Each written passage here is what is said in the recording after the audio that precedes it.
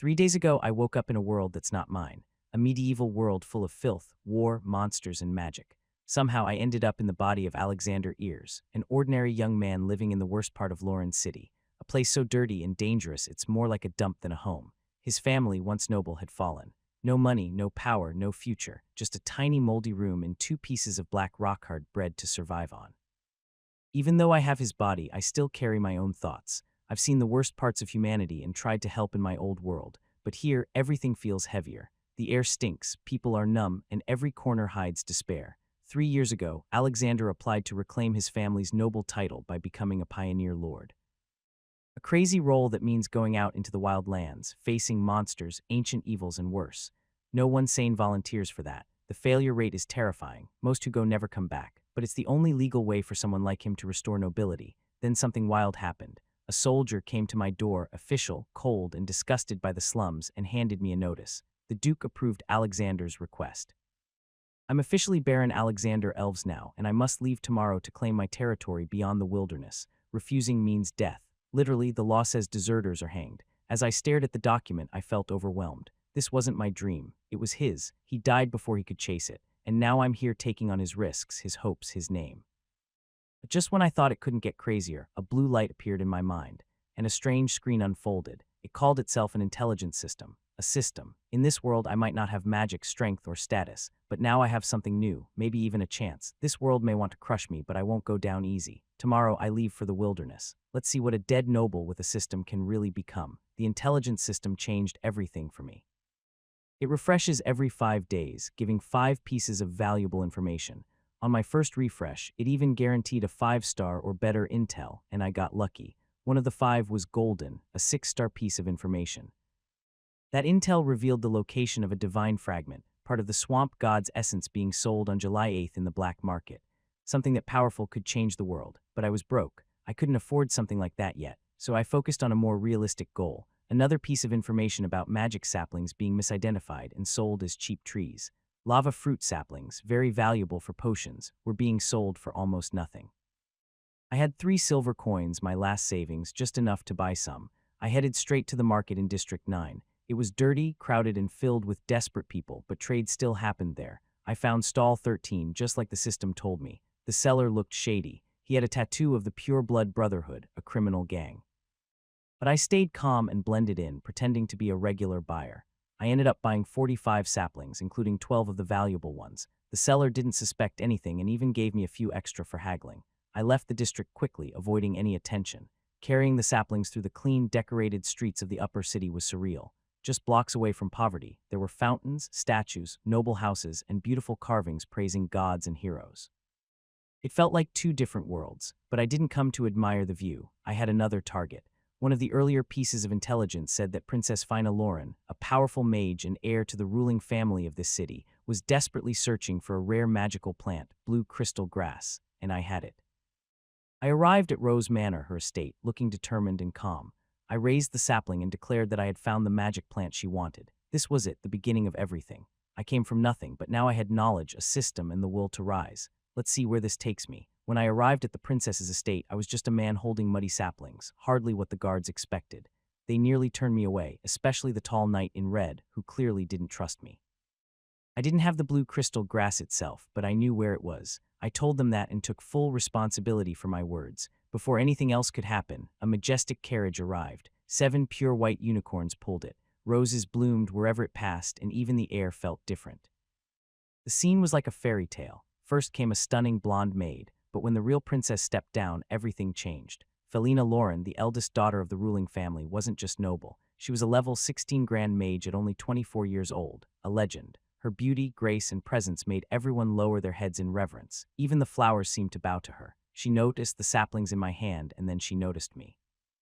I gave her a formal noble greeting and answered her question directly. Yes, I knew where the blue crystal grass was. She was curious, maybe even amused. She asked if I wanted the reward she had offered. I didn't hide my purpose. I told her I had inherited my family's title and was about to become a pioneer lord.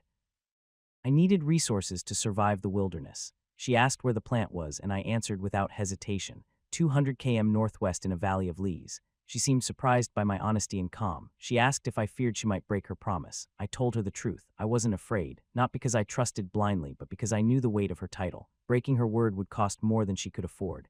Even as a princess, that moment felt like more than a simple deal. I wasn't just some poor noble trying to rise. I was someone with information, with value, with a future, and now I had her attention. Let's see where this alliance goes. After meeting the princess, I never expected things to go this far. She questioned my confidence, but I stayed calm.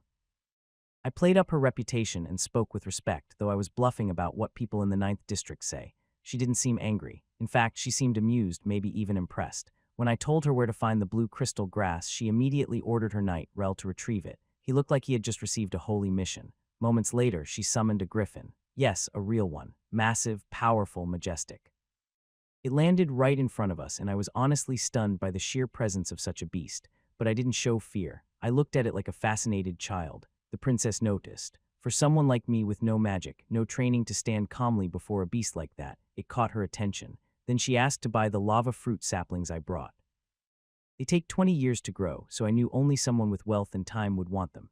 I handed her all 12 saplings. When she touched them, they literally came back to life just from her presence. That's how powerful she is. She promised to reward me after tomorrow's land selection. That was fine by me, but I also needed something now. So I asked for a loan. Yes, I asked the Grand Princess of Lauren City for 100 gold coins right there in front of all her knights. They looked like they were about to explode from shock, but she didn't get angry, just smiled and told her maid to give me the coins. She even joked, asking if I had any more requests. I praised her with all the fancy words I had, then I left fast. I could tell they were trying to figure out if I had done all that just for the money. I didn't care. Those 100 gold coins were more than enough. The saplings would have sold for 30 each, the crystal grass for 50, so I still came out ahead. I got rich in half a day using just 2 pieces of 2-star intelligence. Now I have money, I have a name, I have a start, and I haven't even touched the 6-star intel yet. The Swamp God's Divine Fragment, that's coming soon. In the year 8775 of the glorious era, July 8th, the early morning fog covered all of Lurland City, and the air carried a slight chill. Alexander, wearing a hood that covers his face and only reveals his eyes, slowly steps into the most dangerous area of the Ninth District, the black market. Whether it is powerful figures from the underground world or high-ranking nobles, everyone has secrets they want to hide. Because of the strength of Lurland City, the black market in the 9th District is famous throughout the entire northern province. Any goods that arrive here can be sold easily. The black market opens every 3 days. Each time it attracts many sellers and buyers, even opportunists traveling from afar. The most crazy part is this place, which deals with huge wealth, is hidden in the poorest slums.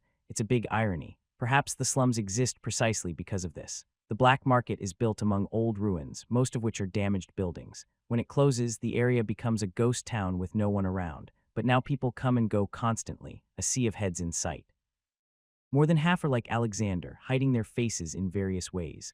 Along the roads, stalls are set up with all kinds of goods. However, few are shouting or calling out. Most silently stand by their stalls, waiting for buyers to ask prices. Alexander turns his head to look. The stalls are filled with a dazzling variety of items.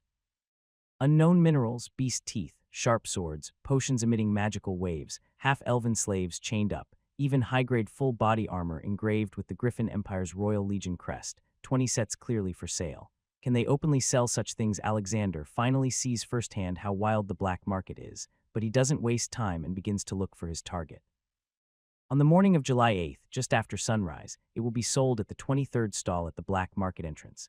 This is the 17th stall. Alexander calculates in his mind and walks to the 23rd stall. At first glance, he sees an old man with a broken right arm and white hair sitting on a small stool with colorful minerals displayed in front of him. Is this a tomb raider? Alexander cannot tell, and these minerals seem unrelated to tomb raiding.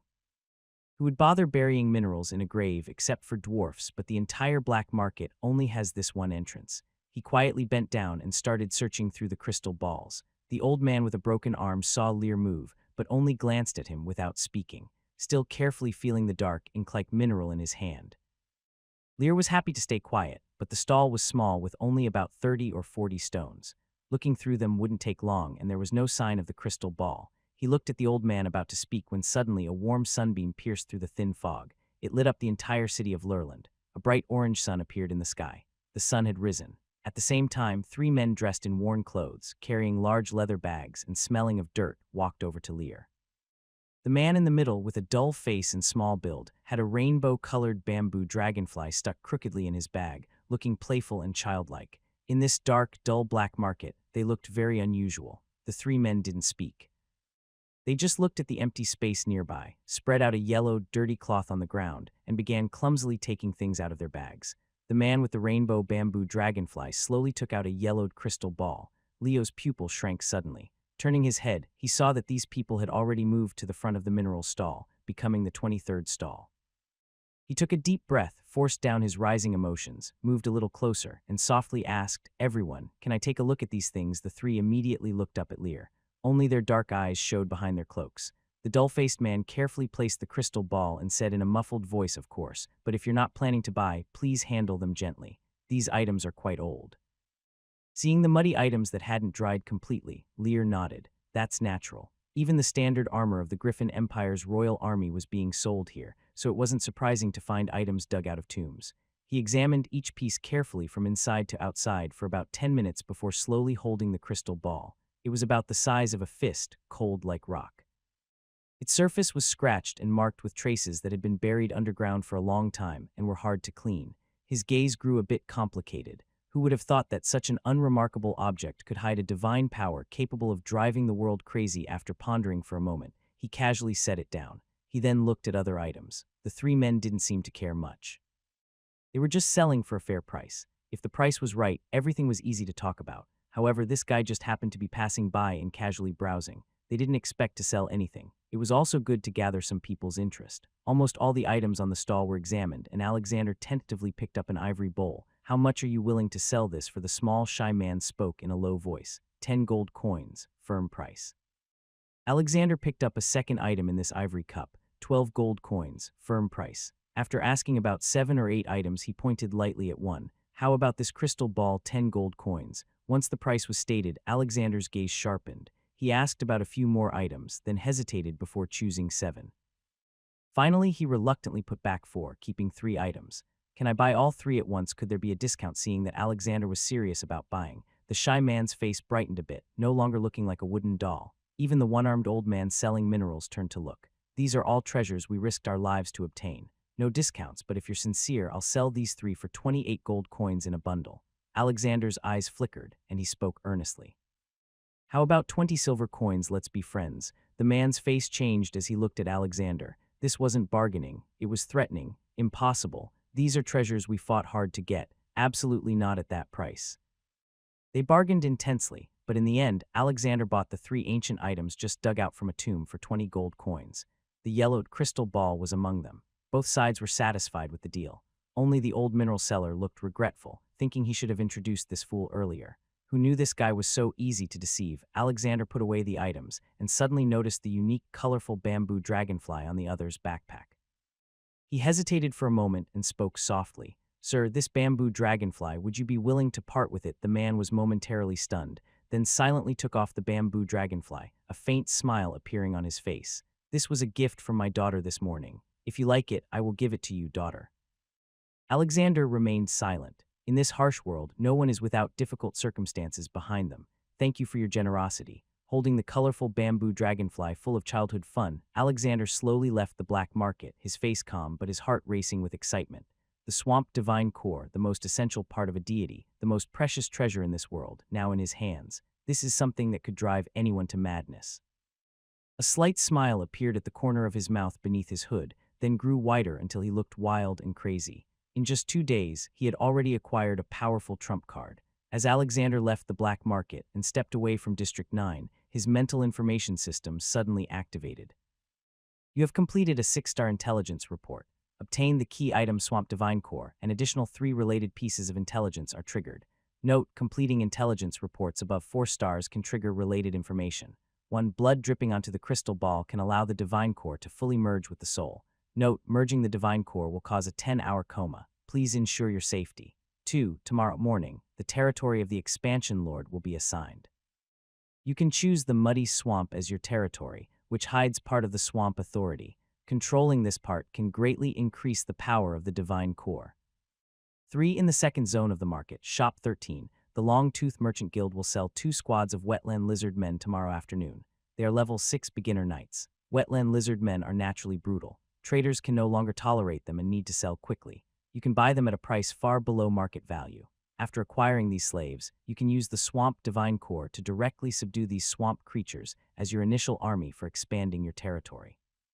Alexander looked happily at the newly refreshed intelligence in his mind. Completing intelligence reports above 4 stars can trigger related information. This is simply amazing. Looking carefully, the first piece of information is about controlling authority. After controlling the divine power, he will sleep for 10 hours. This key information makes him certain. He also made extra preparations. Now that he has accurate information, he doesn't need to be so nervous. Second, he chose the muddy swamp as his territory, and it also hides some swamp authority. He feels excited. This intelligence is at least worth 5 stars. The divine power is the vessel of the god's strength, while authority is the concrete expression of that power. Getting the divine power is like obtaining a container without anything inside. The authority is the water filling the container. Having only the divine power without authority means you can't use the god's strength. Having only authority without the divine power means you can't control the authority. Both are essential. Tomorrow many expansion lords will choose their territories together. He must not let others take the lead. The muddy swamp. He is determined to claim it. In his excited mood, he looks at the last piece of information. There are level 6 wetland lizard man slaves at the market. They will be sold at prices much lower than market value, and he can use the divine power to fully subdue these beings. This intelligence isn't as valuable as swamp authority, but it's still quite important.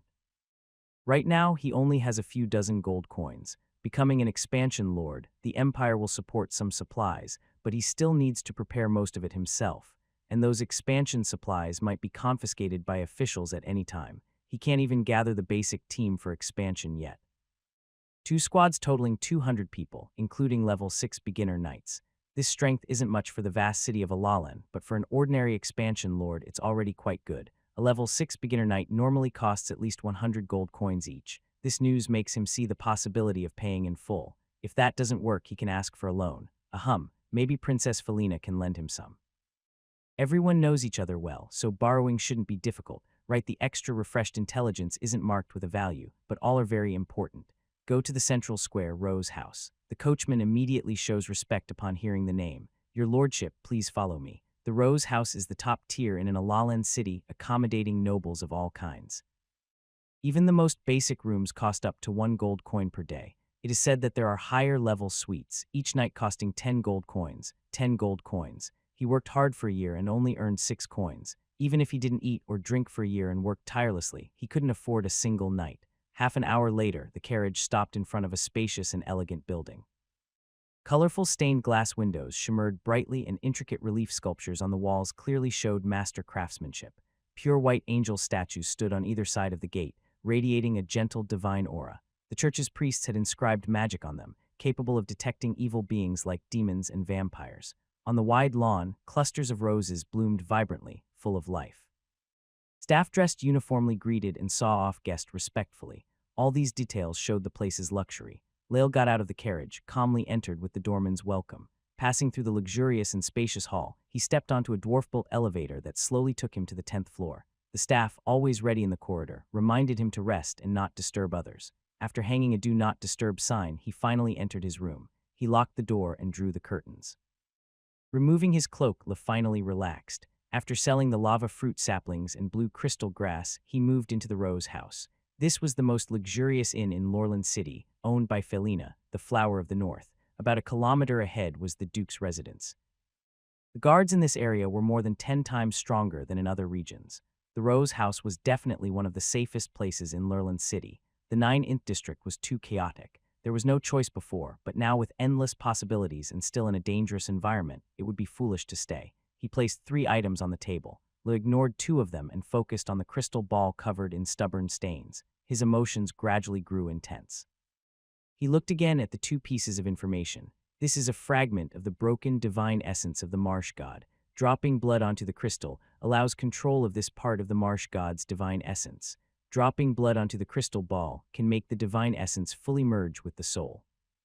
During merging, the person will fall into a deep sleep for 10 hours. He pricked his finger, felt the pain, and dripped his blood into the crystal ball. The blood entered the crystal. Suddenly, it was like flipping a switch. Bright light burst forth. The dim room was illuminated as if it were daytime. A strange energy began to surge. This energy did not spread out, but circulated around a crystal ball. Blood seemed to act as a guide leading the energy to flow in. Alexander felt a powerful, sacred, majestic energy like a vast starry sky suddenly pouring into his body. His soul was also cleansed at this moment. The energy was too overwhelming. After reaching a certain limit, he fell into deep sleep.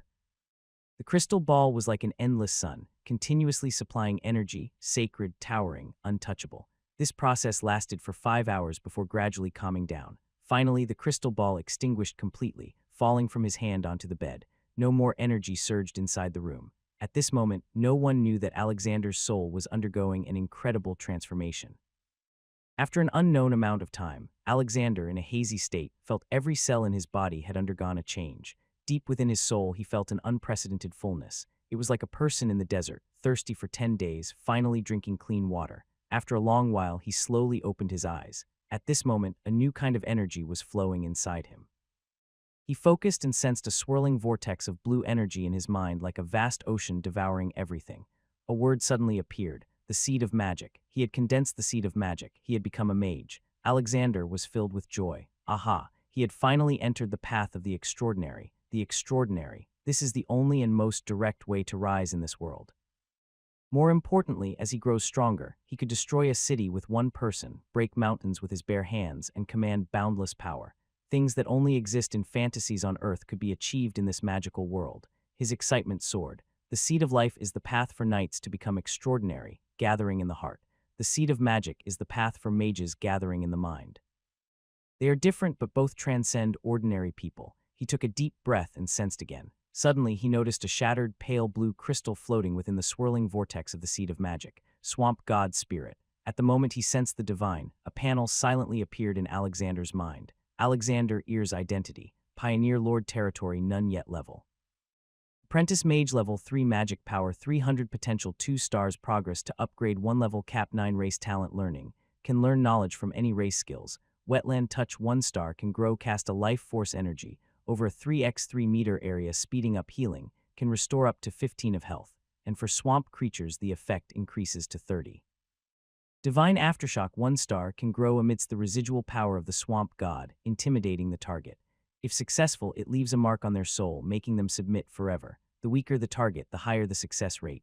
If it fails, the target becomes enraged and counterattacks. Divine Aspect Swamp 10. Authority not yet controlled evaluation. A lord who controls the swamp. Divine Aspect. His fate has quietly begun to change. The detailed attributes are displayed above. Is the additional function of the intelligence system activated? Alexander is very excited. From now on, he can understand his power more directly. Looking further, he realized he hadn't awakened any powers before, but in just 10 hours, he has already become a level 3 apprentice mage. He also gained 2 growth skills, Wetland Touch and Divine Aftershock. Alexander feels the flow of magic within him and his mood is wonderful. This feeling is so satisfying, but the most important gain is the divine aspect. He concentrates, sensing the center of the magic seed, the broken, incomplete glass-like sphere emitting a faint blue glow and an indescribable pressure. It's as if an ancient deity is gestating inside, the shattered divine aspect of the swamp god. This broken divine aspect accounts for 10. Once he gathers the remaining fragments in the future, he will truly become a god. Standing slowly, he pulls back the curtains and looks outside. At this moment, the sun is slowly setting in the west, casting the last rays of sunset across half the sky.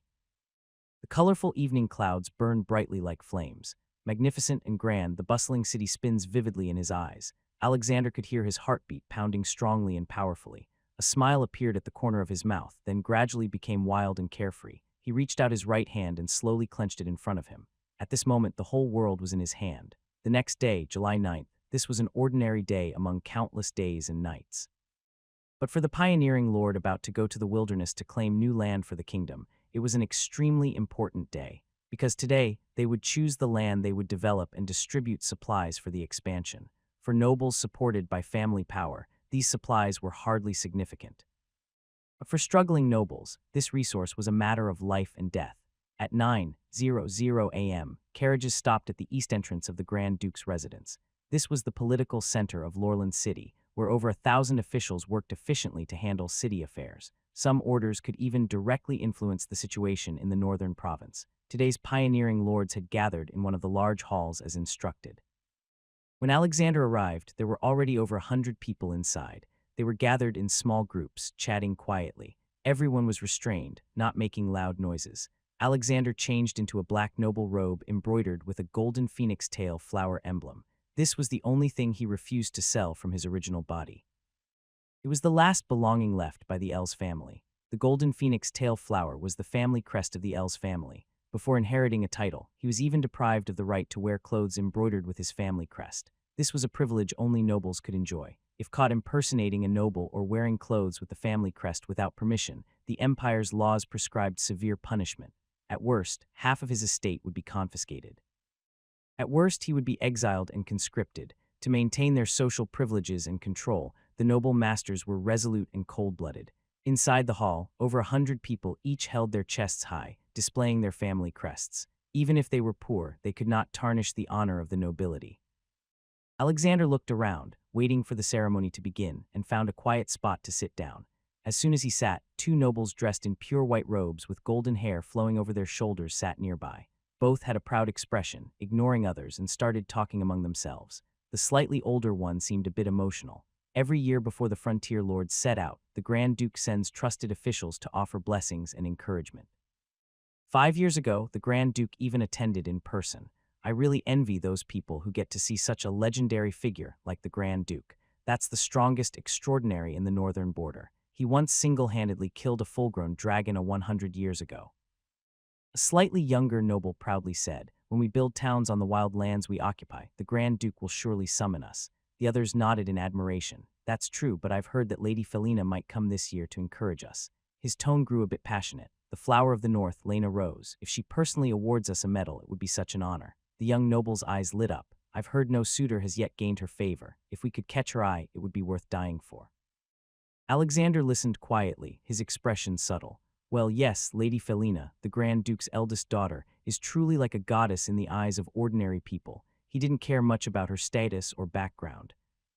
What he was curious about was what kind of reward this princess of Lena City might give. She's a goddess, so her actions can't be worse." Suddenly, the crowd's chatter faded away until everything was silent. Alexander sensed something unusual and immediately turned his head to look. He saw at the main entrance a stunning figure dressed in an elegant white embroidered dress with flowing tassels, wearing pure black lace gloves on both hands.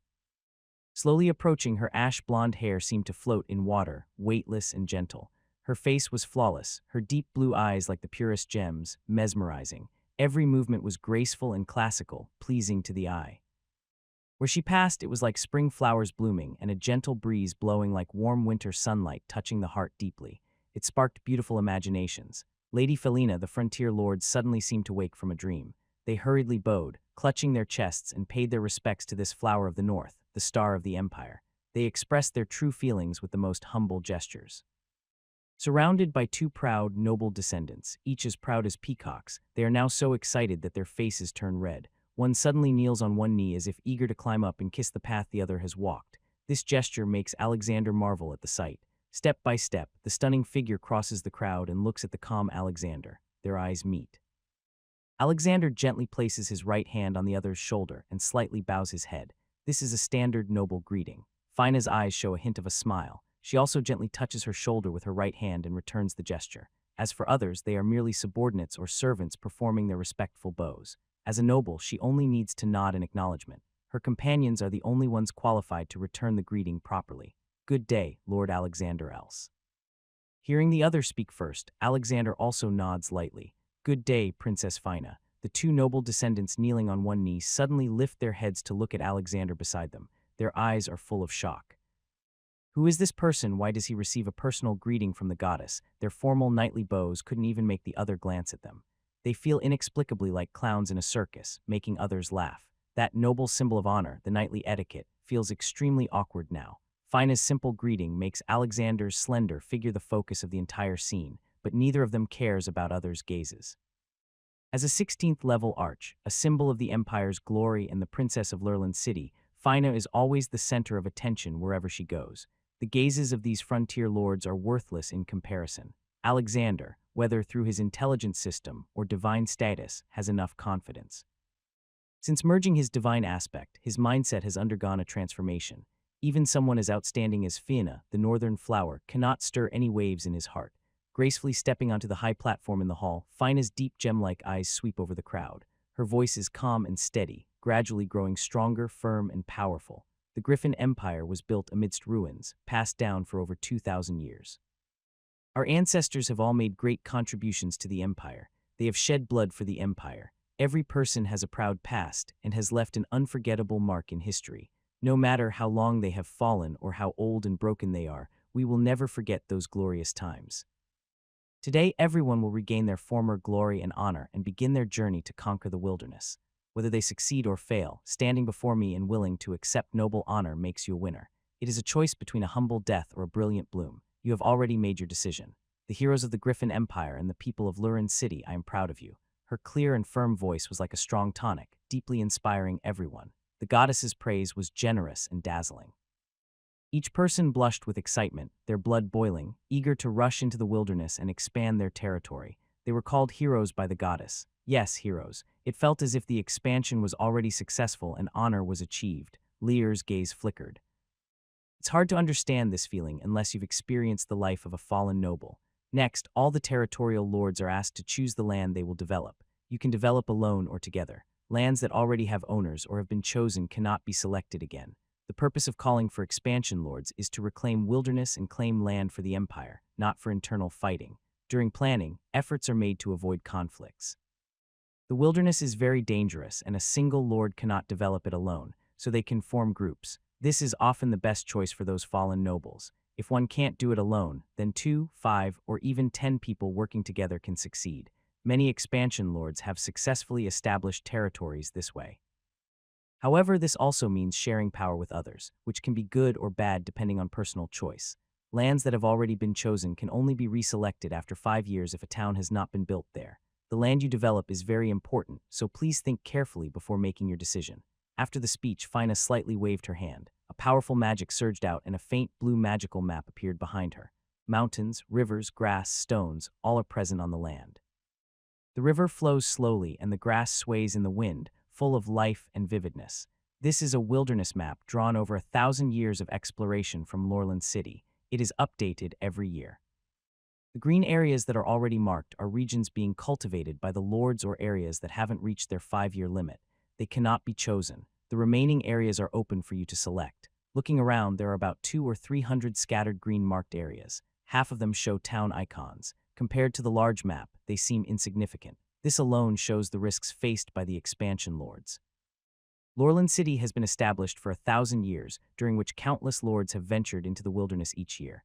But over such a long time, only about 100 territories have been securely established. Most of these are small towns or villages with a few thousand people, and most are within 300 to 500 km of Land City, not deep into the wilderness. Many people realize this and their excitement begins to fade, but more still look at the town icons with intense interest. They know some cities already have over 200,000 residents. The noble families who establish territories enjoy great power and influence. Lorland City, the largest city in the northern province, proud of the Griffin Empire, was also founded 1,000 years ago by the first Duke of the Lorland family on the wilderness. He was the very first expansion lord. His example constantly inspires others to move forward. They believe they will also find their place in this world. Now you can start choosing. Today is your day. As the speaker finished, a voice rang out among the crowd. Your Highness, I have made my choice. Everyone immediately turned to look at the speaker. A young man in a black robe, brave and impressive, with a golden phoenix feather emblem on his chest. It was him again. Feline looked at his slightly slender but calm and steady figure, her eyes flickering. Lord Alexander Els, your choices. Alexander pointed to the only marked area on the map, Swamp of Mud. When the word was spoken, everyone's eyes turned to the map, and then a commotion arose. Swamp of Mud. That area is at least over 1,000 km from Lurland City. Traveling there takes more than half a month. How dare he crazy Felina also looked a bit strange. Your Excellency, I must remind you, no one has established a territory in the wilderness thousands of miles away. The dangers deep in the wilderness are beyond imagination. Alexander spoke softly. If no one has done it, then I will be the first. Above the wilderness, only this swamp hides power. Entering the swamp is like a dragon entering the sea, a tiger climbing the mountain forest. From now on, the sky is the limit for birds and the sea is the limit for fish. As he finished speaking, the people inside the house changed their expressions again. Their gazes grew more respectful. No matter what the true purpose or thoughts of the other person are, those words were incredibly inspiring. Isn't that what we do as pioneers? If no one else dares, then we will be the first. If you don't have this courage, how can you become a pioneer? Those who can be greeted by His Highness are truly extraordinary. Felina's eyes flickered, and she looked at him deeply.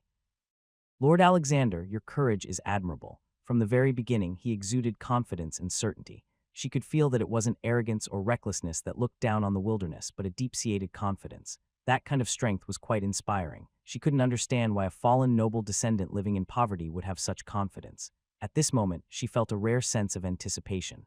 Alexander, who had chosen his territory, did not linger much. After nodding to Felina, he turned and left the hall. In the afternoon, there would be wetlands lizard men for sale, an essential force for his expansion. Tomorrow is July 10th, and new information will be refreshed, which made him very hopeful. But just after leaving the hall, he was stopped by Jasmine, the maid who had driven Felina at Rose Garden Manor. Lord Alexander, please come with me to the side hall. His Highness requests your presence. Her long blonde hair shone like the sun, leaving a deep impression. Is this Felina's gift? Return. Alexander shows interest and follows her into a smaller side room. They sit down and brew tea. After a short wait, a graceful and classical figure enters slowly, her long amethyst hair floating in the air, mysterious and unpredictable. Lord Alexander, you've waited long enough. Alexander looks at this stunning person admired by many. It seems your Highness has something to instruct. Felina approaches and looks at him with interest. Lord Alexander, you still owe me 100 gold coins. Aren't you going to say a few words before leaving? That money was borrowed with my own ability.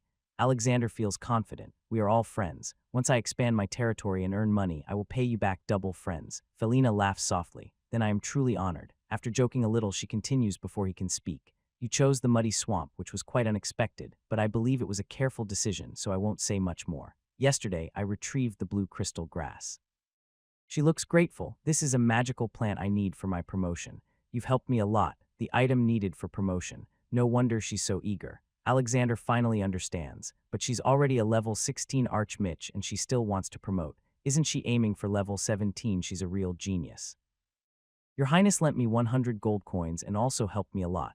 We're even now. She got the item needed for her promotion and he did 2 by hundreds or thousands of times more value. Felina smiles gently. Lord Alexander, you can't just count it like that. I took the liberty of sending someone to check your situation and I prepared some supplies for you. I hope it can help you. Jasmine, as she speaks, a blonde maid steps forward and hands him a list which details many supplies. Food, farming tools, ironware, and more, totaling 30 wagons of miscellaneous goods.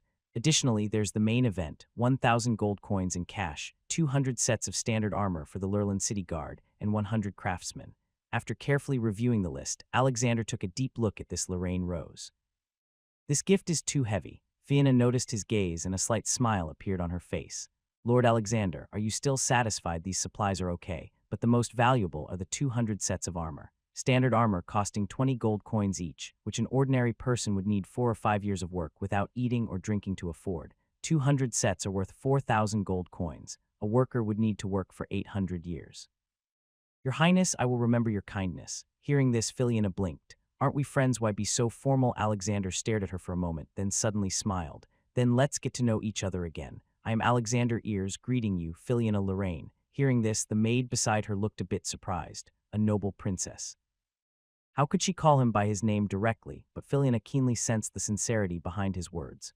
For some reason, she felt a strange sense of honor. Is she crazy? Recognition from the descendant of a fallen noble makes her feel honored. It's all so confusing, but her gaze softened. Felina Lorraine, I greet you, Alexander Ears. She also didn't understand why he was so confident since yesterday. He had never shown any fear when facing her. Even though he still lived in the slums of District 9, but the confidence emanating from him from inside and out was genuine, giving him a unique aura and charm. She had met many outstanding people, so she wouldn't be interested just because of this, but she still looked forward to his actions in the wilderness.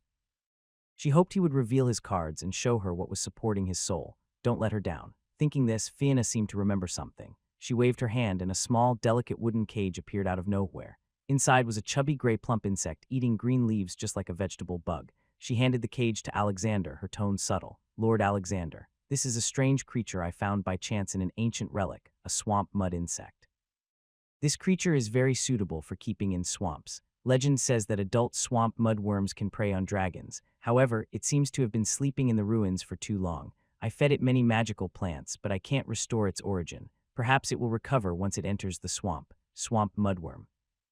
As a token of our friendship, I present it to you." Alexander reached out and took it, looking at the tiny insect about the size of a little finger, feeling quite surprised. Can this small thing prey on a dragon when it matures? No wonder this is a fantasy world. Nothing makes sense. As for what the others said, feeding it isn't much. A slight smile appeared on the corner of his mouth. The swamp deity controls the life of the swamp. Thank you, your highness, for your kindness. He then took out something from his chest with a bit of pain and looked seriously at the other person. Your generosity is much appreciated. Your highness, I cannot be stingy either. This is my most beloved possession, a gift to you as a sign of friendship. Felina and her maid standing behind her looked over. They saw a crooked, colorful bamboo dragonfly full of childlike charm in his hand. The maid was stunned. Just this, your highness gave so many things, and you're just giving this silly toy to fool him. But Felina carefully took it, looked at the crooked, colorful bamboo dragonfly, and smiled happily. The room felt like spring blooming warm winter sunlight, and the air became bright, filling everyone with a sense of joy. She carefully stored it away and said, "Seriously, I accept your gift. It's the first time someone has given me such a special present." He gently placed 3 slender, fair fingers on his forehead and raised them slightly toward the sky. "May the goddess be with you always." He looked deeply at the slightly slender but extraordinary young man with deep eyes. "I hope you can survive and return from the wilderness. My friend, there is a wonderful novel with over 2 million words, Global Lord. Starting as a desert lord, it's even more exciting. Fans of Lord stories should give it a try." After leaving the office of the Grand Duke's residence, Alexander got into a carriage by the roadside and headed straight to the market. The market was in another direction, about an hour away. On the carriage, he looked at the scenery along the road and fell into deep thought. Just as I was staring at Felina, an attribute panel appeared in my mind. Felina level Arch Mage level 16 potential. Not only could I see my own attributes, but I could also see others. This made me feel excited. What a powerful information system. However, the gap in strength between us was too large to see more details. The girl named Jasmine, the blonde maid beside her, is at level 12, an advanced knight. She's qualified to be a professor at the Royal Academy of the Griffin Empire. It's quite impressive. I still need to work harder. I refocused my attention on the information. After completing the 6-star intelligence report and obtaining a fragment of the divine essence, I triggered 3 additional pieces of information, 2 of which I had already completed, integrating the divine essence into my soul and choosing the mud marsh as my territory. Next is the 3rd piece of information. 3. In the 2nd district of the market, Shop 13, the Long-Tooth Merchant Guild will sell 2 squads of wetland lizard men tomorrow afternoon. Their level is 6 beginner knights. Wetland lizard men are naturally fierce, and the traders are already fed up with them. They need to sell quickly and are offering prices well below market value. After buying these slaves, I can use the divine essence of the marsh to directly tame these marsh creatures as my initial army for expanding my territory. There's no specific time, but I need to go early. If they are bought by someone else, I will have to find another way to expand. It might be hard to find such suitable ones again. The supplies Felina gave me, 1,000 gold coins I keep on me. The rest of the supplies were sent to the Rose House as I requested. Since it's already her property, it's more convenient. Before noon, before 12:00, Alexander arrived at the market. This civilization is similar to medieval Europe in a fantasy world. Definitely not a kind place. Many races, high demand, and lucrative profits have led to a thriving trade. The trade at District 22 is the largest in the northern region. Slaves captured in the wilderness are brought here to sell. Rich nobles also come here to buy slaves. The scale and buildings of the market are much larger than those of the black market. It operates day and night with more people than the black market getting off, paying, and entering the market. Facing us is a dark Gothic building like dark clouds covering the sunlight. As you step inside, the light on both sides becomes dimmer. The walls are carved with intricate reliefs depicting beautiful scenes. Knights charging, demons slaughtering humans, angels descending, heroic stories, all etched into the surfaces. The arched exterior walls feature tall rose-shaped stained glass windows that emit faint, mysterious light. The street is wide, but the large crowds make it feel crowded and busy. The air is thick with a damp, rotten smell mixed with unpleasant odors like body odor, sewer fumes, and waste, which make your eyes sting. On both sides of the street are shops run by traders. Rows of cramped cages are placed at the entrances, stacked like building blocks. These cages are made of thick steel wire, and inside the slaves are barely clothed or completely. Their faces are pale and gaunt with tired eyes, but most still flicker with anger or fierce looks. The slaves come from many races: orcs, goblins, sirens, half-elves, snake people, barbarians, minotaurs. Some are soldiers captured in war. Others are civilians caught by traders, and some are humans driven by poverty and hunger, selling themselves. Leo looks around and notices that the most common slaves are orcs, which are often seen in the wilderness. These orcs show their sharp teeth, are strong and fierce, similar to the orcs from fantasy stories, but much more brutal. In the wilderness, they see humans as food. Now they are slaves. These strong beings are also the most popular, controlled by rings. They are the best tools for fighting in arenas, guarding, or working, and are very useful. Leo doesn't pay much attention to them. Orcs are useful, and their price is much higher than ordinary slaves. With only 1,000 gold coins, he can't buy many. He continues to gather information. With a clear target in mind, after asking a few market officials, he quickly reaches the second market area and finds his target, the Dragon Tooth Guild. The signboard is written in the common language of the continent, with a spell-embedded language comprehension.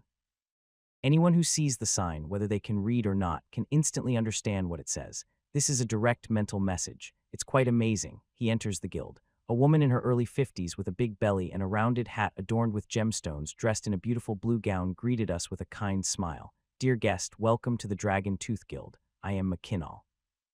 "Guild Master, how can I assist you?" His friendly face made people feel comfortable. "Master McKinn, I need to buy a group of slaves to expand my territory." His eyes lit up. "I can tell at first glance that you are a person of great presence, likely from a long-standing family. I didn't expect anything less. We have enough slaves here. You can choose freely. The most popular ones now are orcs and minotaurs, and they are not expensive, only 200 gold coins each," Alexander whispered. "Does your guild sell swamp tribe slaves?" Swamp, the cheerful merchant, looked a bit surprised. "Are you planning to expand into the swamp? That's not common. You seem confident and have a long-term plan, so I believe you'll succeed in developing a new city of Lauren." After praising loudly, he began to explain. "We can provide you with swamp orcs, half-fishermen, and mud dwarfs. Swamp orcs are slightly weaker in combat than regular orcs, but are well adapted to swamp life. There are level 4 true beginner knights and cost only 50 gold coins each. Half-fishermen have smooth skin and thrive in swamp environments. There are level 3 apprentice knights and cost 20 gold coins each. Mud dwarves are a variation of dwarves, also suited for swamp survival. There are level 3 apprentice knights and cost 20 gold coins each. Do these meet your needs?" Alexander raised an eyebrow. "No lizard men," he stared at the merchant. "These are too ordinary. Do you have anything stronger?" Stronger, his eyes narrowed as he thought for a moment, then shook his head. "No, there aren't many swamps in the wilderness, only small areas. So swamp tribe slaves are very rare. To my knowledge, only these 3 types of swamp tribe slaves are easy to catch and sell in the entire market." Liar's gaze darkened slightly. "No." Was the information wrong? While he was pondering, a young staff member quickly approached and whispered, "President, those wetland lizard men have rebelled again." Mackin, who was pregnant, raised an eyebrow, his face showing some anger. Then he looked resigned. "Those, what about the fighting arena? Should we still sell to them?" The arena said. "The wetland lizard men are too fierce and difficult to control." He didn't finish his sentence, but the meaning was clear. The chubby president also looked a bit troubled. He originally wanted to buy these wetland lizard men and sell them to the fighting arena for a big profit, but these creatures are too fierce. Even the fighting arena is reluctant to accept them. It's just perfect. At this moment, a curious voice sounded nearby. "Wetland lizard men, sir, what level are they?" President Mackin turned to look at the young man who had just entered the room. He hesitated and said, "They are all level 6 beginner knights, but these lizard men are extremely fierce, and even with the Ring of Servitude, we can't suppress their aggression." He spoke tactfully. "If you're looking to expand, I suggest buying swamp works or half-fishermen. Wetland lizard men are not suitable for you." Alexander felt a bit more favorable towards this cheerful president. He still had some basic morals and didn't try to sell without reason. Taking a look wouldn't hurt. Maybe those wetland lizard men aren't as fierce as they seem. Wouldn't that be perfect? Min chuckled. This young man was quite humorous. Even creatures that the fighting arena finds too fierce can't go wrong, right? They might not be fierce. Perhaps they don't even know that a week ago the number of wetland lizard men was 3 squads. Now only 2 squads remain. Seeing the other person's eager expression, he no longer refused. "All right, follow me. It's better to sell them sooner. If we delay a few more days, there might only be 1 squad left." Following the pregnant, chubby, smiling president making into the back hall. This area is wider than the front hall, with rows of tightly packed iron cages stretching as far as the eye can see. They are stacked 3 layers high. However, the air here doesn't smell bad. Instead, it feels quite fresh, indicating that some effort has been made to improve the environment. Bypassing the imprisoned slaves, I arrive at the central area. There are 20 cages laid flat on the ground, each containing the target of this trip. The target is a wetland lizard man. Its body is covered with thick scales that provide armor comparable to metal. The scales are green and gray-brown, serving as natural camouflage to hide in the marshes. It stands upright with strong muscular limbs. Its fingers are sharp like knives, shining with a cold gleam. The head resembles that of a lizard with amber eyes full of fierce brutality. Its mouth is open, revealing razor-sharp teeth. This is a fierce beast, a natural killing machine. As I watch, my mind's interface appears again. Wetland Lizard Man level Novice Night level 6 potential 1-star level cap 6 race talent amphibious life. The lizardman's lungs are specially structured allowing it to hold its breath for a long time and breathe briefly underwater skills scales. 1-star passive the scales provides steel-like defense ferocity 1-star. When taking damage or attacking it enters a ferocious state, becoming extremely aggressive, fearless of pain, and relentless against enemies. Equipment none evaluation. A fierce swamp creature. Alexander feels a bit surprised. Potential 1-star. His own potential is 2 stars. He has never heard of potential ratings before. Clearly, the intelligence system has quantified everything. This allows him to understand things directly. These swamp creatures have already reached the maximum potential level, level 6. It seems the intelligence system still has much potential to be explored. When someone approaches, the fierce creature chained with heavy shackles on its hands, feet, and even its neck immediately becomes excited. It curses in a harsh lizard language. Despite being in a cage, it shows no fear at all. Some even directly crashed into the cage, baring their teeth and biting the iron bars, making sharp screeching sounds. Seeing this scene, McKinn, who was heavily pregnant, looked upset. Last week when the other group was captured, there were over 3 squads, a total of 342 people. Now only about 2 squads remain with 203 people. McKinn turned to Alexander. The ring of enslavement can cause mental harm to controlled slaves. No one can withstand the pain from the soul. But these wetland lizard men, even after being controlled by the ring, they still go crazy. His face looked grim. I've been in the trade for 20 years. I've rarely seen a race that isn't afraid of the ring of enslavement. I could count them on one hand. Most arenas wouldn't buy these lives either. The ring of enslavement can directly transmit pain into the soul. Even fierce orcs can endure it, but these lives can resist forcibly. Who can I talk to about this? Alexander's eyes were deep. When harmed or attacked, these beings fall into a savage state, fearless of pain. Although the ring of enslavement is a magical item, it can't erase their nature. That's the characteristic of wetland lizard men. If they are enemies, that's a headache. But if they are allies, a group of killing machines, fearless of pain and fear, isn't that the greatest happiness now? Do you still want to buy them if you still need them? I can give you the lowest price. McKinn thought Alexander would back out, but after hesitating for a moment, the other side asked for a price in a nonchalant way. What's the lowest price? McKinn raised a hand, thought for a moment, and then hesitated, bending 3 fingers. 20 gold coins. I buy them for 40 gold coins each. This deal was a huge loss. He bought them back for 30 gold coins each, but if he didn't sell, he wasn't sure how many of these 200 wetland lizard men would still be alive next week. He quickly wanted to get rid of these unlucky creatures. He really didn't want to see them anymore. Losing a little now is fine as long as he doesn't end up empty-handed. 10 gold coins. I'll buy them all. 10 gold coins. McKinn's chubby face trembled, but seeing that Alexander didn't seem very interested, he clenched his teeth. I'll sell. These 200 people could at least recover 2,000 gold coins of the cost. If he didn't sell, not a single hair would remain. Few of those coming to buy slaves were fools. Wetland lizard men simply had no market. If it weren't for his connections in the beast arena, he wouldn't have even considered buying. Who knew that after the wetland lizard men arrived, the supervisor was suddenly transferred, leaving this batch of goods without anyone to handle it, directly falling into his hands. Alexander softly said, McKinn president, but there's a problem now. Recently, we've bought too many resources and I only have 1,000 gold coins left.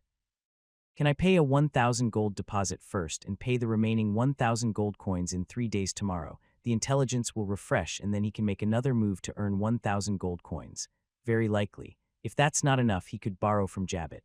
Perhaps Felina could lend some. Everyone is so familiar. We've met twice, old friends. Borrowing 1,000 more gold coins isn't too much. Right? McKinn was about to speak when suddenly a piercing scream sounded. 2 lizard men went berserk, violently smashing the iron cage. Their heads, claws, and bodies frantically scratched and bit, emitting terrifying and piercing roars. Their fierce posture was enough to make people gasp. McKinn turned around, his face changing drastically, but before he could act, 2 explosions sounded. The heads of the 2 berserk wetland lizard men exploded like watermelons, blood splattering everywhere. They died instantly. The ring of enslavement. Once enslaved by the ring of enslavement fiercely resists, the ring will their head apart. To reach this level, one must endure extreme soul-tearing pain. Ordinary lives simply cannot reach this level and will submit. but over the past few days, these lizard men had exploded over 100 times. However, without putting the ring of enslavement on these lizards, they would be 10 or even 100 times more berserk than now. McKinn's face stiffened, worry in his eyes as he looked at Alexander. "Sir, but he hadn't finished speaking when suddenly, another explosion sounded. The smell of blood grew even stronger. McKinn completely lost his composure, howling hysterically. "I will never buy from these idiots again in my life. They really aren't afraid of death. Sir, 1,000 gold coins. I'll sell everything to you now. Immediately take them away. Death is just a normal part of this world." Even if the original person was an ordinary individual without the right to hunt outside the city, they could still see broken corpses in alleyways of the 9th district from time to time. But the exploded heads of the wetland lizard men and the strong smell of blood in the air still made Lear's heart race. Honestly, this was the first time he had seen such a scene, but he quickly suppressed his emotional response with each breath. In this world, there is no room for the weak to survive. In the future, such scenes will become everyday life. His gaze shifted to Mackin, who was stomping angrily. According to the intelligence, the opponent was in a hurry to act, and 3 had already died in just a short time. They said the number had decreased by over 100 in a week, which wasn't an exaggeration. In fact, it might be a bit conservative. If this continues, maybe next week when he comes back, only a few will remain here. Lear softly said, "President Mackin, it's been a pleasure working with you." Mackin, heavily pregnant, forced a smile. "You've seen how fierce these lizard men are. If I buy them back, I can't give you any guarantees. I can't even promise to keep these lizard men safe." Lar nodded, his gaze fixed on the swamp creatures that were becoming restless after smelling the blood. Of course, without hesitation, he took out a bag filled with gold coins and handed it over. "This is 1,000 gold coins. President Mackin, please confirm." Mac took it, weighed it in his hand, and his expression softened. Just as he was about to open the bag to check, his sharp eyes caught a pattern of a rose on the bag. His pupil shrank suddenly. He looked up again at the calmed young man. His face had changed. He carefully handed the bag to his nearby attendant, whispered a few words, then waved his hand. "Go get that enslaving staff and also deposit the gold." After the servant left, he whispered cautiously, "This noble sir, I just saw a pattern of roses on the bag.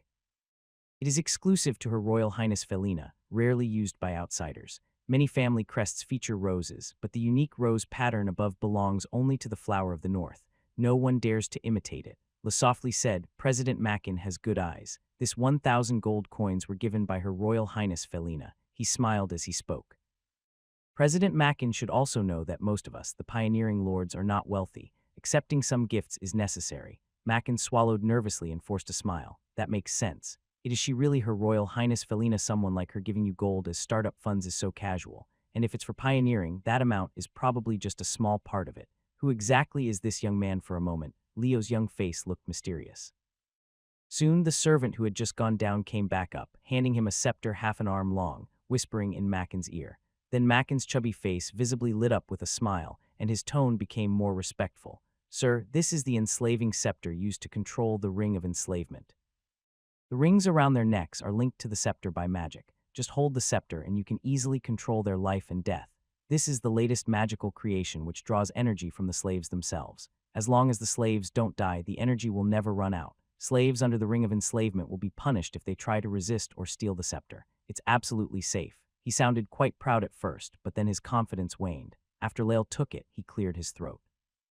"Where should I send these slaves? To the Rose House?" President Mackin showed a satisfied look. "That's a good place. I heard it was Her Royal Highness Felina's hobby 10 years ago. Seeing that Lael didn't react much, he awkwardly smiled and quickly added, "I'll send someone there right away.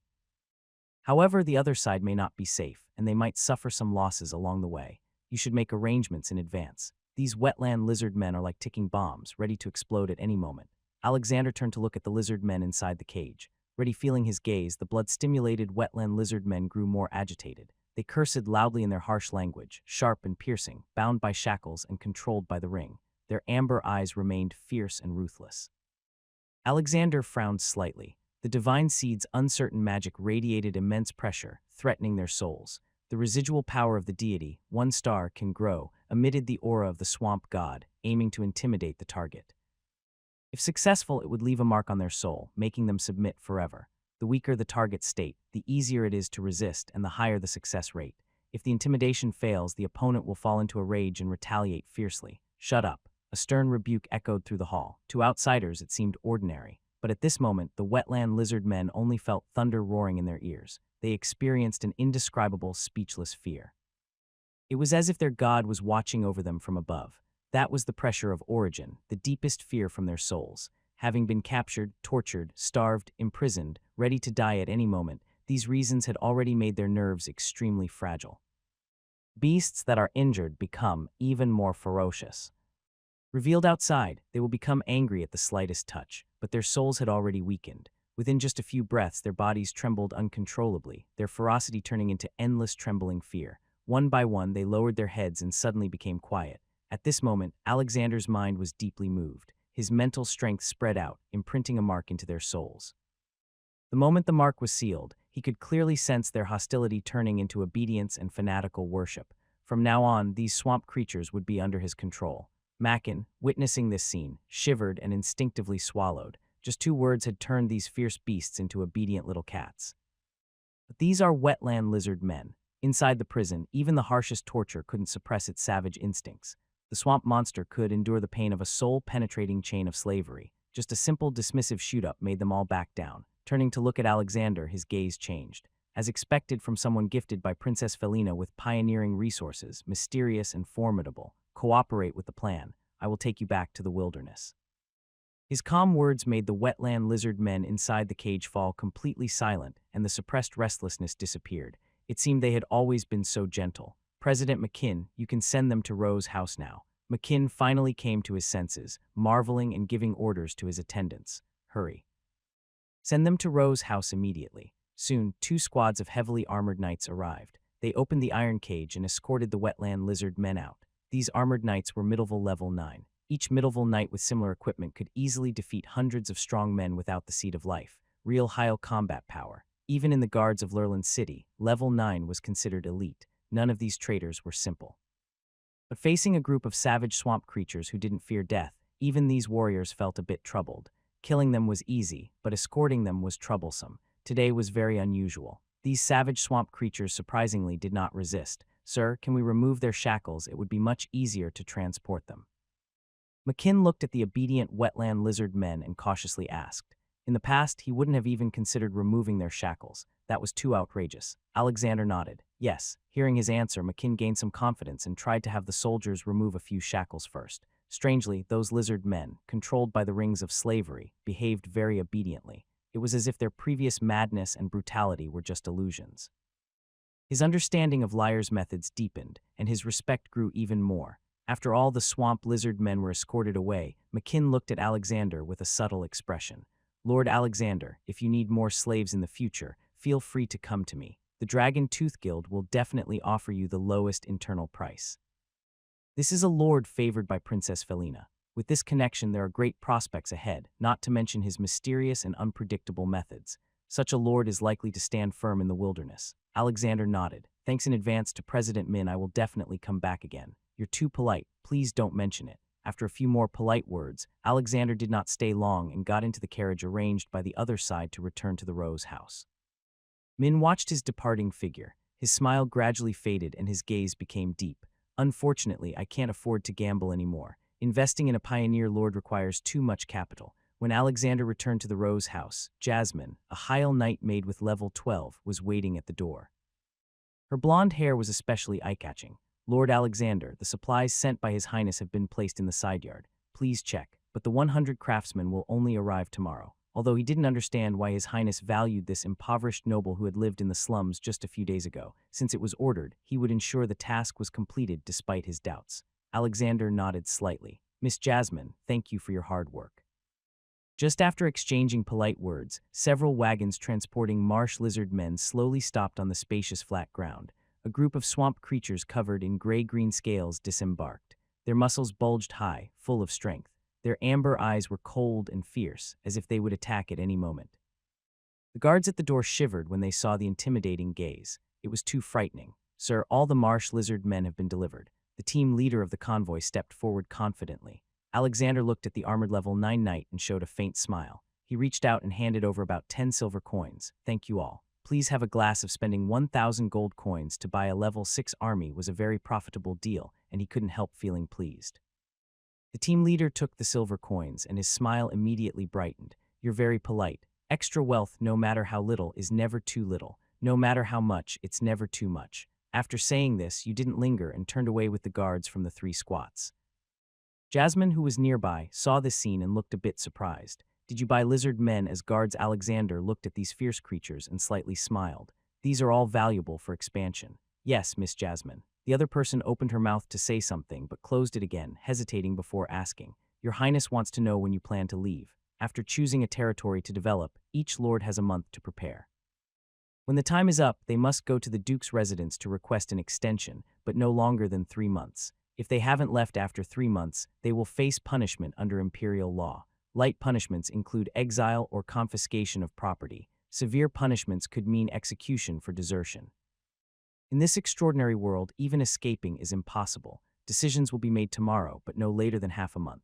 The other person nodded understandingly. Good luck. She hesitated before adding, Your Highness values you very much. Alexander smiled but said nothing. He then looked at the obedient kitten-like wetland lizard men. Miss Jasmine, where are the armor all inside? Nodding, he waved his hand. Follow me. All the wetland lizard men followed without hesitation.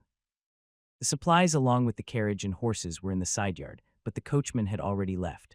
Rose's house is the property of Princess Lalen and covers a large area. One side yard is bigger than many small noble estates. The horses pulling the carriage are mixed unicorns over 2 m tall, looking very strong. They were leisurely munching grass in front of the carriage. The armor was piled on the ground, forming a small hill reflecting a cold metallic shine. Each set of armor was equipped with a sharp steel sword. Gazing at these armors, a mental attribute panel appeared quietly in my mind. Standard armor level, 1-star features made of refined steel, offering good defense. Dwarven techniques added, making the armor suitable for most humans and humanoid creatures under 2 m tall. Evaluation.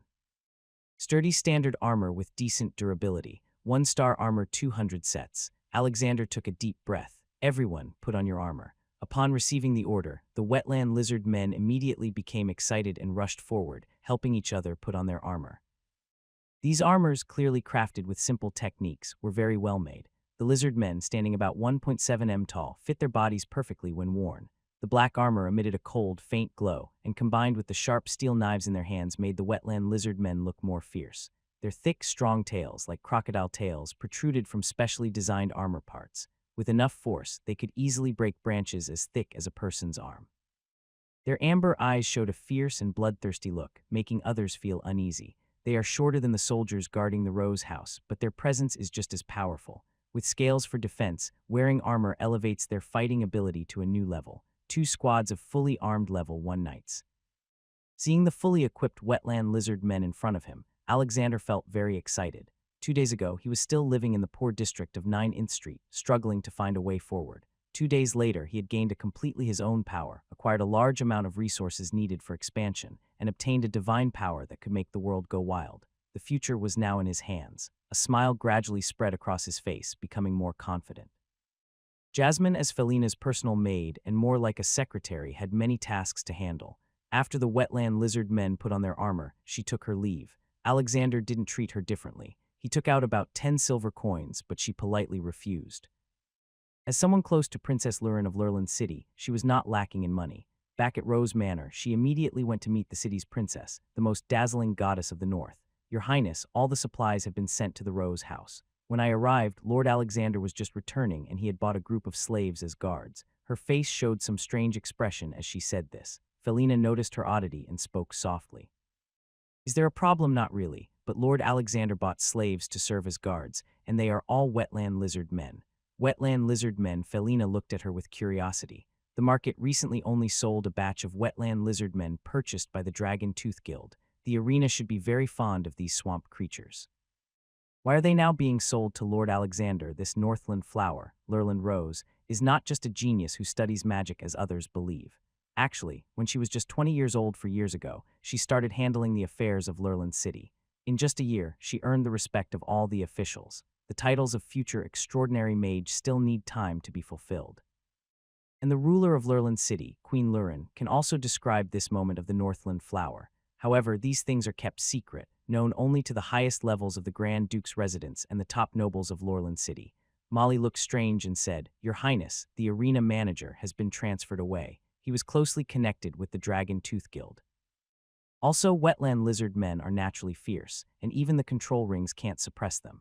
The arena doesn't want to buy them. Fiona raised her eyebrows slightly. that wetland lizard men are fierce is true. I killed many of them 7 years ago. But why did Lord Alexander choose them? Can he control them? Control them? Molly thought of those obedient kitten-like wetland lizard men who did whatever was asked, and her face looked strange. Perhaps it's a bit unexpected for you. Those wetland lizard men didn't reveal their fierce nature, but instead behaved very obediently, as if they had been completely tamed by Lord Alexander. Fina smiled softly. That makes sense. Molly was somewhat surprised. Your Highness, aren't you surprised? Surprised? What's there to be surprised about a fallen noble descendant from the slums, facing her calmly, even telling her openly that they are friends? Can such a person be considered an ordinary person? Fina looked out the window. The blue sky reflected in her jewel blue eyes, making her seem very mysterious. After Molly left, Alexander looked around at the lizard man. Who is your leader? Clad in armor, the slightly excited wetland lizard man immediately quieted down. Their eyes all looked toward one of the stronger, taller figures who was half a head taller than the others. The other person brushed past their companion's shoulder and walked over to Lear with fiery and wild amber eyes. Kneeling on one knee, the fierce lizard head lowered.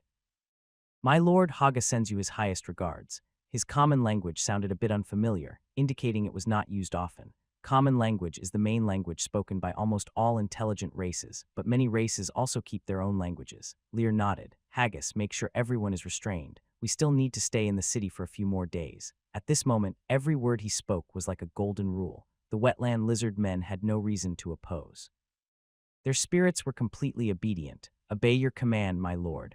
Unfortunately, among these two squads of wetland lizard men, there was not a single hero unit. Lear felt a little disappointed in this world. After stepping onto the path of the extraordinary, there is a chance to transform again and become a more powerful hero unit. Hero transformation happens during leveling up. For example, a trainee knight advances to a novice knight, then to an intermediate knight, and so on. Each promotion has a chance to become a hero. The greater the potential, the higher the chance. The sign of becoming a hero is awakening the hero talent. Once the talent awakens, combat power greatly increases. Under the same equipment and level, a hero can easily defeat 3 or 4 small squads. They are among the best of the best. However, becoming a hero is very rare, with odds of only about 1 in 50,000. He took a deep breath, reined in his scattered thoughts, and waved to call the staff from the Rose House, asking them to provide good food for the wetland lizard men. Then he returned to his room alone. It was already sunset. Standing by the open window, he gazed at the evening glow. The sky was filled with fiery red clouds, and the orange sun slowly sank behind the city walls. Today's 2 major tasks were successfully completed, and the gains exceeded expectations. First, the territory was chosen. He successfully took control of the muddy swamp. This swamp deep in the wilderness would become his home and base of operations. At the same time, the power contained within the swamp was extremely valuable and undeniable treasure.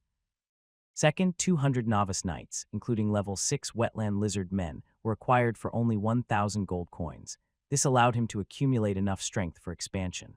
Finally, there is a further connection with Felina Lurin, the flower of the north, and Lurin Rose. This connection is very important. It remains significant during the early and middle stages even as it develops. These past few busy days have brought incredible gains. Currently, I have over 70 gold coins, 30 supply wagons, including horses and vehicles, and 6 level 1 marsh lizard men dressed in standard armor. Additionally, my soul has merged with the swamp deity. My wealth has suddenly increased greatly. Watching the sunset gradually sink, Alexander's gaze becomes deep. That night in the early morning hours, ding, ding, ding. The dwarf clock towers at various crossroads in Lurin City ring 12 times in a row. The entire city is filled with a clear ringing sound. Time has moved from July 9th to July 10th.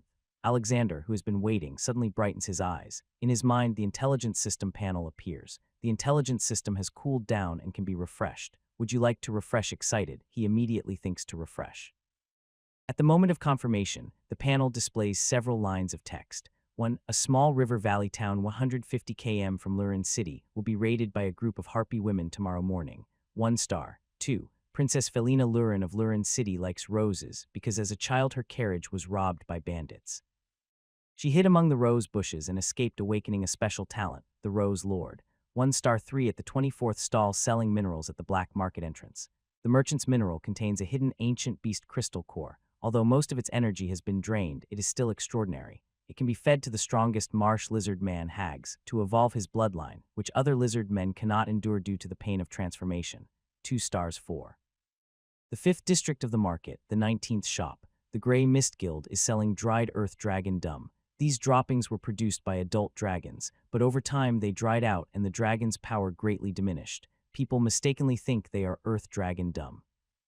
Soaking them in fresh blood can make the dragon's aura reappear. Traveling across the wilderness with this dung can help safely reach the muddy swamp without being attacked. 2 stars. 500 km into the wilderness. In 20 days, a riot will occur. Many wilderness tribes will fight over a shattered relic. If you do not leave for your territory before July 15th, you will be delayed for 7 months. The hidden power within the muddy swamp will revive within half a year. 3 stars. Alexander looked over the information with some regret. No more golden legends. The highest value of intelligence is 3 stars. If only every report could be 6 stars, he wouldn't mind having more. Calming his mind, he examined the details carefully. The first piece is about an attack at a small town in the river valley. He doesn't know where exactly. The northern border is vast with many towns around Lorland City, especially on the side facing the Empire's interior. The number of towns there is countless. Such incidents happen often every day, so it's nothing unusual. The second piece is about Felina's past. He didn't expect that this flower of the northern border had such dangerous experiences as a child. Fortunately, she turned misfortune into luck and became a magical genius. Her awakened talent is the Rose Lord. Just from the name, it's hard to tell much. All he knows is it's related to roses. No wonder her estate is called Rose Manor, and her inn is Rose House. The third piece is about a stall at the black market entrance, selling. Isn't that the stall of the one-armed old man next to the divine power purchased such good items indeed? Very good. He felt excited inside. He was just lamenting that he didn't have a hero, and now this information came. The intelligence system understands him. Actually, he also needs a few dragon eggs and some magic artifacts. The fourth piece is about dried dragon dung in the wilderness. Many buy earth dragon dung with a faint dragon aura. Using this aura can help avoid many troubles. Dragon dung is not comparable to that of ordinary earth dragons. The greatest danger when venturing into the wilderness thousands of miles away is actually the journey to the muddy swamp. Over 1,000 kilometers traveling for more than half a month through a dangerous wilderness. The risk is very high. You could be attacked at any time. Dragon droppings can directly solve this troublesome problem. Alexander feels very happy. He believes this piece of information is worth more than 2 stars. The fifth piece, the only one worth 3 stars, races in the wilderness will fight over relics. They must leave before the 15th or they will be delayed by 7 months and the swamp authority will revive within half a year. This is very important. Once the authority revives, it will cause a huge stir. If delayed, he can only shed tears in vain. He must be prepared and seize the opportunity. This is power only gods can control. Who can resist the temptation of becoming a god? This piece of information is only worth 3 stars, but he feels it's undervalued. He doesn't know how the intelligence system evaluates the value of information. Alexander lies on the bed contemplating how to use the information tomorrow to build his strength, then falls into a deep sleep. July 10th, early morning market. When Alexander arrives, the sun has not yet risen. A faint morning fog and high humidity suppress the foul smell in the air. This lifts his mood a bit. He has been here once before, so today he is more familiar. He quickly heads to Zone 5 and finds the Grey Mist Guild. This guild is much smaller than the Dragon Tooth Guild, with a frontage less than 50 m wide. Inside, there are no iron cages holding slaves, but various strange objects, a series of shackles of different sizes and shapes, dozens of types of chains. There are also neck locks, mouth gags, and spiked whips. The Grey Mist Guild does not sell slaves, but everything is related to slaves. On one shelf, there are clumps of dried cow dung-like feces. Earth dragons are herbivorous monsters like cows. So their dung isn't very smelly, and after processing, it has no strange odor. Seeing Alexander, a man dressed in a luxurious robe embedded with gems with a pointed face and a thin, shriveled body approaches to greet him. "Sir, what do you need?" The voice is sharp and a bit nasal. This tone makes Alexander frown slightly. He quickly notices the prominent display of gecko droppings. They appear freshly dried and clearly different from the intelligence reports. Just as he is about to speak, his eyes catch a small, inconspicuous area at the bottom of the shelf. The gecko droppings there are very dry with some dust still on the surface, indicating they have been there for a while. With a slight sense of awareness, he detects subtle differences from fresh gecko droppings, which stirs his curiosity. A panel appears in his mind. Ancient gecko droppings dried level 2 stars special traits soaking in fresh blood can reactivate the dragon's power hidden in the droppings. Ordinary creatures sensing this power would be intimidated and avoid approaching. While even dry droppings are 2-star treasures, the mighty dragon truly lives up to its reputation as a symbol of strength in this world. How much are these? The shopkeeper, who is about to boast, stiffens when he sees Alexander's gesture. These are just junk mixed into the batch. He was scammed badly. He planned to throw them away but couldn't bring himself to do it, so he kept them, hoping to sell them later. What if someone doesn't recognize their value? He quickly shifts his eyes and loudly proclaims, "Gecko droppings usually come from level 10 creatures, but these are from level 12 geckos. We intended to keep them for future sale, but they've been stored too long, almost forgotten until today. Although their value is higher than normal droppings, our selling price is only equal to that of regular gecko droppings.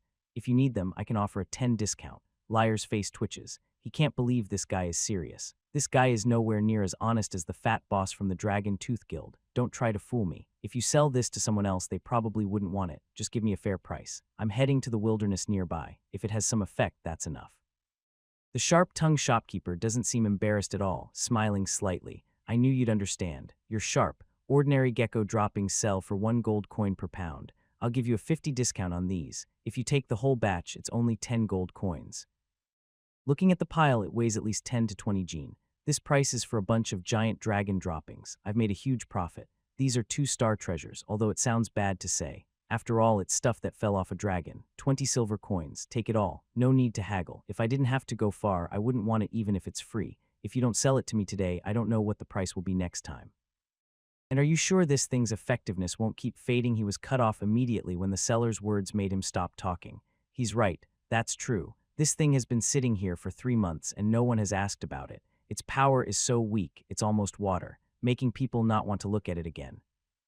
Going into the wilderness is a life and death fight. Buying this is like risking your life. You've said so much. What else can I say? Fine, let's be friends. I'll sell it to you." He waved to the side. A worker quickly ran over, efficiently packed the giant dragon droppings into a bag and tied a few sturdy knots. Alexander counted out 20 silver coins and handed them over, then took the bag and left. From entering the shop to leaving with the goods, it took less than 2 minutes, smooth and easy. This 2-star level giant dragon droppings were sold for just 20 silver coins, pure profit. The boss with a sharp face and a beak-like nose watched Liar's figure disappear, then proudly lifted his head and looked at his assistant. "Did you see that doing business is all about having tricks? This kind of low-quality stuff, I sold it for 20 silver coins, and you still say to throw it away early. Even trash can sell for a good price. You need to learn more in the future." Yes, you're right. When it comes to doing business, it's you, President." The assistant flattered him. The next day, July 11th, at the entrance of the 9th District Black Market, an old man with one arm dressed in a black robe had dozens of ore pieces laid out in front of him. He gently stroked the dark ore in his hand, ignoring the people walking back and forth. Based on his many years of experience setting up stalls, acting like a wise man, and appearing indifferent makes it easier to do business in the black market. He tricks those who don't understand. Those who know their stuff wouldn't even glance at him. "These ores are just junk he bought from a dwarf blacksmith scrap pile for 1 silver coin. They are mostly worthless with little metal inside. No, or can escape a dwarf's sharp eyes. Unfortunately, if he hadn't been interrupted by a scam and broken an arm before, he might have more tricks up his sleeve. Now old and tired, he can only wait for rich fools to come to him." After a long time, feeling tired from carrying the ores, he stretched lazily. Out of the corner of his eye, he saw a young figure approaching, and his eyes lit up. Wasn't this the fool who bought Tomb Raider items from his stall a few days ago for over 20 gold coins? He's back again. That day, this guy was the first to look at his stall. He looked at his stall for so long and then bought Tomb Raider stuff. What kind of fat pig has he become? As the person got closer, he cleared his throat. "Sir, it's been a few days. I've collected some good things. Would you like to take another look? It's good to act superior to strangers, but when you spot a fat sheep, you have to make your move." Lear watched the old one-armed man greet him, his face showing some strange feelings. "Is this someone sending himself to be taken? Show me the ores. Let me see." The one-armed old man smiled proudly. "These are new goods. I bought them at a high price. The last batch was sold out. I heard one of them has a dragon blood essence gold the size of half a thumb. The previous batch was sold, but one person bought all of it for 5 silver coins because it contained half a piece in some rare metals. If melted down, it might earn 2 or 3 more silver coins. He knew he couldn't do much about it, lacking the skill. The black market isn't just about big deals. Many people survive by small trades like this. Dragon blood essence gold. Lear smiled. This guy's boasting is almost sky-high. He saw through the bluff but didn't say anything, quietly starting to search through the ores. After checking everything, his eyes suddenly lit up as if he found something and looked at the old man. "What is this in your hand? Can I take a look?" The old one-armed man was surprised and sincerely praised. "Sir, you have a sharp eye. This ore is not ordinary. There are so many ores, but only this one was picked up last month by him outside the city near the river." He kept it because it felt good and looked impressive when showing off. The other person was really interested. His eye for quality is amazing. Such a valuable piece. How did he let it slip away last time in the future? He needs to change his strategy and not just show off. He cleared his throat and said, "This is a treasure I bought at a high price from a dwarf craftsman. It contains a little bit of rare silver. A thumb-sized piece of rare silver can buy a mansion in the city of Lurland." "That's very expensive, so I think I'll pass. I can't afford it," the one-armed old man said, narrowing his eyes. "Of course, expensive things have their reason. The ores below are cheap, but you must also see if you like them," he replied. "That's true, but I don't have much money right now.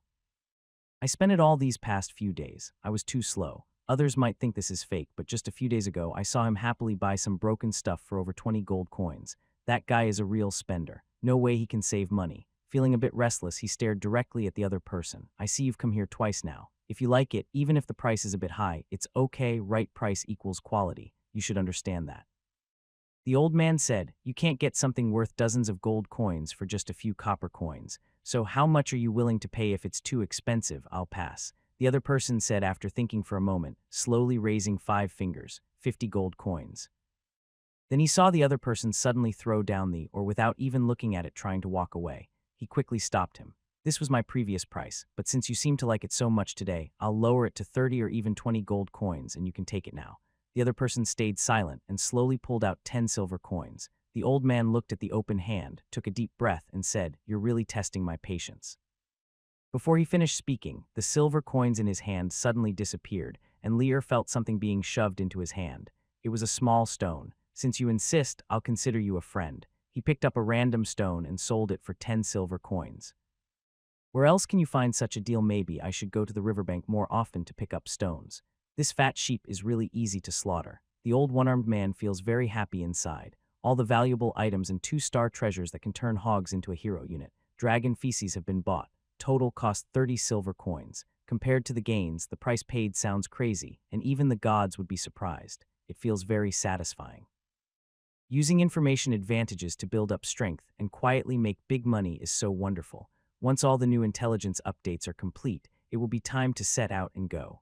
Alexander's eyes are deep. He also longs to enter the wilderness and go to the muddy swamp to find his own power. Once he gains control of the swamp, everything will change. The intelligence system is like a guiding light, especially useful in the wilderness. Back at the Rose house, he sees Fiona's personal maid with blonde hair flowing in the wind and sharp eyes like a blade. She's a level 12 Heil Knight. In Lorland City, a huge city with millions of people, Heil strength is common. If she can advance further and become a level 13 Senior Knight, she will be qualified to lead a 1,000-strong army. But such a person is just a servant driving a carriage. "Good day, Lord Alexander. The 100 craftsmen your highness Sin have arrived." Her clear voice drops and she gestures to the side courtyard. Alexander turns to look.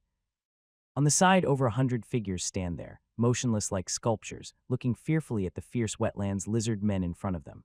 These craftsmen are marsh dwellers. They naturally like damp places and have higher intelligence than ordinary people. The only flaw is that they are timid and afraid of trouble. Marsh dwellers are born craftsmen. Whether building houses or forging tools, they are top-notch. This is Lady Felina's purchase from other cities. Hearing this introduction, Alexander looks curiously. Marsh dwellers level for potential 1 are max level 6 profession craftsman beginner race talent craftsman's heart. Marsh dwellers are naturally clever with extra insight and creativity in craftsmanship. Skills, skilled hand, 1 star. When building houses or forging tools, increases efficiency by 30. Equipment none evaluation, a born craftsman. Living professions are ranked just like combat professions. The higher the level, the deeper the expertise. However, increasing the level of a living profession does not affect combat ability. Alexander looked at the attribute panel in his mind and took a deep breath. He thought they really paid attention. "Miss Jasmine, please convey my thanks to Her Highness Felina. These craftsmen mean a lot to me. I will remember this kindness." Seeing her serious expression, Jasmine's eyes softened. She handed over a scroll. "Sir, this is a magic map that can guide you through the wilderness to your territory. Every pioneer lord receives their own magic map. Normal pioneer lords use the magic map, but after 3 months the magic will fade." After Alexander took it, Jasmine said meaningfully, "But this magic map is a personal gift from the princess to you, Lord Alexander. I wish you a glorious return." She looked deeply at the young man the princess valued so much, slightly straightened her chest, saluted, and without hesitation turned to leave. All the gifts the princess intended to give have already been given. She still doesn't understand why the princess placed such high importance on him. She doesn't know what the future holds, only hopes he won't disappoint the princess's expectations. Alexander silently watched her figure disappear, feeling a mix of emotions. He exhaled deeply to calm his feelings and opened the map in his hand. The picture on the map seemed alive with mountains, rivers, and plants flowing. A prominent six-pointed star marked the destination at the end of the map. Focusing on it, a word immediately appeared in his mind: Mud Marsh. Another glowing point marked his current location within Lurland City. Is this a fantasy version of GPS? Alexander found it quite amazing. With this, the hardest part of navigation in the wilderness is solved. As he thought, detailed attributes of the magic map appeared in his mind. Magic map level special feature inscribed with special magic runes that constantly display the location of the magic map. Injecting mental energy into it can add, remove, or modify the markers. Evaluation: a map drawn by a highly skilled mage. Very precious. The cost of this map is definitely not cheap. It seems the debt is growing larger. Alexander takes a deep breath. He will repay this favor someday. He puts away the map, calms his mind, and returns to the side yard. When the wetland lizard men see him, their eyes immediately become eager. They revere and worship him as their master. Alexander looks at the swamp folk. These craftsmen wear tattered linen clothes, looking no different from ordinary people, except their pupils are green algae, which looks quite strange. An elderly swamp man with curly hair, slightly hunched, steps forward slowly. He places his right hand on his chest, bows deeply, and greets with the most humble attitude. Bane, I have seen the Lord. May the goddess bless you. His tone is a bit trembling and anxious. Alexander glances at him, surprised. Could this be a hero? Bane, hero unit level, 5 potential, 2 stars, max level 9, profession, novice craftsman, race talent. Hero talent: construction, has a unique and sharp perception of buildings. Capable of overall planning for large-scale structures, saving construction costs and increasing the durability of buildings. Skills: skilled hands. 1 star, increases efficiency by 30 when building houses or forging tools. Planning: 1 star, has overall planning ability for buildings, making the best use of terrain to construct suitable structures. Equipment: none. Evaluation: a hero with planning skills suitable for building territories. Level 5, 2-star potential hero. Not bad, very good. Alexander feels very pleased.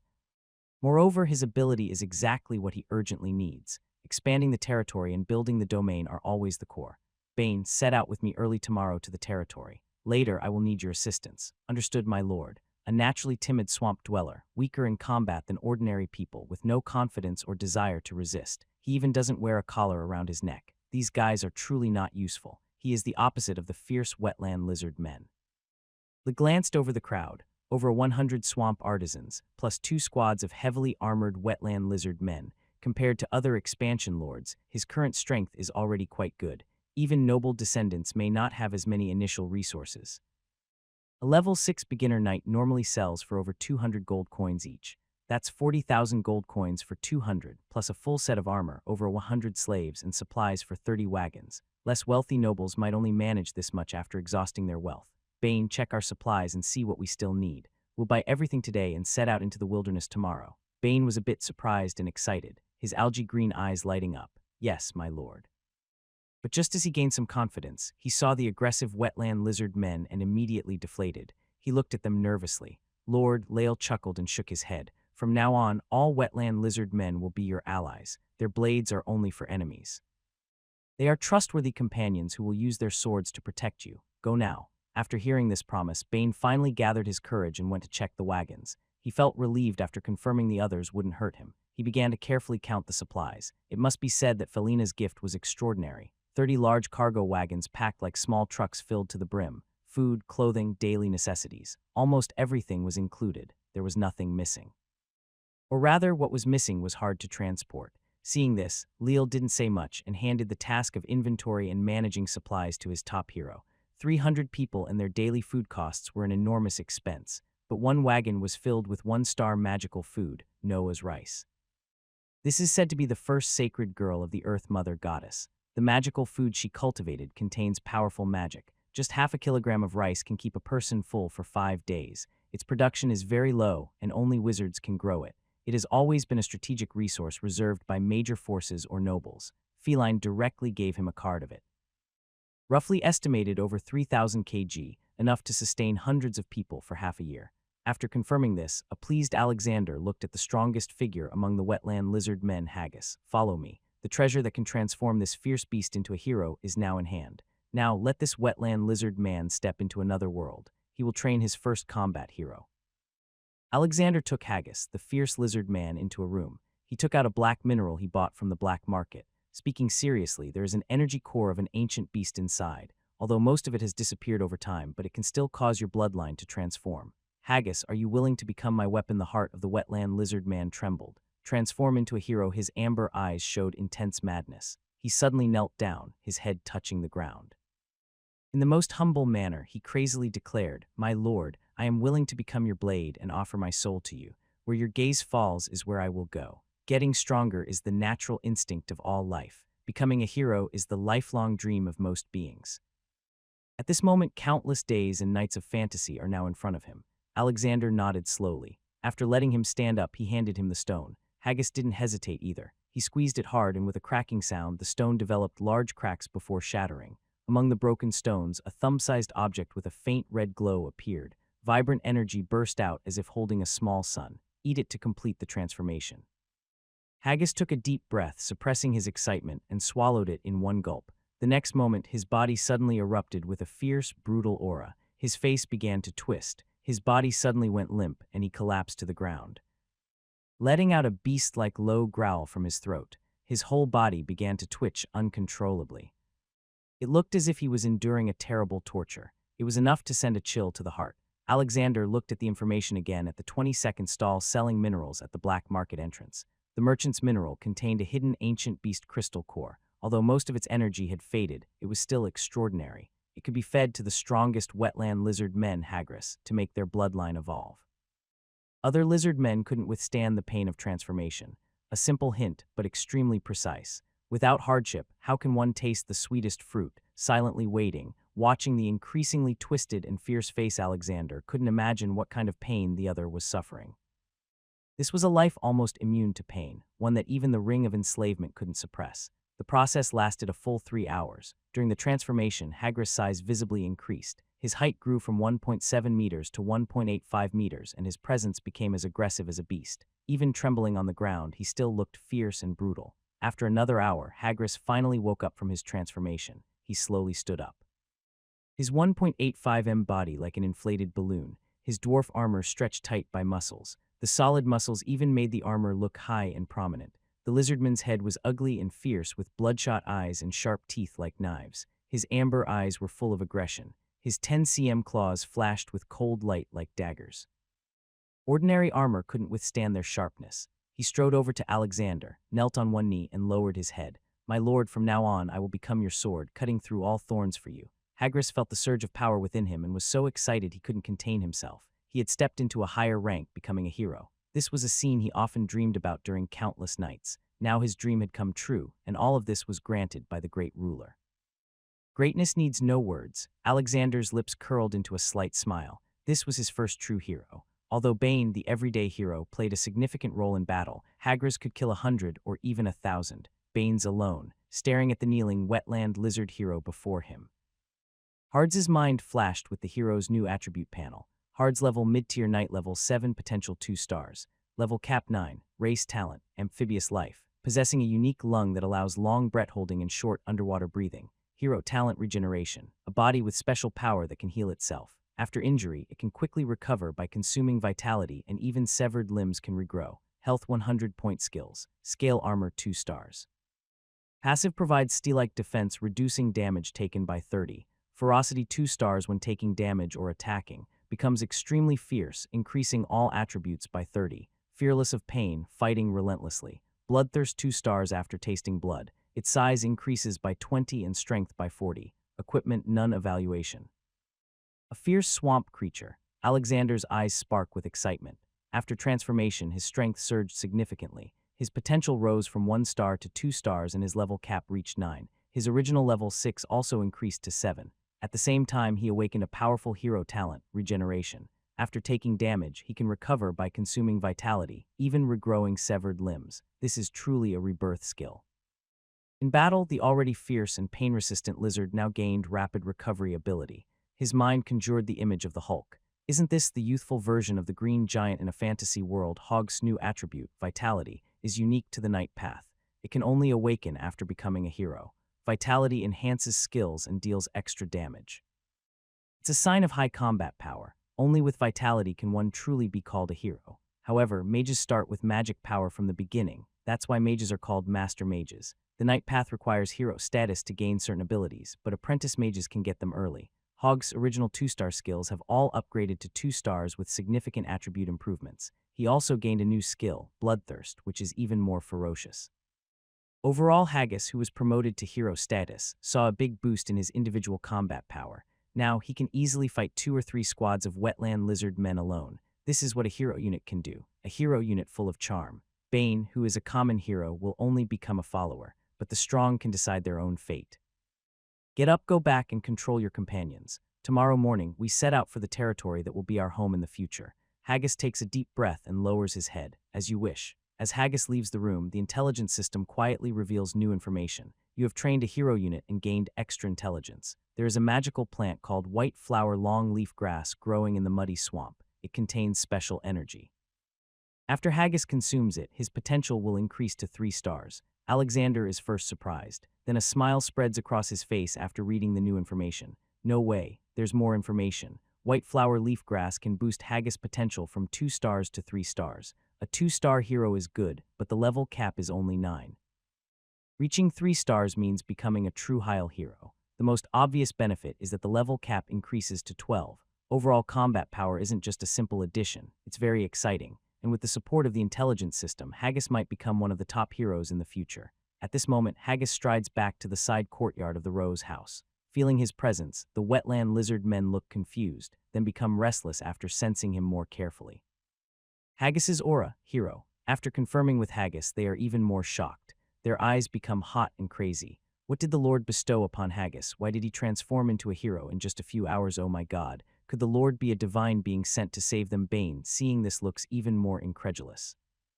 He alone knows how many difficulties and hardships he faced when becoming a hero. He never expected that a hero unit could be gained as a reward. For a moment, Lear suddenly became mysterious in his mind.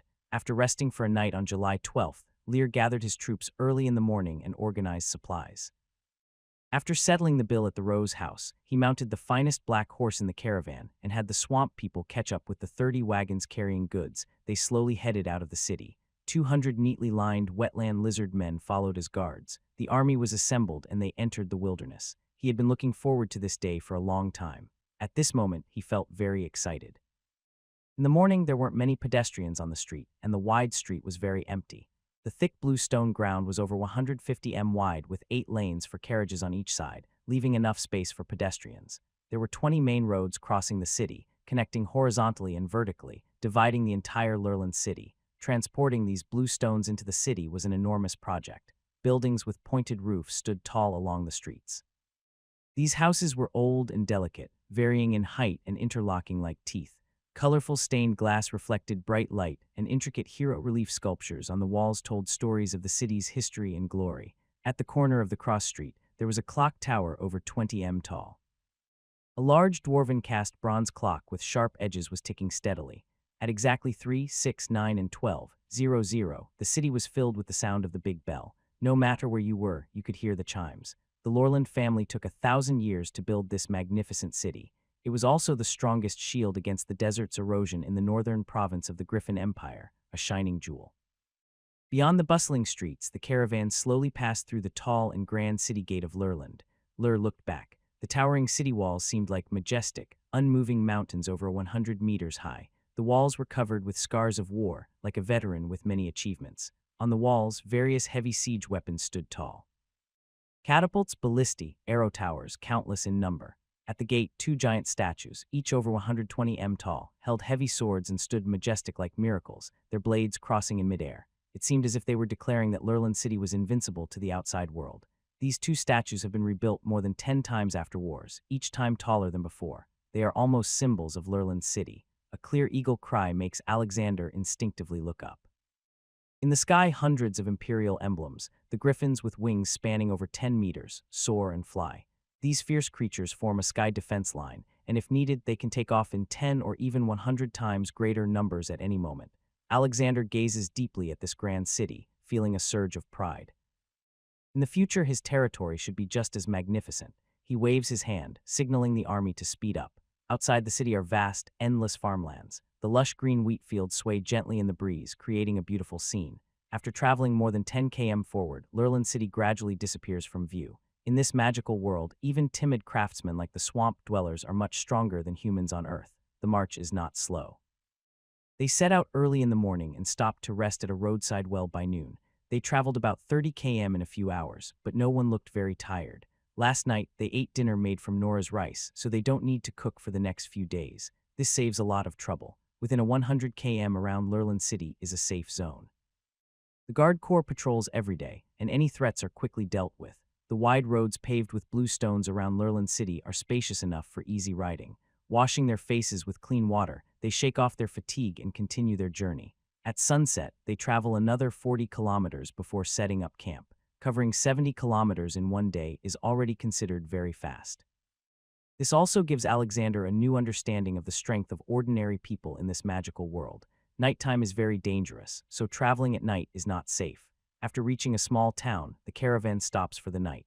The next day they continue until noon when they finally leave the straight, wide blue stone road. The surface turns into uneven, muddy paths, and their speed slows down. The area extending 100 to 200 km from Lurline City into the wilderness is under control. Every few days, the Griffin Legion comes to patrol. If a large group of monsters gathers, they are cleared at specific points to prevent a large-scale formation. However, a small number of wild monsters still exist. This area is currently off-limits for expansion by the territorial lords because it is fully under the control of Lurline City. Each year, officials send personnel to establish villages and cultivate the land. Going 200 to 300 km deeper into the wilderness is considered a restricted zone. Every half-month, Lurline City conducts patrols. If a large group of wild creatures is found, the army is immediately dispatched to eliminate them and prevent them from threatening the controlled area. This zone is also the most popular for expansion by territorial lords. Several sizable territories are established here. It is the safest area that is within Lurline City's influence, but not directly threatened by the wilderness. From 300 to 500 km away is a monitored zone. Lurline City monitors this area to some extent. Even if large groups of monsters are detected, they usually do not act unless the creatures enter the restricted zone. As a result, the danger level begins to rise sharply. Beyond 500 km is the true wilderness, untouched and undeveloped. Lurline City only sends Griffin legions to patrol occasionally to prevent large armies from gathering there. However, the Griffin patrols often suffer losses: orcs, barbarians, snake people, gray dwarves, and undead. Almost every race has a presence deep in the wilderness. Their territories vary in size. It is said that thousands of miles away in the wilderness, there is a powerful ogre empire whose strength rivals Lurline City, but the distance is too great. In the wilderness isolates everything, so it cannot be confirmed. When entering the 100 km control zone, Alexander asks Bane to take out several pieces of dried dragon dung and place them in a clay basin. Bane looks at the dried dragon dung with some worry. "Master, if dragon dung is stored for too long, it will lose its smell and its effect will be greatly reduced." He appears a bit regretful. When he checked the supplies earlier, he asked Alexander, who said everything was prepared, so he didn't look more closely. Now it seems he was careless. Without the dragon dong, the monsters encountered might increase exponentially. The difficulty of this journey will rise dramatically. Lear looked at the hero of the swamp, who was hunched and covered in wrinkles, and smiled. "There's no need to worry. This isn't dragon dong. Hags, add some blood into it." He waved his hand. The swamp lizard hero behind him immediately stepped forward. He grabbed a strong fat rooster weighing over 10 pounds from a cart.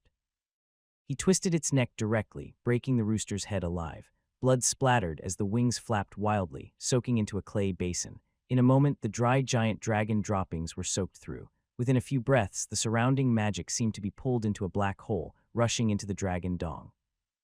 An indescribable pressure emanated from the dung. Everyone felt a strange chill down their spines, as if being watched by a terrifying abyssal creature. Dragon dung. Bane took a few steps back, his legs trembling, and gasped. His eyes changed again. Can the master really get such things? Dragons are the top predators in this world. Pure-blooded dragons, after reaching old age, can directly become extraordinary.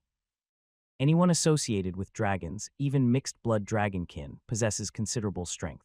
The best way to survive is to avoid danger. No one wants to get close to dragon power. That's practically inviting death.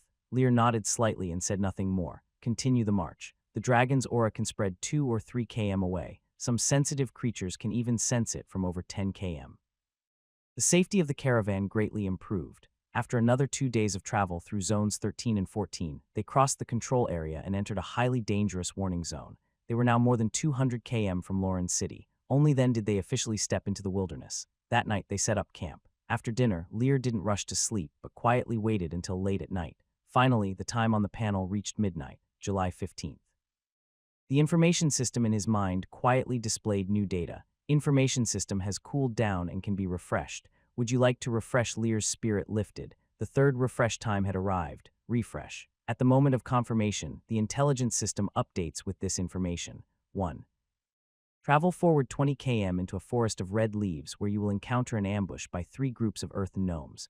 The strongest leader is level 5. 1 star. 2. The chief administrative officer of Duke Lauren's mansion is a comrade of your father and they share a deep friendship. 1 star. 3. Felina has already reached level 17 a day ago. As the youngest Grand Mage in the Griffin Empire's history, she hasn't announced her breakthrough. Currently, she is gathering more types of roses, which are her next chance to advance. 2 stars. 4. After traveling along the road for 2 days, at noon on the 17th, a flock of man-eating crows will pass overhead. They will attract level 13 monsters, thunderstorm birds. Using triple amounts of dragon droppings can drive away the Kirioning crocodile crows and avoid the thunderstorm birds. 2 stars. 5. A band of wild blood thieves made up of barbarians will appear in the marshy reed area near water on the evening of the 19th.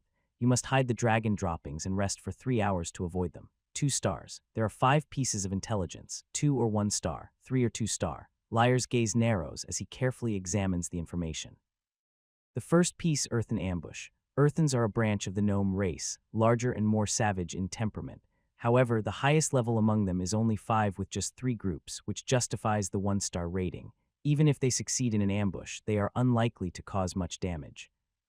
The second piece is more interesting. The chief administrative officer of Duke Lauren's mansion is a comrade of your father. This was not mentioned in your memories. It seems that on the next trip back to Lauren City, you should visit him. This is a valuable connection that shouldn't be wasted. The third piece, Felina has advanced again. Level 17, the youngest Grand Mage in the Griffin Empire. Impressive. Even if he has cheat-like abilities, you can tell she is outstanding, a true prodigy. Her next breakthrough will be to level 18. Wow, she's incredible. Only 24 years old. If she keeps growing for a few more years and becomes an extraordinary mage, there will be no doubt about her future. The intelligence about collecting more roses for her breakthrough is also quite interesting. The opponent's talent is the Lord of Roses, which is clearly related. Look back to see if there are any roses in the wilderness and send more back to her before developing fully. This connection is more valuable than gold. Items 4 and 5 are warnings about danger. This also shows how fierce the wilderness can be. Scavenging crows, storms, and savage tribes forming wild blood robbers. There's no need to say more. They're all dangerous enemies. Without intelligent support, encountering them would be terrifying. After reviewing twice, Alexander felt more confident, relaxed, and then fell into a deep sleep. Early the next morning, the lizard guard woke him up and he packed his things to set out again. By noon, after traveling about 20 km, the convoy reached a large forest of red leaves. Bright red leaves flutter in the wind like flames burning. Together with the green plants around, it feels full of life. But Alexander's eyes sharpened. Hanks, I smell goblin scent. There's an ambush in the red leaf forest. Everyone prepare for battle. The armored marsh lizard men heard this and immediately became excited. These swamp creatures are as obedient as kittens in front of Alexander, but deep down they are still bloodthirsty hunters. Alexander left a squad to guard the convoy and took Hags and the remaining squad to the red leaf forest. A small team of 100 soldiers, 1,000 troops, and a 10,000 army. The military structure in this fantasy world is very simple and clear. As a lord expanding in the wilderness, bloodshed and killing will be the main theme for a long time. Having lived in modern life for so long, he rarely sees the chance to kill chickens, let alone bloody battles. The original body was just a poor noble descendant struggling in the slums, often seeing corpses and foul water but never experiencing the brutality of war. He needs to adapt to this crazy world and must do so. Let this battle be the beginning. Alexander's eyes are deep.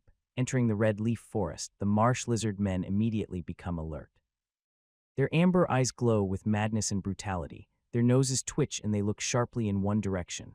Master, we found the hideout of those filthy goblins. The smell of the wetland lizard men may not be as sharp as that of a hound, but it is definitely much better than that of humans. Lynn nodded. Hags, you lead the fight. He had 2 skills, Marsh Gift and Divine Power. Divine Power is not a combat skill. Marsh Gift is very powerful. It releases a burst of life energy over a 3x3 meter area which can speed up healing, restoring up to 20 of health. When used on Marsh tribe members, it increases healing to 30. Although it is not destructive, it is a strong healing skill. The Earth Gnome has only 3 small squads, but he doesn't want any surprises in the first battle. After leaving one squad to protect himself, he let hags lead the remaining 9 squads slowly into the depths of the red leaf forest. These beings, wearing cold armor and with fierce eyes, began their hunt. Within less than 200 m, Hags, a wetland lizard man, now transformed into a 2-star hero, looked excited. On a small hill, dozens of green-skinned figures were crawling. Below the hill there was a passage in the forest. Earthen. He has nearly long ears that reach the back of his head, a mouth like open pincers filled with sharp teeth, a triangular nose with a hooked tip. His eyes are large with blue pupils. He is sturdy, almost all over 1.75 m tall. He looks quite strong. Compared to other earth gnomes, he is a big guy. Earthen level Novice Knight, level 4, raised talent, brave and daring, blindly confident and proud. Never admits defeat to anyone with 60 reduced rationality. Always in a high morale state. Skills, strong attack, 1 star. Raises weapon high with both hands, unleashing full strength to attack, dealing 20 extra damage with a chance to cause stun and paralysis effects. Evaluation, inferior life form. These stinky beings dare to do this. Still want to ambush them, they're asking for death. Hags clenched his steel knife, his voice cold. Kill. With a low roar, the 9 squads of wetland lizard men charged like arrows. The earth gnome, waiting for prey, instinctively turned his head at the sound. He saw fierce lizard men warriors rushing fiercely towards him, but these beings with unique racial talents showed no fear. Instead, they roared loudly. They charged forward in a fierce counterattack. They looked like armored wetland lizard warriors, but were as helpless as lambs awaiting slaughter. Haga saw the enemies not retreating but advancing, and he was furious. He felt his dignity was being trampled by the opponent. Even bugs dared to challenge the mighty dragon. Leading the charge, he swung his steel blade violently. A large earth gnome at the front also roared and swung his wooden club. In an instant of collision, Haga's steel blade with terrifying force cut through the wooden club, shocking the earth gnome. It struck the gnome's shoulder, splitting half of his body apart. Bones shattered, blood burst out, crimson blood spilled everywhere. A quick kill. Hies's anger was somewhat released, but he continued to fight with the wildest fury. The ruler was still watching from behind. These deserved to die. With a swing of his steel blade, he didn't need to rely on the knight's unique vitality. His raw violence was enough to cut down each earthen gnome with a single strike. Seeing the situation turning bad, the wetland lizard warriors hurriedly quickened their steps. If they delayed any longer, these earth gnomes would be gone. Faced with a group of frenzied wetland lizard warriors, the earth gnomes had no chance to fight back. Even if their wooden clubs hit the lizard warriors, they only produced a clanging sound, unable to break through armor. It was a one-sided slaughter. Alexander watched all this from behind. The battle lasted less than 2 minutes. These 3 squads of earth gnomes were overwhelmed by the wetland lizard warriors. None survived. The thick smell of blood, shattered limbs and entrails, glaring blood, crimson grass and trees, all of it fiercely stimulated his nerves. Compared to the scene of wetland lizard warriors blowing up heads in the yard, this was a 100 times more intense. Alexander's heart trembled, but he didn't look away from the battlefield. His gaze was firm as he stepped into the bloody chaos. Passing through the scattered remains and approaching Haggis, who was covered in blood, he patted his opponent's shoulder in admiration. "Good job, Haggis." His voice was a little hoarse, but full of determination. He turned his head to look at the horrifying battlefield and the bodies everywhere. His eyes grew deeper. This is just the beginning. War and killing will develop alongside land expansion, constantly emerging. Haggis felt strangely that something subtle was changing within his master. His demeanor became sharper, and when they looked at each other, he felt a strange sense of unease. A not-so-intense battle concluded, marking the start of exploring the wilderness. After regaining focus, Alexander waved his hand and ordered Haggis to clean up the battlefield. But goblins, being poor and surviving in the wild, found little benefit here. After searching, they found nothing and had to give up. They regrouped. He sent 2 small teams of lizard men ahead to scout, while he kept most of the main force at a safe distance, prepared for any surprises. However, the stench of a 2-star level dragon droppings was strong enough to be intimidating. Even deep in the wilderness, they hadn't been ambushed by monsters. If it weren't for the unique racial talent of the earth elementals, these creatures probably wouldn't dare come close to the dragon's aura. They continued forward. On the second day, July 17th at dawn, the convoy started moving and Alexander ordered 3 portions of dragon droppings to be soaked. By noon, he increased the amount to 4 portions. Each portion of dragon droppings could emit dragon intimidation for 5 days before quickly fading. These 10 pounds of droppings were enough to reach the swamp. The overwhelming dragon aura from the four portions made the naturally timid marsh dwellers tremble. Even knowing it was just dragon droppings, they still felt a strong sense of unease. They kept glancing back at the clay basin behind them. Even the fierce lizard men showed obvious agitation. Dragons at the top of the food chain have a terrifying presence that deeply affects the souls of ordinary creatures. Bane, a naturally timid swamp hero, was restless. He didn't understand Liar's orders but dared not speak out, suppressing his doubts and moving forward nervously. Haha, by noon sharp cries echoed from the sky. Alexander looked up and his heart skipped a beat. In his sight, countless crows appeared. They were half an arm long, all black with long beaks. Their numbers formed a dark tide that covered the sky. Level 5 scavenger crows. The convoy suddenly grew tense. The mudman trembled with fear, his face showing horror, wishing he could hide under the wheels. The wetland lizard man drew his steel knife, his eyes fierce, ready for a bloody fight. But just as everyone felt the pressure, the sky monster, Black Tide, when it was about a kilometer from the convoy, seemed to hit an invisible mountain and suddenly change direction, flying away to the other side. It narrowly avoided the convoy. A bright lightning bolt erupted from the scavenging crow swarm. In an instant, dozens of crows, black smoke billowing from their bodies, fell from the sky. Then a terrifying roll of thunder exploded. It seemed like the beginning of a grand scene. Silver dragons dancing with lightning. In the black tide, flashes of dazzling lightning constantly lit up the sky. The deafening thunder made people's hearts tremble. Lael focused intently. He saw a group of giant birds, wings spanning 7 or 8 m, covered in lightning, crashing through the crow swarm. They were ruthlessly hunting these level 5 creatures. The storm thunderbirds level 13. There were over 100 of them. The strongest griffin legion in Lawrence City with an average level of only 12. Is this really the wilderness a reckless slaughter was unfolding in the sky? The storm thunderbirds controlled lightning, casually killing crows, the air filled with a burnt feather smell. If the flock hadn't dodged them, even if the target wasn't the crows, the terrifying lightning waves would still impact the convoy. Flying creatures are very fast. After several hunts, the scavenging crows, frightened, sped up. They gradually disappeared from sight. Early in the morning, Leal wondered why he had ordered the giant dragon dung bane to be increased several times. Now his expression had clearly changed. His gaze on Lo was full of heat. It seemed that the Lord possessed some incredible power, capable of sensing danger before it arrived. This was like a divine gift in the wilderness. This sudden encounter didn't make him uneasy. In fact, it greatly boosted his confidence for the future. To prevent surprises, after the crows left, Lael immediately ordered the army to speed up. They traveled more than 10 mi before returning to normal pace. In the perilous wilderness, the biggest obstacle besides terrifying monsters and wild creatures was poor roads.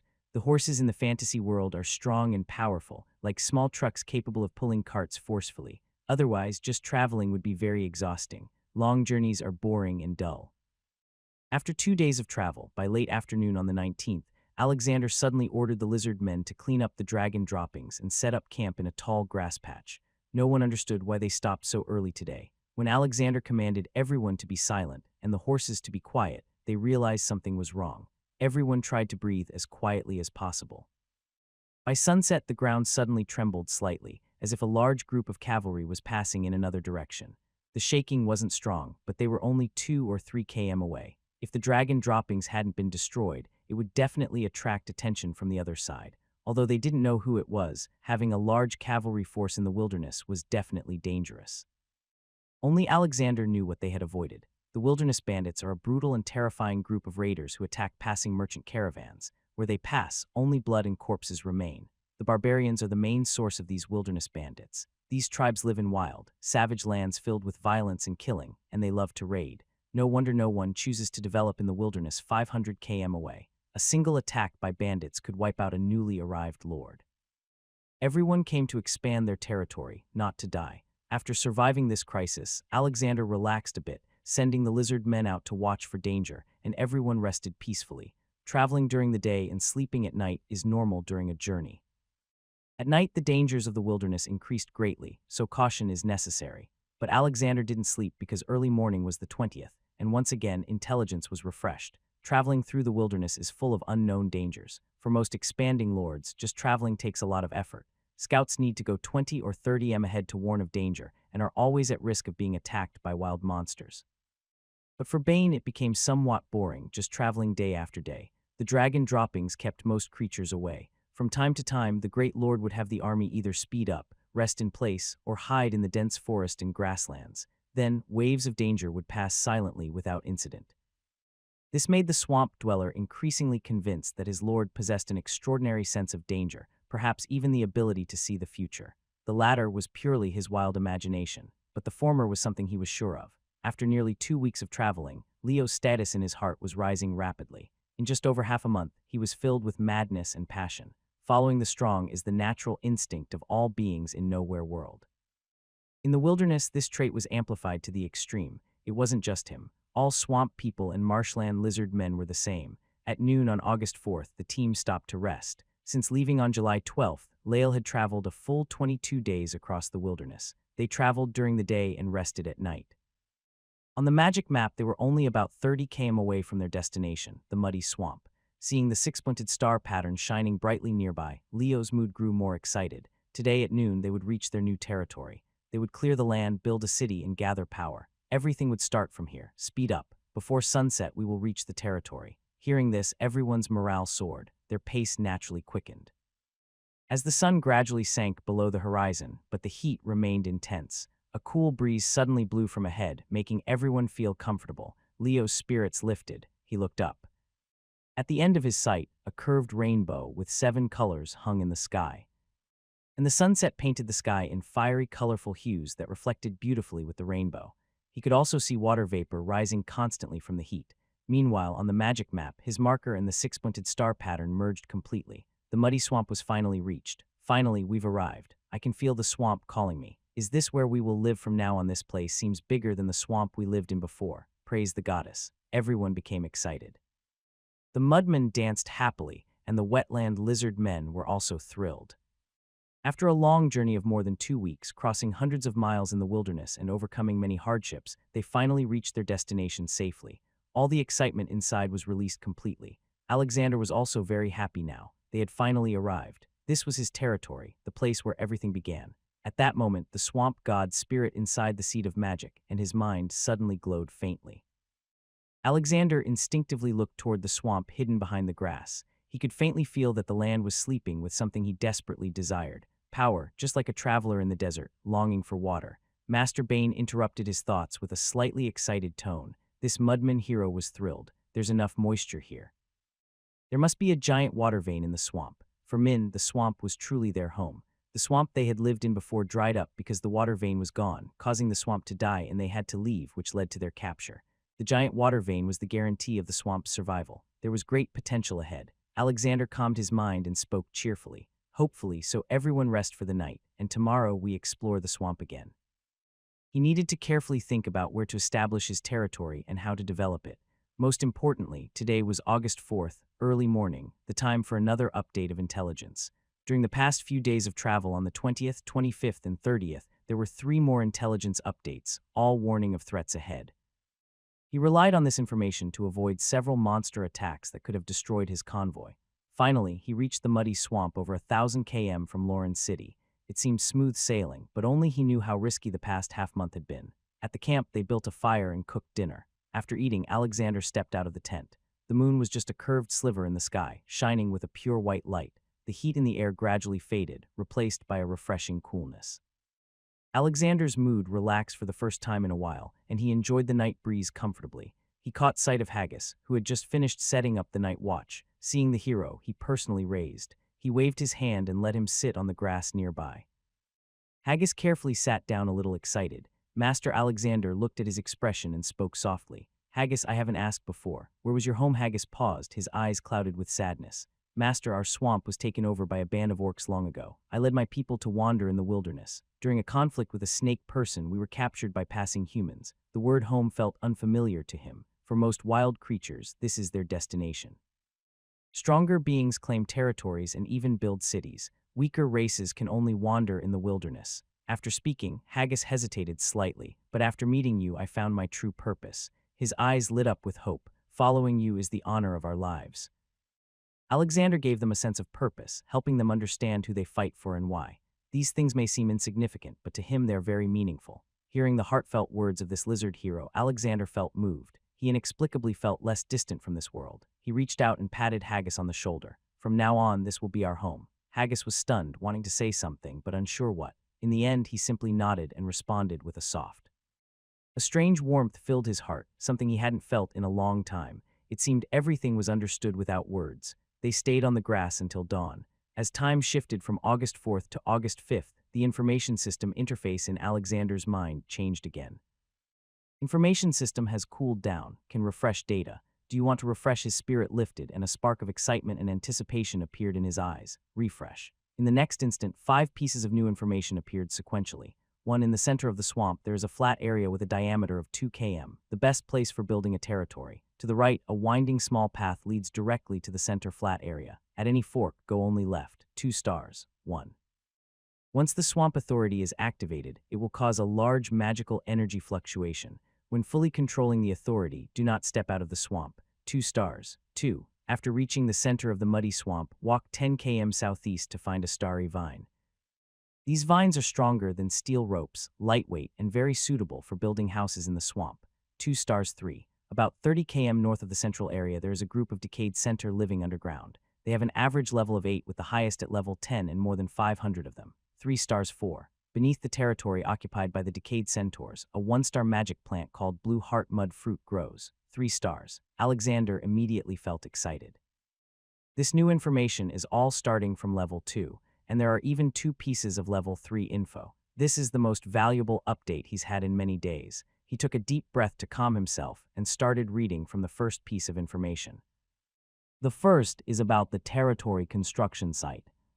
A clear area with a diameter of 2 km at the swamp center suitable for building a territory.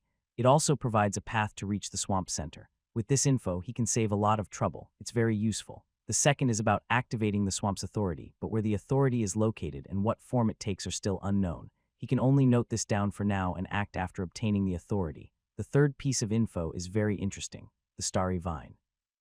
It's the first time he's heard of such a plant. The swamp's unique terrain makes building houses and structures like on normal land difficult. The humidity and easily sinking ground are big obstacles. Now he has the materials to build a territory. This is great. He must get it. The fourth piece of info is worth 3 stars. It's about the group of decayed centaur living 30 km north of the central area. There are over 500 of them with an average level of 8 and the highest at level 10. They're all Middleville Knights. Alexander immediately felt the pressure. The strongest being he currently has, Haggis, is only level 7. Although he's a hero unit, it's impossible for one person to handle 500 decayed centaurs alone, unless he had a top-tier expert like Felina, who is level 17. The 3-star value of this info shows many important issues. The last piece of information is very meaningful. Beneath the rotting centaur's underground layer, there is a magical plant called the blue heart mud fruit. This magical plant has a memory of its own and is a rare type of food that can be eaten directly as a main meal. Compared to Noya rice, it is not as good, but just half a gene, about 250 G, can fill a strong orc warrior's stomach for a whole day. It also produces a large amount and matures in about 2 months. However, this magical plant only grows in wet areas, making it hard to cultivate on a large scale. It has always been controlled by the great nobles. If we can get it, the food problem could be solved. This is a strategic treasure related to the survival and future development of the territory. The growth conditions for the blue heart mud fruit are not difficult for a swamp. It is a chosen plant. Its 3-star value is truly significant. But to obtain this highly potential magical plant, we first need to deal with the threat of the rotting centaur. Le slowly fell asleep while deep in thought. On the morning of August 5th, Lael woke up early. After checking the amount of dragon droppings, he looked toward the swamp ahead.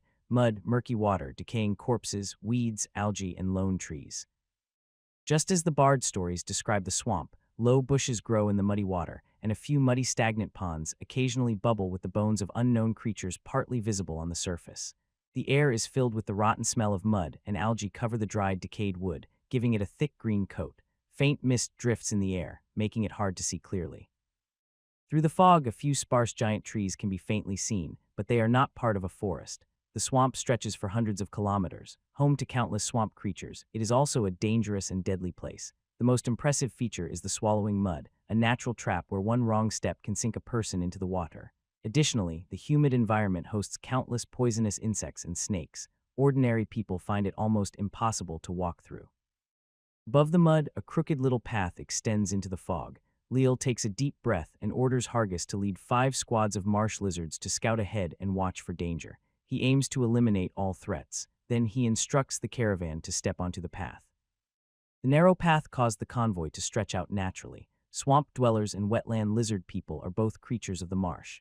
After entering the swamp, their spirits and energy clearly improved. The damp air, muddy water pools, and overgrown grass, trees, and vines made the environment seem strange, but also made them feel safe. Alexander felt the same way. After entering the swamp, he could sense that the entire area was cheering and celebrating. He looked deeply at this wetland, his eyes shining like stars. Your gods have returned. Walking along the winding swamp trail, the fog gradually cleared. As they went deeper into the swamp, tall trees appeared. Although sparse, they stretched endlessly, blocking the view along with the tall grass, limiting sight to about 200 m. The muddy water pools emitted a faint, rotten smell. Fishtails occasionally slapped the water, creating ripples. The swamp was full of dangerous creatures, even more threatening than swamp monsters, poisonous insects, and snakes that could infiltrate everywhere with fierce toxins. Because of the dragon's droppings, they had already fled in panic and did not cause much trouble for them. After about 20 minutes of walking, a long hell suddenly sounded ahead. It was Haggis' voice. Warning, enemy attack.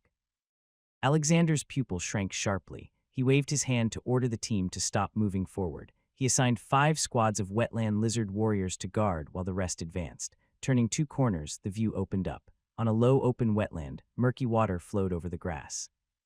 Several large trees stood alone in the middle of the wetland, their green leaves hazy. Haggis, a level 7 hero, led 5 squads of wetland lizard people, roaring fiercely as they fought against monsters pouring out from a small hill about 10 m high covered with weeds behind them. The monsters were about 1–2 m tall like small children. They had pointed mouths with 2 sharp teeth showing and 4 long mustaches almost curling to the back of their heads. Their large ears and fierce eyes made them look wild. Their bodies resembled enlarged rats but stood upright.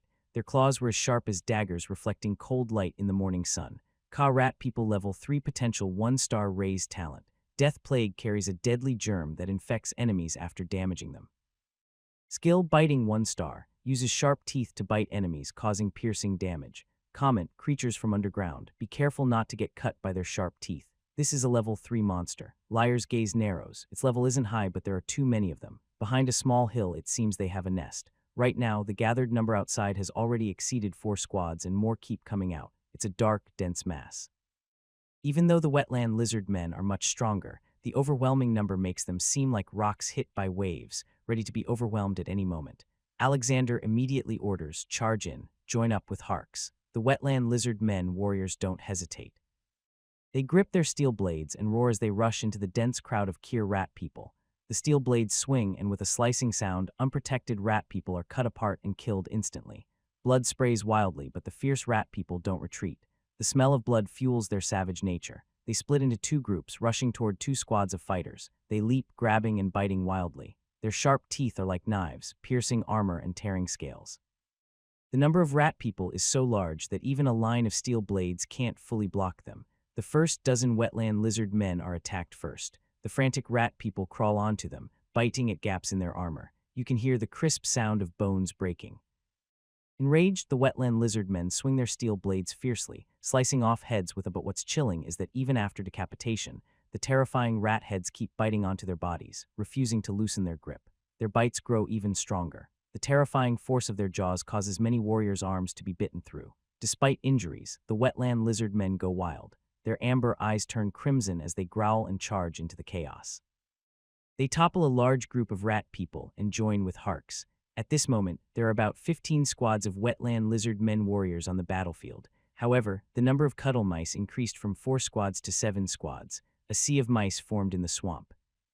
Behind the overgrown grassy hills kept spawning new mouse people. The opponents are only 1.22 m tall with average strength and almost no defense, but their sharp, gnawing teeth are extremely deadly. Even a 1-star armor can be dented by their bites. The scales of the wetland lizard men can be pierced directly. Although each bite costs a life, there are too many of them. Trade lives for injuries. These mouse people don't seem to fear death at all.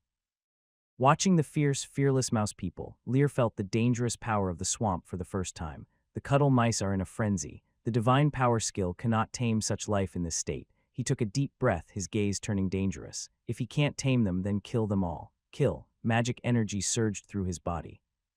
A faint blue light crossed space and entered the bodies of several heavily injured wetland lizard men warriors in front. Their wounds healed visibly fast. Swamp Blessing. 1 star can grow. Cast a life force energy covering a 3x3m area, speeding up healing. It can restore up to 20 of health, and the effect on swamp tribes increases to 30. He has no damaging skills, but powerful healing magic. This is definitely the most needed divine skill for the frontline warriors. After several healing spells, the injured wetland lizard men warriors became fierce again. They were fearless. They fought with brutal intensity, turning the battlefield into a meat grinder. Steel swords slashed, sharp claws slaughtered. Close combat, every strike piercing to the bone, blood and flesh torn apart. The scene chilling to the bone, but at this moment, under the battlefield's fierce atmosphere, no one felt fear. Everything blurred in the bloodshed. The only thought was kill the enemy's monsters. In the low grass and the rolling water plants of the swamp, the scene was now crimson. The rotten smell of mud and the stench of blood mixed together, making people feel nauseous. Hags, as a hero unit, now unleashed an unimaginable fighting power. A faint red energy radiated from his body, burning like flames on his skin. Vital energy. With over 1,000 points of vitality added, Haggis' destructive power soared. He nearly single-handedly blocked the Kurd Ratman from one direction. One strike, one kill. The hero's strength was now on full display, but the ruthless and crazy Kurd Ratman used an endless crowd tactic to forcefully suppress this wetland lizard hero. It's true, many ants can eventually eat an elephant. Roughly estimating the rat men in front of him already exceeded 1 battalion, over 1,000. The number of dead and injured was countless. Alexander did not personally kill a single ratman. But when he, with powerful healing magic, held the command center, the entire battle's rhythm changed. The crowd tactic, exchanging lives for injuries, was suppressed to the freezing point.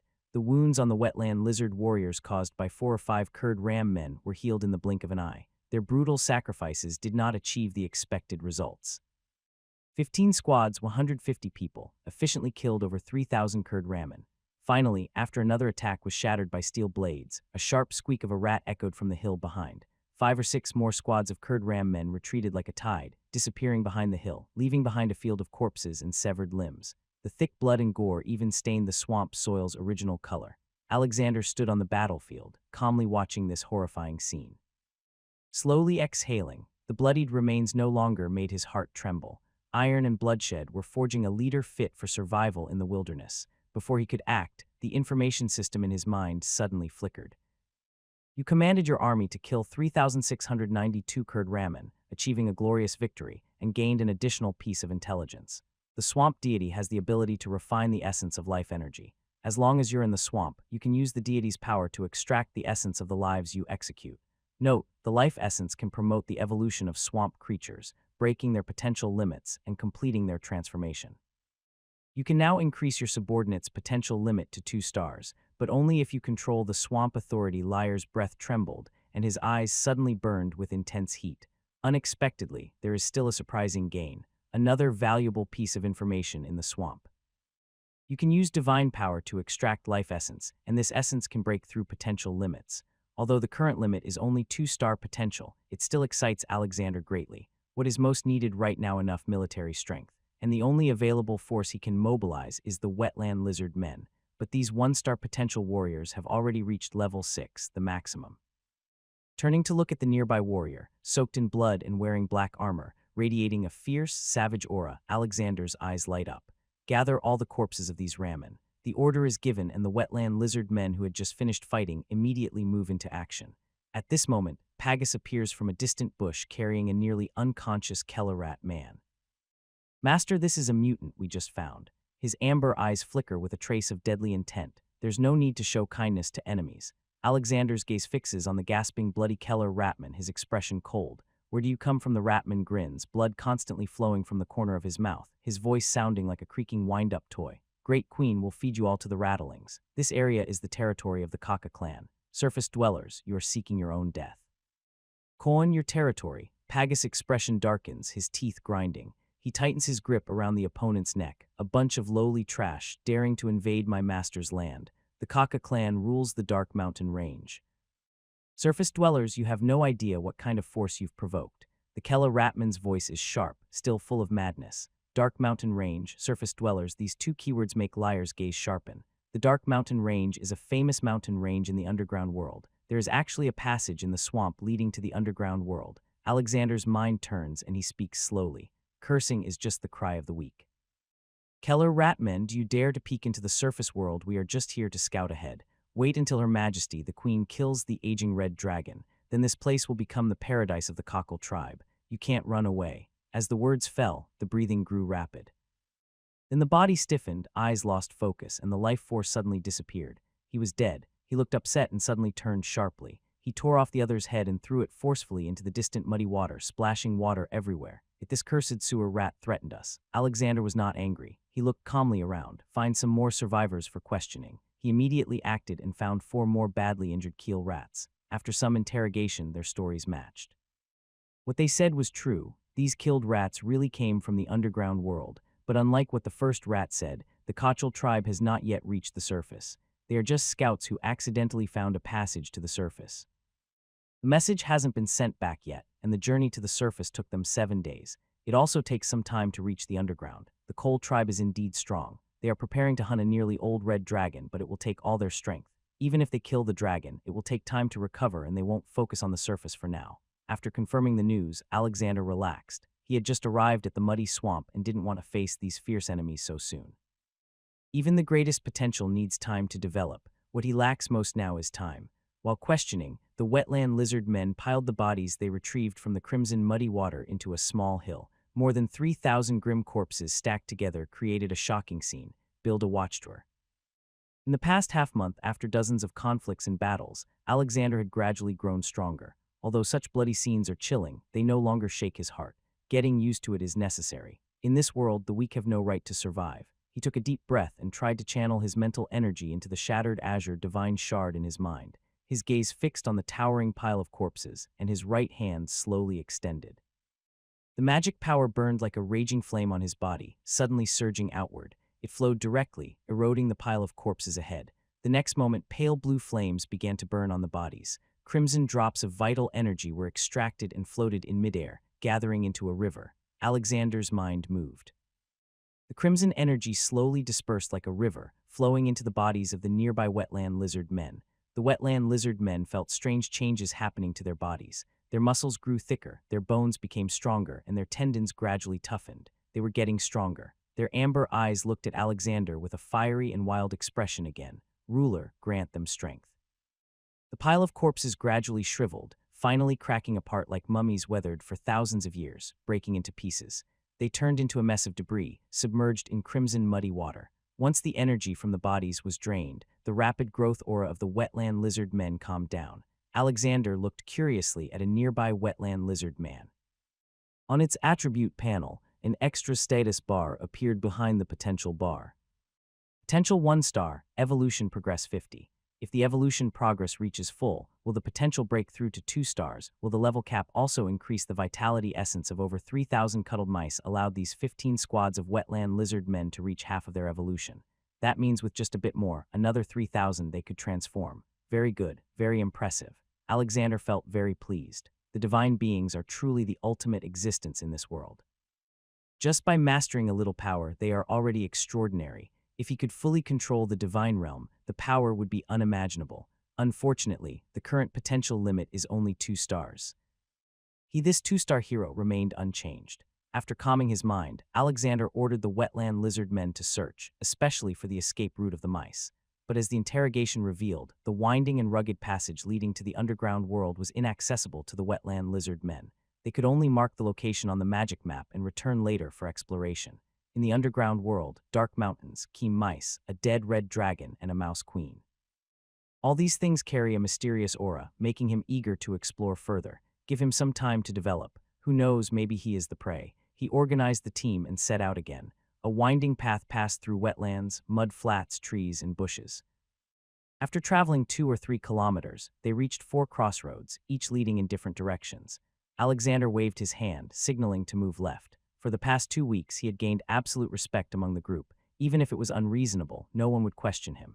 Many swamp people even began to see Alexander as a divine figure who could listen to the god's will. The dragon droppings drove away most dangers, so they sped up. By noon, they had traveled 20 km, but suddenly Alexander waved sharply, stopping everyone. His tone was serious. Immediately destroyed the dragon droppings. Everyone get down. Bane at the back didn't hesitate and quickly poured a lot of clean water into a ceramic basin. The dragon droppings soaked in blood lost their brightness like a bulb losing power and dimmed. The dragon's presence was gone. After a moment, while the crowd was confused, a deep roar echoed in the air. Looking up, they saw a terrifying creature with a wingspan over 20 m flying through the sky, resembling an ancient giant beast. it cast a huge shadow. It was a massive flying dragon with sturdy 2 legs. Its fierce dragon head was more terrifying than the carved or painted dragons in the city.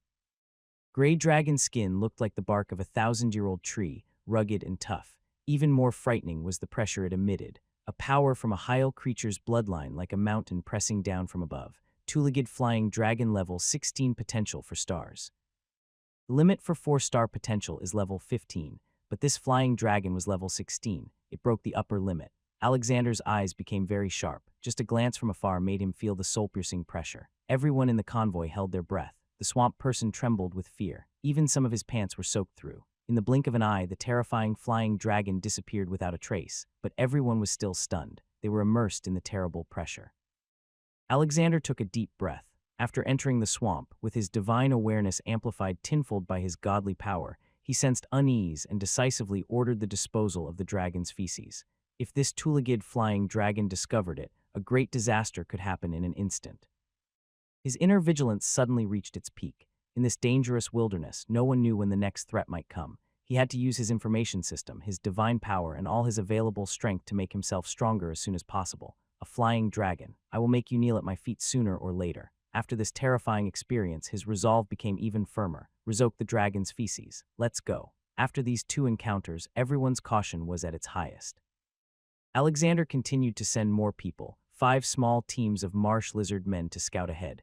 Marsh lizard men are native to the swamp. Exploring and moving through the swamp is instinctive for them. After encountering the flying dragon, the path ahead suddenly became smooth. They didn't encounter any obstacles along the way. This unusual scene made Alexander frown. Bane seemed to notice his mood and whispered, "Master, this 2-legged flying dragon has very pure bloodline, probably an over 15-level old dragon. Its dragon might is comparable to that of a normal adult dragon, causing great fear and shock wherever it passes. The swamp creatures in this area are likely hiding now or have temporarily fled. But within half a day they will return one after another. We need to hurry." Alexander nodded and looked curiously at the swamp hero with moss-green pupils. "Are you familiar with 2-legged flying dragons?" Bane's eyes showed a hint of memory. He nodded, then shook his head. "We once obtained a young 2-legged flying dragon. We wanted to raise it, but it required too many resources, and in the end we had to give up." His eyes were full of bitterness. Who can understand the frustration and helplessness of obtaining a treasure but lacking the strength to control it? Is it possible to get such a good treasure? Luck is on my side, but unfortunately my strength is lacking. Alexander patted the other's shoulder. "All will come in time." He said no more and urged the team to speed up. They aimed to reach their destination before the power of the flying dragon dissipated. The command was given and everyone pushed themselves harder, increasing their speed suddenly. They encountered many terrains, curving paths, muddy roads, haystacks, dense forests, almost every kind of complex landscape. But everyone was surprised to find that Alexander always chose the correct route. They didn't get lost or need to turn back. It was as if he had a kind of foresight. Bane watched from behind, his eyes growing more excited. "Master, he must be a chosen one." Blessed by the gods, they kept moving without stopping. As the sun gradually set in the west after crossing a muddy grassy path, their view suddenly opened up. Ahead was a wide, low grassland, barely reaching their ankles, very spacious, with the edges visible only from a distance. In the center, a few sparse trees grew. The grass was about a meter above the water surface, with marshy mud flowing slowly around. The scene was lush and vibrant, giving a peaceful feeling of quiet time. They had arrived. Everyone became excited at this moment. After more than 20 days and over 1,000 km of traveling day and night, they finally reached their territory, their future home. While everyone was celebrating, Haggis came calmly to Alexander's side. He nervously pointed to a group of more than 10 tall, dense canopy trees in the middle of the area, each over 15 m high. "Master, those are not just trees. They are marsh trees." Alexander's gaze sharpened as he looked up. The gray trunks were rugged and uneven, covered with large patches of moss. Thick branches with green leaves swayed in the wind, occasionally dropping yellowing leaves. From the outside, they looked ordinary, but with extended perception, one could immediately sense that these trees were alive with vigorous energy like a blazing fire. Marsh trees level 9 potential 3 stars max level 12. Race talent child of the earth rooted in the ground increases defense by 50 and continuously draws power from the earth to recover. Skills root bind 2 stars binds enemies with roots causing paralysis. Branch whip. 2 star swings branches to hit enemies, dealing an extra 40 damage. Evaluation. Swamp trants are very strong fighters, but they cannot move until they reach level 10. They have 3-star potential and are level 9. "Master, please give the order," he said with firm eyes. As soon as Alexander gives the command, he will lead the charge. Whether facing trance or dragons, Alexander slowly shakes his head. Although he is only 3 levels higher than the wetland lizard men, his fighting power is more than twice as strong. If fighting directly, the cost will be too high. There's no need for that. Come with me, he says, stepping forward slowly. He stops about 50 m away, staring at the tall trees that are over 15 m high. There are 12 of them. Swamp trees have a deadly weakness. They cannot move. Even though they lose mobility, they gain incredible strength in standing and fighting. Without long-range attacks, removing these 12 swamp trants would cost a lot. Fighting trants is dangerous. Branches as thick as a steering wheel can sweep down, possibly smashing the lizard men to pieces. When they sense outsiders, the big trees shake their branches. Leaves fall and ugly faces appear on the rough moss-covered gray trunks. They open their mouths and make deep thunder-like sounds. Strangers, this is not your place. Leave at once. The ancient trance speaks. It uses a Hyal language, so even without understanding the words, the meaning is clear. It's a mental message. Alexander looks at the trant in front. Before he can speak, Hegus gets angry. Strangers, trance. This is the territory of the master. You should kneel and pay respect. The slow-moving trant immediately gets angry at these words. Its face on the trunk twists and it is about to curse. Suddenly, an overwhelming, indescribable pressure radiates from the human boy in front. His face shows some fear. With the power of the divine, this special skill can make subordinates submit forever and never betray. But the condition is, if the opponent is in poor condition and cannot escape or avoid, they can only endure the divine's authority. If the opponent is free and in good shape, it's easier to anger them. Even when a god descends, there are still many who refuse to submit. Relying only on pressure to sweep through the swamp is unrealistic. True strength still comes from one's own power. But right now, the situation is different. The swamp trants cannot move. They must endure the majesty of the swamp divine essence. Even if it's just a shattered divine essence or the authority hasn't been activated yet, a divine being is still a divine being far beyond what ordinary humans can resist. The opponent can move and escape this area, avoiding the divine power, but the swamp trants must all endure it. Immediately, 12 swamp trants feel their souls trembling, eager to kneel and bow before the person in front of them. It's as if the one before them controls their very souls, an all-powerful and majestic presence. No, you demon, don't think you can enslave our souls. The swamp trants go berserk instantly. Suddenly, the ground shatters. Countless roots like steel whips tear through the earth, wildly dancing like fierce dragons. The roots lash the ground, kicking up clouds of mud and grass debris. This terrifying scene doesn't change Alexander's expression. He remains calm, watching the trance. To enslave the opponent, one must completely subdue them. Right now, there's a special opportunity. Within a 30 m radius, the swamp tren roots cover the area. Alexander stands 50 m away. The opponent cannot harm him. He continuously channels his mental power into the dark blue divine essence, unleashing even greater divine might. That overwhelming pressure is stronger than the dragon's roar of a flying dragon. It surges freely, pressing down on the tren souls. Their inner resentment and anger slightly ease under the pressure, and their souls gradually adapt to the feeling of submission and obedience. This makes the trance panic. They start begging loudly, but Alexander ignores them, maintaining his divine power. Submit or be destroyed. Their souls seem to be grasped by a giant hand making cracking sounds, but the trance refuse to surrender. No, demon, you will never enslave us. Never. Under firm resistance, the standoff lasted for half an hour. These stubborn tree spirits' flames of life began to fade. Alexander's face turned pale. Maintaining his divine power for so long was a great drain on him. But this is the challenge of endurance. Who gives in first is out. Now the initiative is in his hands. The timing, the environment, and the people all are under his control. What do you have to fight me? With the tree spirit at the front felt as if a large had appeared in its soul.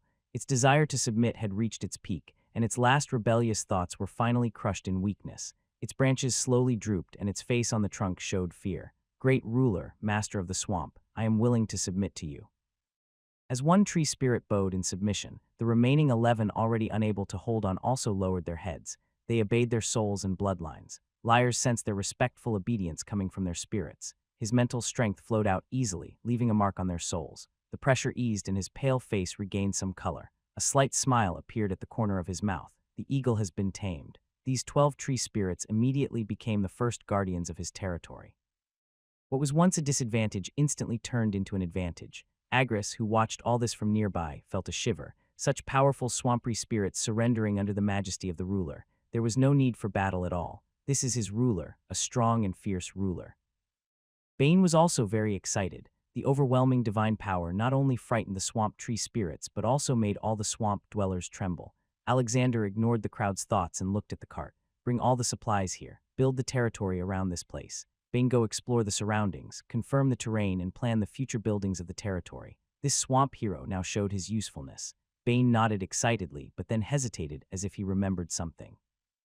Master, what shall we name our territory? Alexander said thoughtfully. City of the Gentle Dawn. City of the Gentle Dawn. Bane was first stunned, then his eyes became very excited. City of the Gentle Dawn. But soon the first war of the gods broke out, and the god of marshes fell. The construction of the city of D seemed impossible to complete. The next god of marshes never built the sacred city again. From then on, the name City of D could only be heard in legends. This name is very meaningful. They want to restore the glory of the Marsh tribe to forge the broken sword again. Where you look, we swear to follow to the end. Alexander nodded slightly, but said little. Let them go and busy themselves while he returned to the front of the marsh tree.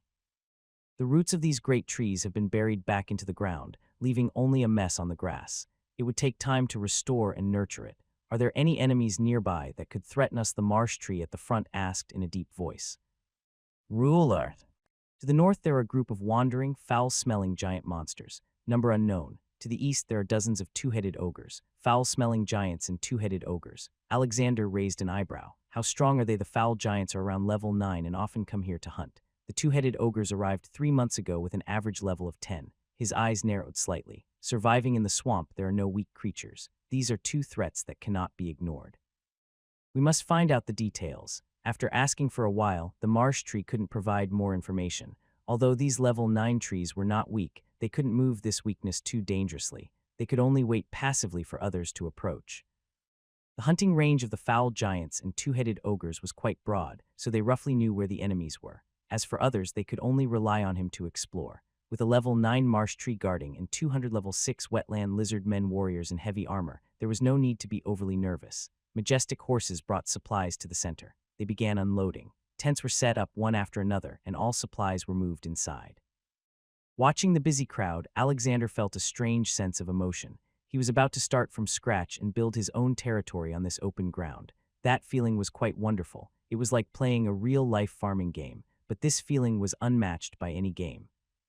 He took a deep breath and reopened the intelligence system, looking at the 3 incomplete pieces of information. 3. After reaching the center of the muddy swamp, walk 10 km southeast to find a starry sky vine. These vines are stronger than steel ropes, lightweight, and very suitable for building houses in the swamp. 2 stars. 4. About 30 km north of the center, there is a group of decayed centaurs. They average level 8 with the highest level at 10 and number over 500. 3 stars. 5. Beneath the territory of the decayed centaurs, a level 1 magic plant called Blue Heart Mud Fruit grows. 3 stars. Besides the foul-smelling giant monster and two-headed ogre mentioned by the swamp tree man, the decayed centaurs 30 km north also require caution. This is a high-level monster. Stronghold and exploration and attack should wait until the wetland lizardman's potential and levels increase. While thinking, his gaze shifted to the 3rd piece of intelligence 10 km southeast, the starry sky vine. While pondering, Alexander called Bane again. Do you know about the starry sky vine? The swamp hero thought for a moment and whispered, Master, the legend says the starry sky is as tough as steel and grows well in the swamp. The most powerful swamp city, the Muddy City, was built using starry sky vines. He hesitated slightly, but after the Muddy City was destroyed, it became rare to see them, and even legends are fewer now. Alexander smiled. If we can get the starry sky vine, could you make use of it? Bane's eyes lit up when he heard this. Does the master really mean it? He pounded his chest in assurance. Of course I can. That's the starry sky vine, the foundation of the legendary swamp city, the Muddy City.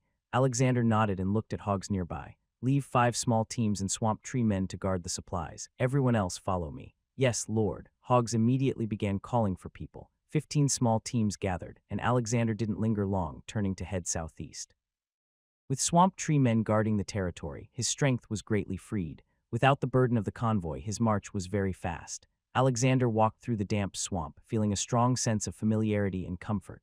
His perception was also greatly expanded. In areas beyond sight, one can still sense whether there is danger or not.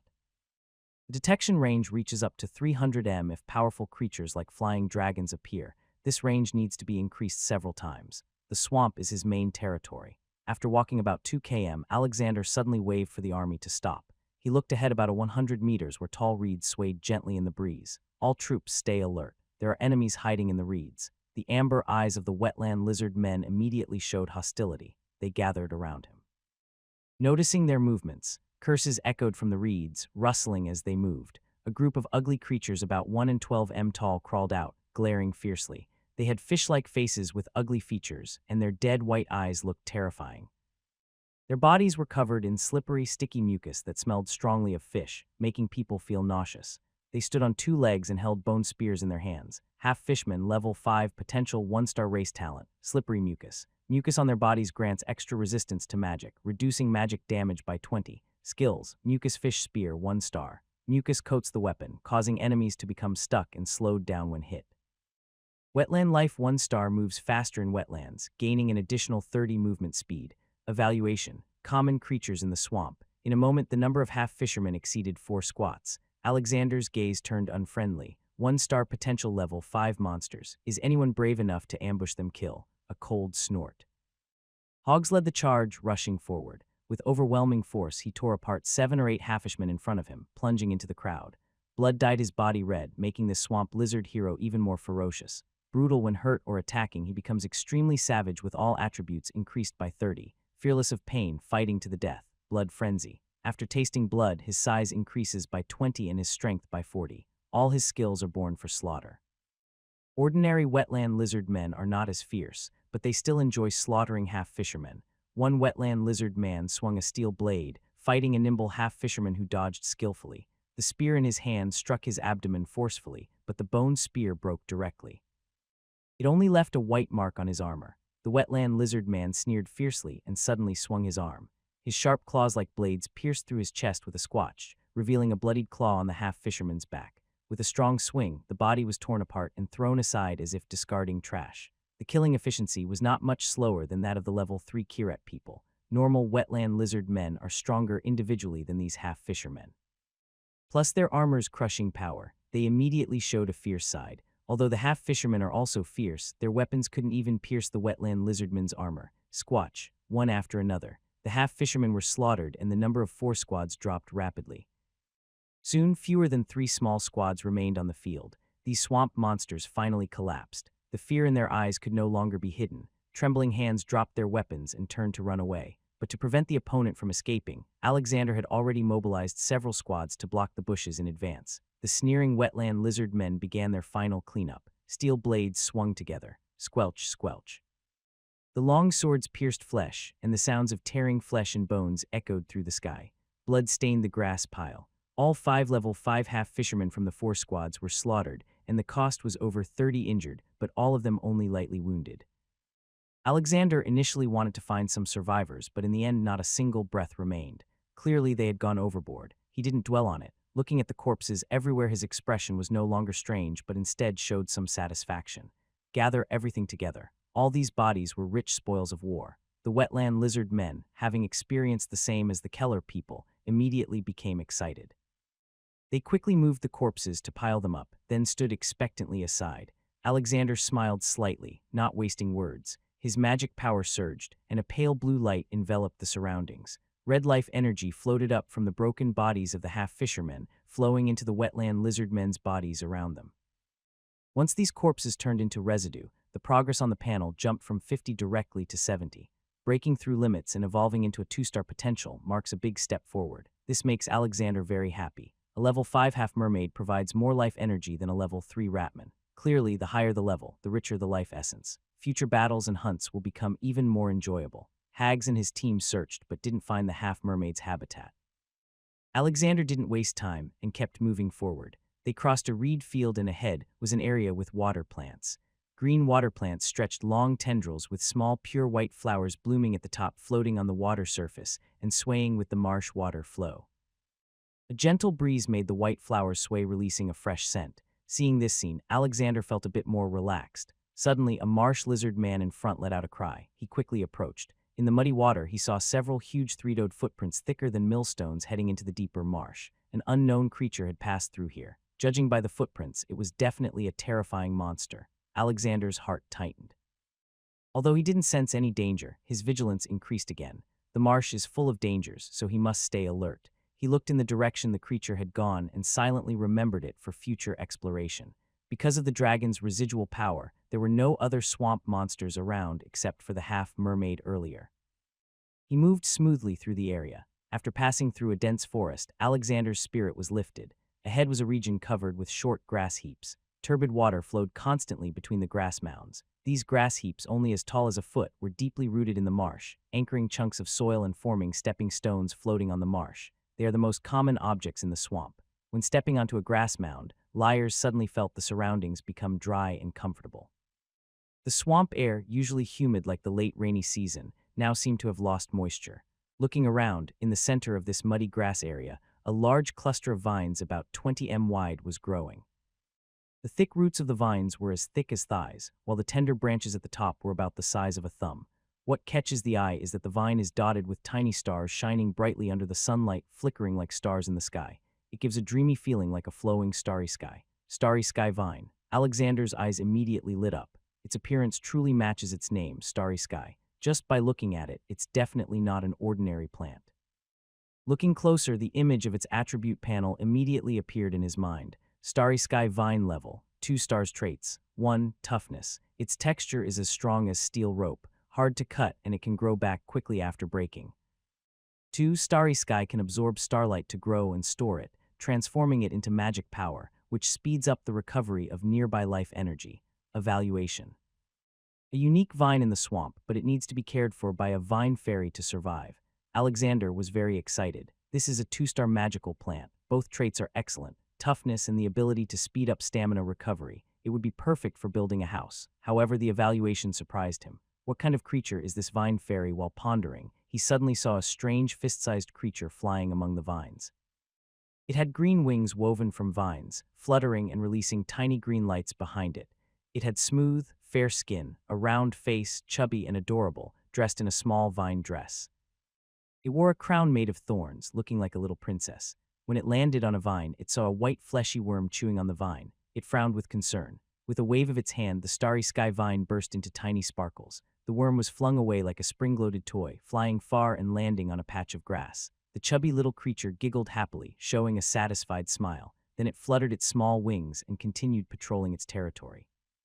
This fist-sized chubby little being is the vine fairy. It's way too cute. Alexander was completely charmed. If this thing were on Earth, it would definitely be a top national treasure. Vine Fairy level 5 potential 3 stars, raised talent gift of the vine, can draw strength from vines to level up skills. Rapid growth 2 stars emits a unique energy that greatly speeds up the growth of vines. Wonderful journey 2 stars can merge into vines to hide from enemies and move freely inside them. When entering the roots, can control the vine's sparkling light. 2 stars makes itself glow, emitting the light needed for vine growth evaluation. A strange magical life form like spring flowers. Summer cicadas 3-star potential. Alexander's eyes are a bit fiery as he looks at them. He keenly senses that these little cuties might be more precious than starry vines. The intelligence system rarely gives such a special comment. He didn't expect to find such an unexpected treasure. At this moment, the vine fairy weaving through the vines also notices something unusual and suddenly gasps.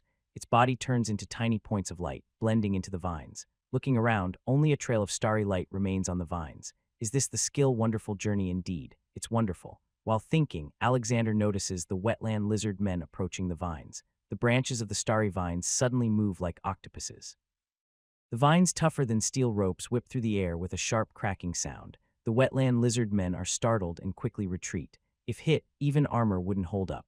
The fact that these vines can grow and reproduce clearly isn't just luck. Watching the secret movements of the vines, Alexander can't help but smile.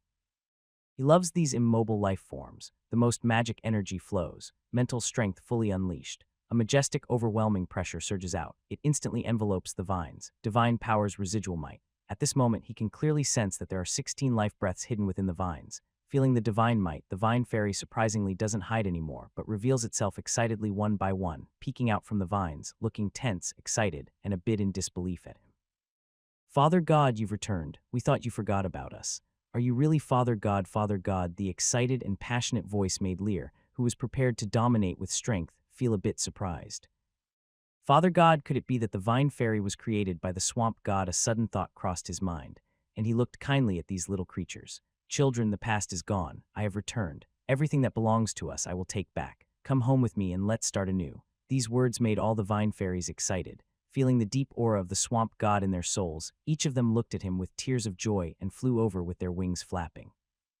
Father God, you've finally come to take us. Lear smoothly left a mark in their spirits, watching these tiny, fist-sized 3-star beings with eyes full of attachment and trust. His feelings were quite complex. Is this really okay? Is it too simple? I'm a bit unaccustomed to this. A chubby vine fairy flew up to Lear, affectionately rubbing her face against his like a clingy kitten.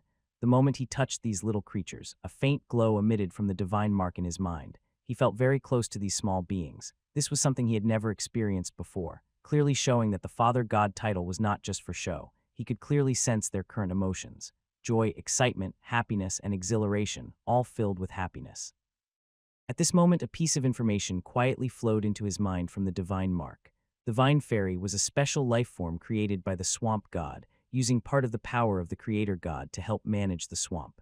But as the swamp god fell, the vine fairies gradually declined and nearly disappeared. There are still some swamp creatures with deep ties to the swamp god, some extinct, some hidden away somewhere. The vine fairies are just one of them. Lear finally understood. So there is this kind of connection. No wonder the other party dropped their defenses so quickly. The aura of the divine mark cannot be forged. It is a power unique to gods. It is also an imprint engraved in the soul and bloodline of the vine fairy. After regaining his composure, Lear showed a gentle smile and reached out to pinch the chubby face of the little creature in front of him. Bring the starry sky vines along. We're going home. Yes, Father God. The cheering vine fairy immediately flew back to her resting place, transforming into a point of light that merged into the vines. Next moment, snap. A large vine about 20 m wide suddenly shot up from the ground. The roots emerged from the earth, and the vines turned into tentacle-like limbs supporting the trunk. It looked just like an octopus. At this point, Alexander realized that this huge patch of starry sky vines was actually, although densely grown with many secondary roots, it had only one main root. 16 3-star potential little creatures directly controlled this 2-star vine to move around. The scene of hundreds or thousands of vines dancing looked very impressive. Alexander was very satisfied. He waved his hand, signaling the others to follow him back to the city of faint light, which was still empty. Under the control of the vine fairy, the starry sky vines turned into a special creature. It moved very powerfully, able to pass through water pools and mud without trouble. The sun gradually set, sinking into the earth. After walking about 5 km back, they passed a muddy water pool about 400 to 500 m in diameter. Alexander suddenly paused, his gaze sharp as he looked across the water. On the other side of the mud pool, a group of tall, unique creatures appeared about 2 m high. They had curved, large horns on their heads covered with moss. Their bodies had a pattern like plum blossoms, very eye-catching. They had big black eyes, curiously observing them with alert and inquisitive glances that moved quickly, especially the starry sky vines controlled by the vine fairy. Their exaggerated size made them very cautious. One of them was even taller than the others, reaching an astonishing 3 meters at the shoulder. From hundreds of meters away, their strength was obvious. Alexander focused intently. In his mind, the attribute panel of the creature appeared. Mudhorn Deer Hero Unit Level 12 Potential for Star's Racial Talent. Mudwalker infused with swamp power can freely leap and run in mud with an additional 60 increase in movement speed. Hero Talent Illusory Body, allowing it to turn its body into an illusion. Immune to physical damage and reducing magic damage by 70. Vitality and Blood 12,000 points. All attributes increased by 30. Skills charge 3 stars, lowers head with large horns in front. When charging at enemies, speed increases by 60 and impact force increases by 80. Earth Stomp 3 stars, stomps the ground causing all creatures within a 15-meter radius of the user to become dizzy. Magic Horn 3 stars, the large horn on its head can cast 3 spells. Mud Technique hits enemies and melts them into mud. Magic Shield creates a shield to protect itself or allies. Light Spear creates a spear of light that pierces all enemies within 50 m evaluation. A giant horned deer living in the swamp. It is the king of giant horned deer. Alexander takes a deep breath, his gaze filled with a mix of caution and passion. Level 12, a 4-star potential hero. Swamp giant horned deer. His skills are extremely powerful. Right now, he has 200 wetland lizard men and 12 swamp tray ants, but they can't do anything against this muddy swamp giant horned deer hero. The divine power's residual might once unleashed will definitely provoke the opponent's fury. Better not provoke it, better to go home quickly. Quietly, he withdraws his gaze, urging the wetland lizard men to move faster. And the vine fairy also uses starry vines to boost speed. Soon, this impressive group of life forms disappears from sight. Alexander quietly marks this area on his magic map, planning to return when he's stronger. Unknown giant three-toed footprints, the muddy giant horned deer. The swamp still needs further exploration. Next, he heads back without further incident. Upon reaching the City of Dew, the sun just sets into the swamp, leaving only a glow in the sky. The territory is lively and bustling. Some muddy people are stacking the transported supplies neatly aside. Others are cleaning the ground and setting up tents. A carriage is parked nearby, pulled by a sturdy unicorn, leisurely munching on grass. 12 level 9 swamps have returned to their peaceful state, their branches swaying in the breeze. It looks very harmonious. Seeing Alexander return, Bane, the busy muddy hero, immediately steps forward to greet him. Master, although he salutes, his eyes are fixed on the still-moving starry vines. The dazzling appearance like a starry sky made it easy for him to recognize the vine. Sir, did you really bring back the starry sky vine? God of the swamp above, surely the Lord has received a divine blessing. This is the magical plant used to build the strongest city of the swamp tribe, the Muddy City. Although that city collapsed long ago during the War of the Gods, reforging the broken sword, wouldn't that make it even more glorious? But why is this vine alive? I've never heard that the starry sky vine is like a tree person. Alexander saw Bane's confusion in his eyes and spoke softly. The starry sky vine hides a vine fairy. In the future, they will be responsible for nurturing the starry sky vine. To build houses with it, you will need to communicate with them. He pointed to the spacious grassland in front. Find a suitable place to settle it, and it will be the growth area for the starry sky vine. Vine fairy. Bane's eyes brightened. Do those legendary creatures really exist? Curiously, he looked at the octopus-like vine, but after not seeing a clear shape, he reluctantly withdrew his gaze. Sir, why not temporarily settle it in the northern part of the territory with the vine fairy present? Moving it later won't be too troublesome. Alexander nodded. That's up to you to arrange. Then he added, complete the territory plan as soon as possible. Yes, sir. Watching the excited Bane, Alexander waved toward the starry sky vine. Go with Bane. From now on, this will be our home. The city of dewdrops will be built in our hands. Bane pounded his chest in assurance. We will restore the glory of the swamp. But after speaking, he looked a bit regretful. Unfortunately, there are too few starry sky vines to support building the territory that can only be used for the core structures. The number of vines needed to build the territory was definitely astonishing. Right now, only a few houses could be built. Hearing this, the little creatures inside the vine became anxious. A surge of mental energy was transmitted. Father God, we can make the starry sky vine grow faster. We have a way, Father God. Leave it to us. We won't let you down. They are vine fairies. How could they let their Father God be troubled by such a thing? Lear sensed the emotions of the vine fairy and took a glance at their skills. Feeling interested, he communicated with these little creatures in detail.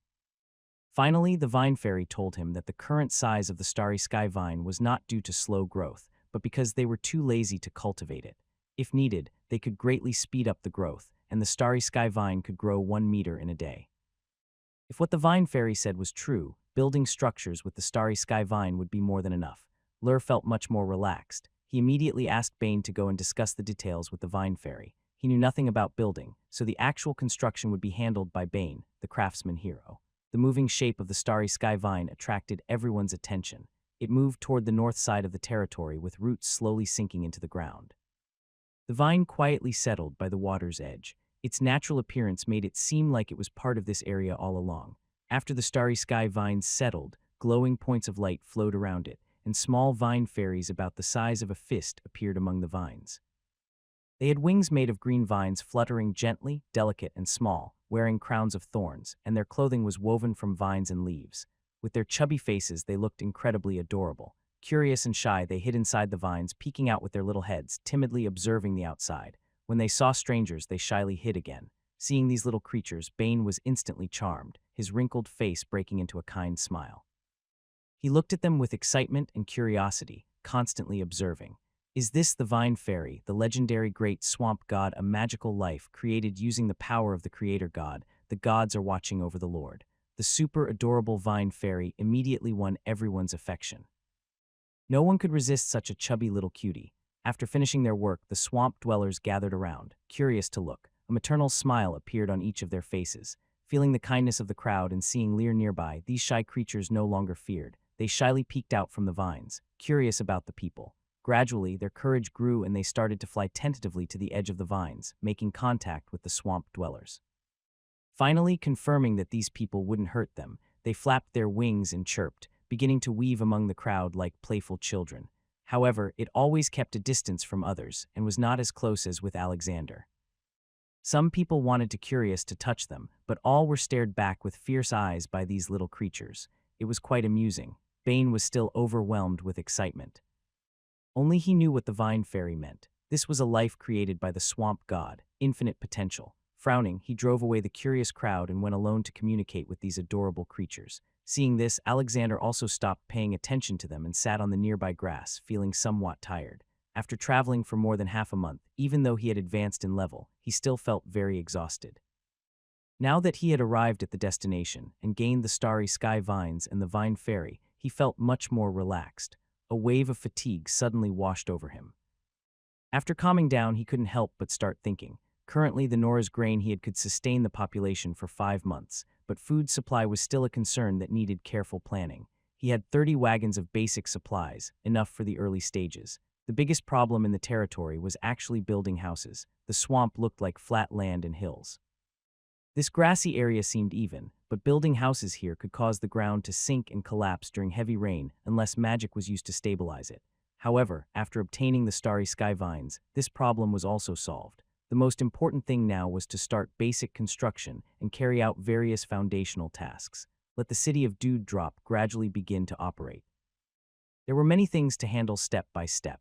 He took a deep breath and looked at the information again. All other tasks had been completed except for one. About 30 km north, there was a group of over 500 fierce level 9 corrupted centers, an advanced wild monster gathering point that couldn't be dealt with yet.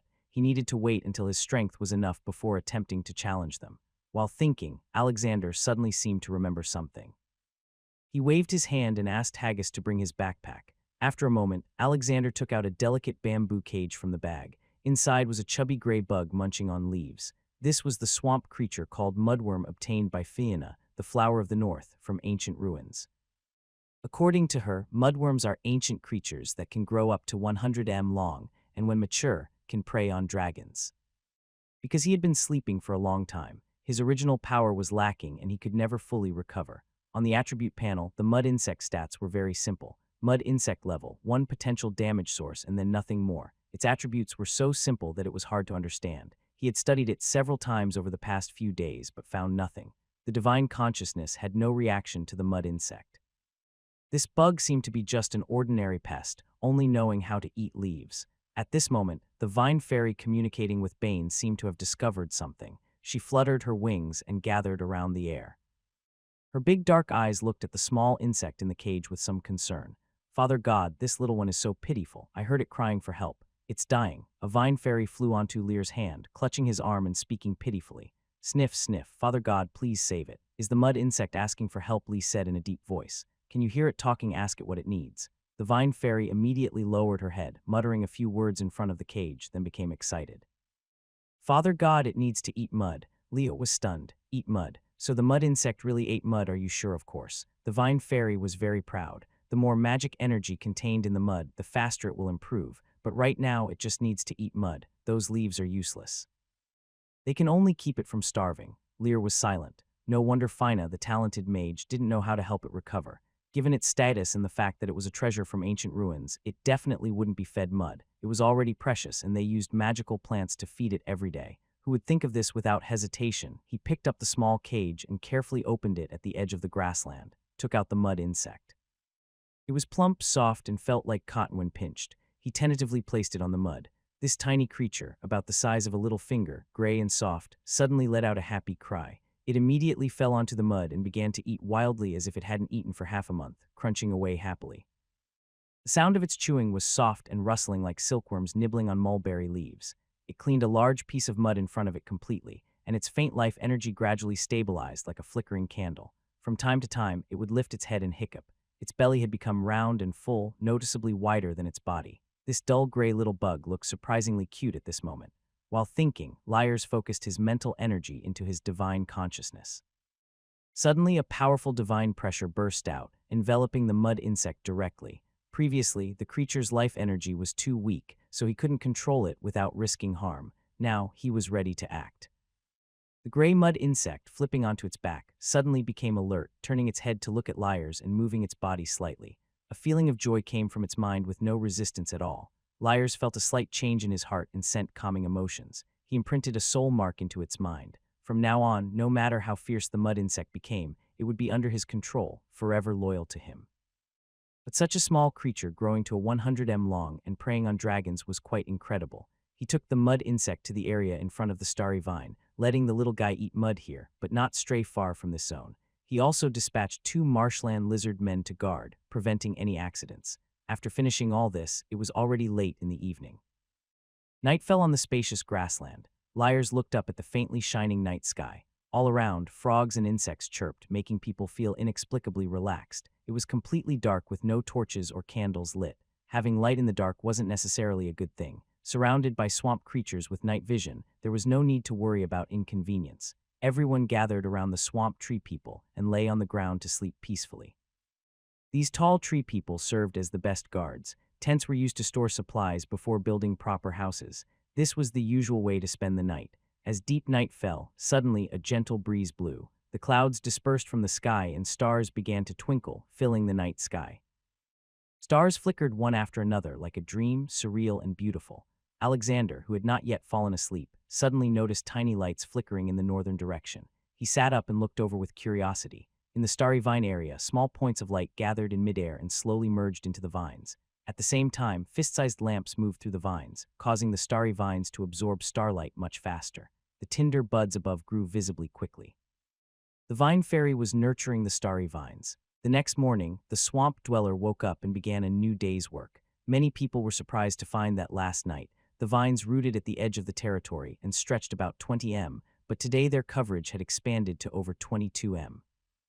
It was a clear increase. When Alexander arrived, Bane was excited. Master, the vine fair's speed in growing the starry vines far exceeds my expectations. Today we can start building houses. Today we build. Alexander raised an eyebrow. How's the planning going, Bane? A little proud, replied Master. Last night I used the starlight to make a preliminary plan. He took out a piece of paper filled with drawings from his pocket. Alexander took it and looked at the dense patterns and strange symbols, raising his eyebrows slightly. Tell me. Bane pointed to a corner of the map and began to explain in detail. To the north, I plan to designate as the living area. The water in the swamp flows downward from here, so the water won't be polluted in the future. To the east, it will be a military zone. The army will be stationed here, separated from the outside, and outsiders will be forbidden to enter, so our military secrets won't be exposed. To the south, it will be the industrial zone of the city of Micro. Blacksmith shops, weapon shops, alchemy workshops, tailoring shops, all can be set up here. To the west, it connects to the outside world. The path into the swamp extends from here, so it can be temporarily designated as a commercial zone. As Micro grows, it will inevitably need to communicate with the outside world.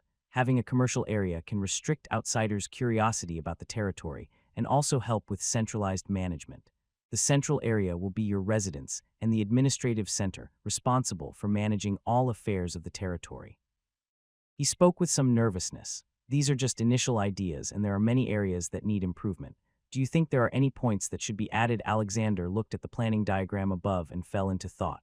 It is quite rough, but at least it distinguishes the different parts of the territory. It's far from perfect, but for a blank piece of land, laying a good foundation is not difficult.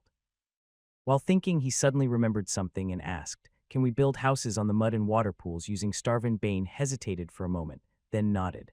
Of course, starry vines are the foundation of the swamp city. The swamp city was the strongest city among the marsh tribes in ancient times, leaving many legends behind. Compared to the only legendary main city of the marsh tribes, Misty City, the swamp city was regarded by more tribes as a sacred city. Although this city had long disappeared into the flow of time, but building houses with starry vines in such a city, these magical plants, are they not powerful enough? Alexander nodded. In that case, let's expand the territory plan. This 2 km wide grassland can't hold Misty City. Let's finish the later planning quickly. Be bold and think long-term. Bane's calm tone made him suddenly feel a fiery passion. Yes, sir. After inspiring Bane's fighting spirit, Alexander looked toward the root of the swamp tray. First, build the administrative hall of Misty City. The rest can be delayed. He needed a landmark, a building that could unite people's hearts. Magnificent, grand, and with enough space for expansion. This will never go out of style in 20, even 50 or 100 years. This is my requirement for the government center. As you wish. At this moment, Bane was filled with ambition, eager to use all his skills immediately. While they were communicating, sensing Alexander's aura, the vine fairies sleeping lazily inside the starry vines jumped out one by one. They flapped their wings and flew to his side, chirping and coquettishly rubbing their chubby, tender, rosy faces against him. Bane looked at them with envy. Yesterday, he wanted to touch these little creatures' faces, but he was scolded angrily. The cute and mischievous expressions of the little creatures made people both laugh and cry, and also made him realize that only Alexander could make these little ones so affectionate. Envy was not possible. Today I will work with Bane to build our first structure. Good luck. Encouraged by Alexander, the vine fairies immediately became excited. One by one, they eagerly patted their chests and promised him, "Father God, I can make the starry sky vines grow very fast. You will definitely be happy. Father God, I can make them grow strong, stronger than all others. Father God, me too." Seeing these adorable little creatures, Alexander chuckled happily. He praised them repeatedly, making all the vine fairies cheerfully go to build with Bane. This swamp creature was truly a skilled craftsman hero. Bane immediately recruited 20 swamp creatures and took out a blueprint, carefully giving instructions. Then he seriously watched the vine fairies as they planted starry sky vines at specific spots. They entered work mode, their faces serious and focused, their aura clearly changing, no longer showing the usual cautiousness of swamp creatures. It was called planting, but it was also quite magical. The vine fairies tore off sections of the starry sky vines and planted them into the ground. Then they emitted a faint starry glow, illuminating the vines. In the next moment, the vines seemed to speed up dozens of times, rooting and sprouting visibly to the eye. They quickly grew into small clusters of vines. 16 vine fairies worked back and forth, and in less than half an hour, Bane marked the spots where the vines were planted. Alexander watched this scene with interest. Bane didn't want to use existing vines to weave a house, but instead used the power of the vine fairies to make the vines grow into a building. This way, because of the vine fair's presence, the building could be constantly adjusted and expanded. If it was unsuitable, it could be reorganized. Thus, the strengths of the starry sky vines and the vine fairies were fully utilized. It was very good indeed. The only downside might be that it used up quite a few vine fairies. These little creatures worked all morning and were exhausted, covered in sweat. Growing and nurturing, the starry sky vines consumed a lot of energy. Fortunately, the vine fairy does not need to consume food. Her energy comes directly from the starry sky vine itself. By noon, when the sun is scorching, the vine fairy slips into the vine and sleeps peacefully. When she wakes in the afternoon, she has regained her energy and continues to use her rapid growth skills. Under their care, the starry sky vine grows at an exaggerated speed. At this rate, by the end of the month, a magnificent building might rise from the ground, and this building is alive. It's a living creature. Even if enemies invade, the vine fairy can control the vines to defend against them. Who can argue with that? Perfect. The vine fairy has planted starry sky vines at 60 points, covering a diameter of 200 m. Thanks to these little helpers, by sunset, the newly planted vines have grown to about the height of a person. Each vine has 20 or 30 tender branches. They are full of life. At night, starlight falls and illuminates the goddess of the night sky, her skirt shining brightly. The starry sky vines glow with colorful light like a dream. Under the starry night, the busy vine fairy becomes even more active. She emits a unique glow like tiny lamps moving back and forth among the vines. Where she passes, the speed of surrounding starlight gathering increases significantly. The starry sky vines planted just today begin to grow even faster.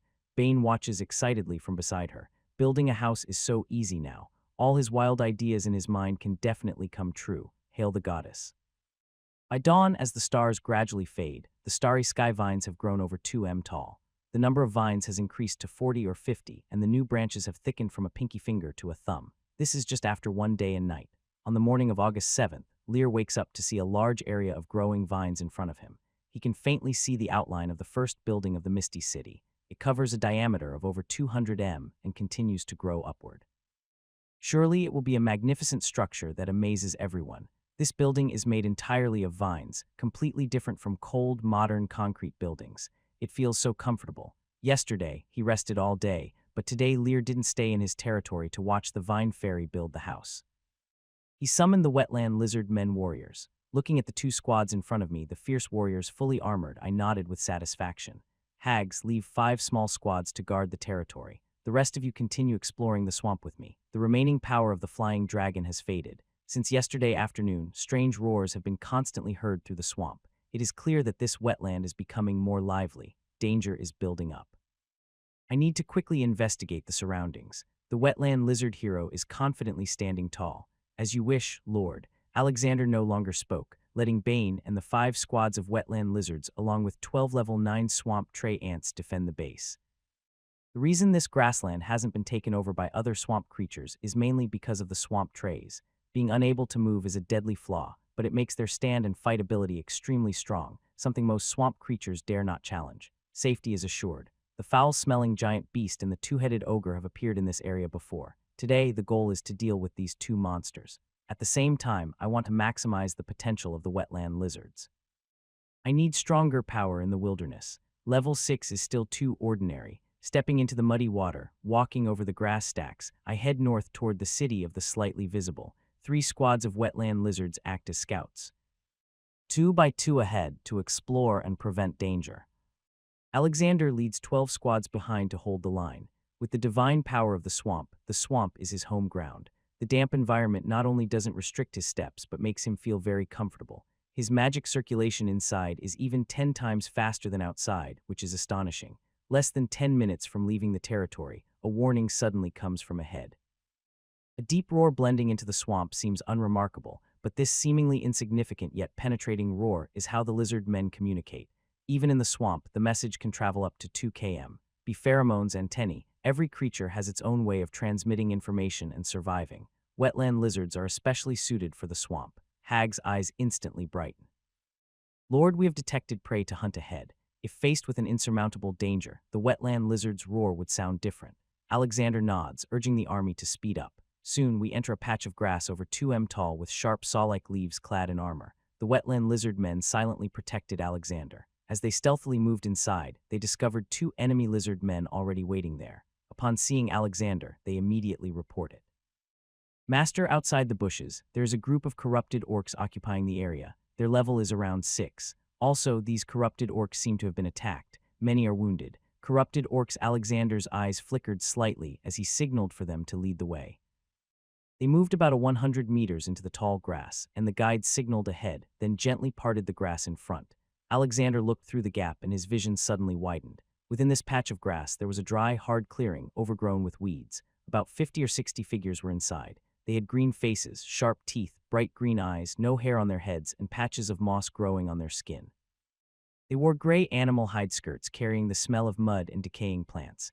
They were tall, mostly around 1.88 m or taller, with muscles bulging like bodybuilders radiating strength, but most of them had swollen red wounds like bites from fierce insects. Some swellings were even larger than fists, with several corpses lying nearby lifeless. The area was filled with large fist-sized swellings looking quite disturbing. The wounded, corrupted orcs were emitting deep, painful howls, making the scene even more terrifying. Corrupted orcs level 6 potential 1-star race talent, Frenzy. After taking heavy damage, they enter a frenzy state, increasing all attributes by 40, but their sanity drops by 70. Skills, Roar 1-star. After roaring, their strength increases by 20 for 5 minutes. Berserk 1-star unleashes all their power, increasing attack strength by 30 on the next hit. Evaluation. Orcs living in swamps, naturally fierce. Level 6 monsters. Alexander looked at the 2 lizard men and spoke in a low voice. Are these all the orcs they have? Yes, master. There are only these corrupted orcs nearby. Alexander nodded, his sharp gaze turning to the hero of the wetland lizard men, Hags. Lead the team. Eliminate them. Hag's amber eyes instantly turned fierce. Your will, supreme and unmatched. The leader's gaze is the direction they move toward. He waves his hand and the surrounding army quietly and quickly gathers at the edge of the bushes. They are ready in an instant attack. With a loud shout, the wetland lizard men warriors, fierce wolves, rush forward to attack the demoralized, heavily wounded and corrupt orcs. The corrupt orcs never expected an ambush. They were badly injured and didn't even notice the attack. By the time they reacted, the wetland lizard men warriors had blood on their steel blades. In the center, a particularly strong orc glares with wide eyes. This he roars wildly. Enemy attack, counterattack, counterattack. The rotting orcs panic and quickly fight back with makeshift weapons, sharp wooden sticks, and homemade wolf-toothoth clubs. The fully equipped wetland lizard men have clear advantages in gear, high morale, top condition, and are many times more numerous.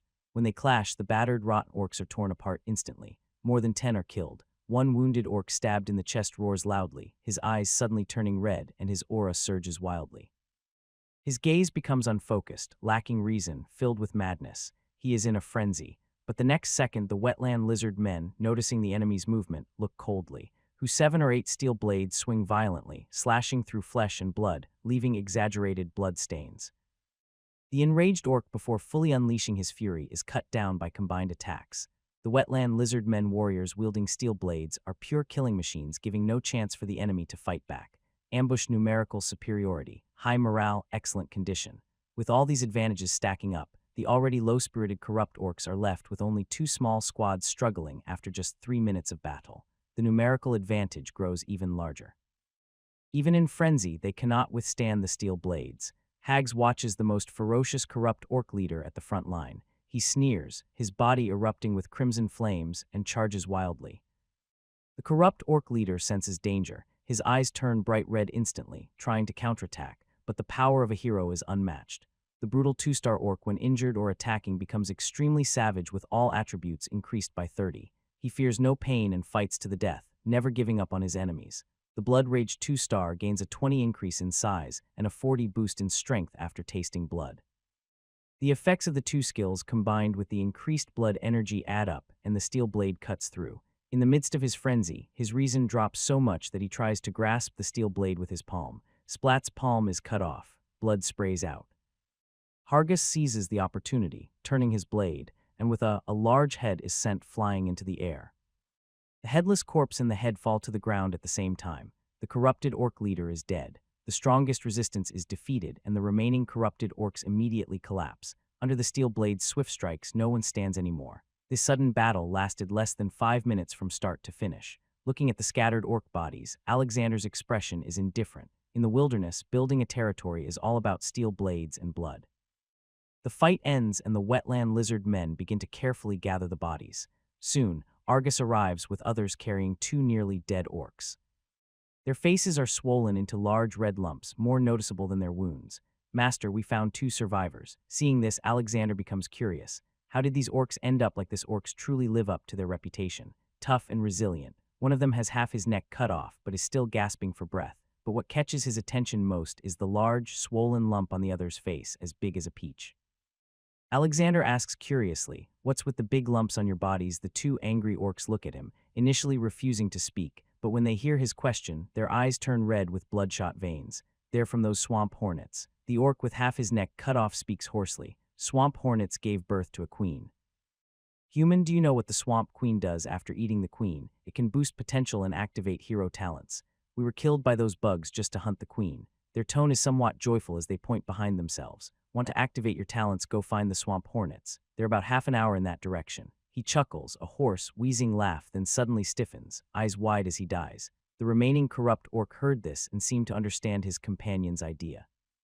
He sneered and looked at Alexander. "That's right. The queen of the swamp yellow bees is a treasure everyone desires. If you want it, go find the swamp yellow bees. They used to be 300 people, but now only dozens remain.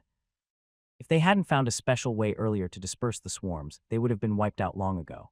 They don't believe that greedy humans can resist such temptation. If they dare to go, they will be met with even more furious revenge from the swamp yellow bees, which have already been angered once." The clear intention was obvious. It was easy to see. Alexander frowned slightly and turned to Harks. "What does the swamp queen be?" Harks suddenly snapped back to his senses, his tone somewhat excited. "Sir, the swamp yellow bee is a very fierce insect in the marsh. Usually they hunt alone and do not build nests. Only when a queen is born do they gather together. The swamp queen bee is the leader of the swarm, possessing very special powers. Most notably, they can enhance life potential, allowing people to activate hero talents. Even if someone has already awakened their talent, they can awaken a second one." His face was full of excitement as he spoke. "This is not just a legend. Many people have verified it." He added, "After the swamp queen bee is born, it becomes extremely dangerous. Not only does their number increase rapidly, but they also become more ferocious and powerful. I have heard that some marshes are completely occupied by swamp yellow bees and outsiders simply cannot enter. These rotten orcs are just trying to lure us in." Alexander nodded slowly. He looked at the rotten orc, who was smiling with revenge on his face, and smiled back, using others to do the dirty work. "These guys are finally using their brains." He continued to question, but apart from information about the swamp yellow bees, the orc said nothing else. Watching the other's aura gradually fade away, Alexander didn't bother wasting words. He waved his hand and Hars was instructed to deal with him directly. Swamp yellow bees. The appearance of the rotten orcs and harogs piqued his curiosity, awakening a second talent. He looked at his blank hero talent and fell into silence. He is still a level 3 apprentice mage with only a 2-star potential. Although he has an evolution stage later on, it has remained at 1 without any other progress. The divine might and the blessing of the swamp are skills gained after merging with a divine realm. These are not innate talents of this. He is not yet a hero unit. This situation is somewhat awkward. His body's potential is clearly limited. Without obtaining the swamp divine realm, he might never gather the seed of magic or reach the path of the extraordinary in his lifetime. Compared to geniuses like Felina, the gap is huge. If he manages to collect all divine realms and authorities later, he might make up for it. For now, awakening his own talent and becoming a hero unit is already very valuable. Even if he doesn't use it himself, training a hero or strengthening hogs would be very effective. While thinking, the corpses had already been gathered. Alexander's eyes were deep. The divine realm emitted a faint pressure with dark blue energy enveloping the bodies. Streams of life energy were extracted and dispersed into the surrounding wetlands and lizard men. More than 50 rotten orcs turned to debris, their evolution stage increasing from 70 to 75, an increase of 5. The higher the level, the more life energy is gained. These orcs are clearly stronger than half fishermen and ser mice by more than one tier. When they reach 100, the wetlands lizard men will be promoted. At this moment, Hogs excitedly approached, holding a blood-stained bundle, and handed it over. "Master, there are gold coins inside." Alexander was quite surprised and took it. Do orcs still keep such things? He opened it, revealing a large pile of shining gold coins. He reached in and felt the metallic texture. There are at least 1,000 coins in this bundle. Where did these guys loot them from? Any other discoveries? Hard shook his head. No, nothing else. Holding the heavy gold coins in his hand, Alexander felt his mood improve a bit. These rotten orcs became spoils of war and also contributed over 1,000 gold coins. Not bad, very good. If all the monsters in the swamp were this sensible, building the city of Wu would be much easier. After cleaning up the battlefield, they continued exploring outward. His gaze turned toward the direction the rotten orcs indicated. Guide the frontline wetland lizard men to search in this direction first. Unfortunately, the intelligence system won't refresh until the 10th. If there is information about swamp wasps, it could save a lot of effort. Continue moving forward. There are still signs of orc retreat in this area. Soon, you find a gathering of monsters slaughtered by corrupt orcs. These are a group of half-people we encountered before, about 50 in number. The numerous corpses delight Alexander, who happily accepts them, increasing his evolution level by 1. Though the increase is small amounts add up over time, eventually reaching the maximum. Crossing the mere people area, you see an open space in the swamp filled with over 40 orc corpses. They're all carrying large bags which look quite creepy. Alexander shows a bright smile. Wow, this isn't just patrolling the swamp. It's like treasure hunting, collecting corpses, extracting life energy. A combo of actions, and his evolution level rises again, 80 now, just one step away from evolving. Who doesn't love free gains? Feeling relaxed, he continues along the path. After about 10 minutes, the wetland lizard men ahead give a warning. Alexander immediately signals everyone to hide their aura and slow down carefully. After a moment, they pass through a grassy swamp area and see at the end of their line of sight a giant tree about 70 or 80 meters tall, blocking the sky and sun. Around this big tree, there is a buzzing sound, countless wings flapping fiercely. Large wasps over 30 cm long with slim waists, venomous stingers, and black-yellow coloring fly around the tree. The dense swarm looks like wave after wave of dark tides, impossible to count clearly. The center of the tree is covered with a hive made of black mud, resembling a wasp city. Just one look makes your spine feel cold. Swamp wasp level, 5 potential, 1-star race talent, poison needle. Poison needles on the back deliver deadly toxins, causing massive poison damage and paralyzing enemies. Skills: fast flight, 1-star flight speed increased by 40. Piercing, 1-star tail stinger has strong piercing power capable of breaking through armor. Evaluation: the highly toxic wasps, if led by a queen, become extremely dangerous. All of them are level 5, and there are tens of thousands flying outside, with even more hidden inside the nest, an estimate of over 100,000. This terrifying scene made Alexander wonder, how dare those corrupt orcs look into such a massive swamp wasp hive? A single swamp wasp isn't much, but when there are hundreds of thousands and the swarm is about the size of a fist, it becomes a different matter. If they attack, it will be a death storm covering the sky. Moreover, the swamp wasps have a queen that can control the swarm. Alexander couldn't figure out who gave those corrupt orcs the courage to target such a dangerous hive. He watched quietly for a while, then signaled everyone to retreat. After moving away from the area, Alexander opened his magic map and marked the location. It's a strong monster base that can't be challenged yet. He plans to gather strength first and come back later. He changed direction and headed toward the place where the swamp tramp said the foul-smelling giant was located.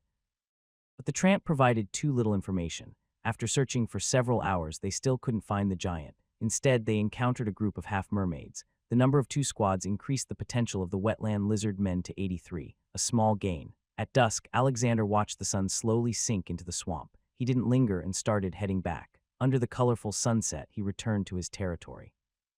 He immediately saw that the vines, which were only 2 m tall in the morning, had grown to 3 m and were gradually closing in. Progress was rapid. The chubby vine fairy was still working hard to emit light, guiding the starry sky vines to grow. These little creatures are truly treasures. Alexander smiled happily. After dinner, he summoned Bane. This swamp man hero was still excited. The vine fair's performance gave him hope that his dream could come true. In the past 2 days, he organized all the swamp people to discuss and plan the city of Micro in detail. Swamp people are natural craftsmen, each with different ideas. Through teamwork, the original plan was gradually improved. After listening to Bane's enthusiastic report, Alexander generously praised him. Bane's face flushed with excitement. Sir, the territory construction is gradually getting on track. Next, we should start farming and planting crops. Our supply of Niuya rice can last for 5 more months, and the fastest maturing marsh wheat still takes 3 months to grow. We need to leave some buffer time. After venturing into the wilderness, they faced many dangers, and it became harder to trade with the outside world. Relying solely on outside food purchases was too limiting. It's easier now with a small population, but if the population keeps growing, transportation problems will make this option impossible. Clearing farmland is a necessary choice. I sent someone to scout around. 5 km downstream to the south, there's a large area of silt deposits that can be turned into farmland. This area has very fertile soil, and with continuous swamp water irrigation from upstream, we will surely have a good harvest. Maine spoke confidently. They brought enough seeds, marsh wheat for planting. With some land clearing, planting can begin. Alexander nodded seriously and reminded him. Starting tomorrow, assign people to begin clearing farmland. Make sure to bring along the wetland lizard guards. If you encounter danger, retreat immediately. You are the most valuable asset of the territory. Hearing this, Bane felt warm inside. Sir, you truly care for your subordinates. Remembering his previous dark-like life and the uncertainty he felt when handed over to Alexander, his emotions were strong now. The contrast made him realize how far he'd come. His gaze became firm. He would do everything he could to help Sir build the city of the faint glow. After discussing the farmland, Bane brought up another key issue: water sources. Swamps have plenty of water, but the water is full of bacteria and not suitable for drinking directly. According to your earlier words, boiling the water reduces the risk of diarrhea and illness, but swamp water tastes too fishy and is not good for long-term living. More urgent than farming is finding a clean water source. Hearing Bane's serious words, Lyre's gaze sharpened. Without food, hunting and fishing could provide supplies, but without clean water, it could be deadly. I will focus on searching for water sources during my explorations these days. Is there anything else that needs to be solved, sir? Our current manpower is barely enough. But if the territory expands, it will be far from sufficient. The M-men have only a few hundred people, and the wetland lizards as warriors cannot participate in production. With such a large territory, only a few hundred laborers are simply not enough. Lin nodded. I will arrange this. Thanks to the divine power of the divine relic, there's a way to solve the manpower problem. But races like the half-fish people covered in slimy, smelly mucus are really disgusting, and he looks down on them. After finishing the conversation, Lael looked at Bane's departing figure and took a deep breath. The city of Marrow with its blank exposed appearance lacks everything. Comrades still need to work hard. Calming his mind, he stood up and left the tent. The starry sky was already shining at this moment. He instinctively looked toward the central area. One by one, the vine fairies lit themselves up again, becoming glowing bulbs controlling starry light, speeding up the growth of the starry vines. This has already become a landscape of Marrow City. After instructing Hegus to arrange security, he returned to his tent and fell into a deep sleep. On August 8th, the farmland to the south began construction in the morning. 50 M-men participated, and it is expected to be cultivated by the 20th. Swamp wheat, as long as there is plenty of fertile swamp mud and water, can be grown year-round, not limited by seasons, even in winter. It matures in just 3 months and is the most common and excellent crop in the swamp. Once leaving the swamp, this wheat loses many of its characteristics, and the yield drops by more than half. This is a crop unique to the swamp, rarely cultivated elsewhere. On the 8th and 9th, Lael hunted around Marrow City, but the stinky giant monster mentioned by the swamp trance still hasn't appeared. However, on the afternoon of the 9th, about 15 km east of the territory, traces of a two-headed ogre were found. This was a large group of over 70 with an average level of 10. They were about 2 and 12 m tall, like little giants. Two hideous, ugly heads grew on their necks, giving a chilling feeling. They wore beastkind clothing with strong, muscular bodies, muscles looking inflated like balloons bulging high. Their weapons were made of sturdy wood. At the ogre group's gathering place, about 10 rough wooden huts had been built. Even Lear discovered that the other side had enclosed a patch of grass land where they were raising something. However, because the bushes were dense, it was hard to see clearly. After noticing these double-headed ogres, Lear didn't rush to attack.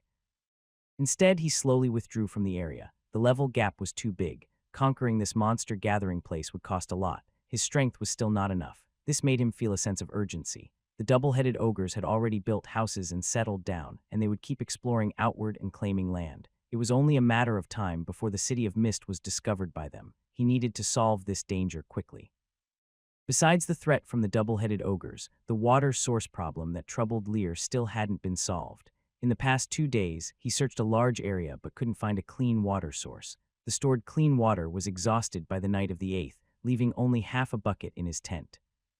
Everyone started collecting water from the swamp into buckets for sedimentation and filtration. The next day, they used cloth to filter it again and boiled it before drinking. But the smell and bitterness of the swamp water remained strong. Simple treatment couldn't remove it, making it hard to drink. Lear didn't expect that the biggest threat, the swamp monsters, wouldn't cause much trouble, but the water problem, which seemed less important, would become a serious issue. On the evening of the 9th, after exploring the double-headed ogre territory, Lear didn't continue searching and returned to the Mist City. At this time, a group of swamp people was collecting water from the foul-smelling muddy water into buckets for sedimentation and filtration. Their lips were dry, their complexion pale, and they looked exhausted, glancing at the muddy water in the buckets and swallowing saliva from time to time. But they would rather endure than drink the muddy, boiled, smelly water after filtration. Meanwhile, on the grassland, a large pot was boiling with water bubbling vigorously. Above it, a metal pot filled with cold water was placed, and the steam rising from the boiling water quickly condensed and dripped into a wooden basin distillation. This method could produce some cleaner water with less smell, but this large pot was supposed to serve hundreds of people. Boiling it all wouldn't be enough. Sir Bane hurriedly stepped forward to salute when he saw Lear returning. Lear looked at the gathering people collecting water and said in a deep voice, "Get 2 more pots. We can't stop collecting clean water." Bane immediately responded, "I've already sent people to gather wood." Alexander nodded. This was only a temporary plan. Finding a good water source was the real key. He felt a headache coming on. He wasn't in the mood to talk much. After Bane went to make arrangements, he silently went to the central area, watching the vine fairies grow starry vines. Every day the building changed a little, which made him very hopeful. Sunset and moonrise, stars shining brightly. The mud people, tired from a busy day, had fallen into deep sleep. Only the wetland lizard people on the outskirts remained awake, guarding the night. Alexander was not sleepy. He went to the central area and watched the vine fairies build their houses, waiting quietly until late at night. According to the system clock, the date changed from August 9th to August 10th. Suddenly, the system displayed a new message. The information system has cooled down and can be refreshed. Do you want to refresh? Alexander's spirit lifted and his mood instantly became excited. Refresh. In the next second, 5 pieces of new information appear quietly. 5 km southwest, there is a patch of roses with up to 12 different varieties. 1 star, 10 km north, a foul-smelling giant creature occupies an ancient ruin. Every month on the 15th, the building appears, and by the 20th, it automatically disappears. 2 stars, 3. A beast man discovered that drying black dragon broadleaf grass and mixing it with blood creates smoke that can put mud wasps into a coma. However, the smoke only causes 10 minutes of unconsciousness. Per timing led to heavy casualties. Adding earth dragon feces can greatly enhance the effect. 2 stars, 20 km northeast on a small hill covered with vines lives a group of bubble beasts. The bubbles they produce can filter out impurities from mud, providing a clean water source. 3 stars, 10 km south in a muddy pond, there lives a group of crimson fish with delicious meat, no spines or bones. 3 stars, 1 piece of 1 star info, 2 pieces of 2 star and 2 pieces of 3 star. The value of this refreshed information was quite high. Alexander felt very happy. He carefully examined the first piece. Previously, it was mentioned that Felina was searching for more types of roses to break through. That area actually has 12 varieties. When he returns to Lurlen City next time, he'll have a gift ready. The other party probably wouldn't be stingy with a return gift. Right, after all, she was the princess of Lurlen City, the flower of the north. Tusk, tusk, tusk. Her credit limit is extremely high. The second piece of information is about the foul-smelling giant monster. The enemy has taken over an ancient ruin building, which shows signs of activity on the 15th of each month and disappears by the 20th. No wonder they haven't found any traces these days. Ancient ruins are often remnants of old civilizations, which may hide great treasures. Norrell's main plane has a long history, having experienced 8 wars of gods, destroyed civilizations, buried cities, and shattered dimensions. Over time, some ruins are covered by the earth, while others drift into different dimensions. By chance, these ancient ruins sometimes reveal themselves. They could hide treasures that would make kings tremble or ancient divine artifacts. Of course, they might also contain terrifying dangers. The ruins occupied by the foul-smelling giant monster are likely valuable. Otherwise, the enemy wouldn't be so carefree. We must check them out when the time comes. The third piece of intelligence greatly interests Alexander. No wonder those decayed orcs dared to attack the swamp wasps. There's a secret behind it. The hints afterward are also interesting. Using Earth Dragon Dong can greatly boost power. Isn't that perfect timing? He still has some genuine Dragon Dong, which is much better than Earth Dragon Dong. The Swamp Queen Bee can activate special talents, and he's definitely going for it. The fourth piece of intelligence is worth 3 stars. Bubbles can filter out sand and dirt to produce clean water. Alexander took a deep breath. Most of his recent stress has eased. The intelligence system is indeed triggered by things he's recently encountered. This piece of information could solve a big problem. He's been struggling with water sources these days, almost giving him a headache. Without food, he can hunt, but without clean water, life becomes unbearable. Relying on distilled water isn't a long-term solution. No wonder this intelligence is worth 3 stars. It truly deserves it. Seeing the fifth piece of information, Alexander's eyes flickered. The red dragon-blooded fish, just the name sounds extraordinary. Farmland has already been cultivated, but he can't just eat wheat bread, right meat, eggs, and milk. Without milk, he still needs protein. Although the swamp lacks drinkable water, it's not short of water overall. Catching some and trying to raise them might be a good idea. These blood-red fish are worth up to 3 stars in intelligence value, so they are clearly not ordinary goods. This time, a big explosion happened, and it felt very satisfying. Satisfied, Alexander returned to his tent and fell into a deep sleep. The next morning, he gathered his troops and headed northeast to search. Today's target is the bubble beast. Other things can wait, but water is essential. Distilling water can quench thirst, but there are too many people, and there isn't enough wood nearby for fuel. According to the intelligence, the bubble beast lives on a small hill covered with vines. To be safe, he brought 5 vine fairies. They are perfect for the task. They stepped into the swamp with a faint morning mist. The air was moist and felt very comfortable. The 5 vine fairies fluttered their green wings, which looked like they were woven from vines, and flew around Alexander. They occasionally rubbed against him or stopped on his shoulder. Their cheerful giggles were constant with him here. Even if they left the vines, these little creatures still felt safe. The fierce wetland lizard men saw this warm scene and their eyes softened. About 10 minutes after leaving the city of D, the wetland lizard men ahead let out a sharp, tragic scream. An enemy attack. Alexander's gaze sharpened, and he immediately led his people forward. After about 200 m in a sparse forest, a small team of wetland lizard men stared fiercely ahead. Alexander focused his eyes and saw about 10 strong figures. They had gray-brown skin, dense hair like a forest. They had human faces but looked fierce and savage. They were over 1.88 m tall, wearing clothes made of leaves, holding hardwood spears and stone hammers. These figures looked wild, like they came from a primitive, untamed land. They had captured 2 unconscious lizard men. The wetland lizard men also held a prisoner whose face was unclear. Barbarians level, intermediate knight level, 7 potential 2 stars, race talent, savage physique, with a strong body, far greater endurance than ordinary people, and an additional 35 strength skills. War cry 2 stars, a terrifying shout before attacking that boosts own strength by 20. When 10 people shout together, their strength increases by an additional 20.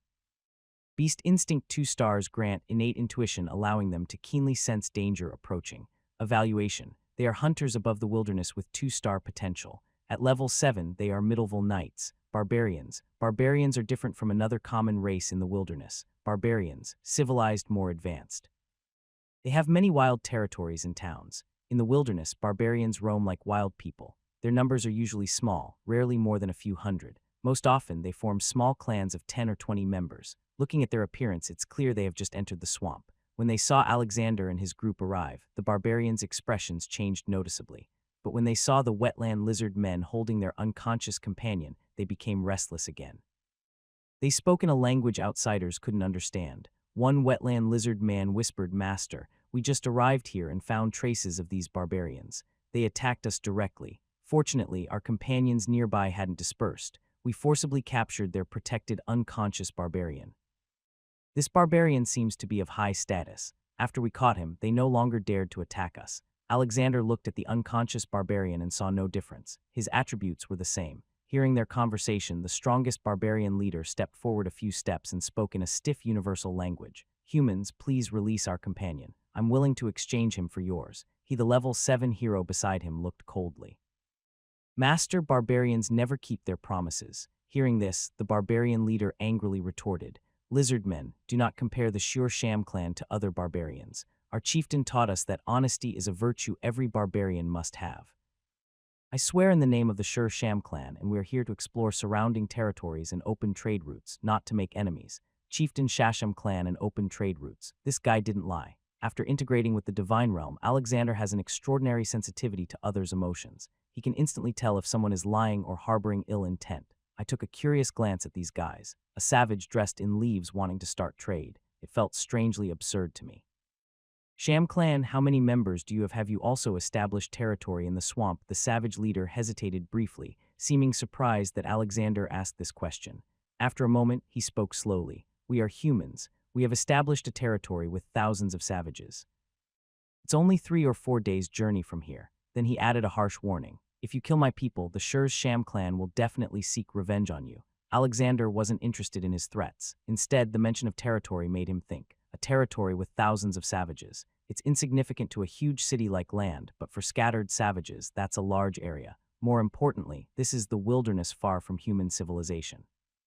At this moment, the intelligence system suddenly displayed a new message. The first wild tribe, the Shure Sham clan, has come to visit and seeks to open trade. An additional piece of information has been triggered. The chief of the Sham clan has gained extraordinary wisdom and plans to unify the savages to build their own city in the wilderness. They are now seeking trade with outsiders. They occupy a unique mine rich in gold and rare minerals. Trading with them will not only earn their friendship, but also gain a large amount of rare minerals. Alexander's eyes lit up as he read the message. These savages are serious. His thoughts immediately changed. While he was lost in thought, the savages suddenly noticed the wetland lizard men gathering from all directions. They surrounded them completely. Over 100 fully armed warriors stared coldly at them, the pressure instantly overwhelming. The savage leader clenched his teeth. Humans, what do you want? It seemed today wouldn't end well. Alexander regained his focus, looked directly at them, and spoke slowly. I'm very interested in your Shure Sham clan. My territory is just starting out, and perhaps we can establish a trade relationship. Diplomacy first, attack later. Trade is always the best way to prosper a territory. Without an intelligence system prompt, the city of Micro would still need to engage and trade with the outside world. The barbarian leader looked somewhat surprised, building trade. He hesitated and was cautious. Human, are you truly willing to establish trade with us in this current state? It didn't seem like the time to discuss such matters. Alexander nodded. Right now, your lives are in my hands. What benefit is there for me to deceive you? The barbarian leader was speechless. Alexander didn't wait for him to speak further. The premise of opening trade is mutual needs. My swamp produces plenty of resources. I lack nothing. I need to know what you can provide and what you need. Although there was some intelligence, he couldn't skip asking. This made the barbarian leader take the matter more seriously. We need large amounts of food, salt, which can be exchanged for gold, ores, or slaves, he added. If you can provide weapons, armor, and iron tools, that would also be good. These supplies are essential items that are scarce in the wilderness. In this jungle where the strong prey on the weak, human lifestyles are too luxurious for the wild creatures. A stable environment is needed. Stability is the most lacking here. Food is mainly obtained through hunting and gathering, primarily hunting. But hunting is unstable and involves high risks of casualties. Maintaining a large force relying only on hunting is very difficult. In a territory like this barbarian land, feeding thousands of people every day is a huge burden. Most races in the wilderness cannot establish territories or develop city-states for practical reasons. Alexander's gaze flickered slightly. Gold, slaves, ores. He thought of trade during Earth's medieval age of exploration.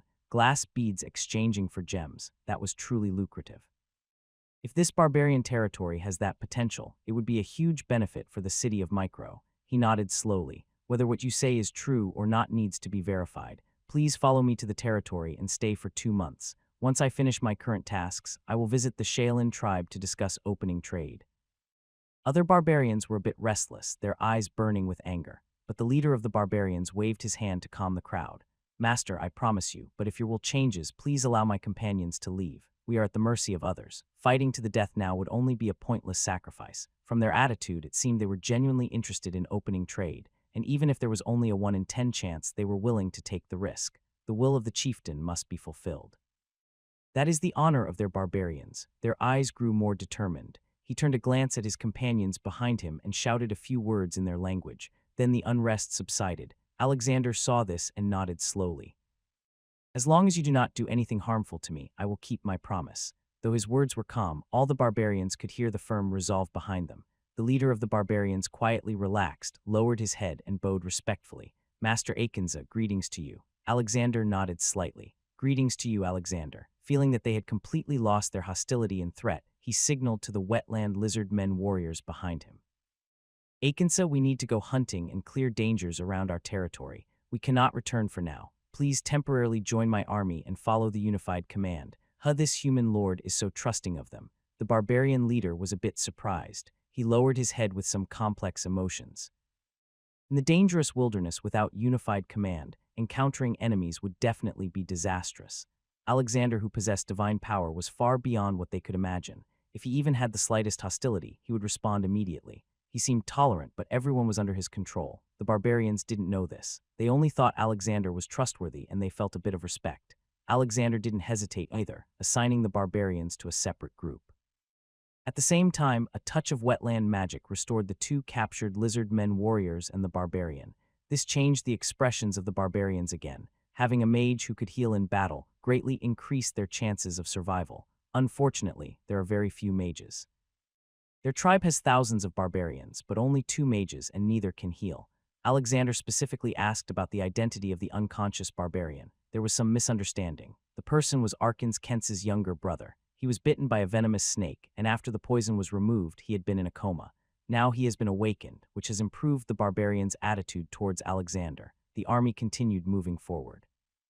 The 3 small teams of marsh lizard men paired up and began exploring a larger area.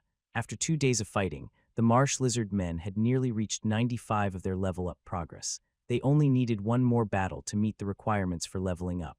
However, they hadn't encountered the fight they wanted today. They had traveled for 2 hours straight without seeing any swamp monsters. There were many animals along the way, but sensing the approaching large group, they all fled from afar. Relying on the hunting instincts of the marsh lizard men, they only caught a few swamp boars for dinner, but they weren't thirsty. Alexander felt quite helpless and decided to expand the search area. After another half hour of walking forward, the lizard men sent back a message. They had found the target. When Alexander arrived at the front, he saw a small hill rising from the swamp, covering several hundred meters, over 30 m high. The hill was covered with dense vines. These vines are common plants in the swamp, looking lush and full of vitality. Surprisingly, at the root of the vines at the foot of the hill, the muddy water, which should be murky, was now crystal clear. Many dark blue fish were swimming in the water. There were even more than 10 large fish over 2 m long. When the fish saw the approaching people, they wagged their tails and slipped into the natural hiding places formed by the vine roots. 100 meters away from the hill, the muddy water was still foul and stinky. There was a huge contrast between the two. Seeing this scene, Alexander felt very happy. Arza, the barbarian leader, looked at the vines and fish in the water with some envy. The food in the swamp was very abundant, and the water was very clear. Unfortunately, if it were near their tribe, the water shortage and food scarcity problems could be eased. Alexander ignored the barbarian and waved his hand behind him. Hiding among the wetland lizard people, the vine fairies flutter their green wings woven from vines and fly quickly to his side. Father God, Alexander nods, signaling ahead. Under these vines there is a special creature, the bubble beast. Go find them. The bubble beast. What kind of creature has such a strange name? Curious. The vine fairies immediately puffed out their chests and fluttered their wings, flying into the hills. As they approached the sprawling vines, they suddenly turned into tiny points of light and blended in. It looked quite magical. Next moment, the tangled vines wriggled like octopuses. Countless branches swung and waved, making rustling sounds in the air. The entire hill seemed to come alive. It looked strangely beautiful. The barbarian was unaware of the vine fair's abilities and watched all this with surprise. Alexander sensed everything clearly. At this moment, he could feel that after the vine fairy merged with the vines, more than 20 new life energies appeared inside the hill. This was originally the opponent's territory, but the vine fairy used the vines to drive them away, concentrating them in one area. Then thick, lush vines suddenly sprouted from the ground on the hilltop and swung in the air. On the vines, 26 sleepy, strange little creatures were like ropes. They were about 1 meter tall with small chubby wings on their backs, and their mouths were plump. Their faces looked like big steamed buns, round and plump. They had black eyes that darted around. Their bodies resembled small dinosaurs from cartoons with inflatable-looking fat tails, and their lower half had two thick legs. Their upper half had arms like claws, also chubby. Are these the bubble beasts? Alexander was quite surprised. They are so adorable. If they were on Earth's, wouldn't they be cuddly and cute? Bubble beast level, Middleville magical creature level, 8 potential 3, stars magic power 2500 race talent bubble. Blowing the bubbles contains special magic power and have many uses, controlling up to 20 bubbles. Skills, Gulagal 2 stars, the bubbles it blows can filter impurities from water, producing clean water. Bubble bomb 2 stars, compresses water or air inside a bubble, causing it to explode instantly and deal huge damage to enemies. Within the 10m bubble prison, 2 stars, traps enemies inside a bubble, making them limp and unable to use their strength. Evaluation, rare magical creatures that even reproduce using bubbles. With 3-star potential and level 8, they have up to 3 skills, all of which are 2-star skills. Liz in a very good mood. The chubby bubble beasts are still a bit confused, not understanding what's happening. They were sleeping peacefully when suddenly vines pulled them up and tied them tightly, making them unable to move. Li doesn't wait for the bubble beasts to regain their senses. His gaze sharpens as he activates his divine power. An overwhelming pressure flows out, directly covering these magical creatures. The next moment, Lael doesn't feel any resistance. Instead, he leaves a mark on their souls. It's so smooth that he wonders if he's imagining things. The confused bubble beasts instinctively turn to look at Leo, their dark eyes showing affection. Master, they call out in clear, sweet voices, their attitude changing so quickly that even the barbarians are caught off guard. How did they become so obedient? Leo pauses, his expression turning a bit strange. He thought there would be a fierce fight, and he was prepared for some casualties, but it was so simple that he begins to suspect something went wrong. This is a 3-star creature, vital information related to the survival of the city of Wayu, and it's just like this. He pulls back his scattered thoughts and waves his hand, telling the vine fairy to release the little creatures.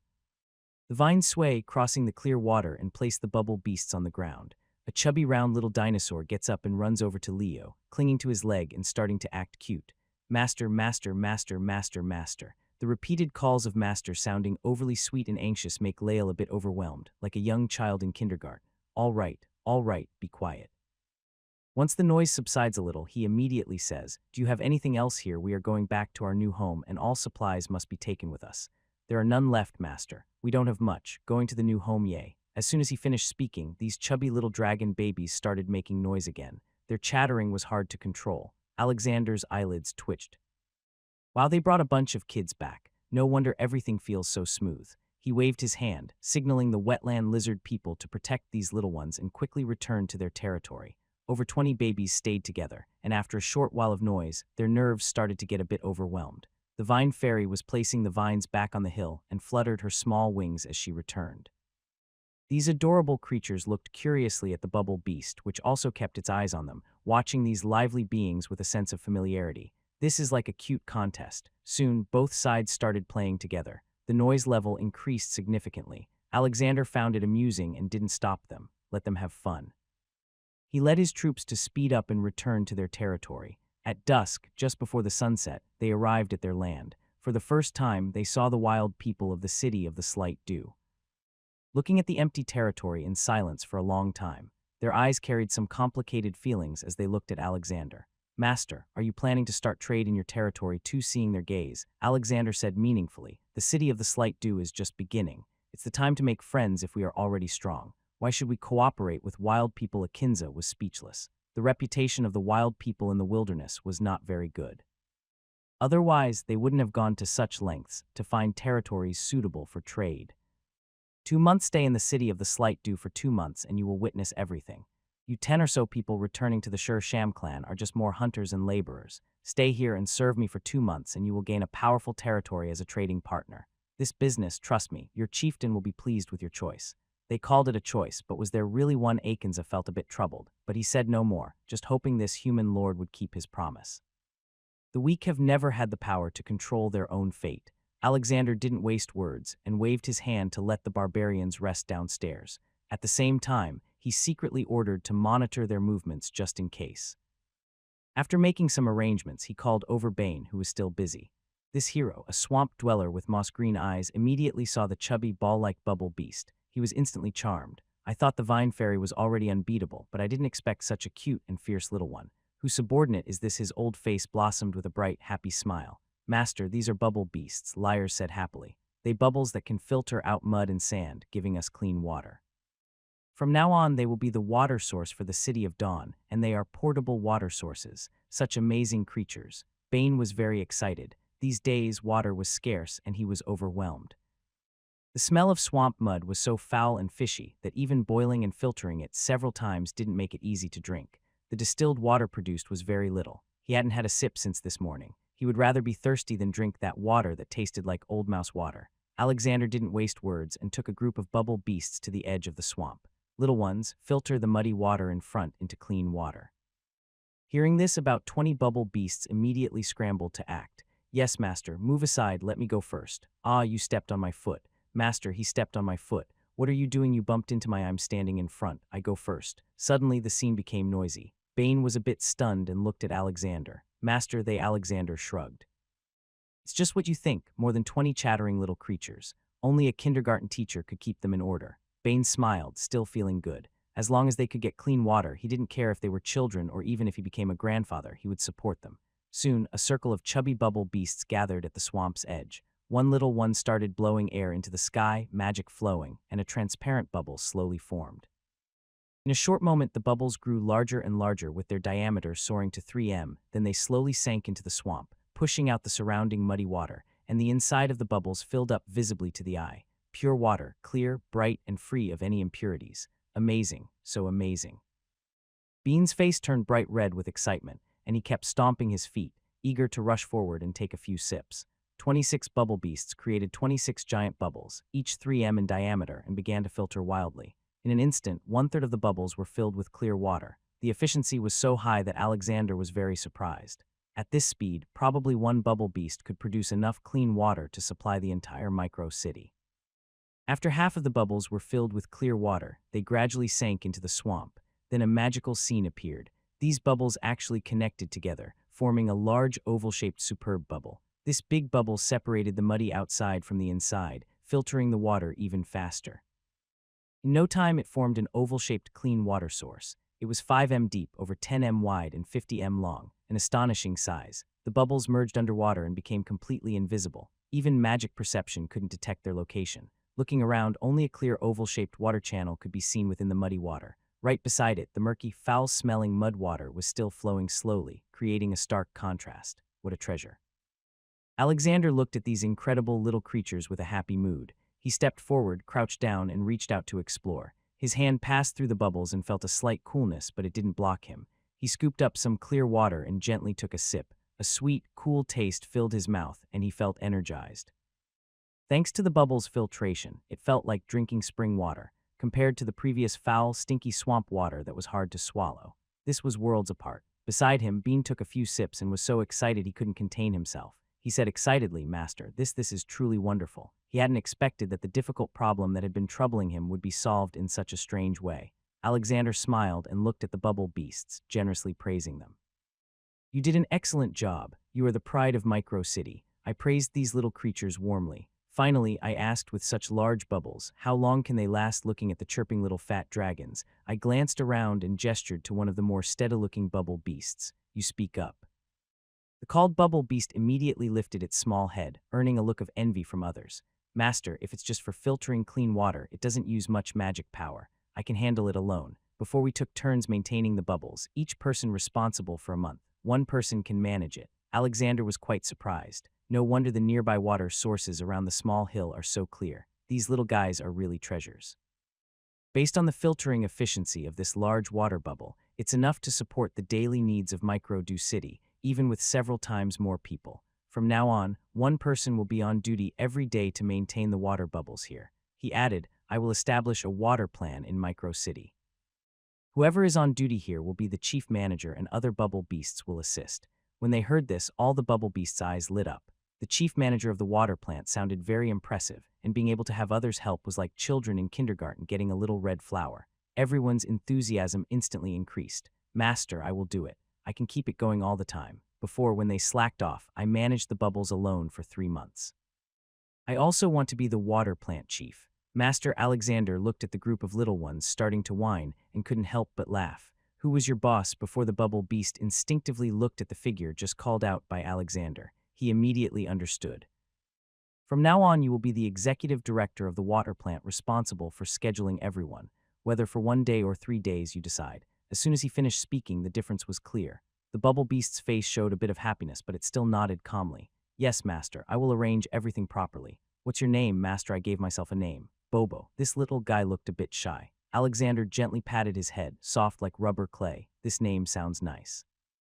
Bobo, from now on, you will manage the other bubble beasts. Yes, master. Bobo nodded proudly. Suddenly, Alexander seemed to remember something and asked curiously, why do you usually keep such large water bubbles near that small hill? The clear water is several times larger than here. Just drinking it isn't enough for so much. Bobo responded, master, fish are our food. Fish raised in clean water taste better. That is our fish pond. Wow, a fish pond. So those fish are raised by you. Alexander immediately thought of the fifth piece of information he just received. A 3-star treasure, the dragon blood red fish. He asked with interest, I'm planning to build a fish farm around Micro City. Where do you think is the best place? Bobo stretched his small head and looked around, finally pointing toward the direction of the starry sky vines in the north. Master, water flows down from above. It's better there. Our purified water can cover the whole area. Alexander nodded. Very good. Can you catch fish? Bobo immediately became interested, puffing out his chubby little paws and saying, of course we can. Our bubbles can trap fish directly since fish are their food. Alexander's smile grew wider. He turned to Bane and asked any progress in the southern area. Before setting out today, he told Bane about the dragon blood red fish, asking him to send someone to investigate. Sir, that water area is about 7 or 8 m deep with thick mud at the bottom. We found nothing and the fishing nets didn't work. Alexander wasn't surprised. A 3-star treasure wouldn't be so easy to find. Bobo, tomorrow morning, take 10 companions and go hunting with me. The others stay in the territory to maintain the water bubbles. Bane, you'll be responsible for their daily needs. After some more communication, it was getting dark. The soldiers left and the mudmen started a fire to cook. Today they caught 2 swamp bow and tonight they will enjoy a hearty feast. Fortunately, there is no rice. Otherwise, the food supply would not be enough for these 300 people. Night falls. The starry sky twinkles as the vine fairy begins her daily work, growing quickly, constantly nourishing the starry sky vines with starlight energy, making these 2-star magical plants grow very fast. The barbarian who finished dinner suddenly becomes curious and walks to the central area. He immediately sees the originally rough fine structure, which only had a basic framework, growing visibly fast. It gradually intertwines and faintly takes on the shape of a building. He is deeply amazed. After watching for over an hour, Akenza calculates that at this building speed, this empty land will soon be filled with magnificent structures. Is what the human lord said true? In 2 months, they could start trade and communication. Humans are truly unpredictable, very mysterious. The next morning, August 11th, Lear wakes up and, as usual, checks the progress of the city hall construction in Wayu. Although large, with the tireless effort of the Vine Fairy, the project is 1/3 complete. Maybe in about 10 days, his first building will be roughly finished, and because of its design, it can be expanded further later. The potential is limitless. After a quick wash, he immediately gathers the army, takes 10 bubble beasts, and heads south to catch red dragonfish. The 10 km journey is neither too long nor too short, but they probably won't return until noon if no mistakes happen. When preparing to leave, he is surprised to see that the barbarian's attitude has changed greatly. Before they were cautious and helpless, but now everyone's face shows hope, and they look at him with kindness and respect. Their enthusiasm has greatly increased. After a few words, he notices that they seem especially proud of the rapidly growing vine buildings. Understanding this, Lear smiles, pats the shoulder of the barbarian leader, Akenza, and says nothing more. Where are they now with him here? The future of Wayu will make the entire wilderness tremble. Calming his mind, he sets out to fish 5. In the muddy pond 10 km south, a group of red dragonfish live. Their meat is extremely delicious, with no spines or bones. 3 stars leaving the territory heading south. The journey of 10 kilometers isn't far, but in the swamp, danger is always nearby. This also makes progress slow. Even running at full speed takes over 2 hours. The barbarians follow along mainly to be safe. Halfway through, when passing through a patch of waist-high reeds, a buzzing sound like distant thunder comes from the sky. The sound approaches quickly, and everyone feels a heavy weight pressing on their hearts. Alexander looks up and sees a sky filled with dark clouds blocking the sun. Mosquitoes, countless mosquitoes. There are so many that they form a terrifying black wave covering the sky. Their wingspan exceeds 20 cm, and their bodies are about 1/3 of a fist in size. They have black and white spots with sharp mouthparts like steel needles. Surprisingly, these mosquitoes are lifting a brown spot giant snake about 10 m long rushing across the sky. This scene is chilling to see. Bloody meat giant mosquito level. 3 potential 1R race talent. Bloodthirsty craving flesh can swallow blood and meat with their mouthparts and bring it back to their nest. Skills paralysis 1 star. When attacking with their mouthparts, they can paralyze enemies causing them to lose consciousness. Evaluation, an unbearable insect. A single blood and meat giant mosquito has average stats, but in such huge numbers they become extremely dangerous. Mosquitoes are different from wasps. They are not social insects and do not build nesting groups. But in this fantasy world anything can happen. As the tide of mosquitoes passing from the side disappears from view, Alexander takes a deep breath. His heart feels a little heavier. The city of Micro, though having some foundation now, still faces many dangers in the swamp. To truly establish a foothold, further development is needed. Flying dragons, swamp yellow wasps, two-headed ogres, decayed centaurs, stinky giants. Now, a blood-ammy giant mosquito joins the list of threats. The territory seems peaceful now, but danger could erupt at any moment. He needs to speed up leveling and growth. In the Swamp Authority, a power belonging to the gods must be obtained as soon as possible. While thinking, Alexander ordered the army to speed up their march, aiming to catch the blood-red fish. This morning, after about half an hour of walking, they passed through an area filled with a foul smell and muddy deposits. The ground was churned up with many remains of giant blood insects and bloody flesh. In the center, there were large traces of a giant snake riding. It was clear that the snake was killed here by the blood insects. Insects killing a snake. It was crazy and strange. Continuing in this direction, they found more signs of battles. But all that was left on the ground were blood and many bones. The flesh had been eaten by the blood insects. Everyone looked serious and silent. The barbarians were also shaken, their envy of the swamp quickly gone. Fortunately, the Zishian tribe stayed away from the swamp. Otherwise, such a large insect invasion could easily destroy or wipe them out. No wonder no one built settlements near the swamp. It was too dangerous. All monsters on the road had been cleared by the blood insects, making travel smoother. At 9 in the morning, after passing through a patch of short grass, Alexander saw a murky water pool about 200 m across. The water was cloudy, so the bottom was unclear. In the center, bubbles of various sizes kept rising, and the water was swirling with movement. This was it. Alexander took a deep breath and looked at the bubble beast. Bobo, the blood-red fish, is hiding in the water, but we lack the means to catch it now. Do you have any ideas? Bobo puffed out its chest and said cutely, Master, we can use bubbles to block the mud and water, driving the fish into a small area. Then we can catch it. Using fish as food required special methods. Alexander reached out and patted the little creature's head, encouraging it. Bobo looks very capable. Keep it up. Catch all the blood-red fish. He was also curious about what made the 3-star fish so special. Encouraged, Bobo immediately became excited and led other bubble beasts to the murky water. They started blowing bubbles into the air. In an instant, a 3 m high bubble formed and then a miraculous scene appeared. The bubble beast stepped forward and entered the bubble. The bubble didn't burst. Gurgling, bubbles rolled from the riverbank into the water. These little creatures seemed to be riding small boats carrying bubbles toward the center of the water pool. Alexander was a bit surprised. Is this even possible? After reaching the center, the bubble beasts cheerfully bubbles one after another. The bubbles expand to a diameter of 3 m, sinking quickly like stones falling into water. Each bubble beast can control up to 20 bubbles. With 10 of them, that's 200 bubbles. The number is quite impressive. The continuous bubbles fall into the water, forming a net that begins to drift around underwater. Alexander's sharp eyes notice that when a bubble passes over an area, it collapses like a broken fishing net, trapping the surrounding fish inside. Inside, the fish try to escape, but it's like they are caught in a steel cage.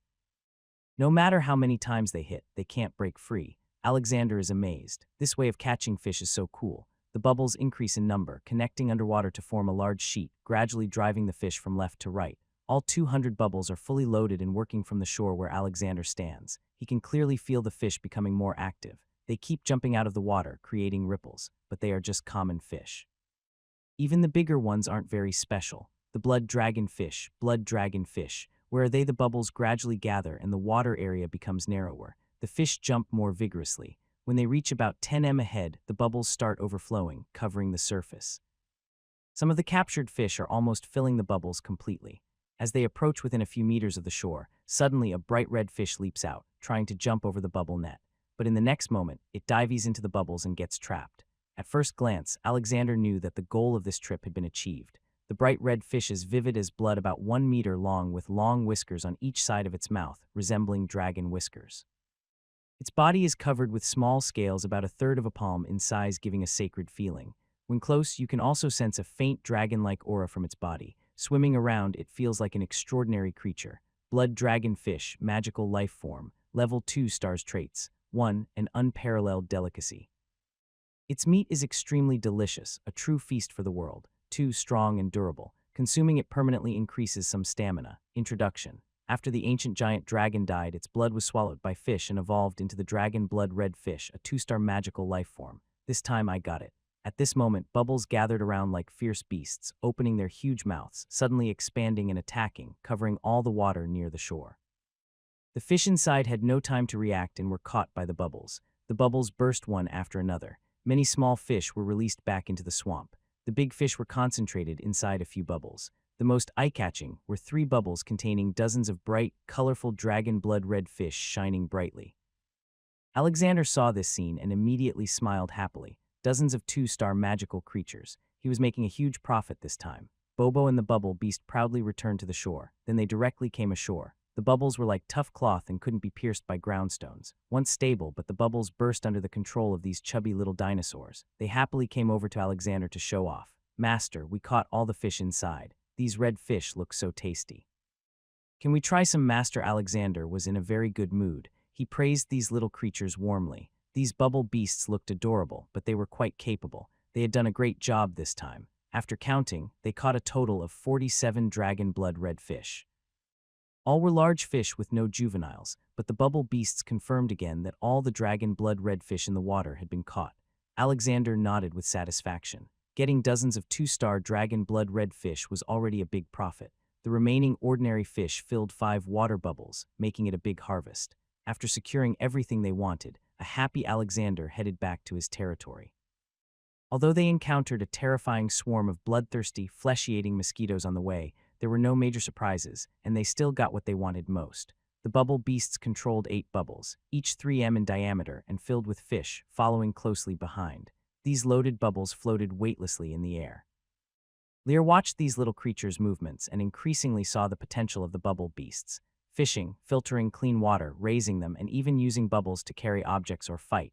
These creatures are truly versatile vehicles. The only downside is their small number. Thinking of this, Lear asked curiously, "Popo, how do you reproduce?"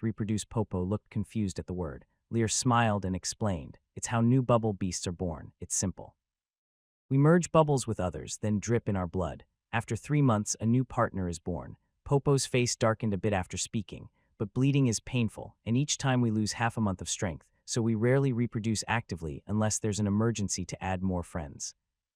Lear thought about the evaluation on the bubble beast panel. Reproduction also requires bubbles, truly bubble beasts, but the cost of reproduction for these little guys is just losing half a month of strength. That's a small price to pay. He decided to increase their numbers. If they had 300 or 500, wouldn't that be unstoppable? He patted Popo's small head, said nothing more, and realized 26 was still too few. They returned along the same path without incident. When they reached their territory, Bana immediately came over. Seeing the fish-filled containers and floating bubbles, his smile was bright again. "Master, so many fish. What a big harvest." Lear smiled. "All thanks to the bubble beasts." He pointed to the red, dragon-blooded fish in the middle. He spoke seriously. "These are 2-star magical life forms, dragon-blooded fish. Eating them permanently increases stamina, and their meat is delicious. Very rare. Handle 3 first. We'll eat them tonight. The rest will be kept in the northern area for now. Assign 2 bubble beasts to manage them." Lear had grown accustomed to Bane these days. This swamp hero was quick and efficient in handling affairs. He was perfect for managing these small tasks. Dragon-blooded fish, 2-star magical life forms. Bane immediately became interested. "Master, should we try raising these good creatures? There are bubbles beasts here, so we can definitely try." "Of course, but we caught 47 red dragon bloodfish and no young fish. Maybe breeding is difficult. Keep an eye out." "Yes, sir. Leave it to me." Bane has always been very eager about this kind of thing. Although he just arrived at the muddy swamp a few days ago, he personally helped build the territory. Seeing it get better every day, he felt so happy. He is full of confidence and hope for the future of the city of Micro. Soon about 10 swamp people started fishing. All the common swamp fish were caught and processed into smoked fish or dried fish if not eaten. They chose 3 big fat red dragon bloodfish, almost 1.5 m long. These were cooked by the best swamp chefs. An hour later, a special aroma suddenly filled the territory. Everyone busy working kept looking toward the temporary kitchen. They kept swallowing saliva. The smell was so deep and powerful that it seemed to touch their souls, making it hard to resist. The Bubbles beast couldn't even blink and saliva almost wet its belly. Finally, after cooking over a big fire, the swamp chefs brought out 3 large pots of delicious red dragon bloodfish. The biggest pot was given to Alexander. One was for the Bubbles beast, and the remaining one was for the wetland lizard warrior. The swamp people enjoyed a rich fish feast. They couldn't get the red blood dragon fish treasure for now. Alexander looked at the big pot of clear-billed red dragon bloodfish in front of him. The tempting aroma made him drool. Uncontrollably, it was so tempting. He had eaten countless delicacies, but nothing like this, an aroma that seemed to reach the soul. It was unprecedented. He took a deep breath, picked up a special pair of chopsticks, and grabbed a piece. The fish meat looked like garlic cloves, clear and distinct. He slowly put it in his mouth. A wonderful feeling spread across his tongue. At that moment, he felt like he was floating in the clouds, wrapped in fluffy cotton candy clouds. It was an experience like no other, less than 1/10,000th of the luxury of a grand sword. Swallowing it down, a warm current surged through him, making his body feel stronger. Strength came from within. Every cell cheered happily.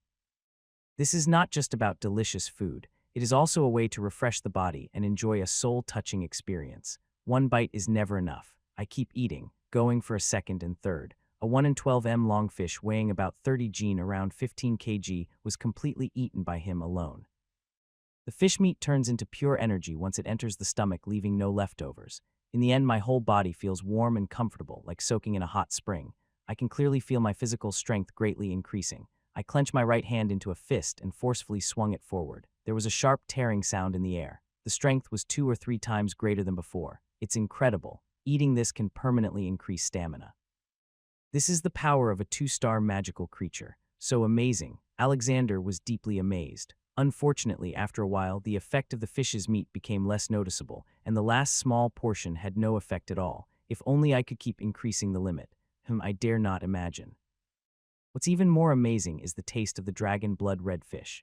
Even without the stamina boosting effect, just this unique flavor alone is worth a fortune. I must raise some of these fish, otherwise I won't be able to resist eating them repeatedly. Alexander can no longer imagine life without dragon blood red fish. After lunch, the territory was peaceful and comfortable. It's been a long time since I enjoyed such a satisfying meal. The large fish was thick and fatty, and everyone had a delicious feast. The bubble beast and marshland lizard men who enjoyed the dragon blood red fish were immersed in an incredible taste experience. After a short rest, Alexander called bait. With the swamp hero eagerly arriving, they headed to the northern part of the territory, pointing at the muddy area ahead. Designate this entire area as a fish farm. Arrange personnel for special management. He then looked at the bubble beast beside him. Bobo used bubbles to build a mud wall in front to prevent the dragon blood red fish from escaping. Also assign someone to control the bubbles and keep the fish inside the bubbles. The dragon blood red fish seemed difficult to raise, but he was unwilling to give up without trying. Once the order was given, Bane and Bobo immediately moved into action. Bobo summoned 10 bubble beasts and started working with him to enclose a large breeding area in the northern part, over 100 meters in diameter. They can expand at any time if needed.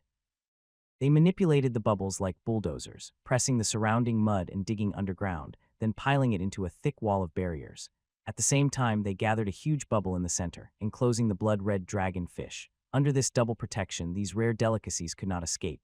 With the help of the bubble beast, the first version of the fish pond was quickly finished, watching the blood-red dragon fish swim in the clear bubbles. Bane, feeling excited, scratched his head and asked Lear, "Sir, what should we feed them?" Lear looked at the happily swimming dragon fish and replied cheerfully, "Since they are fish, they probably need those things, meat and plants. If we starve them for a few days and feed meat and plants alternately, we will find what they like. Or we can have the bubble beast divide the area into sections and feed them accordingly. Fish can go hungry for 10 or 15 days and still be fine. Some are even fatter and can last for months. We have time to find a solution. If nothing else works, we can just slaughter them for wine. There's always a way." This time, 5 pieces of intelligence have been updated. Items 4 and 5, the bubble beast and the blood-red dragon fish, have already been obtained. Only the earlier, less valuable pieces remain incomplete. 1, 5 km southwest. There is a patch of rose bushes with up to 12 varieties. 1 star. 2, 5 km north. A foul-smelling giant monster occupies an ancient relic building which only appears on the 15th of each month. 2 stars. 3, they discovered that drying black dragon broadleaf grass and mixing it with blood can ignite smoke that puts swamp hornets into a coma, but the effect lasts only 10 minutes. They failed to control the timing, causing heavy casualties. Adding giant dragon feces can greatly enhance the effect. 2 stars. The rose bushes are simple. Someone just needs to go dig them up. The giant monster incident will wait until the 15th. Currently, only the swamp hornets remain. The swamp hornets that can enhance potential and awaken talents are invaluable treasures that cannot be abandoned. Bane, do you know about black dragon broadleaf grass? Black dragon broadleaf grass. While pondering how to plan the fish farm and how to feed the blood-red dragon fish, Bane looked at Lear with some confusion. Master, this kind of is said to be mutated by the blood of the black dragon. It only grows in dark, damp places and has a foul smell and some toxicity. It has little use. The rest of the sentence was spoken but then quickly silenced. If it's of little use, others might think so, but with your great skills, it must have a big purpose. I will send someone to find it now. Although it grows in remote places, there are quite a few. Alexander nodded. The more we collect, the better. Also, how much dragon dung is left? There is still about 1.5 gene of dragon dung, all stored in the warehouse. Only you can authorize its use. Good, keep it safe. I will need it greatly. Bane immediately became alert. This was the first time Alexander had given such a serious instruction. Yes, Alexander didn't say more, then turned to look at the bright red fish with dragon blood. These 2-star magical creatures swim in the clear pond, giving a feeling of a dragon entering the sea. His mood improved a little. Many people like to keep fish because they enjoy watching them swim, full of life, and this is also a delicacy in the human world. By the time he finished all this, it was already 5:00 p.m. He looked at the improved fish pond with several partitions built, feeling a sense of achievement. Raising fish, farming, and developing the territory were all moving in a good direction. While thinking, he called the bubble beast. Bobo, we are short on people now. We need you to breed new bubble beasts to help the territory. Your abilities are great, and you can take on more responsibility. Can I entrust this task to you? Bobo was stunned for a moment. Then, as if energized, patted his chubby chest and loudly declared, Master, you can trust us. Very well. Select the first batch of willing bubble beasts to take on this responsibility. After they recover, the second batch can continue breeding. Bo, your task is heavy and your responsibility is great. I need your help. Feeling Alexander's serious attitude, Bobo's eyes became firm. Master, I will endure any pain for you. I won't let you down. Very good. Every bubble beast that breeds can enjoy the delicious taste of the dragon blood red fish. Once these words were spoken, the chubby, bubbly creature gulped and looked excitedly with bright eyes.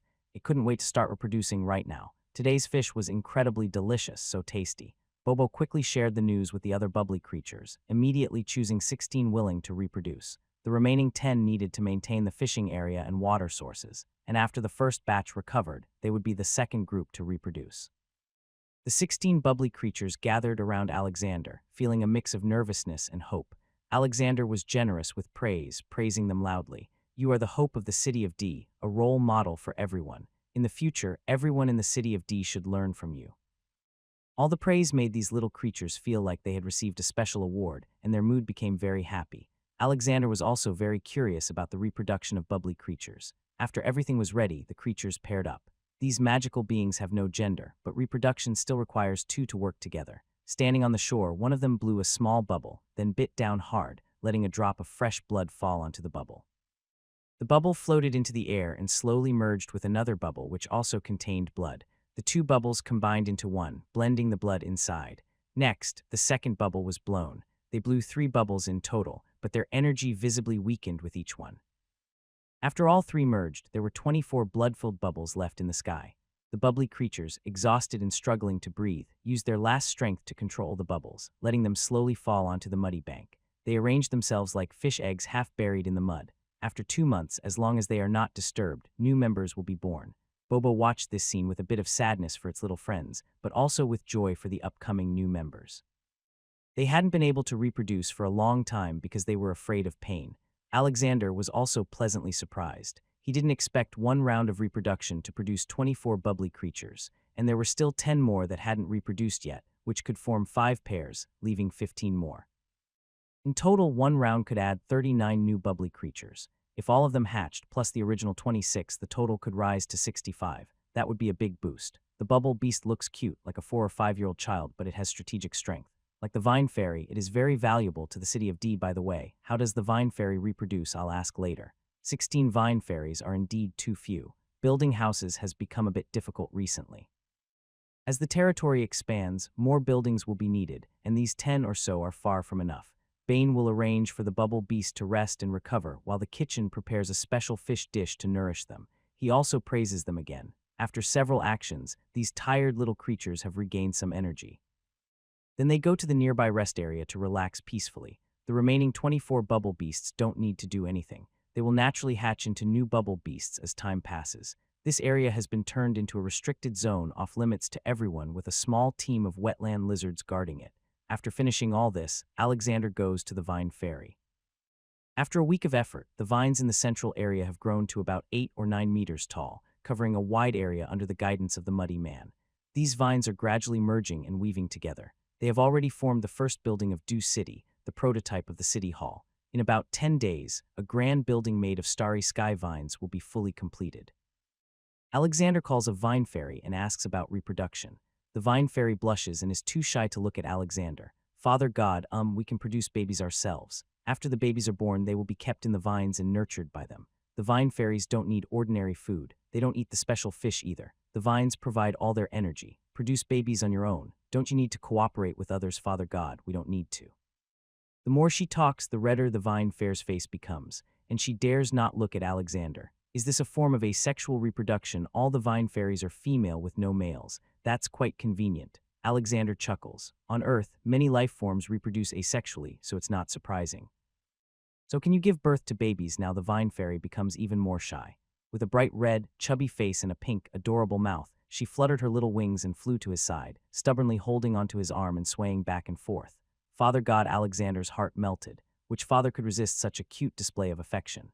Finally, under his questioning, she softly revealed the secret about producing the next generation. The Vine Fairy can only give birth to one baby each year.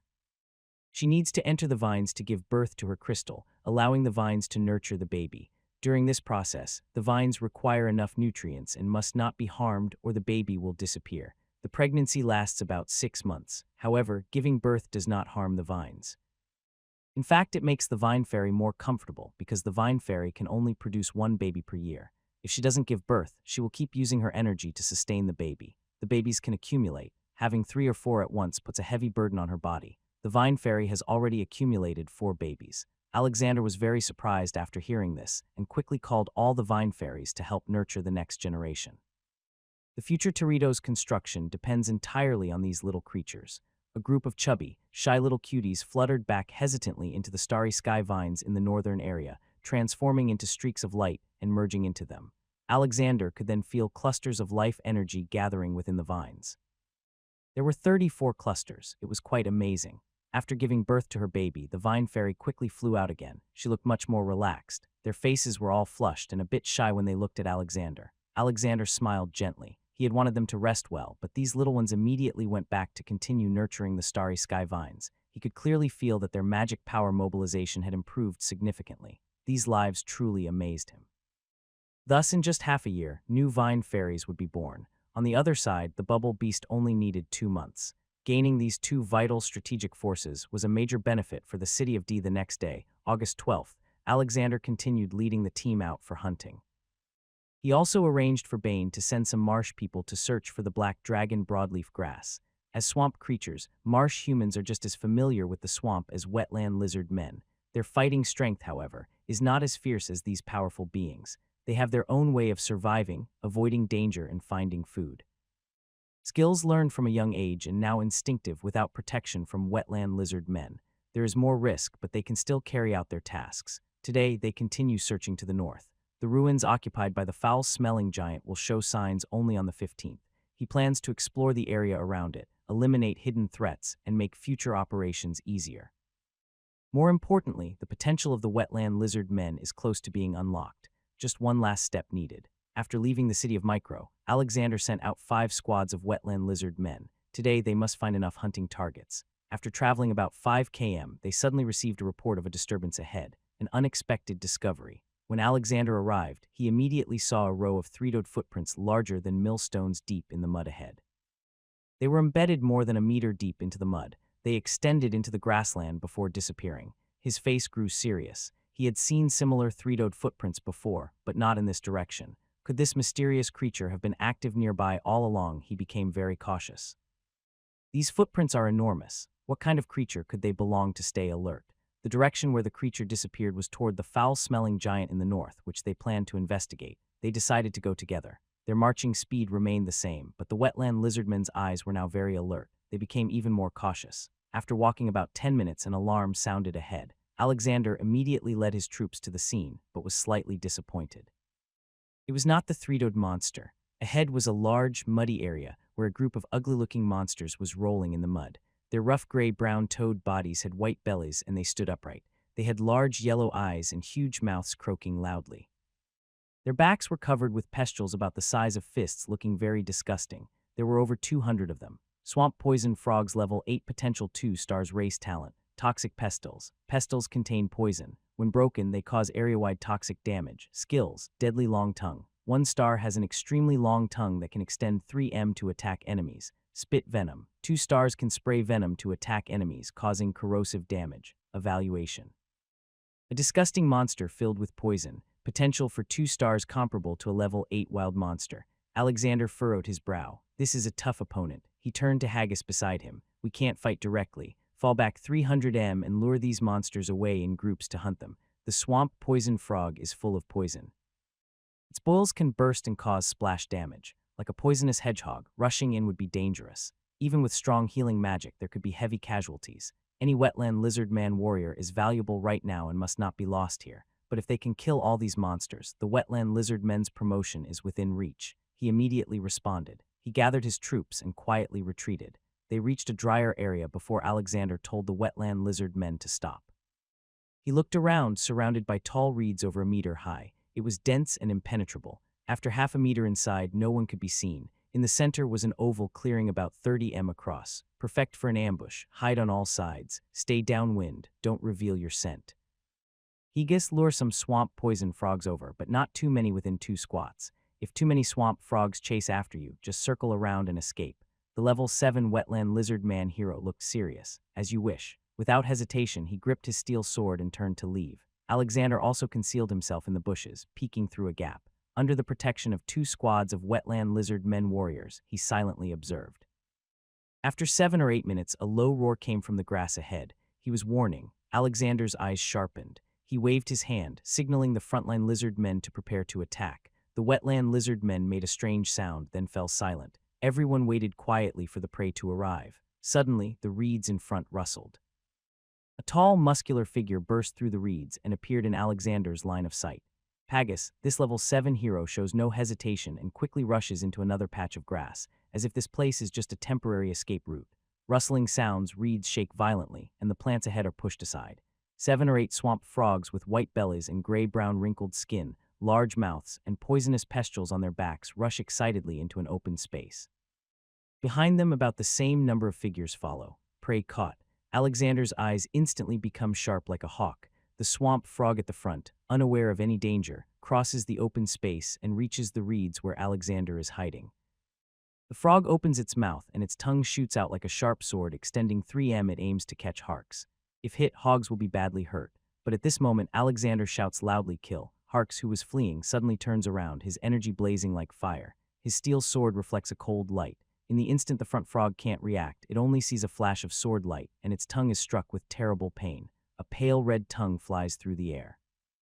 The long tongue is cut off directly. The swamp frog tries to move, but then sees the fleeing lizard man rushing closer. The steel sword flashes like lightning, slicing through the sky. The frog's vision spins wildly, and it falls head first to the ground faintly, seeing a headless body standing upright.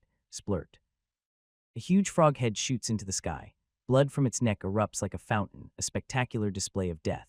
The swamp frogs behind are stunned. Before they can react, the ambushing wetland lizardmen warriors rush forward with fierce smiles. The swamp frogs are 2 levels higher than the lizardmen with greater potential by 1 star. But in the face of overwhelming numbers, full armor, and a surprise attack, these swamp frogs watch in horror as steel blades cut down one after another. They can only swing their claws before being pierced by sharp blades. Their tongues and mouths are exposed to the blade's deadly edge. Splurt, splurt. The sounds of flesh being sliced and bones breaking echo all around. Piercing screams send chills down the spine. The swamp frogs fall one after another, collapsing into heaps of bodies. A few swamp poison frogs behind did not get killed immediately. Their large mouths open wide, and they spat out a stream of green poison. Sizzle, the poison burned like concentrated sulfuric acid on their bodies, directly corroding their skin through the armor cracks. The wetland lizard men did not cry out in pain. Instead, they became even more aggressive, swinging their blades wildly. When a brutal one-star warrior takes damage or attacks, they enter a savage state, becoming extremely fierce, fearless of pain and fighting to the death. These warriors are immune to pain. After a fierce burst of battle, everything suddenly calmed down. On the ground, there was only blood and corpses everywhere. Alexander looked at the injured warriors, his gaze flickering. His magic energy surged within him, instantly enveloping those covered in deadly poison. The wounds burned by the poison healed visibly to the eye at an incredible speed, but the remaining poison was very fierce, repenitrating after healing. The Swamp Blessing, a powerful healing skill, was cast 5 times before the wounds were fully healed. This was with only a small splash of poison. If he had fought the swamp poison frogs directly, there would definitely be significant casualties. After the wetland lizard men recovered, Alexander looked at the ground full of corpses. Feeling pleased, his mind slowly activated the swamp divine power.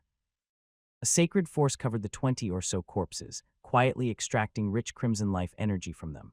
The energy floated into the air and was directly absorbed into the bodies of the surrounding wetland lizard men.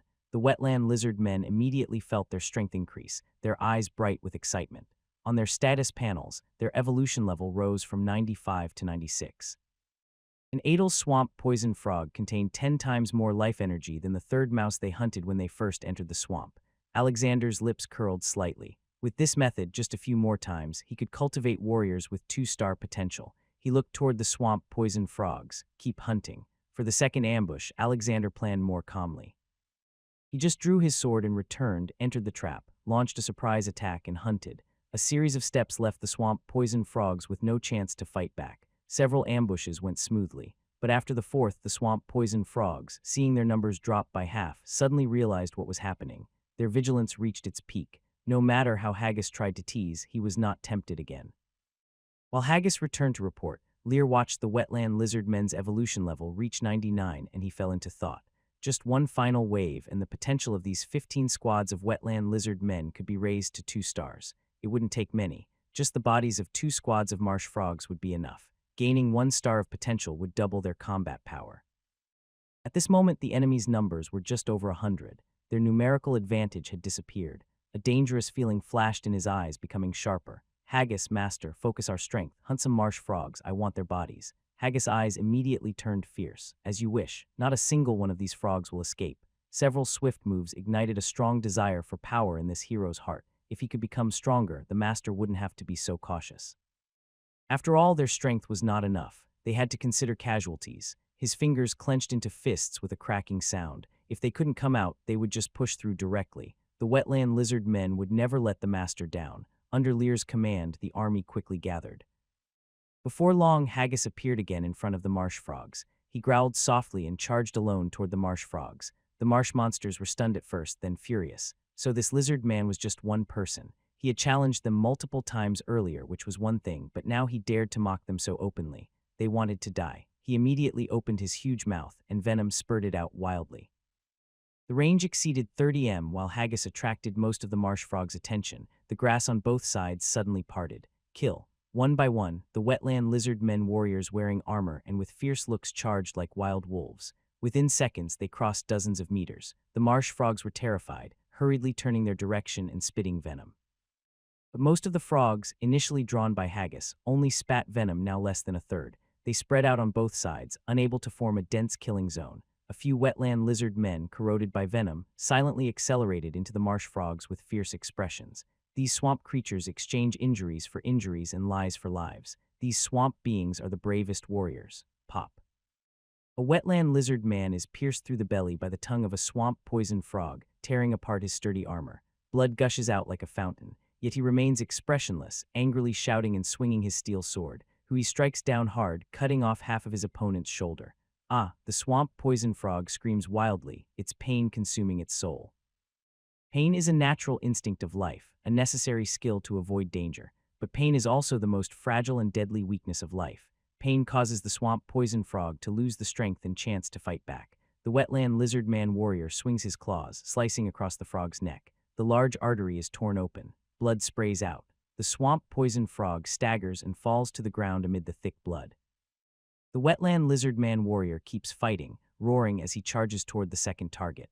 His fierce attitude also inspires Lear behind him. These are his warriors, pure fighters who fight for him and are willing to face death for him. No one can trample on you. Magic power flows and bursts of swamp blessings erupt among the wetland lizard men. Powerful healing spells act as the strongest shield. At this moment, Lear supports them in the most direct way. Where the battle is fiercest, he focuses his healing magic there. Using his full strength to prevent any deaths, clashing and fighting, every strike hits bone. Under his strong healing, the wetland lizard men suffer only minor injuries with about a dozen seriously wounded, but no one has fallen. The fierce attacks that exchange lives have also killed over 3 enemy squads. Seeing this, Lear decisively activates the swamp god's divine power sealed within the magic seed. A mysterious, dark, sacred aura surges out. It shrouds the corpse of the swamp poison frog. Life energy is extracted and absorbed into the bodies of the nearby wetland lizard men. These fierce warriors immediately feel their strength rising rapidly.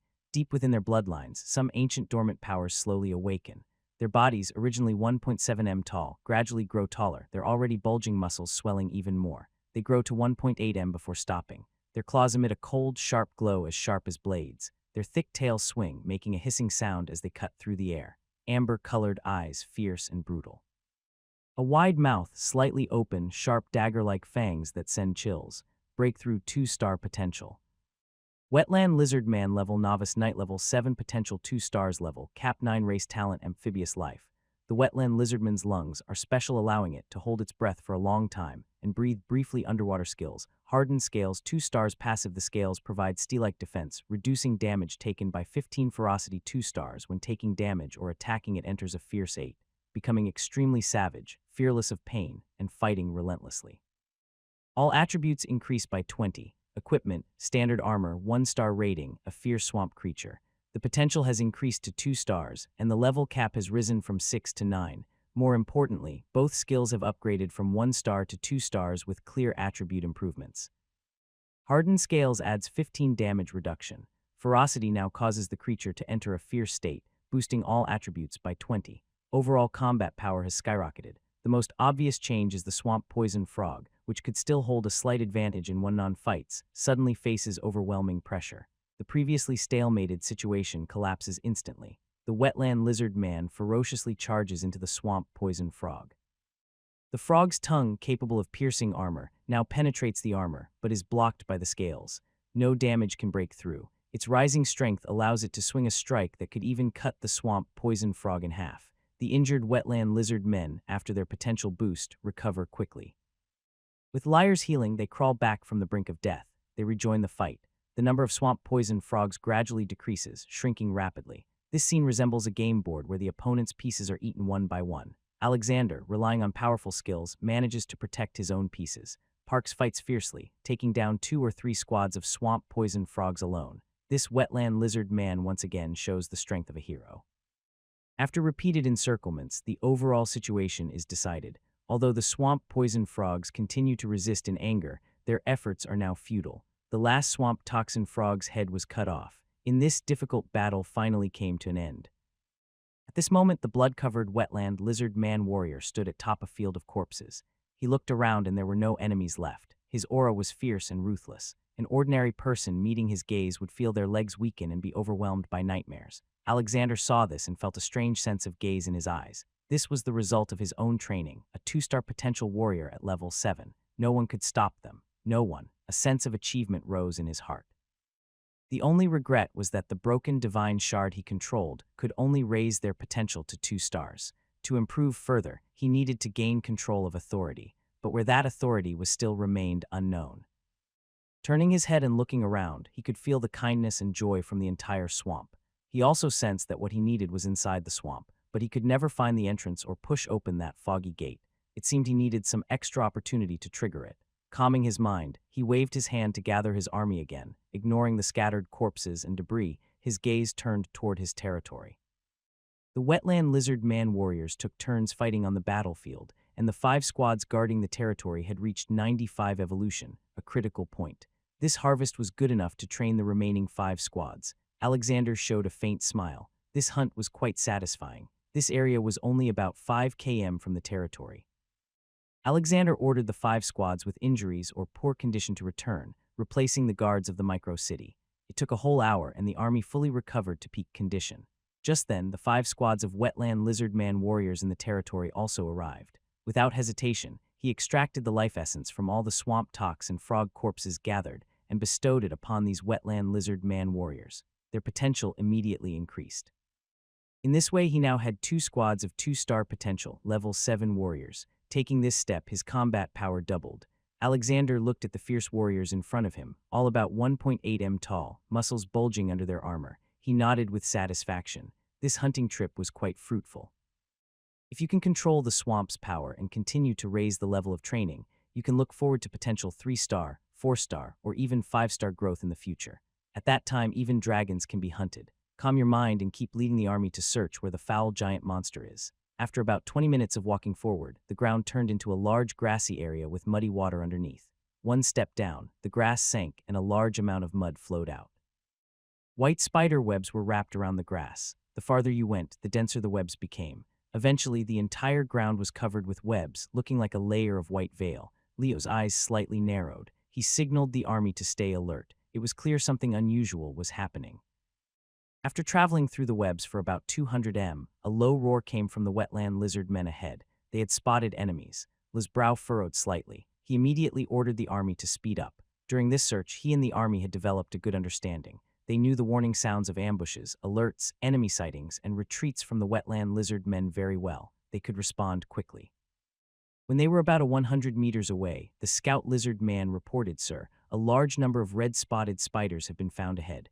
More than a squat, red-spotted spiders." Leo's eyes narrowed again. He quickly moved forward with the scout to investigate. Crossing the muddy grassland, they approached an area covered with vines. Looking around within hundreds of meters, the area was covered with vines of various sizes.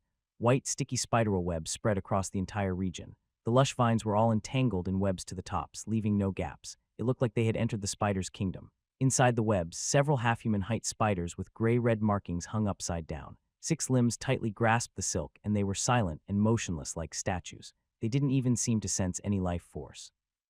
On top of these monsters' heads, a red fleshy lump looked particularly striking. Red-spotted spiders level 9 potential 2-star special traits. Spider venom capable of secreting a unique toxin that can paralyze enemies, causing them to lose strength and awareness. Skills: web trap.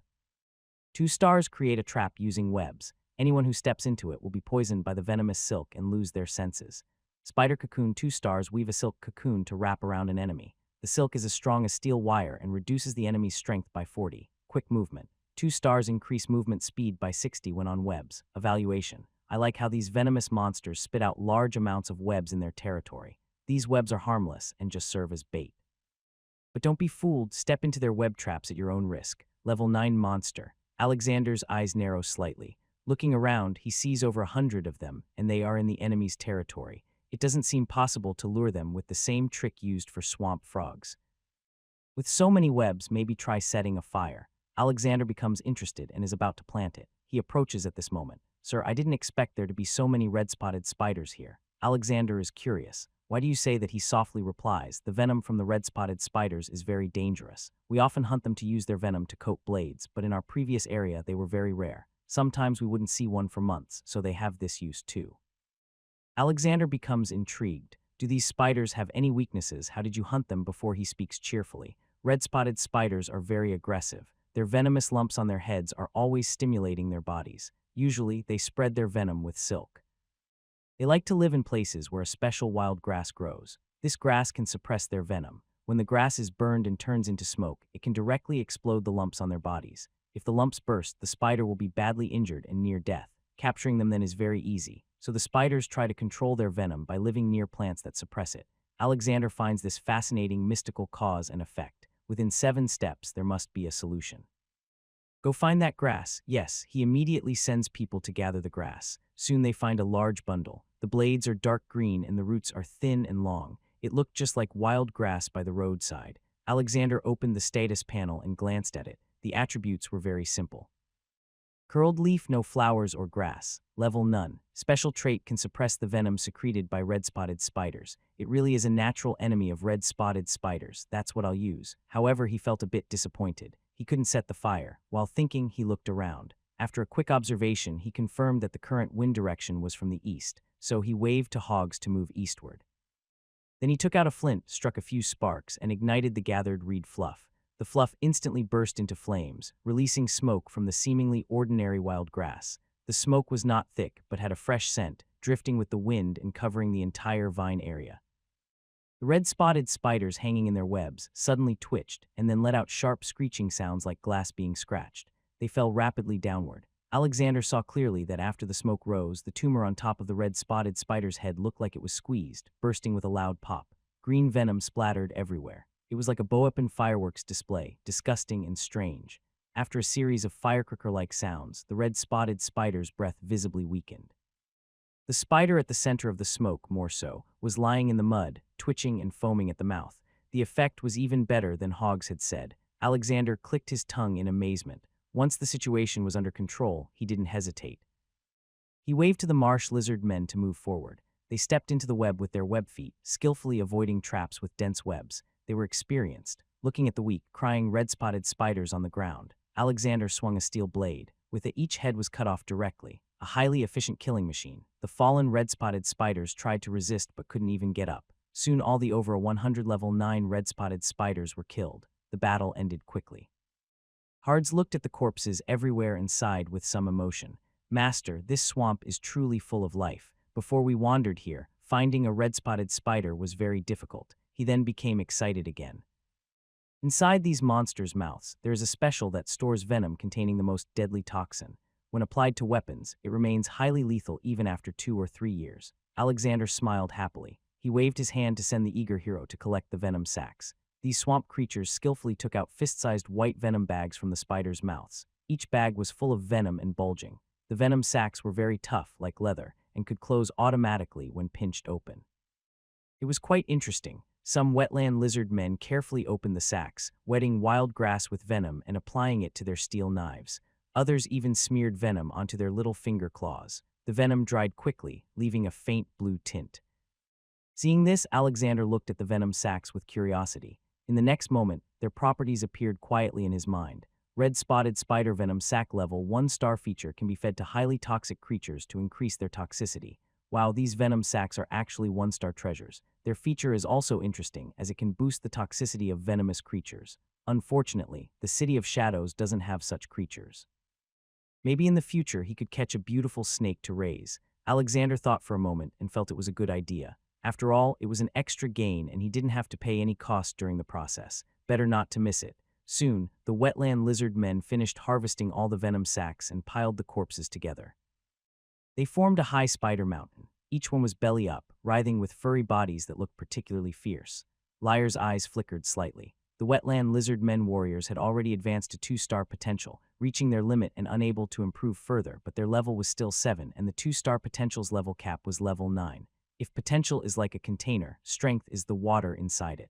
Once filled to capacity, no more can be added. Level is like the marks on the bottle showing how much water is inside. To hold more water, the container must be expanded. Now the container can't be expanded anymore, but water can still be poured into the bottle. Alexander thought for a moment. He used his divine power to convert all the spider corpses into life energy, pouring it into the bodies of the wetland lizard men. These fierce warriors' aura rose again slightly. A progress bar appeared next to their level 35. Compared to increasing potential, raising their level required much less life energy. Alexander felt more relaxed. He continued searching. For the next 2 hours, he couldn't find any trace of the owner of the 3-toed footprints. Alexander suppressed his emotions and checked his magic map, heading 20 km north to the place where the stinky giant might appear. Number 15. The building occupied by the enemy would show itself. Now is the time to explore the nearby area first. This area has a 100-meter-wide grassland with clear signs of activity. Careful observation reveals clues with fewer traces on the edges and the densest in the center. Usually people might not pay attention to these signs, but with confirmed information, he could easily guess where the stinky giant was. After a moment of observation, Alexander suddenly smiled, knowing when and where the enemy would appear, and during this process he wouldn't be disturbed. What kind of enemy is this? It's just a group of prey waiting to be caught. His gaze shifted to the poison pouch in the wetland lizard's hand. Hagris, do you know of any other highly toxic plants in the swamp, preferably ones that can be used with smoke to cause damage? Hagris's actions sparked new ideas in him. If he couldn't match strength, he could compensate with other methods. Information gaps are natural advantages. Using their strengths against their weaknesses is the best strategy. Hagris became excited as he spoke.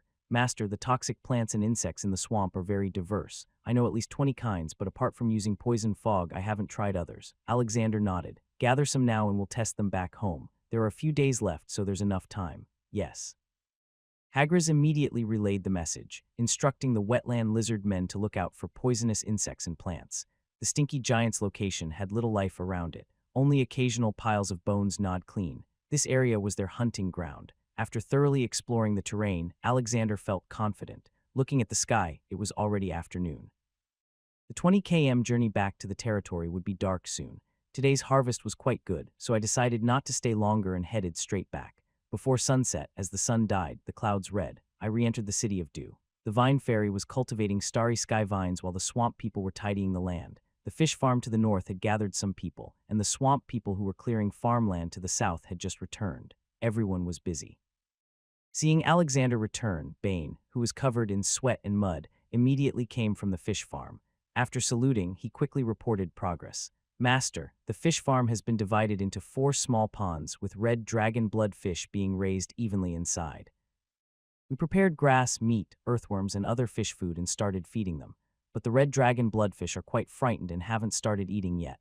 Alexander nodded. Good, take good care of them. In the future, they might become an important specialty of ours. If we can raise the red dragon bloodfish successfully, it could become an endless treasure trove. Bane pounded his chest loudly and said, Master, don't worry. I will definitely complete the task. Alexander nodded slightly and continued. Did the barbarians make any moves today? Today's hunt didn't involve them. Bane shook his head. I split the barbarians into several groups. Some are farming, some are dividing the fish ponds, and others are leveling the land. I also had people secretly monitor them, but there's been no sign of anything unusual. Alexander was very interested in the barbarians' territory, but since the city of Dew hadn't developed much yet, trading was still a bit early. For now, they were under house arrest, but they couldn't be left to waste. After all, they were strong laborers. Not letting them work would be a waste. Right now, they are short of workers. The swamp people aren't as strong as these guys. Let's talk about using oxen in a few months. You didn't want to let them go now. Master, we are short of people now. It would be great if we could capture some slaves, Bane sighed. The territory had nothing, and everything needed to be built and cultivated. The wetland lizard men were responsible for security, but couldn't participate in production. The swamp people were the main labor force, but there were too many tasks, and these 100 or so people simply couldn't handle everything. Alexander nodded. This is indeed something to consider, but we need to find the right person for the job. With the divine power of the remaining gods, there's no need to worry about loyalty. However, there don't seem to be many creatures in the swamp suitable for slavery. He looked down on halfish people who smell bad, and they are not suitable. Creatures like mud dwellers and wetland lizard men fit better with the city of Microwu and its future plans. Thinking of this, he felt a bit troubled. The land is empty and lacks everything. He could only keep an eye on it later. For now, he put this matter aside and told Bane about the foul-smelling giant monster, then finished. Do you know if there are any highly toxic things in the swamp? Having seen many of Alexander's amazing powers, the mud dweller hero was less surprised. He didn't find it strange that Alexander knew about the hidden ruins in the void. Grown-up skills are beyond his imagination. He thought for a moment and said, highly toxic things. The swamp isn't short of them. I know at least 20 types, but using smoke to create poisonous fog will require some experimentation. Sir, I will have my people collect not only the black dragon broadleaf grass, but also those poisonous flowers and insects when gathering, Alexander said in a deep voice. If we can set up an ambush in advance, all of them will be prey waiting to be caught. Number 20. The foul-smelling giant monster's building will hide again. To hunt it again, we'll have to wait until next month. He felt a sense of urgency inside. The swamp isn't safe and he needs to clear out these nearby dangers as much as possible. The foul-smelling giant monster is too close to Micro, and once it appears, it will surely find the city. No one knows what will happen then. Danger must be stopped before it grows. Yes, after a brief discussion, Bane finally left. There was a lot to do and he couldn't stop now. Alexander turned around and went to the central area. At this moment, the vine fairy who had just given birth was happily weaving through the vines, speeding up the growth of the starry sky vines. She was weaving these tough plants together. From the outside, it looked like a building about 7 or 8 m tall, full of life and growing upward. With a diameter of 200 m, it didn't seem very different when it was flat, but now that it's taking shape, it immediately gives a grand feeling. Although the project is expected to be completed around the 20th, it is already showing signs of progress, and this building is alive. The only regret is that the baby born from the vine fairy takes half a year to hatch. If 50 or so vine fairies work together, the construction speed would be incredible. He is looking forward to seeing that happen. The next day, August 13th, 2 days before the next intelligence update and the appearance of the foul giant monster, Lael woke up in the morning, washed briefly, and then gathered the troops to go hunting. While the army was assembling, Bane with a messy hairdo approached with a serious face. "Good morning, sir." After saluting, he spoke in a deep voice. "Last night, a swamp person who was farming did not return." Lael raised his eyebrows slightly. "Did you send someone to look for him this morning at dawn?" "We sent someone urgently but just received news. We still haven't found him." Lael's tone grew serious. "Why is that, sir?" "A companion returning yesterday said that at sunset they heard the swamp person's courtship song. That kid looked a bit strange at the time, but an elder stopped him. When he was returning, he fell behind, and when they reached the territory, he was gone. They thought he would come back on his own that night, but there was no sign of him even late at night." Bane's tone became heavy. "Sir, the swamp person's courtship song is not supposed to happen in this season. November is the breeding season. This is clearly suspicious." Leo's voice grew serious. "Is there any other information?" Bane also looked troubled, smiling bitterly. "No, sir. Courtship is less of an issue for older swamp people, but for the younger, more energetic ones, it is a huge temptation. Who can resist this test? But the problem is there are no swamp people nearby. Everything about this situation feels wrong from start to finish." Le nodded. "Restrict the swamp people who are farming and make sure they go in groups of 5. No more of this kind of thing. Find the swamp person who heard the song yesterday and have him lead us. I will take people to investigate immediately." "Yes, soon." 2 swamp people carefully came to report. Alexander did not hesitate and immediately led them to join Squad 15's wetland lizard warriors. Farmland is the foundation of the territory. Everything can go wrong, but not here. No accidents are allowed. The stored food, including what was hunted, could barely last about half a year. Short-term supplies are enough for food and drink, but not forever. To expand the territory, basic food needs must be guaranteed. The farmland is only about 5 km from the territory, and they arrived in roughly 40 minutes. It is a wide, irregular, muddy area with flat terrain.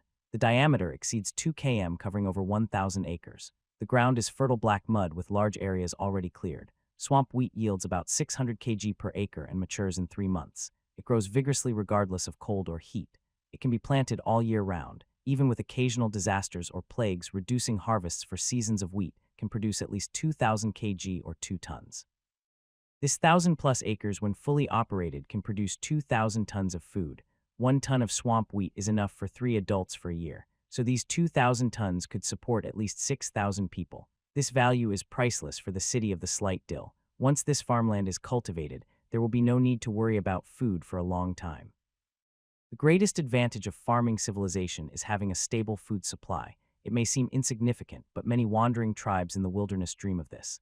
Only stability allows development. It is the foundation of civilization. At this moment, about 10 swamp people were working in the farmland. When they saw Alexander and his group, they immediately bowed. "Good day, Lord." Their tone was full of nervousness. They seemed afraid that Alexander might blame them. Alexander nodded.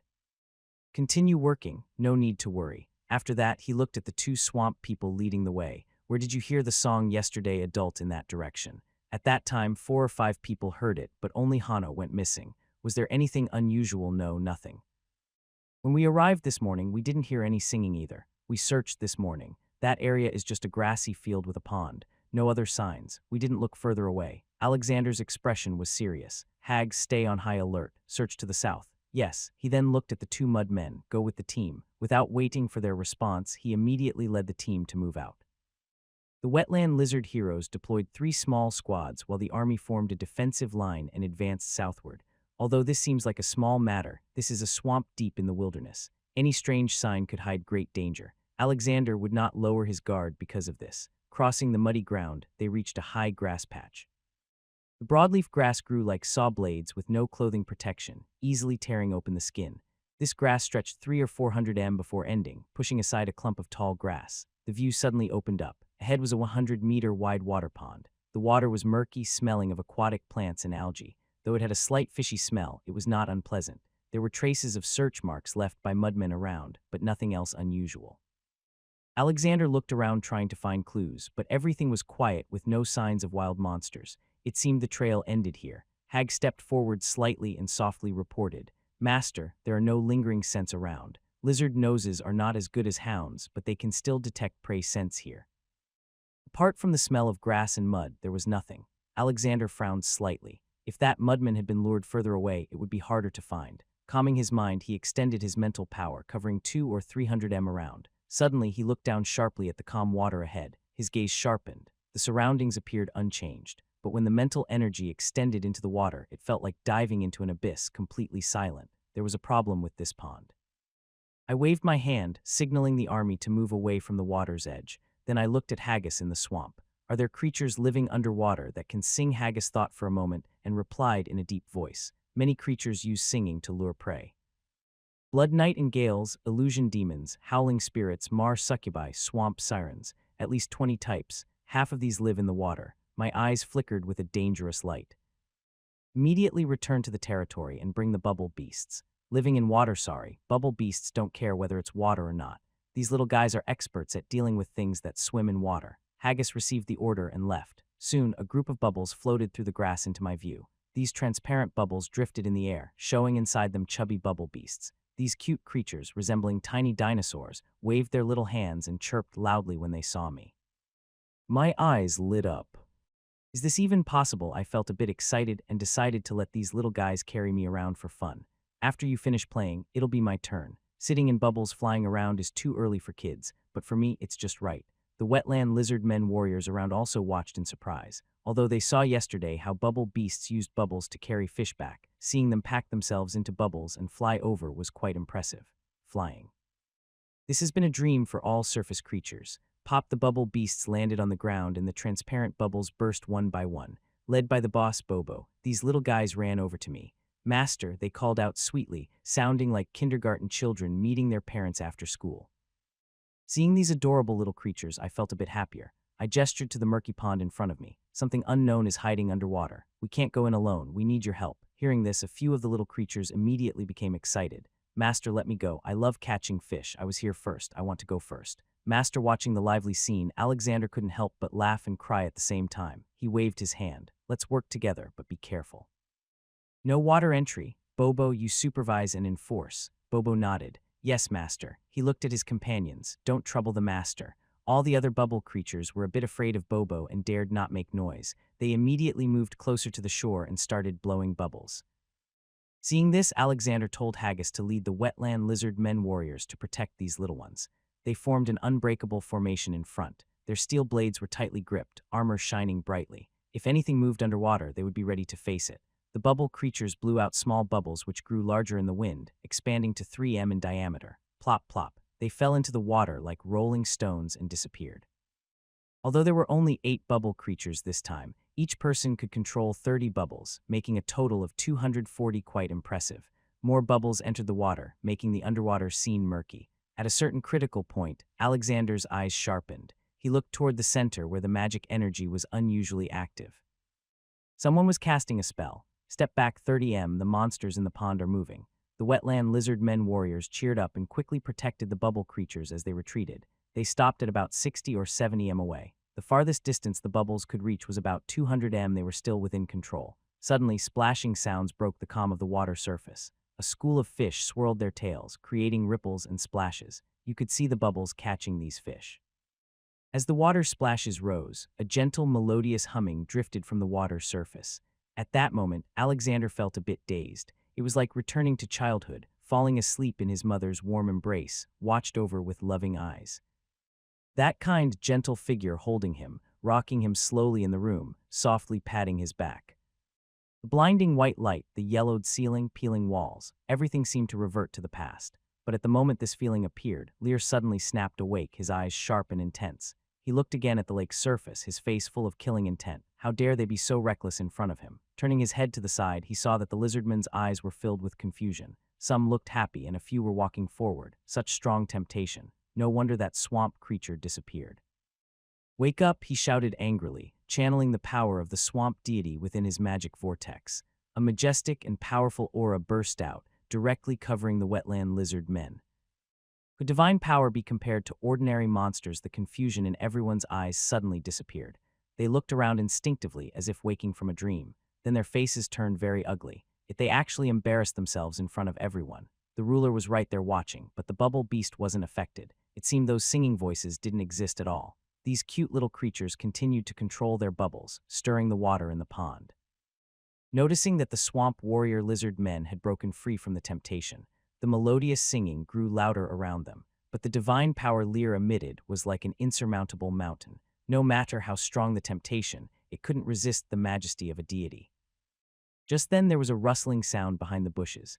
Lear turned his head to look, and more than 10 swamp creatures with dazed, zombie-like eyes staggered forward stiffly. He raised an eyebrow. His divine power surged, blocking outside influence. Those swamp creatures suddenly woke up, saw the scene, and heard the singing, their hearts trembling. Some timid ones lost their footing and sat on the ground. That was too close, almost pulled into the water without an adult around. Lur ignored these guys and kept watching the pond.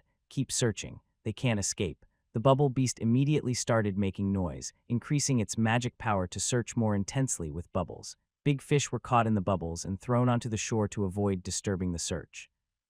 Many fish on the shore flapped their tails, their bodies covered in grass and mud. Bubbles pulled up a huge net in the water, searching deep into the mud without missing any spots. Splashing sounds soon. These bubbles gradually shrank, gathering all the life forms in the water into a small corner. Snap! Suddenly, several bubbles burst and large bubbles rose to the water surface. Bobo instantly became excited. Master, we found them. The bubble creatures around controlled the bubbles to surge downward, covering that part of the water. But the bubbles approaching kept breaking, forming boiling water-like bubbles. The more bubbles burst, the more energy the bubble creatures could draw out. With magic power concentrating on fewer remaining bubbles, those bubbles became much tougher. Finally, after a certain number of bubbles burst, no more bubbles broke. Whooshing, the last remaining bubbles surged upward. Then, like fishing boats surfacing, they floated into the air. Alexander focused intently. Within the bubbles, 3 very special figures appeared. The swamp creatures had light blue long hair flowing in the water. They looked like young girls around 17 or 18 with perfect features and hardly any floss. Their black eyes resembled starry skies, mysterious and tempting. Their legs, exposed and as white as porcelain, shone under the light, clean and bright. Clothing woven from water plants covered their vital parts, giving a primitive yet strange beauty. They had curvy, attractive figures, truly top tier. Are these monsters in the water? Alexander was very surprised. As he observed carefully, his mind displayed their attribute panel. Swamp Siren level 3, Magic Life Potential 3 stars, max level 12, Magic Power 1000, Race Talents, 1. Melodious voice with a unique voice capable of singing soul-stirring songs, 2. Emotion Feast, using singing to evoke emotions in others, feeding on these feelings to strengthen herself. Skills, Enchanting Melody 1 star. The singing can make others hear the sound they most desire and see vivid images from their deepest soul. Seductive Voice 1 star. The singing can confuse perceptions and make people addicted to the sound. Evaluation. Soul Singers of the Swamp, possessing power comparable to sirens. This is surprisingly a 3-star potential magical creature with 2 racial talents. That's a bit exaggerated. After looking over it, Alexander couldn't help but marvel. If these wetland sirens were placed on Earth, wouldn't the top-tier rocket need to smoke to launch? And he has personally experienced their abilities. Even with divine status, he momentarily felt dizzy while others were almost unable to resist their charm. Having such influence at level 3 is impressive. What if they reach level 12? Interestingly, these creatures feed on emotions to grow stronger. It's truly amazing. Inside a water-filled bubble, a marshland siren with green hair keeps pushing against the bubble, trying to break free. Her fair, glowing skin stands out clearly in the transparent water, filtered of mud. Her delicate face looks pitiful, innocent, pure, like a girl who has never seen the world. Not only can her voice deceive, but her appearance can also do the same. At this moment, the intelligence system in his mind triggered new information. You have captured a very unique creature in the swamp, a marshland siren. You gain an additional piece of information. The siren's song can soothe inner turmoil, helping you better control swamp authority. You can enslave her with divine power, and when merging authority, she will sing for you. A bright light flickered in Alexander's eyes. A marshland siren has such a trait. In Lorland City, he once received an important message. The swamp authority will appear within 6 months. Now it's been a month, so 5 months remain before it manifests. The more strength he accumulates in these months, the more confidently he can control the authority when it appears. This marshland siren arrives just in time. Bring the marshland siren to me. The bubble beast obeyed, controlling the bubble to land in front of him. The water bubble, 3 m in diameter, was filled with filtered, clear water. The marshland Siren inside looked pitiful as she kept pounding against the sides trying to escape. But the bubble beast, level 8, had absolute strength advantage. No matter how she struggled, she couldn't shake the thin, fragile bubble. Seeing this, Alexander felt very pleased. Marshland Sirens, you are strong, but now you belong to me. The swamp witch inside the bubble saw Alexander protected by the wetland lizard men and immediately became excited. She kept pounding on the bubble. Her voice echoed through the water, carrying a dull and watery sound. Let us go, humans. We are willing to offer our treasured possessions in exchange for our lives. Strong human, we also know about an ancient relic. Respected sir, we mean no harm to you. At first, her tone was fierce, but seeing that he remained unmoved, she gradually softened and finally begged.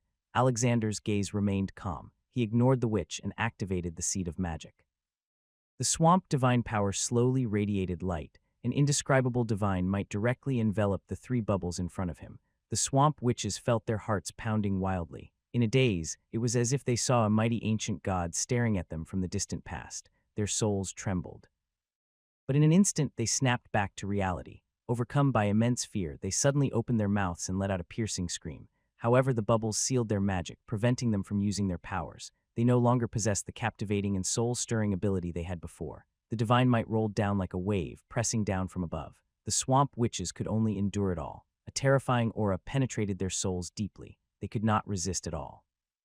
The sealed swamp witches went mad, pounding the bubbles and stirring whirlpools. No matter how they struggled, it was useless. The overwhelming pressure forcibly pierced through their souls, branding them with an unreasonable and powerful mark. Enslavement completed. The struggling swamp witch's body trembled, and her rampage slowed instantly. She looked at Alexander with a stunned expression. Then her eyes gradually softened and grew more affectionate. Her previous hostility was gone. Alexander smiled happily. He cast a look of great admiration at the adorable bubble beast beside him. These little creatures were truly the most valuable treasure he had gained during this time. Bubble Prison 2 stars traps enemies inside bubbles, causing them to become limp and powerless, unable to harness their internal strength. The Bubble Beast's sealing skill is a perfect match with his divine power. The divine power can conquer swamp creatures, but only if they cannot escape. When in perfect condition, using divine power to intimidate the opponent often makes them furious. However, the bubbles perfectly make up for this flaw. Even if the opponent tries to fight back, they are trapped by the bubbles. These little creatures are truly his treasures. Bobo, release them. The Bubble Beast obeyed the command without hesitation, channeling magic. The bubbles burst with a pop, water rushing out and flowing back into the lower water pool. The 3 swamp sirens stood lightly on the ground, their pale blue hair flowing behind them like water plants. They were surprisingly dry, not soaked by water, still looking fresh. Their clothes, woven from green seaweed, wrapped from their chest down to their thighs. Their white, slender, delicate legs reflected the sunlight brightly. Their faces were small and delicate, with skin as tender as that of a girl around 17 or 18. Apart from their seaweed clothes, these swamp sirens looked no different from humans. Their gentle, fragile appearance made people feel a strong desire to protect them. In that moment, Alexander could feel the fear in the swamp. People's eyes disappear, replaced by a bit of sympathy. No wonder they are sirens, magical beings that feed on emotions. They said nothing, did nothing, just stood there making others lower their guard. The 3 sirens gently stepped forward, knelt on their knees, and lowered their heads. They bowed to Alexander with the most humble attitude. Master, at the moment, their souls were branded with a mark. All hostility turned into respect and admiration. This is the power of a divine being, extraordinary power. Alexander looked deeply at these sirens. Stand up. When the 3 pale blue swamp sirens rose, he asked, "Did you sing to lure a swamp creature yesterday?" The middle siren spoke softly. "Master, it wasn't as who actively lured it. Rather, it came to us on its own. Yesterday, we just hatched and sang towards the sunset. A swamp creature secretly approached our habitat. If we had actively lured it, there wouldn't be just this one." Hearing this, the swamp creatures around looked embarrassed and ashamed. Their own companions are involved in all sorts of things. They haven't even tempted anyone, and you've already gone to them yourself. Of course, they are not much better either. Alexander was quite curious. Breaking out of the shell, did you hatch from eggs? The marsh demon nodded. Yes, master. After reaching maturity, our mother lays eggs in the muddy water of the pond to nurture us. During this process, the eggshells turn into hard rocks and the incubation lasts about 20 years. Once the incubation is complete, we are born. After breaking the shell, we enter adulthood. At the same time, we awaken the knowledge passed down through our bloodline. Such a wonderful life. According to you, there are treasures and news about ancient ruins. The marsh demon replied repeatedly, "We are not deceiving the master. Deep in the swamp, there is a treasure left by our mother, and that ancient ruin is something we heard about last night from a halfish person attracted by singing." Alexander became even more interested. He gestured to the person on his left, "Pull the treasure out of the water." Then he looked at the middle marsh demon. "Tell me, where is that ruin?" The pointed-out marsh demon immediately responded. She stepped into the water, her snow-white feet bare, gradually immersing herself in the muddy water covered her white body. There was a kind of sacred beauty that was slightly tarnished. She disappeared from view. These beings are naturally aquatic. Like fish, water is their true home. Another marsh demon then spoke about the location of the ruin. "Last night, the halfish person who was lured by singing told us that its tribe found an ancient ruin and was preparing to open it, but it didn't know the exact details." "What about that halfish person? It was placed in the grass on the other side, just like the swamp people. Did you find out where that ancient ruin is?" Alexander was very interested in this information. The marsh demon spoke softly. "The exact location of the ruin is 20 km south. Those halfish people only discovered the ruin and haven't figured out how to open it. This area is 5 km from the city of Dewdrop, which is 25 km south of the city. I have a rough idea now." "Where is the gathering place of the half-mermaids?" "To the west, about 6 or 7 km away. How many are there?" "Over 600, led by a level 10 half-mermaid hero." "A level 10 half-mermaid hero." This key detail makes Lear's size narrow slightly. That's very important. The fighting strength of hero units is not comparable to ordinary creatures. The number of 6 squads is also a tricky point. Any other information? "No, we didn't interrogate them much." Leo nods. He still wants to ask the half-mermaid himself. After a moment, the swamp siren that had submerged reappears and steps onto the shore. Surprisingly, even after leaving the water, her body remains completely dry. Very dry. "Is this a racial talent?" The swamp siren steps forward confidently and hands over a snail shell about the size of a fist. "Master, this is a treasure left by my mother." Leo curiously reaches out to take it. The treasure, resembling a snail shell, feels as light as a feather in his hand. Echo Shell Level 2 Star Special Traits. 1. Echoing sound amplifies your voice, making it audible within a 3 km radius. 2. Charismatic voice transmits sound through the shell, adding an extra 40 effect. Evaluation: a treasure made from an echo snail shell that can greatly enhance a person's charm through their voice. A 2-star treasure. That's a good item, but it's clearly designed specifically for swamp sirens. Leo hands it back to her. "Keep it yourself. Don't lose it. It can only shine in your hands." The swamp siren, holding the echo shell, looks at him gratefully. "Master, thank you for your gift." Lear's mouth twitches. "This was originally your own thing." These newly born swamp sirens seem a bit easy to deceive. He continues to observe these sirens. They feed on emotions which can increase their strength. It is quite wonderful.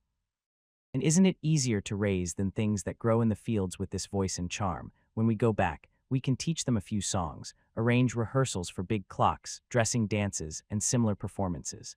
Or we could put on plays like Romeo and Juliet to fill the spiritual void of the city of Micro. So they don't have to suffer emotional hunger. In the world of nowhere, spiritual life is extremely poor. The most entertainment is going to taverns or visiting the singing birds at night. High society even holds open gatherings to play tricks, but it still revolves around the same old things. Lower classes struggle just to eat and drink, so they have no time for spiritual entertainment, only living in a black and white world. Songs are mostly hymns praising the gods from various religions. There is no entertainment at all. Building territories is important, and spiritual development is also very necessary. In the future, we can have swamp sirens promote the greatness of the Lord. Sing songs like "Micro City is my home" to boost unity and cohesion. Thinking carefully, expanding in this direction has great potential. In battle, music can confuse enemies' minds and increase our chances of winning. In daily life, it can be used as a propaganda tool to promote his ideas and will. Small territories might not show much effect now, but as Micro City grows, guiding public opinion and spiritual influence will become extremely important. As he pondered this, Lear's gaze on the swamp siren changed completely. These beautiful-looking sirens, if properly exploited, have endless uses. They might not be worse than bubbles, beasts, and vine fairies. This crisis was not only safely overcome, but also turned into a rich gain. It feels very satisfying. Just then, Pegasus people brought back the missing marshmen and the half-fishermen from the bushes. They were still sleeping. The marshmen's clothes had been completely stripped, leaving only a pair of large shorts. The half-fishermen didn't mind. These creatures, covered in mucus and seaweed with tattered clothes, were no better dressed. The marshman nearby felt ashamed seeing his companion so ragged. Fortunately, the Lord had subdued these sirens with thunderous force, or else this guy might have lost his life. There is also some lingering fear. Luckily, yesterday it wasn't them who were lured by the singing. Otherwise, they might be the ones lying on the ground watched by over 100 people. Alexander waved his hand to call the swamp person awake. Henno, Henno, wake up, wake up. The swamp person who was called looked around for a long time but couldn't wake up. He clenched his teeth and slapped himself a few times. After feeling the pain, he slowly woke up. This young swamp person named Hanno looked about 16 or 17 years old. At this age, being tempted is not surprising. He slowly turned his head, his green pupil showing confusion, then gradually became clear. He felt a cold sensation on his body and suddenly sat up looking at his big shorts, stunned, not wearing clothes. He glanced around and saw over 100 people staring at him with wide eyes. A strong feeling of shame washed over him, almost making him want to find a hole to hide in. He shakily moved to the side.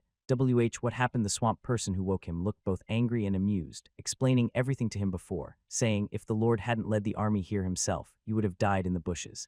He was actually tricked by a siren singing. The young swamp person felt more humiliated than ever. Being deceived was one thing, but now over 100 people had saved him, and he was completely exposed for everyone to see, and the main culprit of the temptation was still nearby and so beautiful. Under this huge shock, his body started trembling. Alexander looked at the swamp person with a slight frown. He waved his hand to let him stand up. What's your name? Hanno, feeling ashamed and utterly embarrassed. The swamp person lowered his head and muttered, yes, Lord. My name is Hanno. No one would want to appear before their great lord in such a state. He would rather just die. Alexander looked at him calmly, patted his shoulder gently, and said slowly, lift your head and look at me. Hanno trembled.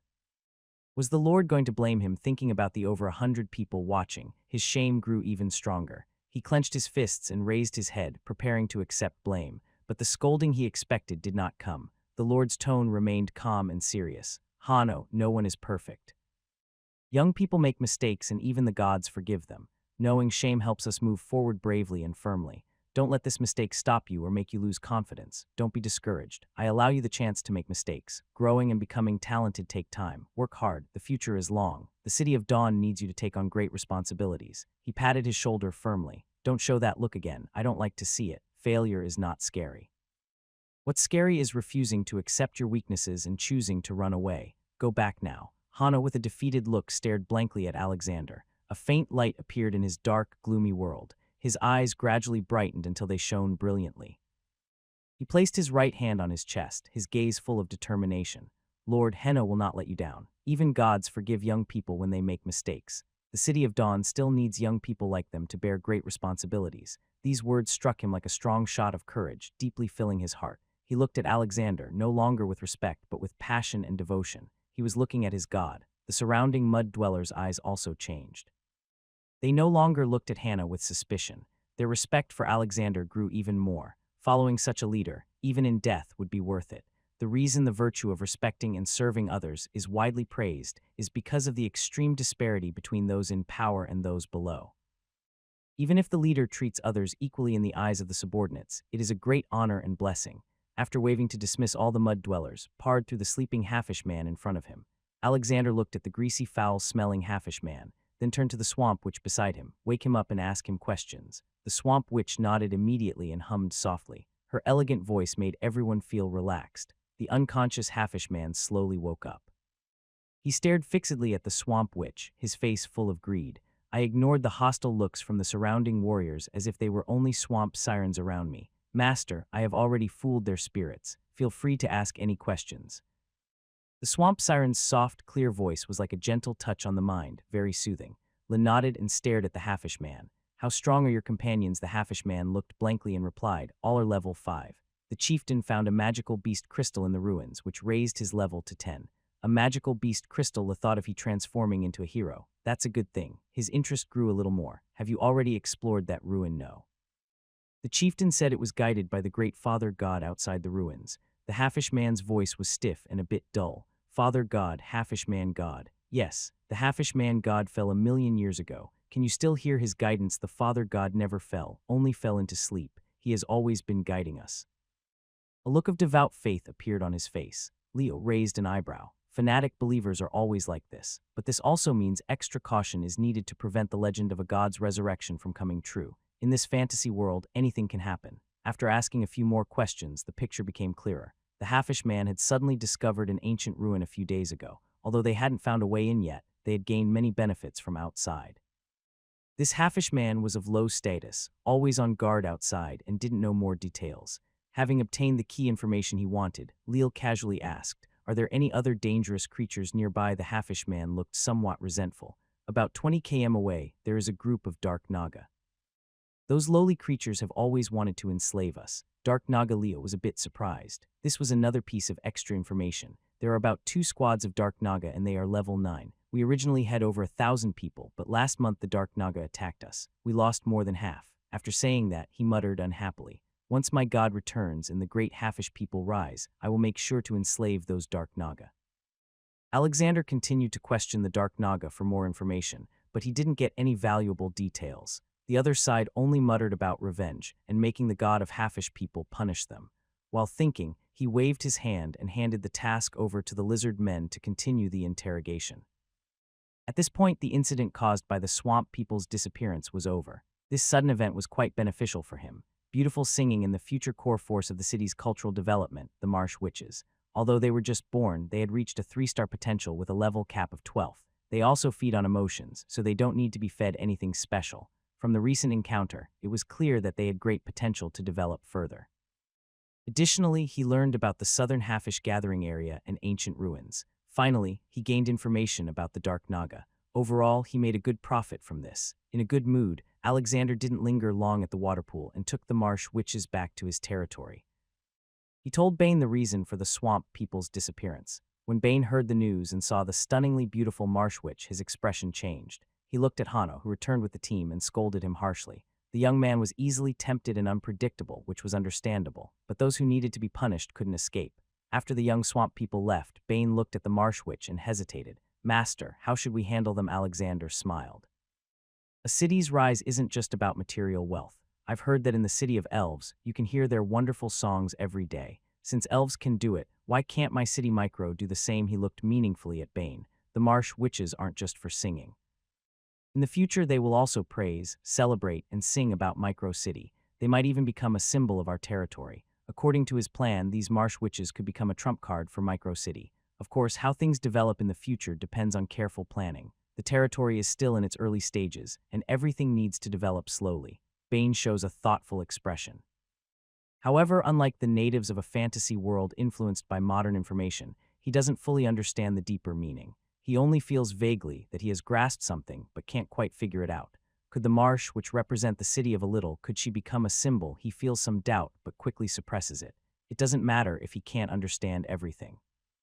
What's important is that this matter was brought up by the adult. He only needs to follow the adult's wishes without question. The adult's vision is far beyond his reach. After the discussion, Bane leaves with a pensive look. As the territory's development gradually gets on track, more and more official matters come up. He is busy from morning till night and can't keep up. But not far away, a small, thin young figure appears in his view. The other person's lips are pale and they look a bit weak. "Hano," Bane sighs. "Are you okay?" The young swamp dweller shakes his head with greenish eyes looking at Bane. "Seriously, Lord Bane, I am fine. I came to ask how I can repay the Lord." This makes Bane smile a little. "Want to repay the Lord? Work hard to grow stronger. You're not even a hero now, so why think so much? The swamp dwellers are very small in this dangerous land.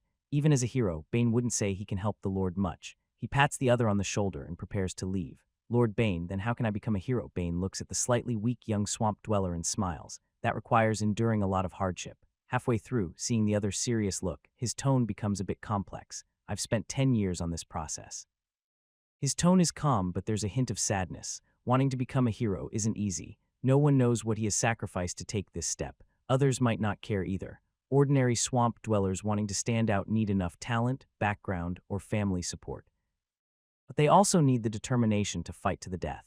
If you can't be strict with yourself, why should you deserve to stand out? Bane's gaze is deep. Go back. Those hardships are not something you can endure. He turns and leaves directly, unable to resist the temptation of the female demon. Such a weak will, how can they complete these difficult training exercises? But in the next moment, the frail young boy knelt on one knee, his gaze filled with unwavering determination. "Lord Bane, the Lord saved me. Only by becoming a hero can I help the Lord even more. I want to become a hero. I am ready." He spoke each word clearly, "Even if I have to give my life for it." Bane suddenly turned around. The boy kneeling on the ground looked like a wild plant battered by strong winds. Already broken and battered, yet still stubbornly rooted in the earth. After silently watching for a long time, Bane turned back again. Hearing this, the boy's heart trembled. Seeing the figure gradually disappear, the boy's eyes shone even brighter and more passionately. If no one helps me, I will help myself. I will not stop here. Never. After a short rest, Alexander stepped out of the tent, looked at the blinding sun, and took a deep breath. The more he explored outward, the more he felt the pressure from all around. The known enemies so far include stinky giant monsters, two-headed ogres. To the north, 30 km away, there are over 500 rotten center of level 9, hidden dangers, unknown giant three-toed footprints, glimpses of flying dragons. Now he has also discovered a gathering place of half-mermaids and a dark Naga. Although the level of the marsh lizard men has risen to level 7, and their strength has improved significantly, they are still far from being able to dominate the swamp. He needs to continue strengthening these warriors and conquer more armies through external battles. The swamp siren, bubble beasts, and vine fairies are all for exploration and conquest. While they all have strategic value, they are still different from the frontline soldiers like the marsh lizard men who fight head-on. Alexander thought for a moment and called for the swamp sirens to join the army. These sirens can be used right now. Their singing is perfect for attracting monsters, safe and efficient. After some thought, he also brought along 8 bubble beasts. Since he plans to enslave more swamp creatures, these adorable little beings will be the best helpers. The bubbles they create as prisons fit perfectly with the skilled divine power residue. Once the army gathers, they set out immediately. The Half-Murok settlement is 25 km south of the city of Dew, so it takes some time to reach. They cross farmland and enter an unexplored area to the south. They go 4 or 5 km further, and the lush vegetation of the swamp comes into view. Large patches of tall grass with thin vines grow over the mud, with loose mud piled beneath the grass. Occasionally they see yellowed bones half buried under the grass. Buzzing sounds of insects fill the air, making the hot environment a bit annoying. As they step on the muddy ground, the wetlands lizard men extend their web feet to increase contact with the ground. Even in the soft mud, these swamp creatures walk easily. Unlike them, Alexander's body is wrapped in magic, making him as light as a feather so he can even walk on water plants. In the swamp, his magic recovers more than 10 times faster than outside, allowing him to sustain himself for a long time. Suddenly, a piercing scream causes the army to stop. Alexander turns to look and sees a wetlands lizard man fall into the mud, twisting in pain as it covers its foot and rolls around. The screams of agony are very disturbing. Its body trembles uncontrollably, and it doesn't even realize it has buried its head in the rotten mud. Hax quickly steps forward with a worried face, holds the creature, looks at it, then immediately reports, "Master, it's been bitten by a black-spotted red bloodworm." Alexander frowns deeply. A poisonous insect. Hags's expression turns serious. "Yes, Master, we are immune to the pain caused by black-spotted red bloodworms. These venomous insects are very toxic and tend to occupy large areas as hunting grounds. I'm afraid these worms are already everywhere in the swamp. They live underground in the mud. When there's a big disturbance on the surface, they retreat underground. Their burrows can extend hundreds of meters deep, making them very hard to deal with. The dragon's droppings are almost gone, and it's impossible to carry them on hunting trips. Without the dragon's intimidation, the poisonous insects in the dense swamp could appear at any time. 2 wetlands lizard men carry their injured companion over. Alexander looks down and sees an enormous swelling in the gap of his leg armor. The scales puffed up and blood could be seen seeping from the cracks. Swamp's gift. Magic energy surged, and a healing spell slightly eased the pain of the wetland lizard men, softening his expression. "Come closer to me." As the words fell, the residual divine power radiated outward. He could faintly sense that the insects hiding beneath the tall grass and mud were quietly retreating deeper underground. How do these poisonous insects compare to swamp spiders? Haggis shook his head. Swamp spiders are more toxic, but they can't match the black-spotted red bloodworm. It said these insects are mutated from the blood and flesh of a dragon. Though not very high in level, their venom is extremely fierce. Why can everything seem to be related to dragons? Alexander's mouth twitched. He looked down at the ground, lost in thought. Such poisonous insects. Letting them go seems a bit of a waste. While pondering, he turned to the female swamp demon beside him. "Can you lure these underground hidden poisonous insects out?" The swamp demon nodded immediately. "Master, well try." Although they had inherited wisdom, they had just hatched and lacked experience. She wasn't sure if her song would work on the insects. The 3 swamp demons slightly parted their red lips, revealing white teeth that contrasted sharply. In the next moment, a gentle, melodious song flowed from their mouths. To Alexander, it felt like warm hands massaging his soul. He felt as if he was soaking in warm water, very comfortable, rustling sounds. The grass swayed slightly. Alexander clearly sensed that within the soil underground, creatures emitting a unique aura were starting to crawl upward. In a short while a few meters ahead, a dark red-black spotted insect about 20 cm long and the thickness of a thumb crawled from the mud onto the short grass. Looking around, there were over 1,000 of these insects densely packed in this area. Just one glance was enough to make the scalp tingle. Pagus' face also changed color. Fortunately, they hadn't gone too deep. If all of them crawled out, half of them would be caught in this black spotted red bloodworms level. 3 potential one-star race talent highly toxic can produce soul poison internally immune to it. After poisoning, the soul will gradually decay. Skill poison sac 1-star can store up to half of the user's body weight in venom. Evaluation: a dangerous insect with deadly toxins. As expected, it's a poisonous creature with innate and skill-based venom. Although its level isn't high, the venom it carries is quite powerful. Leo looked pleased. Gather these black spotted red blood insects and bring them back to the territory. Searching for poisonous insects and herbs is also one of the exploration goals. The foul-smelling giant monster occupying the ancient ruins is still waiting to be enjoyed. The marsh witch with her potential of 3 stars has a sweet and melodious song. The insects seem to find a delicious meal and swarm quickly. Leo saw a large plant nearby, similar to a banana leaf, and asked the wetland lizard men to pick some leaves and place them in front. The black spotted red blood insects immediately climbed onto the leaves. Thousands of them, densely packed, looked quite disgusting. After the insects were all gathered, Bubble Beast blew bubbles, which were then collected. Though these black spotted red blood insects are disgusting, if used properly, they are a deadly weapon. At least the foul-smelling giant monster is very suitable for these small creatures.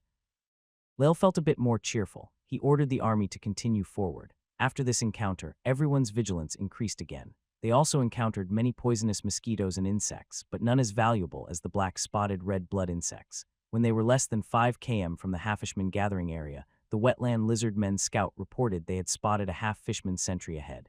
Leal immediately tensed up, the fatigue from hours of travel disappearing instantly. This was finally the real action. To prevent surprises, he waved his hand, sending Haggis to personally scout and take down the sentry. The hero of the wetland lizard men responded quietly and disappeared from sight. When Haggis reached the front, he returned with 2 half-fisherman prisoners, their faces swollen and blue. These slimy creatures emitted a foul stench that made people feel sick. Leal turned to look at the nearby marsh, which with long blue hair. Without needing words, she immediately stepped forward. Her red lips parted slightly, and her beautiful song echoed softly. A few terrified halfishmen instantly lost themselves, their eyes showing a dazed expression as they stared at the marsh, which happily singing. Droplets of saliva dripped from the corner of his mouth. Alexander couldn't help but glance more at the swamp witch. These 3-star potential magical creatures are getting better. The more he uses them.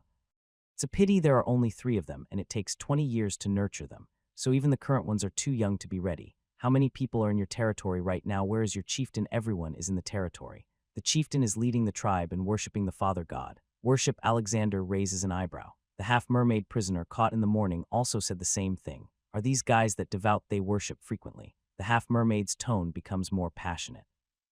The great father god is about to awaken and the half-mermaids will rise. Everyone will bow before the father god. This swamp will belong to the half-mermaids and the entire wilderness will be ruled by us. The devotion of the followers seems pointless. Their almost crazy tone makes Alexander frown slightly. Just as he prepares to continue questioning, new information suddenly refreshes in his mind's info system. You have learned about the resurrection of the half-mermaid god. Triggering related intelligence. The half-mermaid god fell 1,000,000 years ago, leaving only a remnant soul sleeping, which only awakened last month. The Mucus clan's half-mermaids are nearby, and these half-mermaids are once again under the gaze of their father god, fighting for the half-mermaid god. The remnant soul of the half-mermaid god contains unique divine power, making it impossible to kill the deity with ordinary means. However, the swamp divine essence can erase the remnant soul. Seeing the prompt from the info system, Alexander's breath suddenly tightens. He feels his mouth dry and a surge of heat rushes from his spine into his mind. The words about the awakening of the half-mermaid god. Could it really be true the fallen half-mermaid god after 1,000,000 years has been resurrected? Most importantly, he can erase the remnant soul. Suddenly, a word flashes through his mind that makes everyone in the Nor realm tremble. God Layer. His whole body surges with excitement. P.S. Over 2 million words of high-quality novel global lore starting as a desert lord are available. It's even more exciting. Fans of lore-themed stories should give it a try. Alexander took a deep breath and turned to look at his army beside him, speaking in a low voice. The god of the half-fish priest has awakened. Our enemy this time is a god. This made the wetland lizard men soldiers suddenly fall silent. a god awakened. Even the fiercest creatures hold deep respect for gods. They are the rulers of this world, supreme beings above all living things. But soon these soldiers returned to normal, their amber eyes firm as they looked at Alexander, waiting for his command. So what if it's a god as long as their leader needs them? They dare to draw their swords. The will of the leader is above all. Seeing the change in the wetland lizard men Sodder's expressions, Alexander felt a bit pleased. It's because of their race. If they were timid creatures like the marsh people, even if their loyalty to him wouldn't waver, they would still be afraid and retreat when facing a god. Whether they can fight depends on their fate.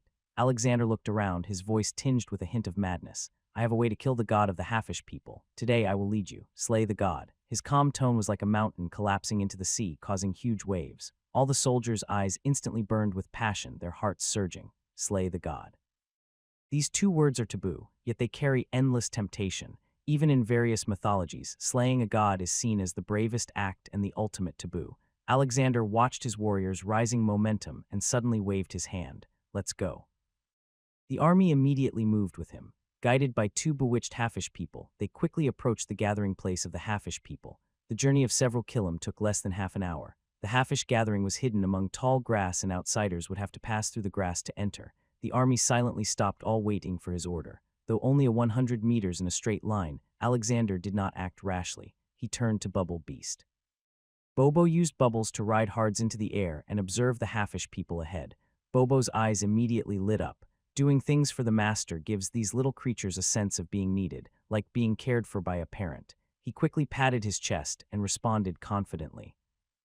His mouth slightly opened and he slowly exhaled the bubble. The bubble grew larger and floated up, swallowing the nearby wetland lizard hero. In the next moment, the bubble slowly rose into the air like a helium balloon. Pagus touched himself here and there, feeling a rubbery texture and feeling quite surprised. He looked down at the ground, which was getting smaller, and his face turned a bit pale. It seemed flying too high might not be a good idea. After the bubble reached about 10 meters high, his view suddenly widened, and Haggis carefully observed what was behind the grass. After a moment, he waved to signal the bubble beast, and the bubble descended again. He passed through the bubble and came to Alexander, his amber eyes showing seriousness. Master, those halfish people are performing a ritual around a bone altar. His tone carried a subtle change. The smoke around the altar is thick, and the halfish people have entered a wild, frantic state. Alexander raised his eyebrows slightly. Wild and frantic. What do you mean? Every time they perform the ritual, they like to burn misty herbs, which makes them lose their senses and go into a frenzy. It is said that they do this to receive guidance from the halfish god, misty herbs. Alexander immediately thought of the foul giant monster. This thing also seems suitable for setting an ambush. How many are there? More than 600. His tone became excited. Master, the steel sword in my hand is eager for blood. Please give the order. No matter who the enemy is, he will become the master's battle sword, cutting through all obstacles. Just like when he was in Lurland City, sworn to the master when granted hero power. Alexander narrowed his eyes slightly. He can handle the halfish god, but the wetland lizard men are too few. Facing 6 squads of halfish people with only 15 small teams is a huge difference. And the enemy also has a level 10 hero. There's no need. He still has options. He turned to look at the swamp which beside him. Woo! With a gathering of halfish people in the grass, these slimy foul creatures surrounding a bone altar were frantically making noise. They kept making excited sounds. Woo! Woo! The ground around them was set ablaze with bundles of misty grass and smoke drifted with the wind. Smelling the thick smoke, the halfish people became even more frantic, remaining in a wild, crazed state. Because their great father god, the god of the halfish people, controls madness, moisture, and the 3 powers of the halfish people, they love to offer sacrifices to him during their madness. What makes them even more crazy is the sleeping god has returned. During a recent ritual last month, they received a divine message. The great being personally ordered them to perform sacrifices every other day.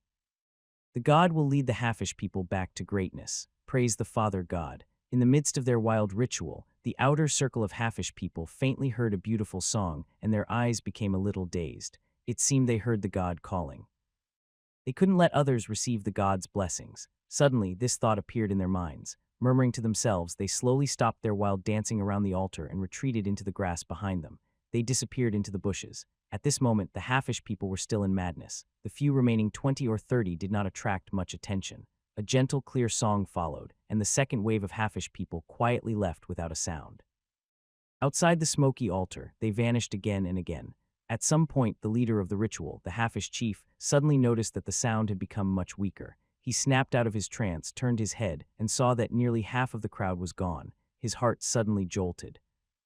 Where they were people, why did half of them disappear without reason? The halfish people, still caught in madness, ignored him, continuing to cry and circle around the altar. The halfish chief was furious. These fools. Suddenly, a gentle song drifted into his ears. His eyes flickered with confusion, and instinctively he moved away from the altar, heading toward the outside. But just as he reached the edge, about to step into the grass, a wave of terror rose in his heart.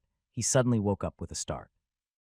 Turning his head, he saw that he had already distanced himself from the altar, and the scattered tribe members became clearer. He was filled with dread. Enemies attack. A hysterical roar erupted. A sudden, more terrifying sense of danger flooded the mind. Suddenly, the muddy ground bulged high. Then a head emerged beneath his feet. His sharp eyes saw bubbles expanding rapidly. His pupils shrank suddenly. Before he could react, the expanding bubbles burst with a loud. The half-merfolk chieftain was filled with dread. A powerful burst of magical energy erupted suddenly. The terrible shock wave swallowed everything around. The dirt was thrown up hundreds of meters high, splattering everywhere, and a deep crater of 7 or 8 m appeared on the ground. But what made people shiver was that after the thick dust and mud water dispersed, the half-merfolk chieftain surprisingly still wasn't dead. Large patches of blood seeped from his body, and he was covered in mud and dirty water. His face was half blown apart, looking extremely miserable. But before he could react, in his blurry vision, a heavily armored warrior appeared, holding a steel sword with a cruel gaze and a fierce lizard-like head. The opponent's sword sliced through the air like lightning. No, the half-merfolk chieftain in terror raised his broken bone staff trying to defend himself, but the fragile staff shattered instantly upon contact with the steel sword. A cold glint flashed in his eyes, and his neck chilled as a sharp pain shot through him. The world spun wildly, and finally his face pressed to the ground, viewing the world sideways. His last sight was of heavily armored lizardmen warriors pushing aside the grass. Splat! A huge head flew into the air, blood splashing several meters high. All that remained was a shattered, headless corpse lying in the mud. The level 10 half-merfolk chieftain never even had a chance to react. He was simply executed. A targeted explosion. The half-merfolk, who was still in a frenzy, suddenly woke up. Turning to look at the wetland lizard men warriors pouring out of the grass, they immediately went into a frenzy. Those cursed creatures, they are desecrating it. Kill, the half-merfolk roared and charged forward. But at this moment, the broken body of the decapitated half-merfolk chieftain suddenly swelled up like a balloon being inflated to its limit. It suddenly exploded. Blood floated everywhere. What was shocking was that the blood seemed to be guided by some force, floating into the air and rushing toward the half-merfolk's direction with each breath. All of it was poured into the half-merfolk's body.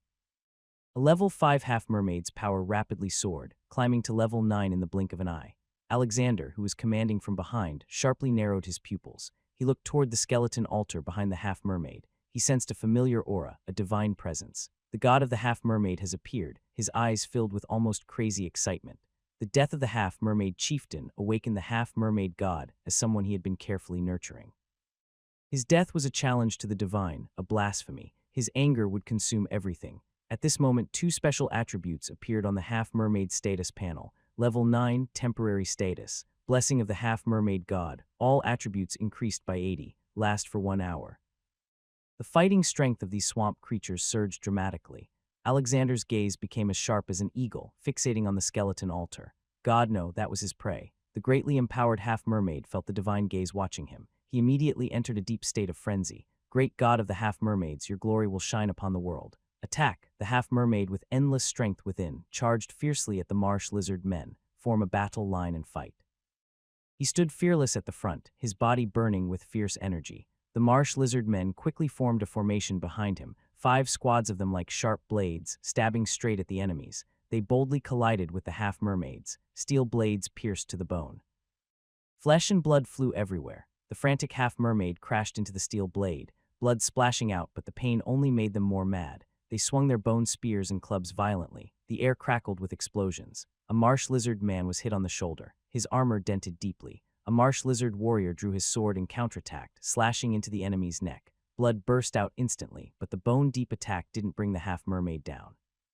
Instead, they roared and lunged, grabbing a marsh lizard warrior and biting down hard with their big teeth.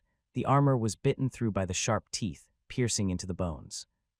The pain instantly enraged the wetland lizard man, who swung his claws and suddenly tore into his opponent's abdomen, causing the half-fish man's internal organs to spill out wildly. But before he could enjoy the victory, the wetland lizard man suddenly felt a sharp pain in his neck. Something surged out of his throat, and blood sprayed uncontrollably from his mouth. In his peripheral vision, he saw a straight bone spear pierce his neck, and a furious halfish man grinned fiercely, gripping the spears and tightly. He wanted to say something, but the wetland lizard man warrior was already too weak to speak. He opened his eyes wide with anger and fell to the ground alongside the halfish man, silent forever. The wetland lizard man warrior was dead. The halfish man, blessed by the gods and with all attributes increased by 80, attacked the wetland lizard men with double their number. He immediately caused great damage. Alexander, holding the marsh gift, continued to focus on the bone altar. Though his healing magic was ongoing, the battle was too fierce. Fatal injuries like piercing hearts and smashing skulls couldn't be healed even with the powerful healing skill. The halfish men, driven mad, ignored their casualties. After their attributes greatly increased, their combat power surged by several times. Fortunately, with Alexander as the healer at the back, continuously casting Marsh Gift, most injuries, except fatal ones, could be saved. But even so, as the fight intensified, the losses of the wetland lizard men warriors still exceeded those of two small squats. Liar's gaze grew colder. You have fish gods still want to hide in the back. Bubble beasts support with bubble bombs. Marsh sirens sing to shake their will. The brutal battle made everyone extremely tense. Orders were given and the bubble beast immediately blew bubbles, compressing the air inside furiously. Then, like remote artillery, it controlled the bubbles to fly out. The bubbles traced long streaks across the sky and fell into the enemy ranks. They suddenly exploded. The powerful shock wave caused the surrounding halfish men to tumble and fall, but the temporarily level 9 halfish men with boosted attributes stubbornly pushed through. They continued charging, blood pouring from their bodies. A gentle song suddenly began to play. In the moment when the halfish man's determined eyes wavered, he became momentarily distracted. The wetland lizard man seized the opportunity and swung a steel blade, causing more than 10 heads to fly into the air. But in an instant, the other half fishermen regained their senses and roared as they charged forward. The singing also lost its effect. When enemies are alert and at their strongest, the enchantment of the swamp siren song is reduced to nothing. This is also a weakness of these magical creatures. Magic energy surged through Alexander's body, releasing bursts of power that supported the frontline wetland lizard man warriors. This is their home, the swamp. Although his level isn't high and his magic is only a pitiful 300 points, the entire swamp seemed to bless him, and his magic regeneration was incredibly fast. Each time he cast Swamp Blessing, it cost 30 magic points. He could only cast it 10 times, but being in the swamp, he recovered nearly 200 magic points every minute like a never-ending spring, providing the wetland lizard men with strong support. This is the confidence of these warriors. Bubble Beast provided long-range support, disrupting the half-fisherman's rhythm, allowing the wetland lizard men to gradually take control of the battlefield. As the wetland lizard men slaughtered wildly, the number of half-fishmen decreased. After losing for squads, their numbers finally dropped below 100. With the advantage in numbers, they pressed forward step by step, encircling and annihilating. The half-fishermen seemed to realize their doom was near and launched a crazier counterattack. But in front of the dominant wetland lizard men, they were forced back and suppressed. Their numbers rapidly declined until only 2 small squads remained. At this moment, the half-fishermen at the back could no longer sit still. On the bone altar, an overwhelming aura radiated, impossible to describe. The entire sky seemed to dim at this moment. Broken corpses and flesh rapidly gathered and moved toward one direction. In just a few breaths, the blood and meat fused into a terrifying over 3 m tall stitched monster. It had no head.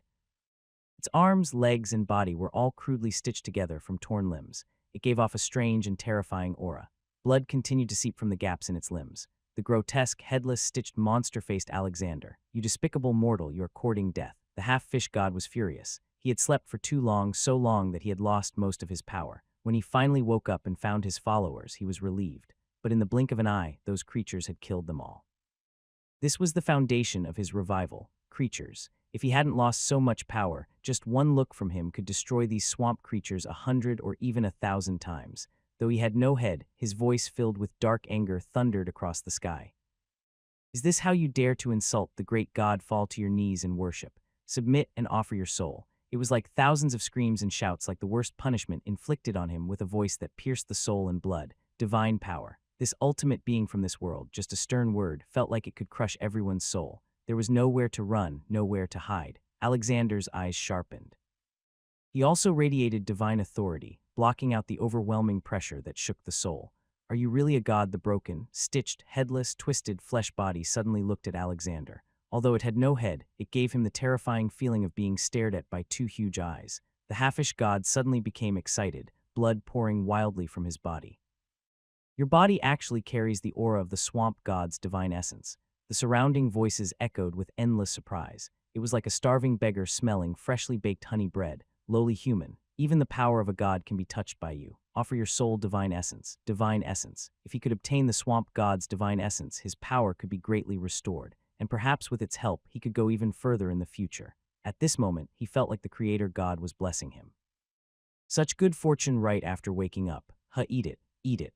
Then the half-fish god unexpectedly found that the other side didn't run or hide. Instead, they stepped forward quickly toward him. What was going on? The half-fish god was momentarily stunned, then became even more excited. The prey was actually coming to him willingly. He swiftly drove away the remaining two groups of half-fish creatures, making it easier for the enemy to approach him. With each step forward, he could feel the intense desire for power growing stronger. About 20 to 30 m away, the half-fish god could no longer hold back. A towering, terrifying soul sphere burst out from within the flesh and blood body, rushing directly toward Alexander. The wetland lizard man in front instinctively raised his blade to block, but the dark, ghostly soul sphere passed straight through their bodies, causing them to stiffen suddenly and lose all life. Touching it meant death. More than two small groups lost their lives. It was too fast. No one had time to react. The dark energy had already entered Alexander's body. He, standing beside him, instantly felt his soul turned cold and trembled. The soul of the halfish god had invaded the master's body. Contrary to his fear, the halfish god was in a state of extreme excitement. It seemed as if it saw itself controlling the swamp god's divine power and transforming into a mighty deity. Despicable creature, that divine power belongs to me. What is this? The half-fish god's spirit, entering Alexander's mind, saw the sacred object floating within the magic seed, and a bad feeling arose. He was incredulous and shocked. You fused with the divine power. You, an ordinary human with simple bloodline level no higher than 3. How could you merge divine power into your soul? He found it hard to believe and thought it was absurd. That's divine power. An omnipotent, mighty divine power. Even gods would need great effort and sacrifice to transform it for their own use. How could an ordinary human possibly corrupt the god's power? Alexander's expression grew very strange. He had been worried that the other might escape, but now he was practically offering himself up. His greatest strength was not his soldiers, but the shattered swamp god divine power hidden within the magic seed. Because his level was too low and he hadn't yet mastered control, he could only use a limited amount of the divine power at this moment, but in his mind he was truly a god. The dark soul energy immediately tried to escape, but in the next moment, the magic seed spun wildly, radiating endless divine might, covering everything. The whirlpool suddenly expanded, transforming into a starry black hole that devoured everything. It deeply pulled at the remnants of the half-fish god's soul, swallowing it inside. No, how can a human like you fuse divine power? No way. No way. The half-merman god is going crazy. Is he just immortal? How could he merge with the divine power? Why is this happening? He refuses. He won't accept it. Creaking sounds. The whirlpool spins, actually erasing the remaining soul of the half-merman god. God, sorry, I am too. At the moment the half-merman god's soul shatters, a huge wave of energy erupts like a tsunami in all directions. Even a level 15 plus mage would be torn apart by such violent energy. The leftover soul of a divine being, even if it only holds a tiny bit of power, is extraordinary. But the swamp divine power radiates supreme pressure, swallowing all the energy. Swiftly feels full, as if he has just eaten enough. In the next moment, that energy begins to merge into his limbs and blood. His strength increases at an incredible speed. Surrounding magic seems to be into a black hole, rushing into his body wildly. A tide of magical energy forms. His bones, flesh, and skeleton become tougher. As his power rapidly grows, Leo can feel the entire swamp cheering for him. His level rises from 3 to 4, then 5. At a certain point, he suddenly turns his head in a specific direction, his heart pounding rapidly. He can sense something deeply desired is calling him power. The long-sleeping swamp power is about to awaken but before he can sense it more clearly, the energy provided by the remaining soul of the half-merman god dissipates, and that feeling suddenly stops. The magic around him gradually calms down. Le feels a bit dazed. He vaguely senses that the swamp power seems to be sealed. The seal's strength has greatly weakened. Once the seal is completely broken, the power will appear. He takes a deep breath, forcing himself to calm his rising emotions. He needs to plan ahead. Once he calms down, he immediately feels a magma-like force surging inside him. He extends his right hand, slowly forming a fist. the surging magic immediately gathers. With a thought, he compresses the magic wildly, forming a small stream flowing in his palm. His eyes are filled with excitement. He has improved his control over magic by more than 10 times compared to before. It was impossible to manipulate magic so easily before. He glanced at the attribute panel and his level had skyrocketed from 3 to 7. He has entered the ranks of mid-level mages. The magic on the panel increased from 300 to 500, a 5-fold increase. His long stagnant potential also rose from 2 stars to 3 stars. Devouring and growing, he transformed the half-merman god into nourishment to strengthen himself. This is a grand transformation. Reaching level 7 as a mid-level mage may seem not very high, but it is a height that most ordinary talented mages can only achieve after a lifetime of effort. He can now join the magic corps as a main mage, working with high-level mages to cast war magic on the battlefield. Outside, he can also be respectfully called Master Mage. If he reaches level 10 and becomes a high-level mage, he will be among the Empire's elite, and everyone will respect him wherever he goes. Alexander took a deep breath. If the divine soul were intact, he might directly step into the ranks of immortals.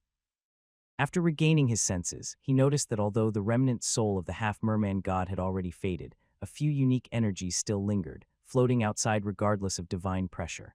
Eventually, the swamp divine essence gradually calmed down, leaving only those few special energies drifting around. Without external pressure, they quietly merged into a thicker energy. Alexander curiously sensed this. Suddenly, a golden attribute panel appeared in his information system. Divinity level 6 stars full golden feature a characteristic born from a god possessing an indelible unique power and the fundamental reason gods can live forever. Evaluation extremely rare item. Alexander's breath tightened. Although he already knew this from the information system, seeing the divine nature in person still gave him an inexplicable shock. He only planned to attack a mermaid territory this time. The difficulty of this monster gathering place was only 1 or 2 stars on the surface, but in the end it yielded a 6-star treasure. Nothing related to gods is ordinary. Haha, half-merman, you are my true friends. Excited Alexander tried to touch that strand of divinity and immediately felt rejection. The divine nature of the halfish person is not compatible with his being. At the same time, the intelligence system revealed new hits. You defeated the remaining soul of the halfish person's god, capturing his divine essence, and gained an extra piece of information. The god of the halfish person used his final divine power to shape a stitched-together corpse, the flesh butcher. Inside, it still contains the aura of the opponent's soul, which can be infused with divine power to induce transformation. During this process, continuous blood and flesh must be poured in. If enough, it can give birth to a unique divine life. Alexander suddenly turned his head to look at the terrifying figure. 3 tall, headless, with body parts pieced together from fragments, blood flowing everywhere. His breathing trembled. Flesh butcher, divine life. This is a creature only seen in myths and legends. Now he could create one himself, slaughtering gods, that's true slaughter. And this is only a fragment of a soul. If it were a complete divine being, what could it produce as his emotions surged? The bodies of the remaining halfish people on the battlefield suddenly trembled and then bled from their 5 senses. The intense life force suddenly extinguished one by one. The corpses fell to the ground. Clearly, the divine gift just now was not the power of the halfish person's god. The opponent's strength was burning his own life. In an instant, only the 3 tall flesh butcher remained on the battlefield. Alexander's eyes were full of excitement. He took a deep breath and stepped forward confidently. He approached the stitched-together monster where the smell of blood and flesh fiercely invaded his nose. His face remained calm. He reached out with his right hand and pressed it onto the bloody flesh-sealed chest. He controlled the residual divine power of the halfish god in his mind, pouring it into the creature's body. In the next moment, a powerful, overwhelming pressure burst forth instantly, like a tsunami sweeping across the world. The hearts of the nearby wetland lizard warriors pounded wildly. They clenched their weapons tightly, alert and wary of the enormous, fierce, stitched-together heretic creature. After the divine power flooded into the body, the broken, stitched-together corpse rapidly transformed from a fragile, collapsing state.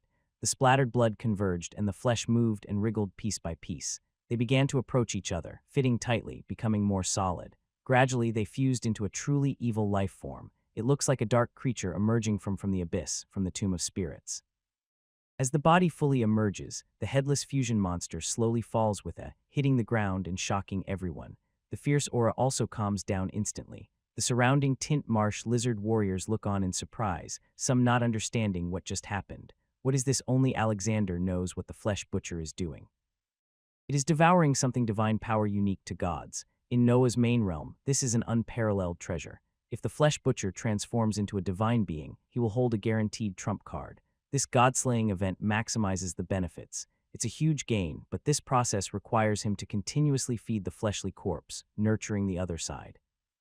Who wouldn't want to nurture a divine being full of endless possibilities? Bobo, use bubbles to bring the flesh butcher back to the territory. This body has been enslaved by me and will become your companion, fighting for the city of Microlo. These words made the bubble beasts, frightened by the halfish god behind them, look over curiously, but they didn't see anything different. Bobo responded immediately, blowing bubbles to contain the flesh butcher. Haggis finally snapped out of his shock and stepped forward confidently. Master, that halfish god. He only saw the soul of the halfish god entering Alexander's body. Beyond that, he knew nothing more. He was still worried. After all, that was a god. Alexander spoke softly. The remnant soul of the halfish god has been destroyed by me. Haggis' heart trembled. The god really was killed. Master slaughter to god. He took a few deep breaths but couldn't suppress the shock inside. The swamp siren behind them seemed to be listening to a myth. Everything happened so quickly, so fast that they only felt the mighty divine power surge, and then it was over. They still hadn't fully reacted, that the half-fish god was gone. Looking at the heroic figure, feeling the increasing sense of awe, they instinctively lowered their heads, afraid to look directly. Thus the battle to hunt the gods quietly came to an end. If the outside world finds out, it will surely cause a huge storm. But this shocking wave of chaos quietly disappeared in this swamp. Alexander calmed his mind, let the wetland lizard men spread out to search, and gathered the bodies of fallen soldiers. After a moment, the searching soldiers brought out two strange feathered beings from the bushes behind them. Master, we found two Dursa people. The two unconscious swamp creatures were thrown onto the grass. Dura people. Alexander looked at them with curiosity. These beings called Dursa have very strong legs that are twice as large as normal humans. They look strong and powerful, their feet of wide duck-like web toes making it easy to walk in the swamp.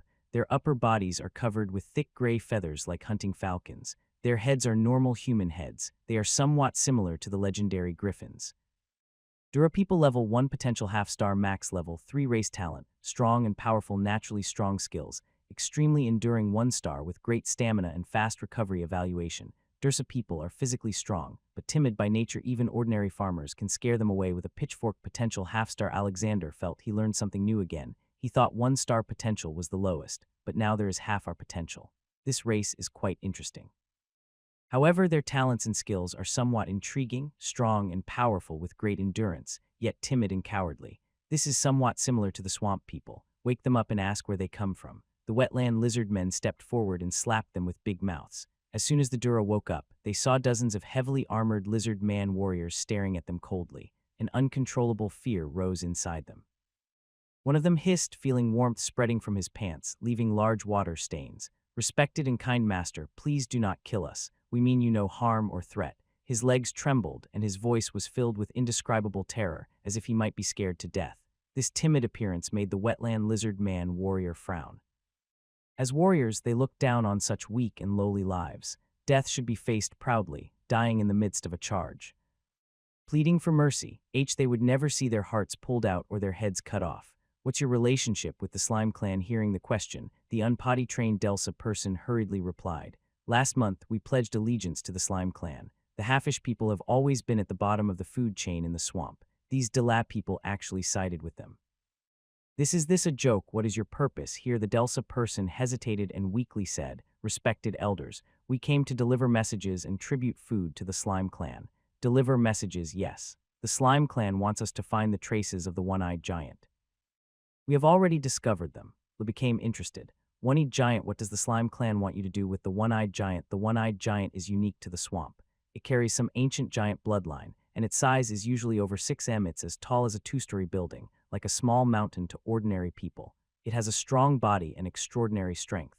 Once it was even used as a heavy weapon by the swamp tribes for city sieges. It's typically level 12 or higher and very fierce. Many legends mention it. However, as the swamp tribes declined, their numbers have greatly decreased. The Delta person hesitated and said, I overheard the chief mention that the halfish people found an ancient ruin. And the magic circle engraved on the gate has lost its power and cannot be opened. It can only be pushed open with pure strength. In the swamp, only the 6 m tall one-eyed giant has such strength. The elders of the slime clan seem to have a way to enslave it. Lin nodded. Even a true god, even if only a fragment of their soul remains, possesses extraordinary means. Enslaving a level 12 life form is not surprising, whereas the one-eyed giant they seem to have been recruited by the Dark Naga.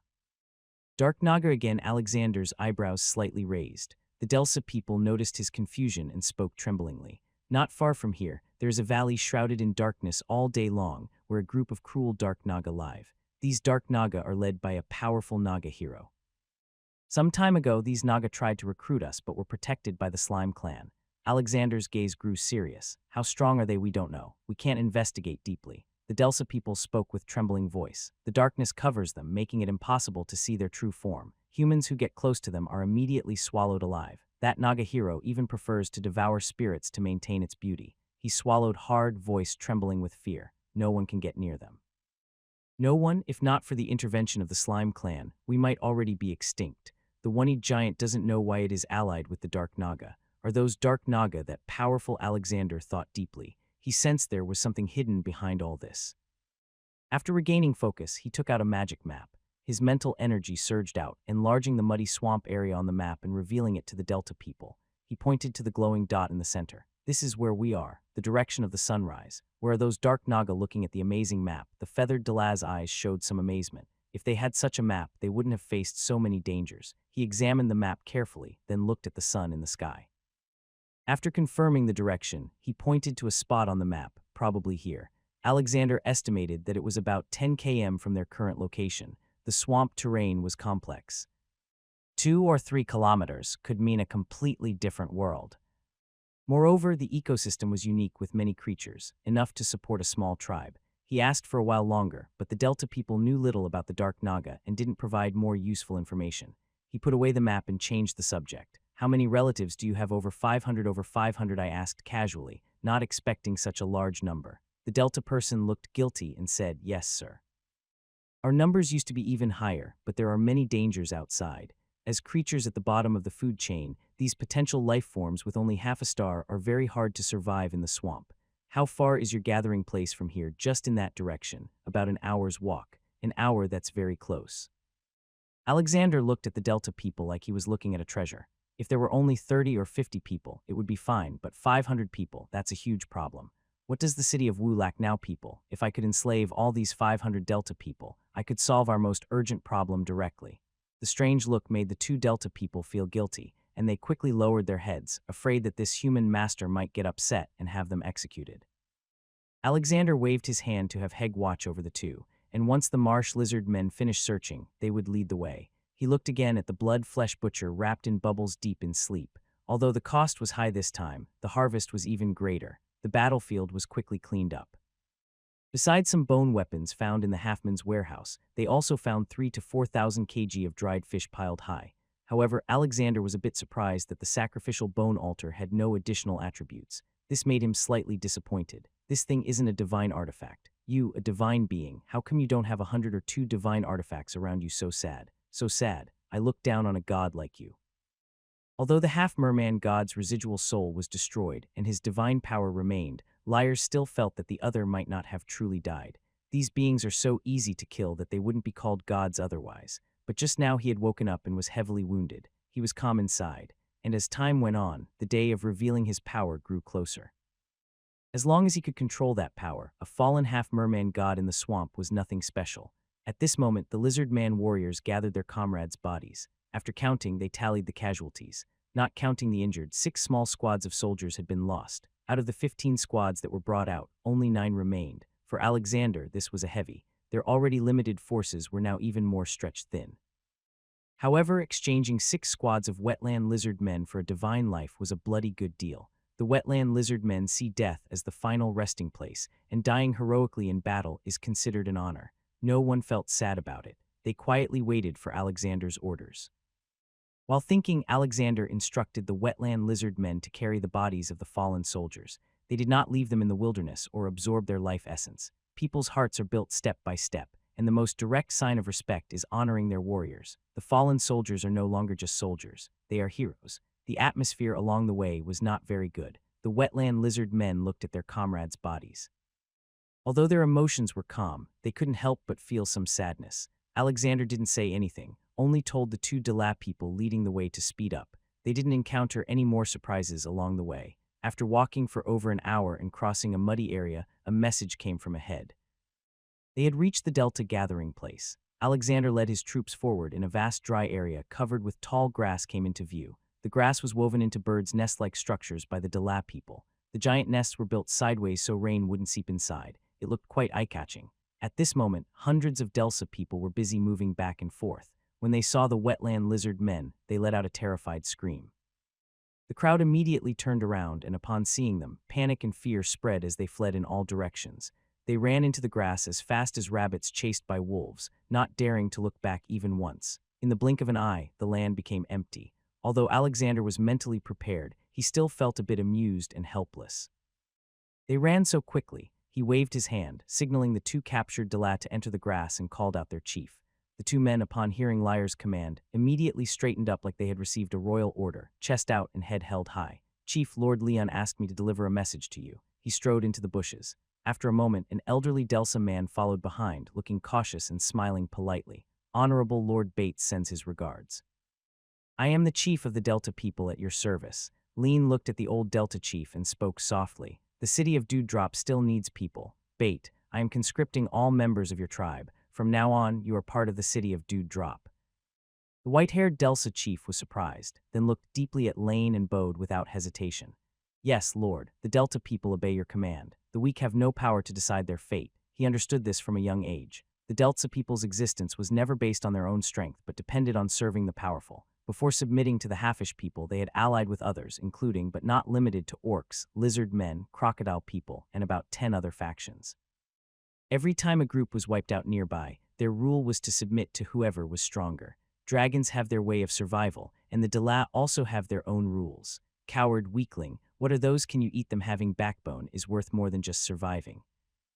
Lean looked at the other deeply. Given their strength, such a personality was better suited to survive in the dangerous wilderness. Without further words, he moved his mind. An overwhelming divine pressure erupted. In an absolutely dominant manner, he engraved a soul mark in the mind of the Delsa man before him. From then on, betrayal was impossible. Immediately gather all the Dela people and relocate to the city of Dewdrop.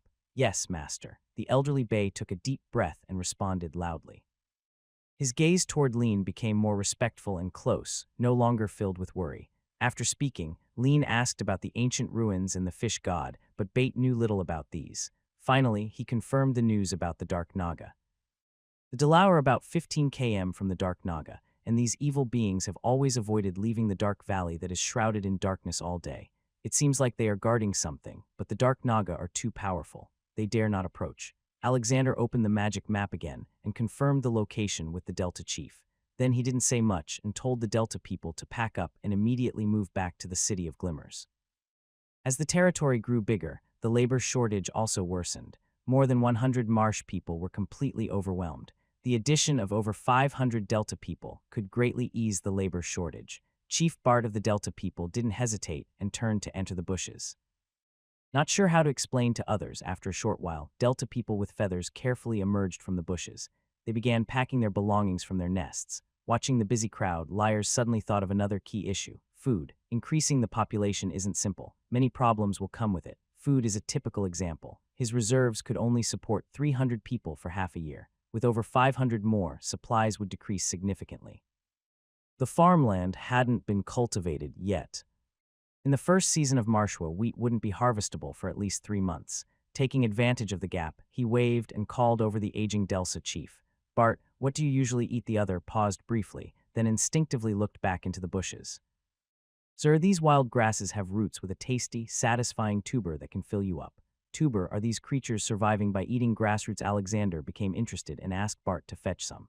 The Delsa chief personally took action. In front of him, with a dull stone shovel, he roughly dug into the soil. He scraped out a fist-sized black lump from the slender grass roots. After plucking it off, he gently rubbed it and the skin came off. Inside, yellowish flesh was revealed. Bard opened his mouth and took a big bite, chewing like sugar cane, pulling apart thick fibers. He chewed a few bites without concern and swallowed directly. With a gulp, he satisfiedly looked pleased after swallowing. Alexander's eyelids twitched repeatedly. Is eating grassroots really this enjoyable? I examined a whole intact one, peeled off the outer skin and tried to bite it. It was dry and rough, like biting into a root. I chewed and finally confirmed that it was just a root. Yuck. Watching Alexander spit it out, the Delsa chief looked a bit confused, as if he didn't understand why I would spit out such a tasty thing. Alexander glared at him irritably. He stared at the root in his hand, and his mind thought about its properties. Longleaf grassroot level, none features, contains a lot of energy, enough to keep you alive, but it tastes dry and hard to swallow and very difficult to digest. Eating too much can cause bloating. Contains a lot of energy. Although it has no level, it's still somewhat useful. It might be good to keep an eye on it in case food runs out later for emergency use. Bait. Tell all the Delta people to stock enough food for themselves for a month, then return to the territory. Yes, the Delta chief immediately agreed without hesitation and ordered his people to dig up roots. Even though Dala people are not very high level and are naturally timid, they are quite strong. They are very familiar with digging roots and can dig out the tubers quickly. Each longleaf grass has a large cluster of roots underneath, with the biggest one weighing about 30 to 40 lb. The yield is astonishing. They gathered enough food in just 2 hours, which would have taken months otherwise. In the end, each Delsa person carried a big bundle of longleaf grass roots. It looked a bit funny. Alexander didn't mind. After making sure they had everything, he waved to let them follow him back to the city of Dew. It was already afternoon, and if they delayed any longer, they would have to travel in the dark. These hundreds of Delsa people with their own dry rations could help ease the growing labor shortage. Dusk was slowly falling. When it was completely dark, Alexander and his hundreds of people returned to their territory. Bane, the swamp hero, immediately came forward. He looked at the Delsa people carrying big bunches of roots with surprise. "Sir, who are these Delsa people?" Alexander softly said. "They are new members of the city of D. Have someone arrange proper places for them to stay." Bane's face showed great joy. "New members of the city of D, wow, so many."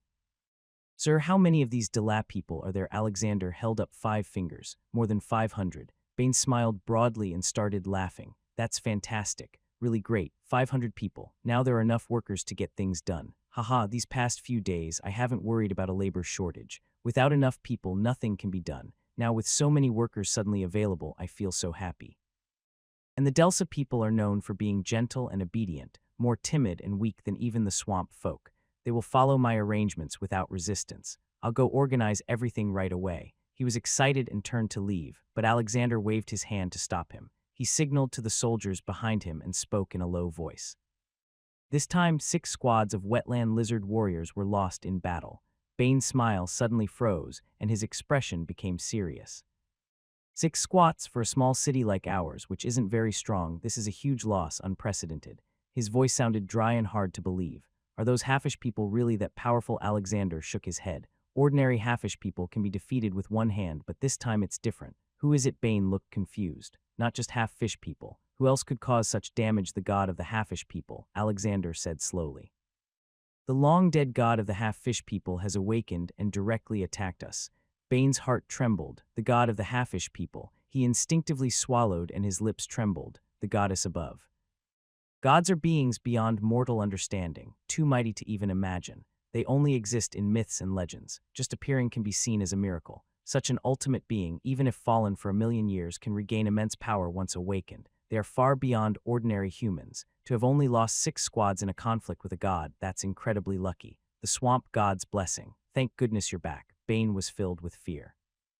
He couldn't imagine what would happen if Alexander were to have an accident. He hesitated again, feeling uncertain. "Master, what about the halfishman god?" Alexander indicated the blood-soaked butcher undergoing transformation. He spoke slowly. "The remnants of the halfishman god's soul have been destroyed by me. I gained a trace of divine power from it, which I have infused into this blood-soaked butcher. From now on, as long as we keep pouring blood and flesh, there's a chance to nurture divine life." Bane stared blankly at the blood-soaked butcher, trembling. You destroyed the remnants of the halfishman god's soul and even extracted the divine power from it. Could it even give rise to a divine being in the future?" He felt like he was hearing some unbelievable myth. That was a god. Even if it had been sleeping for countless years and just awakened, it was still a god. Humans trying to kill a god, something only found in myths, and now it appeared alive before his eyes. His gaze toward Alexander had turned almost fanatical, lacking reason.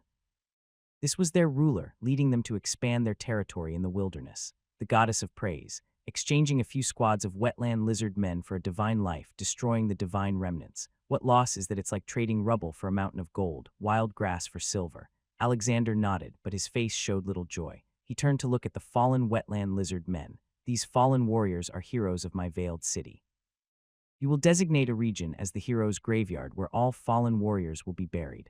Once the city hall is built, we will also construct a hall of heroes to honor all heroes who sacrificed for Veiled City. Even if death does not accept their souls, they can be stored in the Hall of Heroes, eternally revered by the residents of Veiled City. Bane trembled, his gaze changing again. He spoke hoarsely. Master, he wanted to say something, but found all words powerless. As far as he knew, only the human imperial royal family built a Hall of Heroes, and those worthy of remembrance were all renowned top figures. Ordinary soldiers, how could they qualify to enter the Hall of Heroes? But now anyone who sacrifices for Veiled City can be remembered. What an incredible honor for the soldiers. From now on, sacrifice will be considered honorable and great. It is easy to imagine that given time, the city of Micro will have the strongest, most fierce, and most ruthless warriors. Maine excitedly win and make arrangements. This swamp dweller hero has effectively become the current chief administrator. He handles most of the administrative tasks, big and small. He is careful, diligent, and has strong execution skills, and he is trusted by Alexander. The body of the wetland lizard warrior was placed in a corner of the territory, and Alexander decided to bury it tomorrow morning. After discussion, the location of the hero's tomb was set 3 km east of Micro City. There is a flat, dry area suitable for the tomb. A backup plan was also made. The Vine Fairy was asked to plant vines first so that in the future, as the territory expands, the vines can help move the hero's tomb outward. The Dursa people were placed near the swamp dwellers. The territory has not yet built houses, so they can only rest on the open ground. Everything else will be arranged after the municipal hall is built. The Dursa people didn't have much to say. Their timid nature makes them easy to dominate. Unless they are directly subdued, as long as they can still eat and survive, they accept their fate.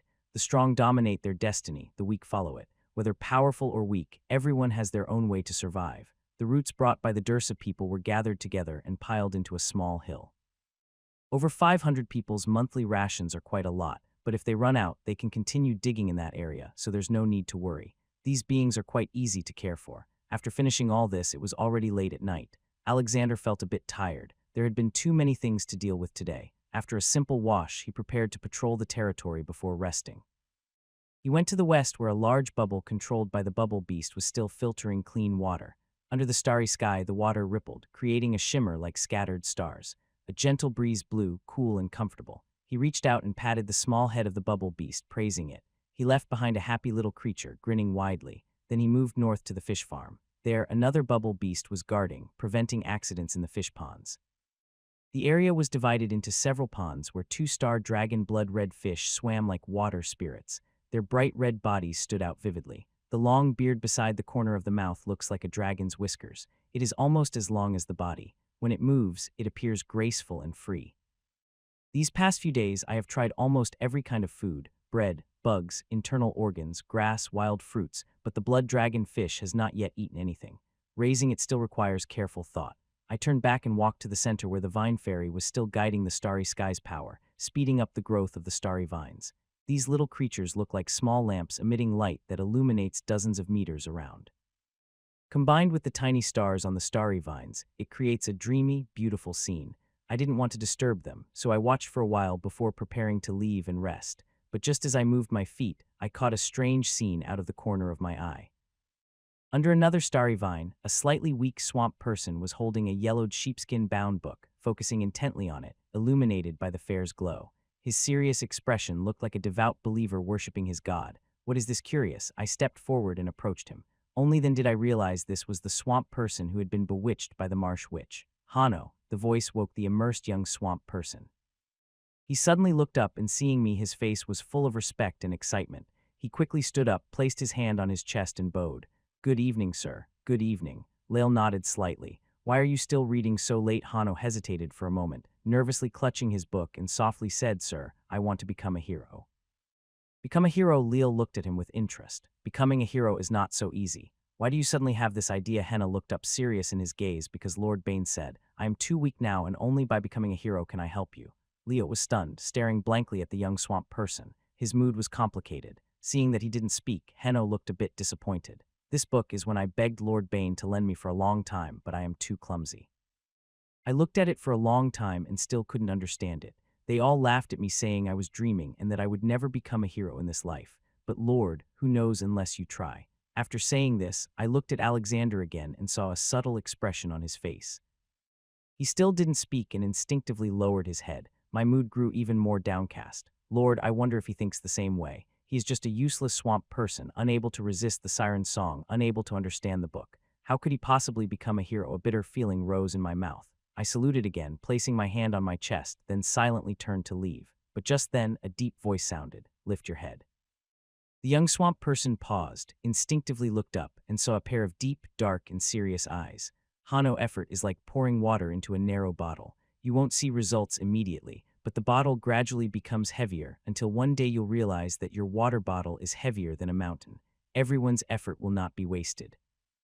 Those who give up halfway won't enjoy the sweet reward at the end. And don't let petty mockery become your stumbling block. Others' laughter is just their inner insecurity and helplessness vented out. Because they are not as good as you, unable to grow as hard as you do, they resort to mocking to suppress you, trying to make you as mediocre as they are. His shoulder was heavily padded, and the swamp person could feel the strength conveyed by the other, a surging, powerful force. Hano, I believe in you and look forward to the day you become a hero. The young swamp person looked at the encouraging gaze and his eyes gradually turned red, bowed his head more firmly. August 14th, early morning. The morning fog was thin, and the sound of birds chirping came from the sparse woods. Occasional chirping of insects and frogs added vitality to the early morning. The sun had not risen yet, and the air was a bit cool. A gentle breeze carried heavy moisture, creating a light fog that made the surface feel even colder. The crowd that should have been busy was now silent, all watching the central area. 60 coffins woven from vines rested quietly on the ground. This is a creation made overnight by the vine fairy. Through the gaps, you can see the wetland lizard man warriors who sacrificed themselves for the city of Dirop peacefully sleeping inside. Hundreds of people remain silent, the atmosphere heavy. Suddenly, the crowd stirs and instinctively parts to the sides. At this moment, a noble figure slowly approaches from behind. His face is surprisingly young, but his steps are full of authority. He is the ruler of the city of Dewdrop, the master of the swamp, their protector, Alexander. Where he passes, everyone bows their heads and respectfully salutes. Good day, Lord, greetings to you. Alexander walks steadily to the coffin without looking aside. He supports the coffin with his right hand and turns to face the crowd. His tone is deep and solemn. My people, those sleeping before you, are heroes who sacrificed themselves for the city of Dewdrop and all our residents. Today, they will rest in the hero's tomb. Next, I will build a hall of heroes to carve their names and praise their deeds.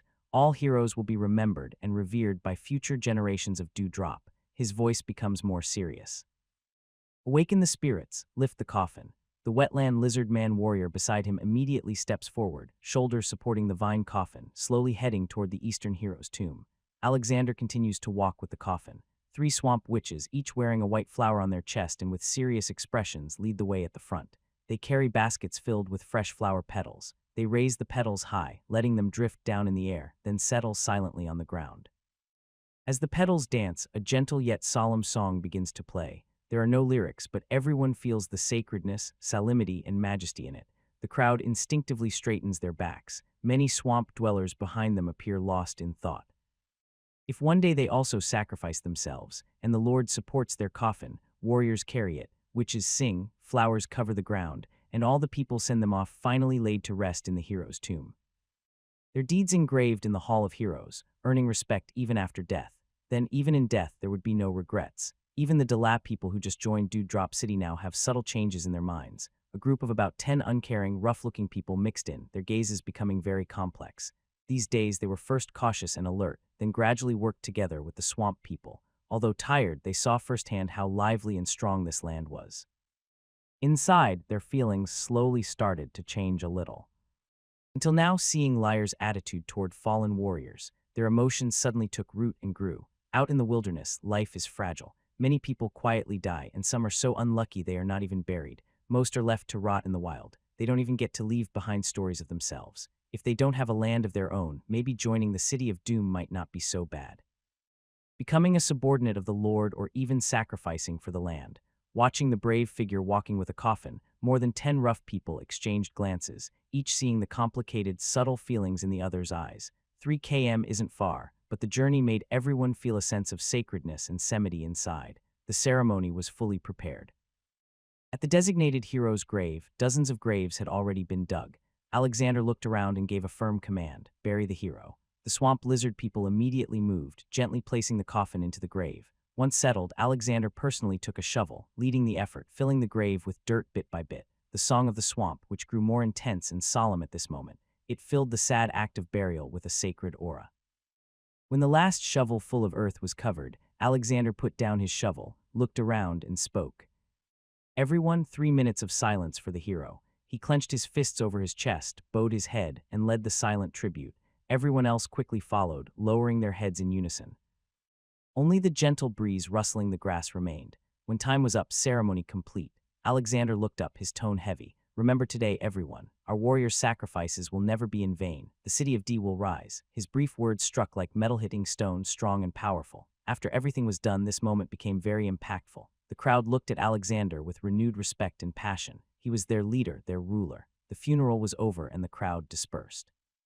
Everyone felt a strange mix of emotions on the way back. Looking at their companions nearby, they felt a strange sense of closeness. Perhaps one day, if I sacrifice myself, the person carrying my coffin will be someone close to me. After the funeral, being buried in the land of heroes became the highest honor in everyone's eyes. After I die to have such an experience, I am willing to die happily. A group of barbarians who do not belong to this territory also felt the same emotions at this moment. Although they trusted their companions within their tribe, they had never felt that everyone around them was like family. For a moment, their feelings became even more complicated. Bane listened to the crowd's discussions and felt his emotions fluctuate. He is no longer young. If he were to die one day, could he receive such treatment? Could he be mourned by everyone? Could the Lord personally bury him? Yes, he definitely could. He must work harder for the Lord and contribute his strength to the city of Dewdrop. After his death, he would surely be buried in the hero's tomb and be respected by all. For a moment, his fighting spirit surged. He hurried back to the territory, eager to organize the Delsa people to work. Soon he noticed that everyone's enthusiasm had greatly increased. Today, a funeral had changed the atmosphere of the entire territory. The addition of hundreds of Delta people made the territory run more smoothly. In the farmland area, 400 people were sent to cultivate. With the large influx of labor, it was expected that within 3 days, the entire area would be cleared and planted with marsh wheat. This was the current main task, but the helmsman Alexander rarely took a break. Yesterday's intensity was too high and many sacrifices were made, so he didn't rush out to hunt, allowing the army to rest properly. Long battles can make people's nerves very tense. A proper relaxation is not a bad thing. The wetland lizard men also lazily lay on the grass to sunbathe. However, the busy crowd looked at them with admiration. Those fallen soldiers were all wetland lizard men. Alexander went to the Northfish farm and asked the vine fairy to make him a vine lounge chair, which he comfortably leaned back into. Next to him, a wooden table held freshly brewed warm tea, which he occasionally picked up and took a sip. I leisurely watched the blood-red fish swimming in the water. Since arriving at the swamp, I have felt more relaxed than ever before. Unfortunately, these 2-star magical creatures are still a mystery when it comes to eating. They refuse to open their mouths. Otherwise, feeding the fish, drinking tea, enjoying the breeze, and listening to the siren humming nearby would be a lovely way to spend time. By noon, I was about to go back for a nap when Bane suddenly ran over excitedly. "Master, we have found a large amount of black dragon broadleaf grass." Leo's eyes lit up. "Where how much is there? The queen bee of the swamp wasp could boost a hero's potential and activate talents. Even heroes with already activated talents could activate a second one." He had been watching this for a long time. But recently, due to busy work, collecting black dragon broadleaf grass had been slow, so he had to delay. Unexpectedly, now it was happening. Most of the farmland work today was assigned to the Delsa people, so I sent 5 squads of swamp creatures to search around, and indeed we found a large amount of black dragon broadleaf grass in a shady bush. Bane was also very excited. As he spoke, several swamp creatures just emerging from the mud approached, each carrying a large cloth bag. They placed the bags in front of him and opened them. Leo looked curiously. The leaves of the black dragon broadleaf grass were pure black, about the size of a palm with dragon scale-like patterns on them, very unique. Bane said happily, "Master, all 5 bags are full of this, and they only collected less than a third of the total. If more is needed, they can continue gathering." Seeing the nearly human height bags, a very happy Leo stood up from his lounge chair, supporting himself with both hands. "Bane, go get the giant dragon droppings." He then opened the information system again, reviewing the latest intelligence. 3. The rotting orc discovered that drying black dragon broadleaf grass and mixing it with blood could ignite a smoke that causes swamp wasps to fall into a coma. However, the smoke only lasts 10 minutes and poor control led to heavy casualties. Adding giant dragon droppings greatly enhances the effect. 2 stars. Le felt quite pleased. He had previously led a team to hunt rotting orcs who were covered in large swollen bites. After the battle, during interrogation, the enemy tried to divert blame and revealed information about the swamp wasp queen. At that time, he was very curious about how dozens of rotten orcs dared to attack hundreds of thousands of swamp hornets. After the intelligence system provided detailed information, he understood the reason and found a way to deal with the swamp hornets. The orcs' plan to kill using a knife failed completely. He wondered if the enemy knew that he had provided the information. Not only did it not harm him, but it might also make him stronger. Maybe even if he turned into a ghost, he would fight to the end. Soon, Bane took out the last of the giant dragon dung from the warehouse. This journey of over 1,000 km was supported entirely by the dragon dung, and now there was less than 2 gene left. Mixing earth dragon dung with black dragon broadleaf grass greatly improves the effect. He didn't have earth dragon dung, but he had even better top-quality dragon dung. Alexander looked at the large bags of black dragon broadleaf grass and asked Bane to light some to test. Bane ordered someone to bring flint and reed fluff for ignition. Then he grabbed a handful of fresh grass, struck the flint a few times, sparks flying, and ignited the reed fluff, causing the flames to rise sharply. A little black dragon broadleaf grass was placed on top. Surprisingly, the freshly plucked black dragon broadleaf grass caught fire easily. However, because of the heavy moisture, it burned incompletely and released a lot of thick smoke. The small handful polluted the surrounding air, making it hard to see nearby. Seeing this, Alexander picked up a small piece of dry, tasteless giant dragon dung, which looked like dry mud. He stepped forward, gently rubbed it, and the residue fell onto the burning black dragon broadleaf grass. In the next moment, thicker smoke billowed out. A faint dragon aura spread out within a radius of several hundred meters. The workers nearby felt a strange sense of awe, as if being watched by a fierce beast. They quickly turned to look in that direction. Alexander could clearly feel that the energy within the smoke had become especially rich. The combination of giant dragon dung and black dragon broadleaf grass caused a wonderful reaction. While thinking, he waved to have someone bring a swamp wild chicken caught a few days ago, kill it, and soak the fresh blood into the giant dragon dung. Then he added it to the mixture, but the effect was not much different. The blood reduced the burning, and the dragon aura dispersed quite a bit. Looks like we don't need to do much more. We can try smoking now. Alexander was very excited. This reminded him of the happy times in childhood when he played at his grandmother's house chasing wasps. A childhood without being stung by wasps feels incomplete. In a fantasy version of wasp chasing, he became even more interested. The only difference was that in the past, the consequences of failure meant being stung until swollen like a pig's head. Now it could even be life-threatening. To be safe, he ordered Bane to gather all the black dragon broadleaf herbs. That area was not far from the territory, and it was quickly done. In total, they packed 15 full cloth bags. After preparing everything, they finished half a day of rest, then gathered 9 small squads of wetland lizard men along with 8 bubble beasts and 3 marsh witches, and set out immediately. After several battles, he found this setup very effective. The marsh witches could lure enemies, while the wetland lizard men fought on the front line. The most versatile and adorable were the bubble beasts. These little creatures could fight head-on, ambush, imprison, and carry goods, truly a multi-purpose tool. He originally planned to have the bubble beasts assist with construction within the territory. But after a few battles, he realized their bubbles were too useful. The more he used them, the more comfortable he became, so he decided to let them join the army. The troops gathered and they set out immediately. The location of the swamp yellow jacket was not far from the city of the Slight Dew, about an hour's journey. This path had been cleared multiple times before. They moved quickly. At 2:30 p.m., Alexander arrived again at the swamp yellow jacket's location. From a few hundred meters away, he could see the towering tree rooted deep in the swamp about 70 or 80 m tall. The swamp yellow jacket had built a giant nest using mud and wood shavings, covering the entire canopy of the tree, which was several meters wide. It looked like a small wasp city. Countless giant swamp yellow jackets flapped their wings and buzzed loudly, their hum reaching far distances. Their black and yellow striped patterns made them very noticeable. They had 2 pairs of thin wings growing from their backs with a wingspan over 30 cm, and their bodies were about the size of a fist. The sharp stinger was like a steel needle, slightly curved, reflecting a cold gleam. A pair of compound eyes moved back and forth, reflecting everything around them. Their mouths were filled with tiny teeth capable of easily gnawing on bones. From their appearance, they looked like a larger, more evil version of wasps. Most importantly, their numbers were overwhelming, densely packed, layer upon layer, impossible to count. The form black tide blocked all the light from the sky. It's hard to imagine what kind of huge impact would happen if the swamp hornets attacked at the same time.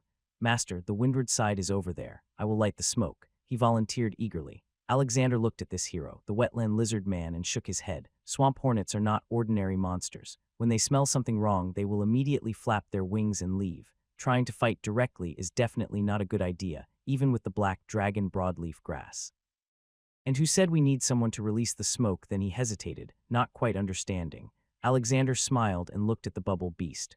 Bobo, each of you make 2 bubbles. Compress the air inside. Then put the black dragon broadleaf grass and giant dragon dung in them and light it. Once the smoke inside builds up enough, control the bubbles to approach the swamp hornet's nest and explode them. Haggis' eyes immediately lit up. Could it be done this way? Bobo was excited in blue bubbles with his friends. Then they used magic to crazily compress the air inside. At the same time, they put the black dragon broadleaf grass and giant dragon dung into the bubbles. The giant dragon dung spread into 16 bubbles. After igniting the black dragon broadleaf grass, a huge cloud of smoke instantly filled the bubbles. The bubbles were completely filled with smoke. If it were normal bubbles, they would burst in a moment. But after compressing the air, they could burn for a long time. After about 10 minutes, when the smoke had accumulated to its maximum, Alexander waved his hand. Control the bubbles to fly below the swamp hornet's nest. Let 4 bubbles burst directly, filling the surroundings with smoke. The other 12 bubbles open a small hole to continuously release the smoke. The bubble beast immediately started working. After adding all the black dragon broadleaf grass, the 16 bubbles silently floated close to the ground. To prevent accidents, Alexander ordered the wetland lizard men to retreat 200 m back. Only he and the bubble beast stayed to control the area. For safety, each bubble beast blew out another bubble, wrapping itself inside. Alexander and Bobo stood together. This way, even if something unexpected happened, they could still rely on the bubbles for protection.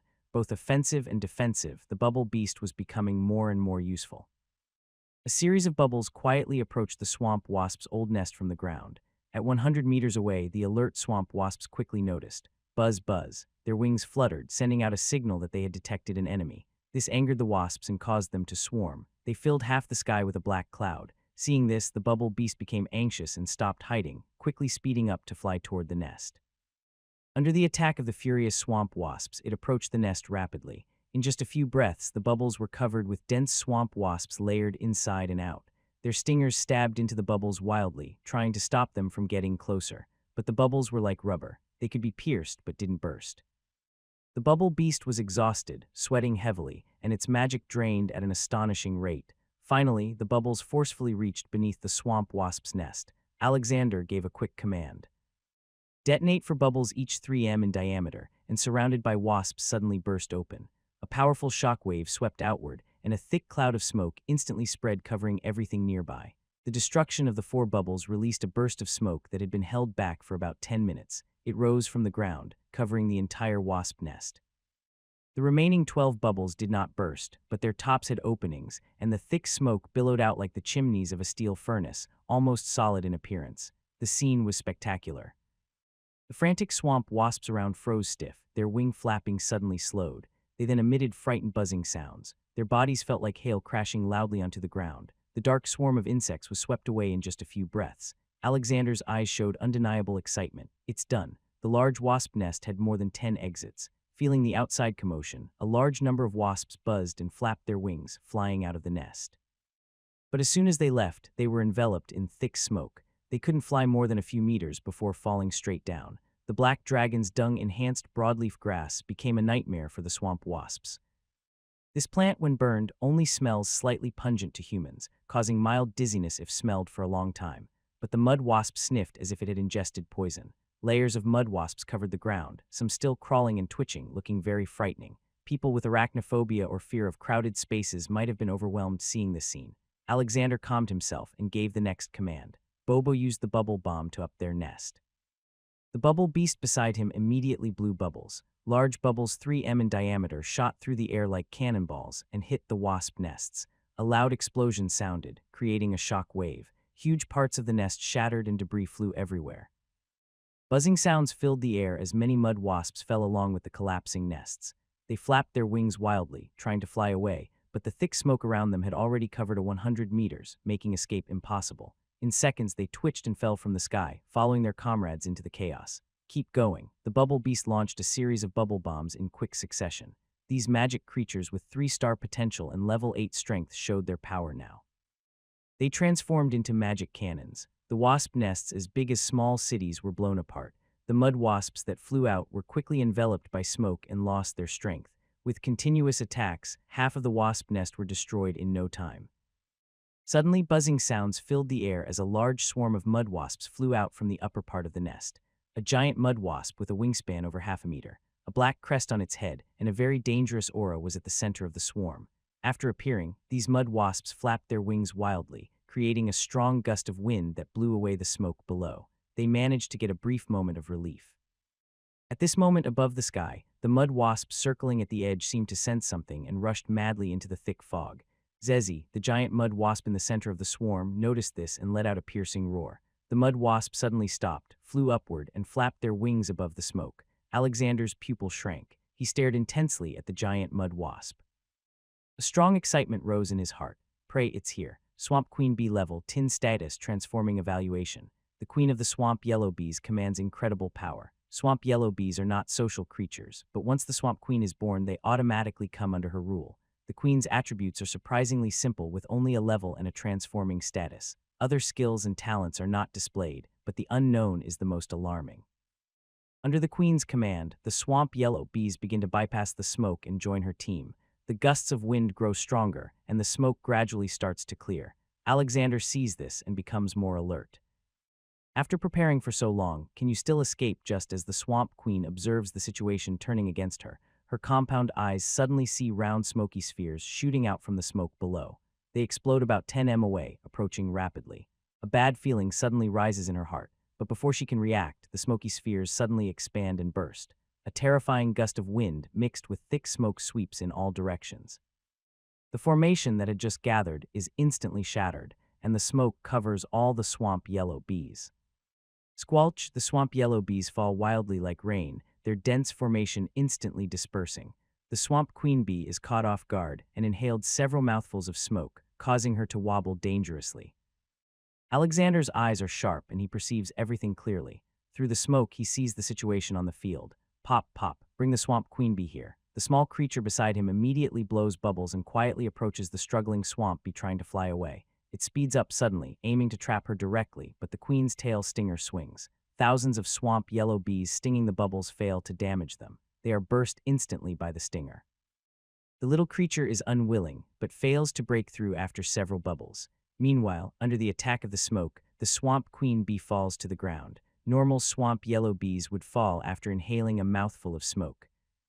But she has inhaled dozens and still struggles, even trying to take off and escape several times. After unsuccessful attempts, the queen releases a special power. A faint yellow shield quietly rises from her body, beginning to block the thick smoke. Once it recovers, the opponent will likely fly away immediately. Alexander's eyes sharpen and he waves his hand. Follow me forward. As he speaks, he bursts out of the bubble and rushes toward the swampy queen. Behind him, the bubble beast follows without hesitation, entering the smoke. In a nearly crazy sprint, 200 m pass in an instant. The swampy queen notices something, suddenly turns her head, and her compound eyes focus on the figure through the smoke. At this moment, Alexander can clearly sense the cold, killing intent coming from her. Human, you are asking for death. A wave of mental energy sweeps all around and a furious curse echoes in Alexander's mind.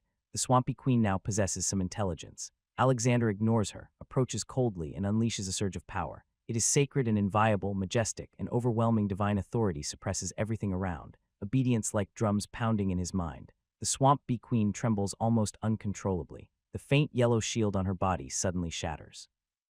Thick smoke rushes in and her recently regained breath quickly weakens. No human, no. Nobody can enslave the great swamp yellow. Sharp scream like mental waves attack fiercely, accompanied by almost crazy roars. Alexander's face is cold, his eyes sharp like an eagle. Imprison her. The bubble beast behind him immediately blows bubbles, forcibly trapping the swamp bee queen inside, but the trapped beast is fierce. Its sharp tail swings again, breaking the bubbles. The bubble beast also becomes angry. 8 people bubbles simultaneously, then merge them together, enlarging the bubbles to 6 m in diameter. From top to bottom, the large bubble covers her with the lower part suddenly opening like a bowl, trapping her inside. The weak swampy queen twitches on the ground, trying to struggle and fight back, but she cannot reach the bubbles. Meanwhile, the remaining 8 bubbles, still billowing smoke, move closer. 3 of them merge into the large bubble. Exaggerated smoke fills the entire bubble. The frantic, struggling swamp bee queen emits a painful wail.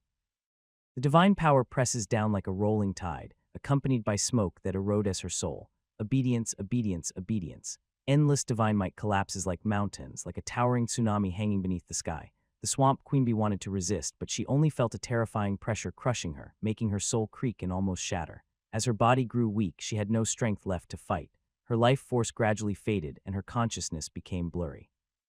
Just as she felt her life coming to an end, she still refused to relax. But eventually she exhausted all her energy and fainted in pain.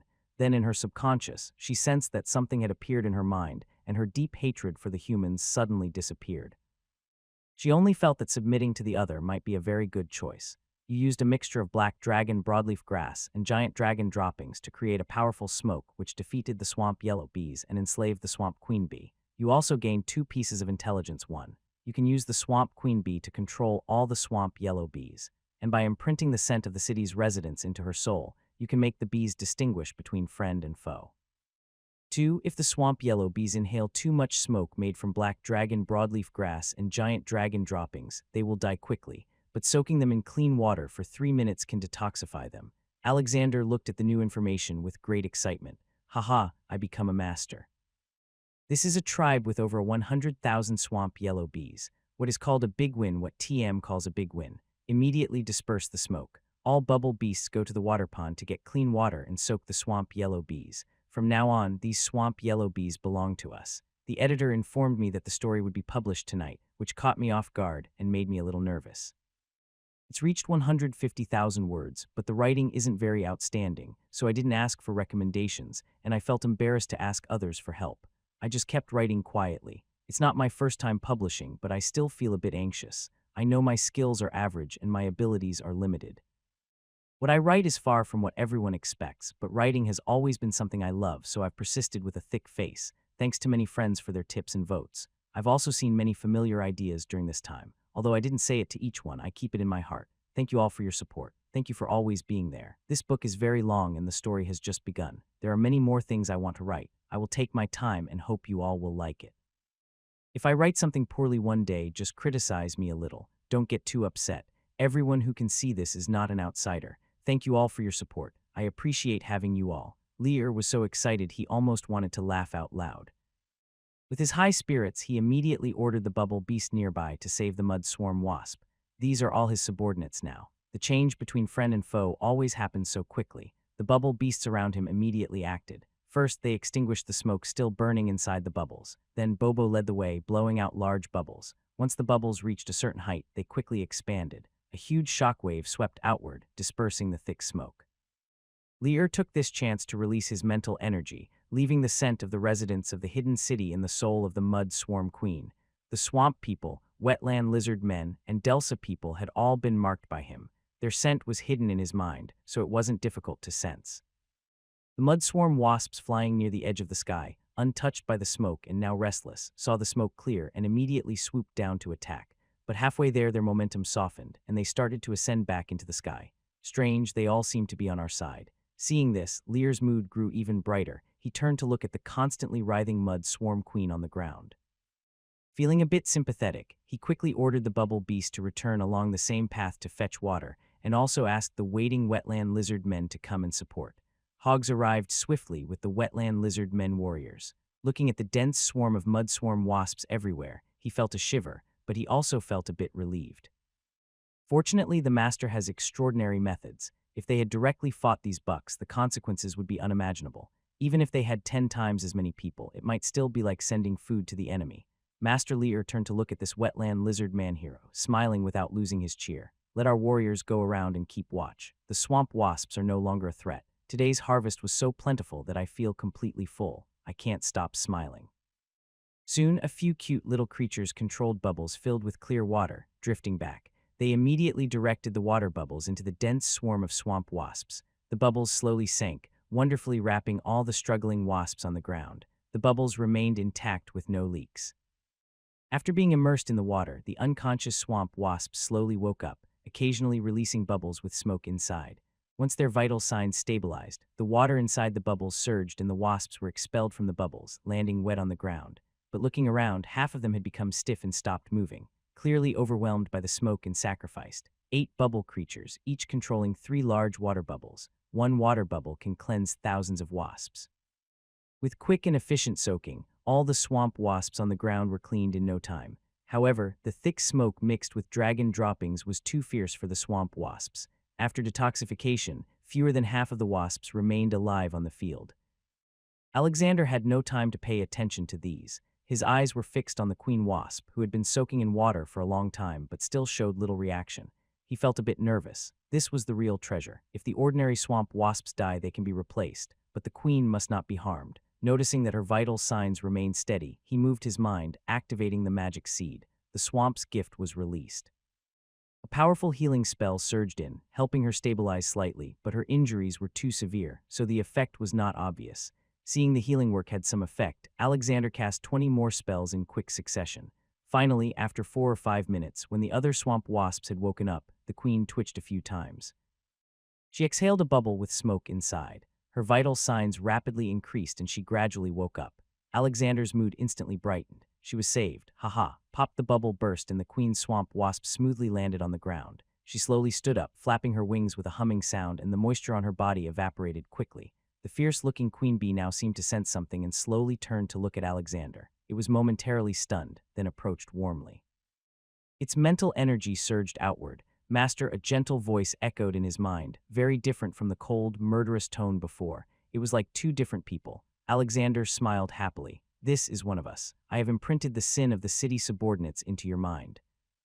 Do not let the swamp was attack them. Yes, although the queen bee couldn't speak aloud, communication was completely clear. As he thought, Alexander saw the ground covered with swamp wasp corpses. Gather all the swamp wasps and count how many there are. Without hesitation, the queen bee raised her head and let out a low hiss. Her powerful voice instantly echoed around. The remaining swamp wasps, now somewhat recovered, flapped their wings and slowly took to the air.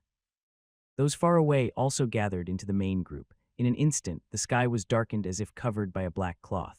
Looking up, all he saw were the fierce figures of swamp wasps. Their wingspan was about 30 cm, bodies the size of a fist, and black stingers over 10 cm long.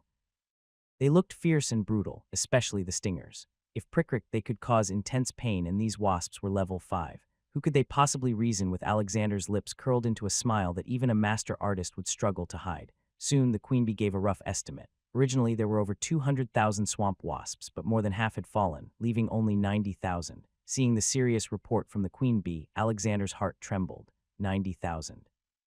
And only that many left, but these were level 5 swamp wasps, dangerous enough to kill people. This number was shocking if they attacked all at once. He could already imagine the despair on the enemies' faces when they saw the sky darkened by the swarm of wasps. This battle had greatly increased Alexander's power. He had controlled the swamp wasps when facing the half-merman before. He could have won easily. Near the city of Micro, several threatening forces no longer pose a danger to him. This time he experienced a true transformation and gained a significant boost. It felt great. Alexander took a deep breath, forcing himself to calm his excited heart. Do you have a name? The mud swamp queen hesitated for a moment, then transmitted her mental message. Alexander repeated it twice and nodded. Enir, I heard before that the mud swamp queen has the power to enhance a person's potential. This was the real goal of the hunt. He just accidentally enslaved the mud swamp queen. The mud swamp queen responded immediately. Yes, when food is plentiful, we secrete excess energy to produce glue. After the beglu dries, it forms a unique blood-cold crystal that contains enormous energy. It's our reserve food, but blood-cold crystals are very hard to produce. If you need them, it will take about a month. Alexander relaxed. His main concern when enslaving the mud swamp queen was the potential to increase her abilities. If killing her was the only way to gain her talent, that would be like killing the goose that lays the golden eggs. Fortunately, he was not faced with such a dilemma. Now, Anya only needed to gestate for another month, and he would get the treasure he longed for. Something that could activate her talent. It was a win-win situation. He would win twice. Haha. If this process could be repeated a few more times, wealth would be within reach. More importantly, the cost of enslaving the mud swamp queen was just the black dragon broadleaf and some giant dragon feces he had bought cheaply before. Compared to the harvest, the cost was minimal. How often can you produce blood-colored crystals? Aya thought for a moment and replied, normally it takes 6 months to a year. If food is abundant, it can be shortened to 3 months. Alexander felt even more satisfied. This wasn't a one-time thing. As long as he kept Enio alive, he could continuously obtain the queen's crystals. It was a very happy thought.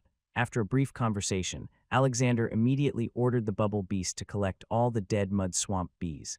These insects were all level 5 creatures. Their flesh contains energy, though not as much as that of humans or barbarians of normal size, but in large numbers it is still quite impressive. The divine-infused flesh butcher still waits for him to feed. After cleaning the battlefield, Alexander looked at the giant tree where the swamp wasp was nesting. Half of the wasp hive was still hanging there with no more swamp wasps coming in or out, making it look a bit broken. It's a little bit sad. If only he could move the hive back, the swamp wasps would have a safe place to live. The swamp wasp queen noticed Alexander's gaze and responded immediately.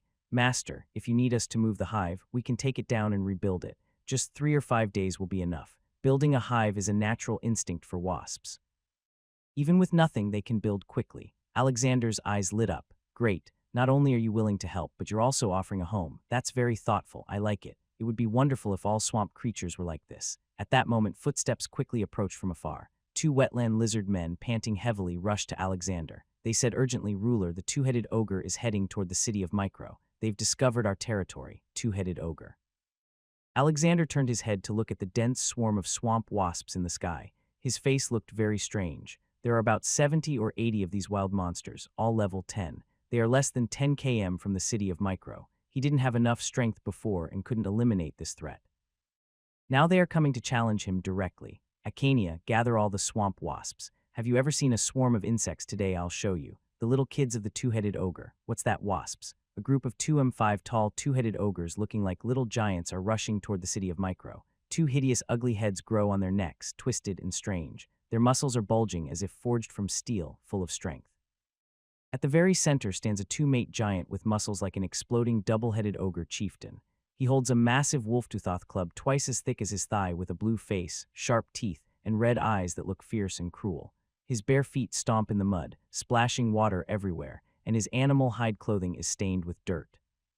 The rotten smell of the swamp is nothing compared to the stench coming from them. My king, the territory built by the lizard men, is just ahead. This morning I saw many Dura people, probably just recruited. As long as we can kill those lizard men, this land will be ours to rule. The double-headed ogre chief nodded in approval. Good. This swamp should belong to the great ogre. He showed some anger in his eyes as he spoke. Those traitors would never guess that beneath the dark abyss lies a passage to the main plane. They would never think we are still alive. The riches of the main plane are beyond what those traitors can dream of. When we regain our strength, we will return to the tribe and execute all traitors. There can only be one king of the Redstone tribe.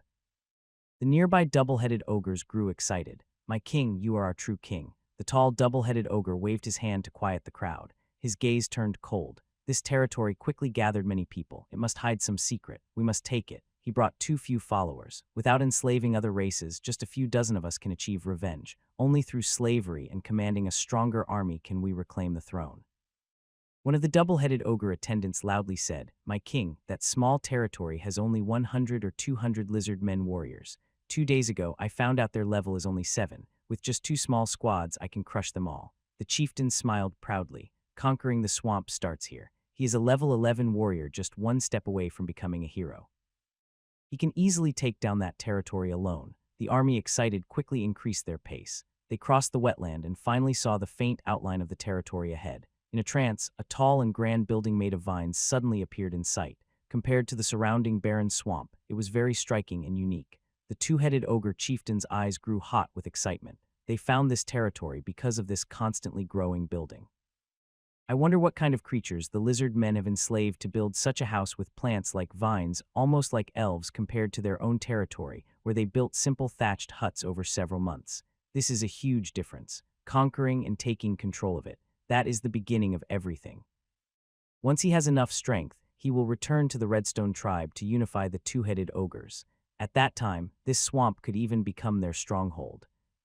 Gradually invading and taking over the main plains land, maybe they could even build a great ogre empire. His inner ambition soared without limit at this moment. He imagined himself ascending to the throne with countless followers bowing before him. He is the true king who will lead the Redstone tribe to the peak. This area has little cover. After leaving the muddy ground, the territory is about 400 or 500 m ahead. Seeing the busy crowd, the two-headed ogre chieftain grew even more excited. He clenched his wolf funk club tightly. Kill. Just as he roared loudly, suddenly a buzzing sound like distant thunder quickly approached from afar. The sky dimmed at this moment. The chief then looked up. Suddenly, an overwhelming sense of fear flooded his heart. Swarm of wasps, countless wasps. They are black and yellow, about the size of a fist, with tail stingers like steel needles hanging from their abdomen. Their wings buzz as they flutter. Their wings spread like a bird's. They are 10 times larger than normal wasps. Just seeing their stingers sends a cold shiver down the spine. If stung, the pain would be unbearable. Just thinking about it makes the back of his neck crawl. My king, are those wasps also targeting this territory? It must be so. With so many people here, it's enough for these wasps to feast. Hearing this, the chieftain's face gradually relaxed. He was about to wave his hand to order his subordinates to retreat and hide, but before he could speak, he saw the fierce wasps flying closer, not heading toward the territory, but instead swarming directly toward them. A loud buzzing sound filled his mind, and blood suddenly surged from his feet to his head, making him feel cold behind his back. His face turned bright red, and his body trembled uncontrollably. The swarm of insects like sharp arrows stabbed downward fiercely. No. Why are they attacking us? His desperate screams echoed through the sky. Die. The two-headed ogre chief swung a spiked club forcefully. A burst of terrifying power struck the dense swarm of bees. It smashed about 20 or 30 bees, splattering thick goo everywhere. But in the next moment, the rushing mud-yellow bees overwhelmed him, swallowing him whole. Ah, the two-headed ogre's screams echoed one after another. His thick skin, strong body, and explosive muscles couldn't stop the fierce stingers of the beast. The heavy weapons they wielded seemed powerless and even silly against the insect attack. His earlier vow to conquer the world was now drowned in a cold splash of reality, icy and sharp. The two-headed ogre felt every inch of his skin crawling with bees, their stingers piercing into his body again and again. The deadly venom seeped into every pore, making him shiver uncontrollably. Ah, he roared desperately, his body swelling with rage, his momentum soaring. Suddenly, a terrifying crimson flame ignited on him. Vital energy, a hero's unique power. At this critical moment, the ogre chief took a crucial step between life and death, but it was still not enough. The furious two-headed ogre swung his club with all his strength, killing hundreds or even thousands of bees, but the swarm was endless. Under the sharp stingers, his breath quickly weakened, his face turning pale and ugly. Under the relentless of the crazy swarm, he fell to the ground, covered by the bees before he could create a safe distance. The crowd tactic, a timeless classic, proved its worth. Just when the two-headed ogre was extremely weak, thinking he was about to reach the end of his life, those fierce bees suddenly dispersed. His swollen eyes, with only a slit remaining, showed a hint of confusion. Not understanding what had happened, he instinctively looked up at the sky. In his daze, he saw a scene he would never forget. Amidst endless swarms of yellow jackets, a brave young human boy slowly descends from the sky. The fierce sky-covering insect tide surrounds him, serving as his backdrop. It looks as if he is an ancient god controlling the insect swarm. Coming across time and space, a much larger queen bee stands guard on either side of him like a saint devoted to a deity. The other person slowly lands, cold boots stamping on the ground, with a pair of indifferent eyes looking down from above. Is he the true ruler of this territory? The two-headed ogre chieftain finally realizes the truth. He recalls his previous thoughts and his arrogant dream of conquering the swamp to build an empire. A strong sense of shame floods him. How could he have such unrealistic fantasies? Could someone like him really rule over this land? He doesn't deserve it. Just before losing consciousness, he faintly hears a voice. This guy unexpectedly broke through to become a hero at the last moment. Interesting. Take him back to the city of Dude Drops. The battle ends. Alexander stands among the insect swarm, turning to look at the silent two-headed ogre corpse, feeling a bit amazed. These were fierce warriors at level 10. Even in Land City, they would be considered elite. The 70 or 80 of them were overwhelmed by the swarm in just a few minutes. They are completely not on the same level. Alexander feels quite pleased. This power is now fully under his control. He gestures for the wetland lizard man behind him to take the temporarily heroic two-headed ogre chieftain back. The bodies of the others are simply carried back to his territory. The flesh-eating slaughterers are still waiting for food. The sudden outbreak of this battle and its quick end leave him feeling a mix of relief and satisfaction. When Alexander returns to his territory with the swarm of bees, Bane stares eagerly at the terrifying swamp yellow jackets in the sky, his eyes full of disbelief. Master, these swamp yellow jackets, he stammers, unable to speak a complete sentence for a long time. The black dragon broadleaf grass was indeed something he asked people to gather, but he didn't expect that Alexander wouldn't go hunt the queen bee, but instead enslave the entire hive. Who could have guessed that it's unbelievable? Too unbelievable. Alexander smiled calmly. He gestured toward the swamp queen bee flying nearby. Bane, this is the swamp queen Bisha. She is here to lead the hive. These swamp yellow bees won't harm our residents. Hearing this, Bane immediately stepped forward and saluted the swamp queen bee. Greetings, Lord Anya. Currently, I am temporarily handling the affairs of the micro city under the Lord's appointment. If you need anything, just tell me. In this world full of magic, as long as life reaches a certain level, they generally possess some intelligence. They're already used to it. Anya's compound eyes looked at Bane. Her spirit radiated out. Greetings, Lord Bane. I am the loyal servant of the Master. Bane's heart trembled. He secretly glanced at the calm Alexander. His mind was shouting wildly. Sure enough, sure enough. The Lord must be the divine child. Definitely. Otherwise, it's impossible to be so unbelievable. This is a fierce and brutal swamp queen bee. How could she become a loyal servant so quickly? But he refused to accept it. When it comes to loyalty, who can compare to him? Alexander also didn't know that this swamp hero's mind was so full of thoughts, and he spoke softly. You all need to communicate often. There will be many things in the future that require your cooperation. Bane and the Swamp Queen bee responded together. Yes, master, as you wish, my lord. Alexander nodded, thought for a moment, and then softly said, Anya, send someone to explore near Micro City and see where to build a nest. There are 12 tall tree people in the central area of Micro City, but compared to the original 70 to 80 m tall giant tree where the swamp yellow bees built their hive, it's still too small to hold over 90,000 swamp yellow bees. Also stationed within the territory, tens of thousands of swamp yellow bees come and go daily, creating a lot of noise. He had just experienced this firsthand, surrounded by swarms of insects. They look impressive, but the noise is really hard for ordinary people to endure. A mosquito flying near the ear was unbearable, and a swamp hornet with a wingspan of 30 cm could be deadly when it took off. Yes, master. The swamp hornet queen immediately responded. After giving the order to retreat, she fluttered her wings and flew into the swarm of insects in the sky, commanding the worker bees to search for a suitable place to build a nest nearby. At the same time, some swamp hornets were sent back to dismantle the old hive. Alexander didn't bother with Anya.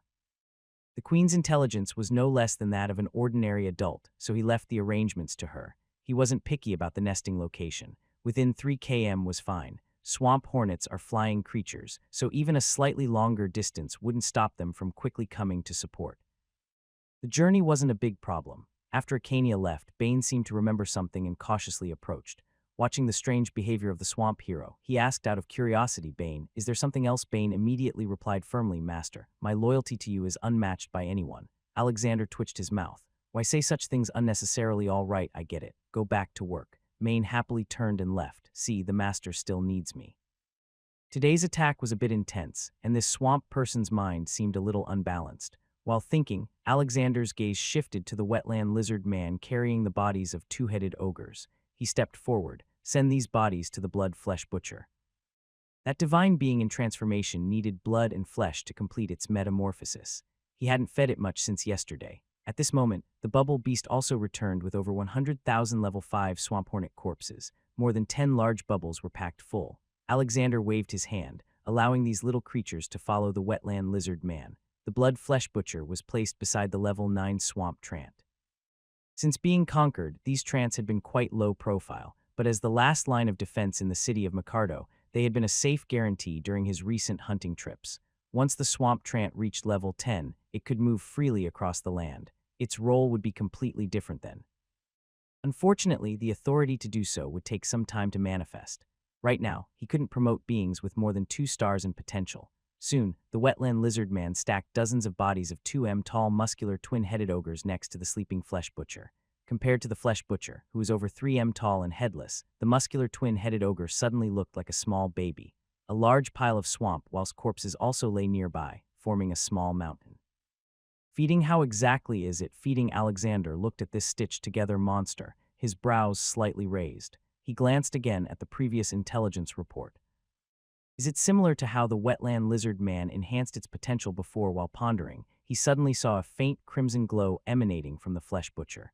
The glow surged outward, enveloping the surrounding corpses. Those bodies seemed to be soaked in a high concentration of sulfuric acid. Sizzle, they emitted smoke. Then they quickly dried up and dissolved. They turned into debris at a visible speed. The speed was too fast. Within just a few breaths, over 100,000 swamp wasps and 70 or 80 twin-headed ogre bodies were completely devoured. Only a pile of fragments remained on the ground. Alexander sensed that after devouring so many bodies, the flesh butcher's aura had slightly grown stronger. Eating so much only made it a little more powerful. He was quite surprised and pleased. Foundation must be incredibly strong. Enhance and strengthen it further. With the terrifying disaster of the swamp wasps present, they could hunt on a much larger scale. There was no worry about food. At this moment, a wetland lizard man warrior quickly approached to report.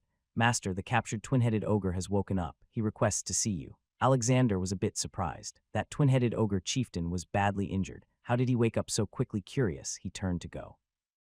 When he arrived at the detention area, Alexander curiously looked at the awakened ogre. The twin-headed ogre chieftain was chained with iron links as thick as a thumb wrapped like a zongzi sticky rice dumpling. It was hard to breathe and couldn't move at all. Hags looked at it with a cold gaze. If the other moved even a little, this wetland lizard man hero would immediately teach him a lesson with his steel dagger. Step, step, step, step. Hearing the approaching footsteps, the twin-headed ogre chieftain, lying on the ground with swelling and bruised eyes, turned his eyes slightly to look. The heroic figure I saw before falling into a coma gradually became clearer. My face grew more complicated. I didn't expect that there would be a human-built territory in this swamp. Alexander looked calmly at the creature with two heads. It had a main head and a smaller secondary head growing near its neck. The main head was speaking, while the secondary head kept its eyes closed. These creatures are quite interesting. In modern terms, they are conjoined twins, a congenital defect that needs treatment. The two-headed ogre finished speaking and didn't wait for Alexander's reply, his voice becoming deeper. Great human lord, I am willing to exchange all the wealth of the Redstone tribe for my life. My revenge is not yet complete. I refuse to give up. Even in death, I will hang all those traitors. Alexander's eyes narrowed slightly. The Redstone tribe, where are your people? Are they also in the swamp? The two-headed ogre instinctively wanted to shake his head, but couldn't move it, his body twitching slightly. After regaining composure, he said bitterly, no, the Redstone tribe is not in the main plane. Our tribe exists in a semiplane. His tone became more excited. Those traitors killed my father 6 months ago and took the throne. During our escape, my followers and I accidentally came to the swamp. The Redstone tribe has accumulated wealth over hundreds of years. If you're willing to help me eliminate that traitor, I will give you everything, even my life. A semiplane. Alexander's pupil shrank. These two-headed ogres are not from the main plane, but from a semiplane. This greatly piqued his curiosity. Beyond the main plane, countless dimensional planes exist. These planes are silent and vast. Some are rich in resources and mineral deposits piled high. Some hide ancient ruins and others are layers of powerful beings. But without exception, every connection between these dimensional planes and the main plane attracts countless gazes. Because it might mean that an unexplored treasure land is waiting for him to uncover. A semiplane is a world that has not yet developed into a full-fledged plane, but regardless of its nature, it has sparked his great interest. Thanks to my little friend for the initial decision. After thinking about the matter of the half-plane, Alexander refocused his mind and looked intently at the two-headed ogre here, who had awakened in battle. The opponent's attributes were similar to those of the Mud Swarm Queen. Very simple, two-headed ogre level, 11 status. Transforming the recent fight caused the opponent to burst with vitality between life and death, entering a state of transformation. Once the transformation is complete, he will definitely become a hero unit. An 11th level hero unit has fallen into captivity. Tusk. Just thinking about it makes him excited. Are you strong? Sorry. Now you belong to me. Watching Alexander's subtle gaze, the two-headed ogre lord on the ground felt a strange sense of unease as if being watched by a fierce demon. He took a deep breath, forcing down his inner anxiety, and said in a deep voice, Honorable sir, I seek not only wealth. If you can help me kill the traitor, I am willing to lead the Redstone tribe to serve you, becoming your weapon and fighting for you. At this moment, he had nothing left. The traitor who killed his father still ruled his tribe. His followers and last companions had all died in battle. He was now a prisoner at risk of being executed at any moment. He had no chips left, only able to risk everything he could offer. As long as he was alive, there was hope. Even if he became he would definitely seek revenge. Absolutely. His gaze grew incredibly firm, and submitting to such a person was not shameful at all. Thinking of the overwhelming tide of insects that had come before, he still felt a shadow in his heart.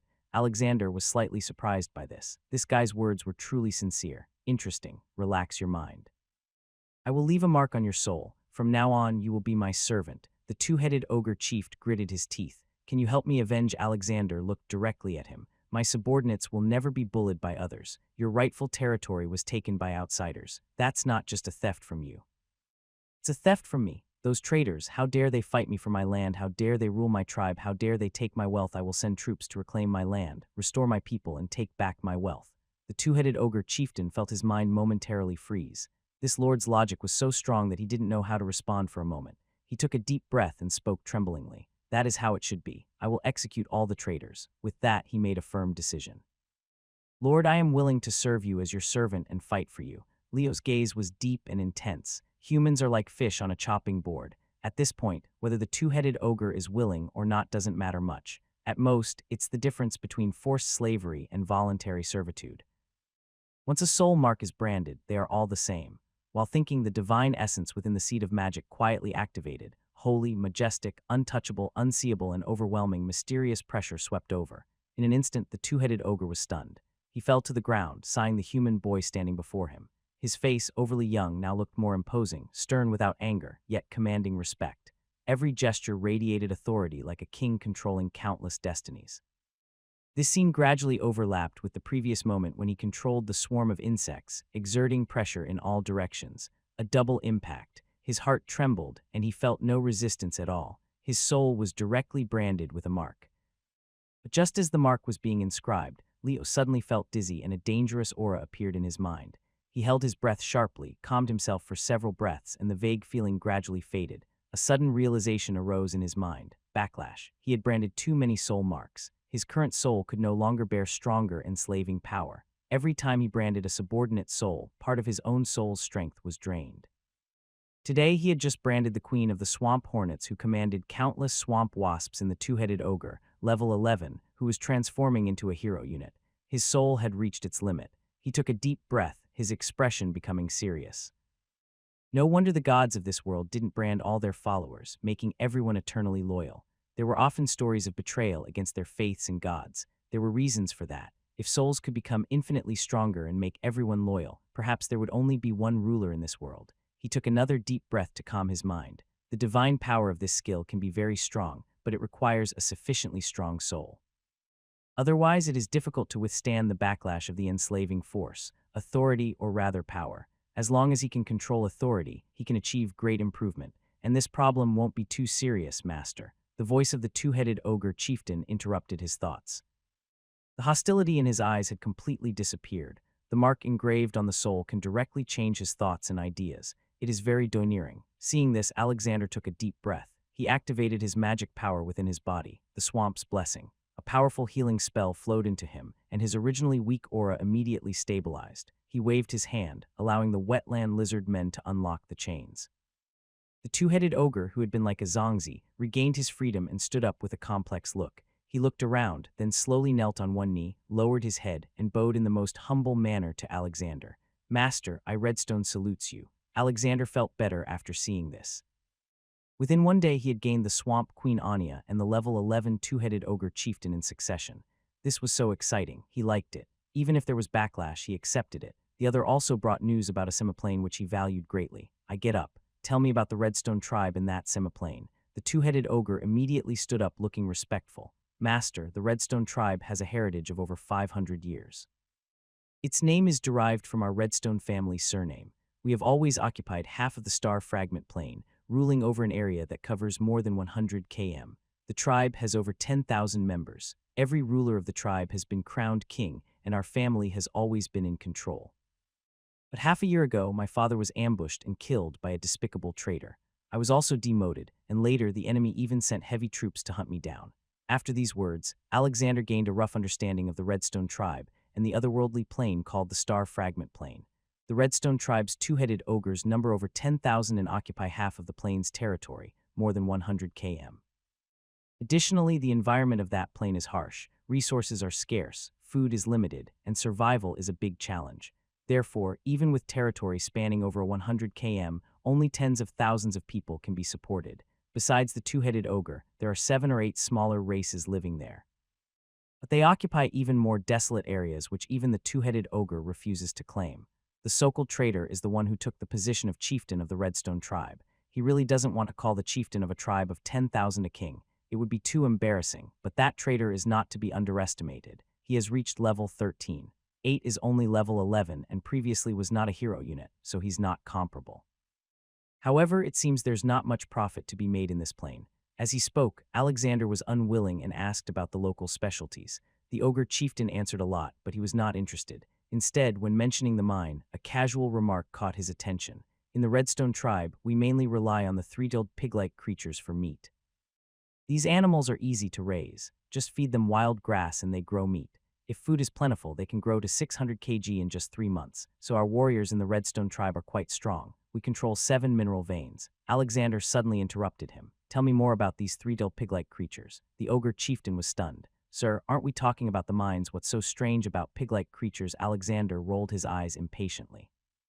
Cut the nonsense. 3 months to grow 600 kg of meat. That's an incredible fortune. What kind of worthless ore or gold can compare to this food in the swamp isn't really scarce. But in the wilderness, it's a different story. Anyone who has raised pigs knows how much a pig can grow in 3 months, about 600 kg.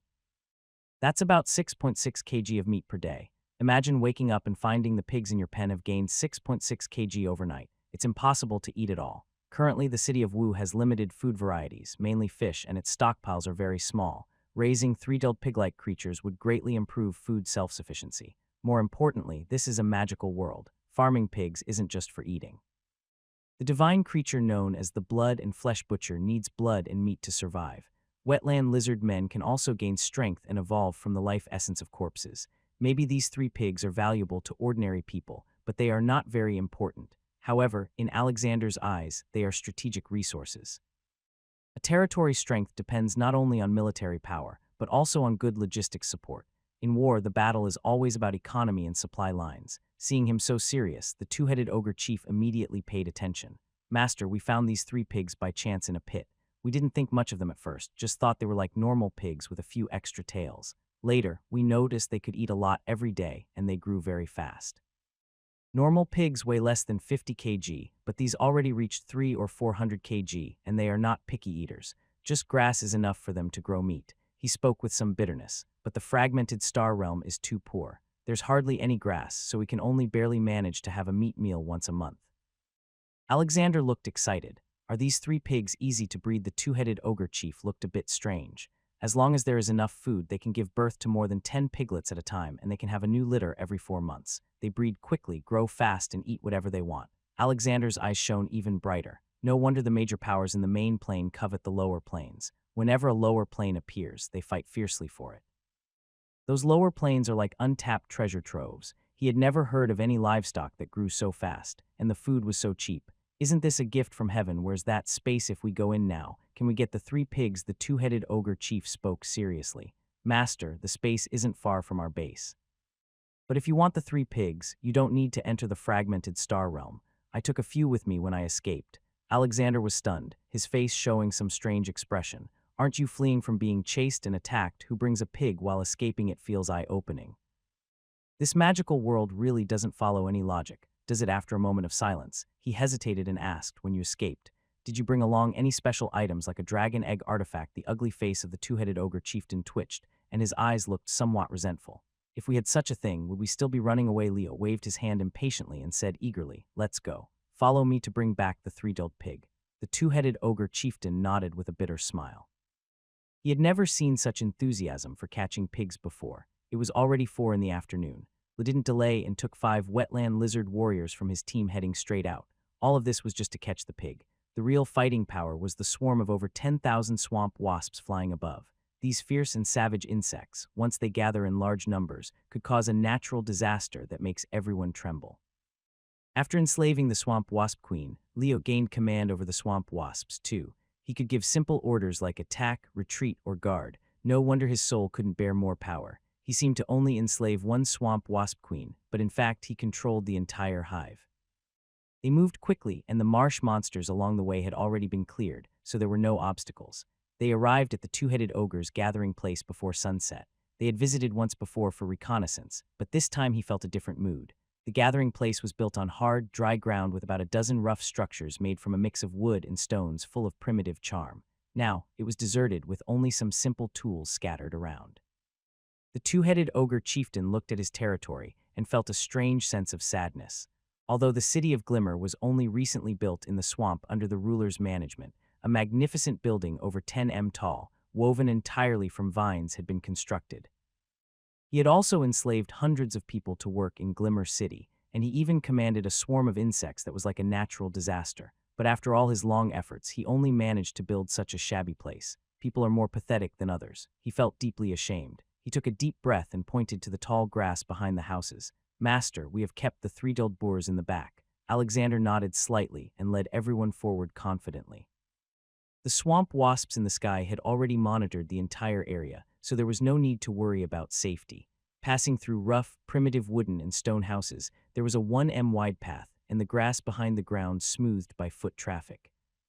After walking about 30 or 40 m along the small path, a circular pig pen surrounded by what was in sight, a strong foul smell of fermented manure hit the nose, a bit irritating to the eyes. Alexander frowned slightly, magic surged around him, and after dispersing the bad smell his face looked better. Curiously looking around, the pig pen was about 30 m in diameter with 20 large black pigs inside. They were covered in mud forming a thick mud armor. All of them stood over 1.5 m tall at the shoulder, and their body length was at least 3.5 m standing on the ground. They looked like a mountain of flesh, very striking visually. Three-tailed boars magical creatures level, 1-star race traits, 1, super digestion. The three-tailed boars can extract all the nutrients from everything they eat, and anything they can't digest is quickly expelled.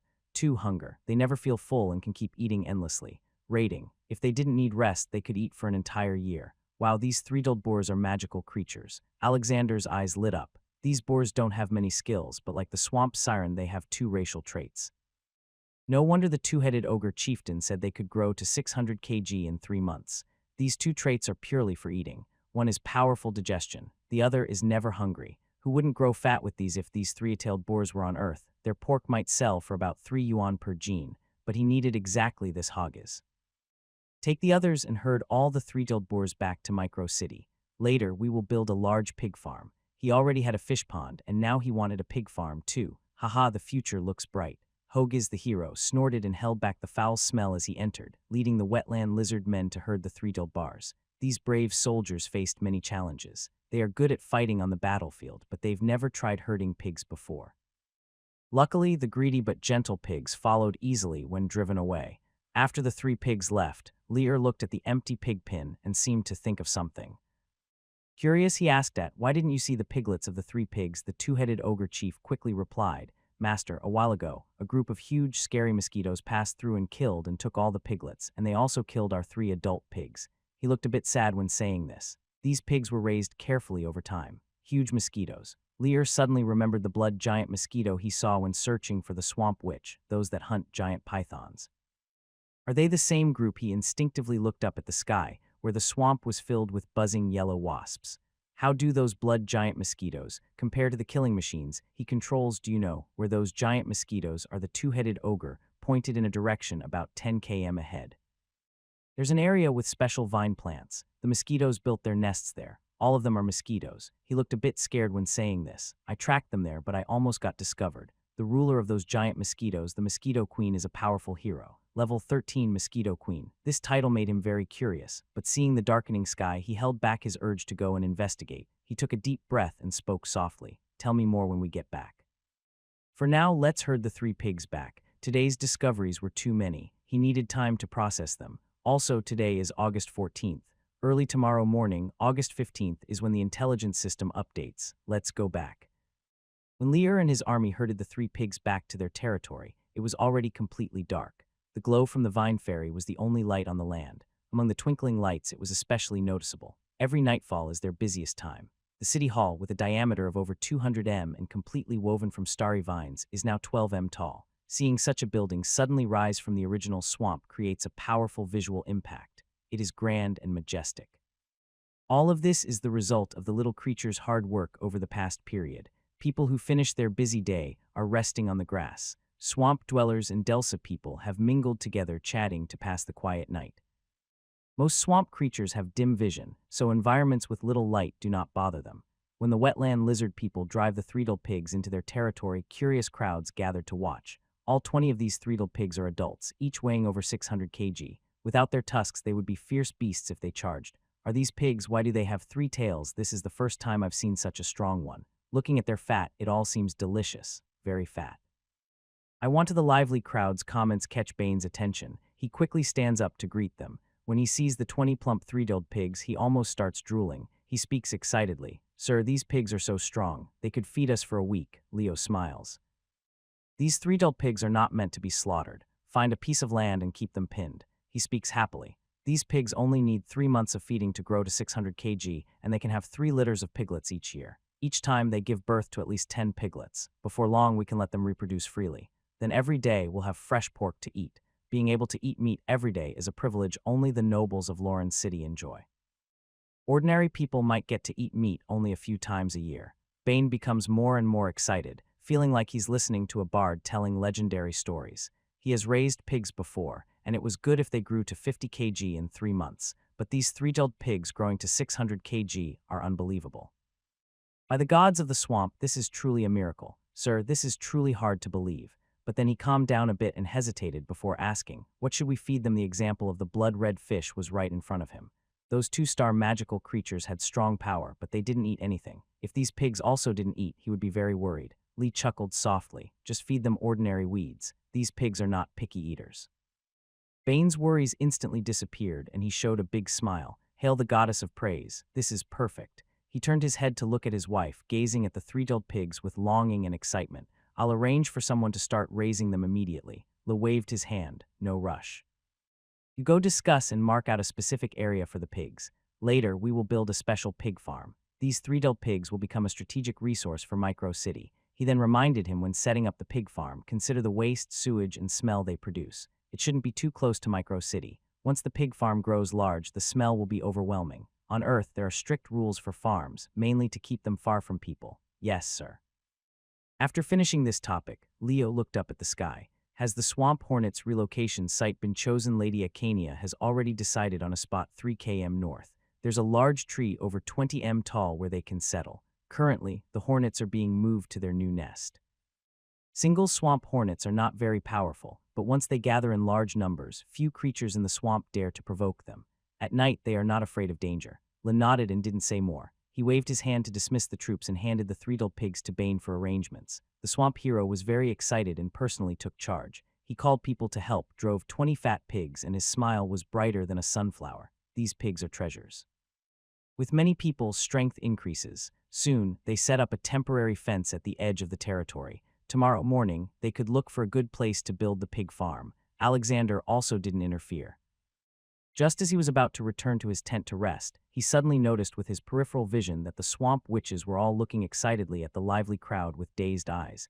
He could faintly feel a special energy flowing into their bodies. This is he immediately thought of their talent, feeding on emotions. They can increase their power by devouring emotions. Suddenly, he became interested. These past few busy days, he had somewhat neglected the swamp witches. These key figures in spiritual and cultural development must not be wasted. Tomorrow he could teach them a few songs or organize an opera. Considering the world's bleakness, even a simple melodrama or soap opera could harvest a lot of emotions. As he pondered, a new idea gradually formed in his mind. But he was exhausted after a busy day, so he decided to rest first. Back in his tent, after a quick wash, he lay on the makeshift wooden bed, listening to the lively sounds outside. His mind gradually became peaceful. His thoughts began to drift as he silently reviewed his recent progress. He hadn't been in the swamp for long, but it seemed he was already building a solid foundation.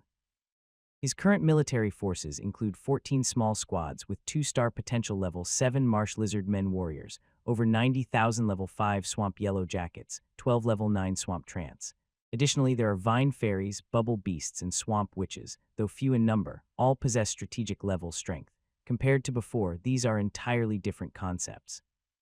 In terms of heroes, he has the life hero Bane, who is now the major steward of the City of Dawn.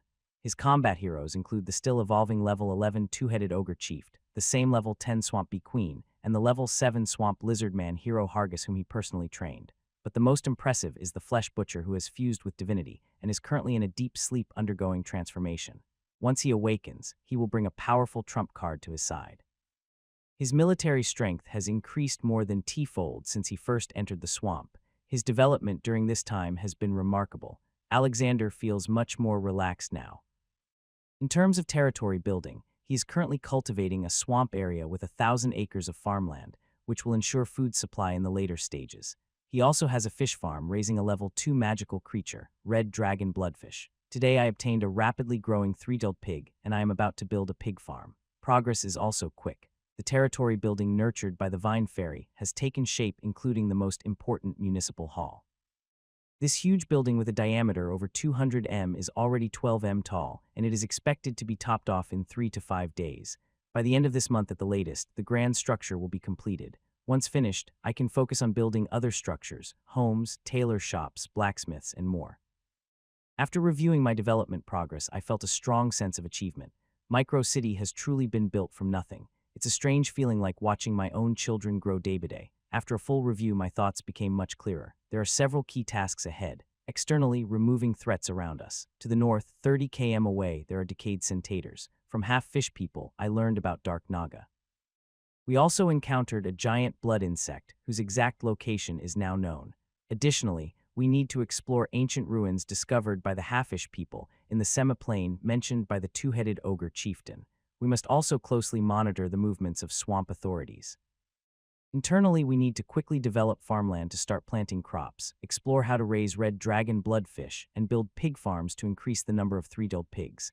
There is still a lot to do. After deep thought, the crowd outside gradually quieted down. Lael looked at the top of the tent, silently contemplating the future of Micro City. As the helmsman, he must clearly know which direction the ship is heading. He also needs to confidently guide his crew. Time passed quietly as he pondered until midnight, August 15th. At the moment the time on the panel changed, the information system suddenly displayed new data. The information system has cooled down and can be refreshed. Would you like to refresh? Leo was awakened suddenly. Seeing the prompt, he immediately sat up feeling excited. His eyes were full of anticipation. Finally, it's here. Refresh. As soon as he confirmed, the information started to update. 1. The red dragon bloodfish are very picky, only eating fishtail grass, which grows deep in the mud of the pond where the fish lives. 1 star. On August 17th at noon, a group of wandering wetland lizard people will pass through from 20 km west. These lizard people possess a secret formula for cultivating a unique soldier type, cold-blooded cavalry. 2 stars. The colorful moss is very suitable for feeding three-tailed pig creatures. It grows near a muddy water pool 2 km north of the territory. With enough fertilizer, the moss will grow much faster. 3 stars. Swamp yellow hornets live for 3 months while the queen lives for 3 years. The mosquito queen can produce special blood essence which can be given to the swamp yellow hornets in the queen to extend their lives. 3 stars. The dark Naga controls a strand of divine power. Feeding it to the flesh butcher can increase its strength again. For stars, purple. After reading this refresh of information, Alexander's breath froze and his eyes became hot. He had only one thought in his mind. This is a win. We've got this. Every piece of information is worth a fortune. And the most exciting part, item 5 revealed a 4-star secret. Besides the first time obtaining a 6-star golden secret, this batch of information is the most valuable. Each piece is extremely useful, even beyond what its assigned value suggests. The 4-star purple secret is especially explosive. It's about divine power again. Alexander took a few deep breaths but couldn't calm his excitement. It's incredible, so powerful. He reread from the first piece. The issue with the red dragon bloodfish not eating has troubled him for many days. These 2-star magical creatures are rare in taste and can permanently boost stamina. They are very valuable for breeding, much more promising than the usual farming methods and wealth-building guides. Now he has a clear solution. It feels great. It's just that he hadn't found the right food to feed them. Who would have thought that what they liked was hidden deep in the mud? The second piece of information about the wetland lizard people. A new group of wetland lizard people will pass by the day after tomorrow, and they will carry the secret formula for their exclusive soldier type. Although he has enslaved the swamp yellow hornet queen, greatly increasing his power, the swamp yellow hornets cannot fully replace the regular armies of the wetland lizard people. They belong to the high attack, low health assassin type, which often suffer heavy losses in battle. When facing stronger enemies, even if they win, they pay a high price. If used together with ground troops to attack, their effectiveness will be much greater. The cold-blooded cavalry, a special lizardman unit, also excites Alexander.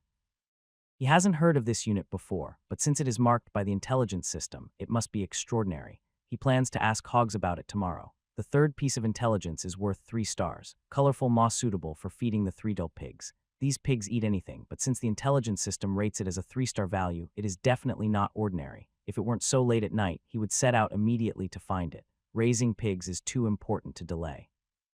The fourth piece of intelligence surprises him even more. The swamp wasp only lives for about 3 months, and the swamp queen can only live 3 years. Without this intelligence, he might not realize the scale of the wasp's death until it happens. Fortunately, the information arrived just in time. The mosquito queen's blood essence can extend the lives of the swamp wasps and the queen.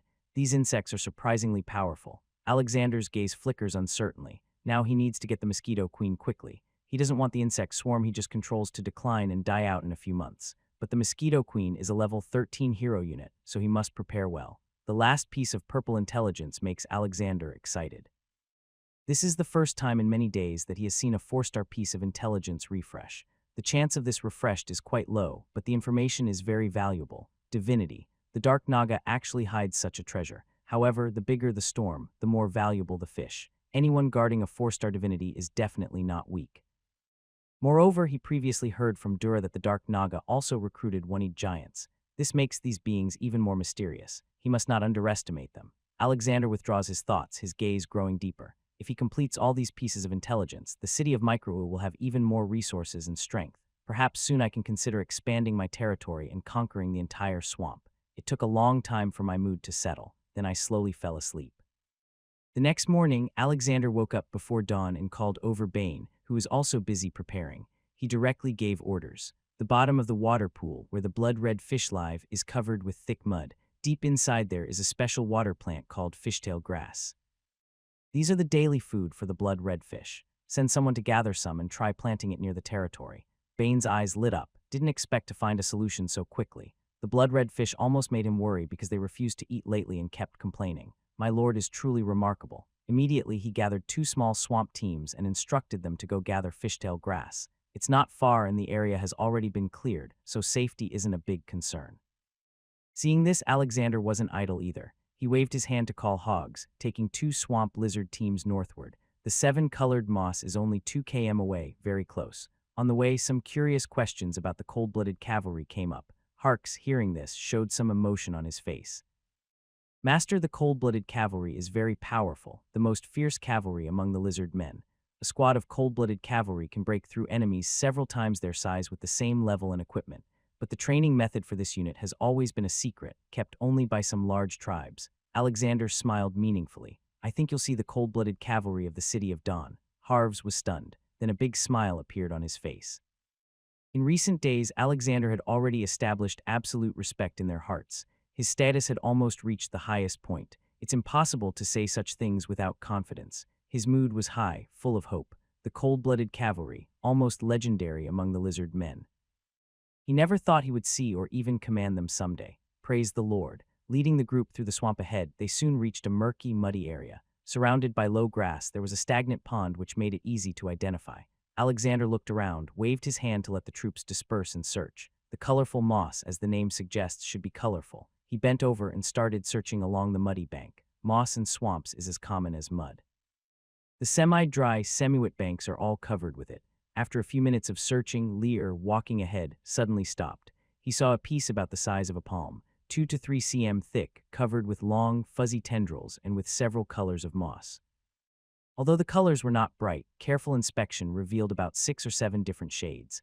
Feeling a little happy, he reached out and circled around the moss, then carefully plucked it up, ignoring the dirt, and held it in his palm. It was quite heavy with a noticeable weight. He focused and immediately visualized its attribute panel in his mind. Colorful moss magic plant level. 1-star traits very fast growth. As long as it has enough nutrients, it can reproduce quickly. Evaluation with enough nutrients, its growth speed is beyond imagination. The fact that the colorful moss is a 1-star magic plant surprisingly air. His eyes lit up. Its attributes are simple, but this super fast growth is very interesting. He still needs to test how strong it really is. Finding his target, Lear didn't stay long. He gathered his subordinates and headed back to their territory with the colorful moss. Meanwhile, the swamp people searching for Ugress had already set out, and Bane was discussing pigsty plans with 7 or 8 swamp people. Seeing the heir return, they hurried forward to report. Sir, after discussion, we all agree that the pigsty can be built 3 km southeast of the territory. There is a large area of flat, hard land. Plus, this direction is always downwind with water flowing out, so pollution is minimal. Even if the number of pigs increases in the next few days, it won't affect the territory. Also, it's not far from the farmland, making it easy to use pig manure for compost later. Lear nodded. Then, let's settle it here. Today, arrange for people to cut down trees and build the pig pen. He took out the colorful moss. Bane, bring some pig manure here. Bane paused, confused. Manure, what does the master want to do? But he didn't hesitate. He immediately turned around and ordered the swamp people nearby to go down. In a short while, they brought back about half a bucket of manure. Although I only slept 1 night yesterday, I didn't get much rest. Alexander handed the colorful moss to the swamp man carrying a bucket. Mix some soil with manure, then plant the moss to try. The swamp man touched his head, confused about his lord's idea. This moss is everywhere in the swamp. Why plant it on purpose, but he didn't dare to delay. He quickly mixed some soil with manure, carefully took the moss, made a small hole, and planted it inside the bucket. Seeing this, Alexander looked at Bane with a puzzled expression, and softly said, "This is colorful moss. From now on we will use it to feed the three-tailed pigs." Bane looked surprised. "Sir, isn't this too little? The 23-tailed pigs eat more food in a day than 300 people. A 600 kg fat pig needs so much moss. When will there be enough to feed them?" Just as Alexander was about to speak, the swamp man who planted the moss suddenly exclaimed, "It's growing, it's growing." "What's growing?" Bane instinctively turned his head to look. In the bucket mixed with manure, the colorful moss was growing visibly fast. Thin, long tendrils like octopus arms swayed constantly. The moss at the edges seemed to be sped up by 10 or 50 times, first sprouting tinder shoots, then quickly aging with tiny colorful tendrils growing on top. Continuously under his amazed gaze, the small palm-sized colorful moss covered the bucket in just about 10 minutes, then started climbing up the sides. This magical scene made Alexander watch with great interest. Bane and the swamp man were even more stunned. Can it grow this long? This is almost a miracle.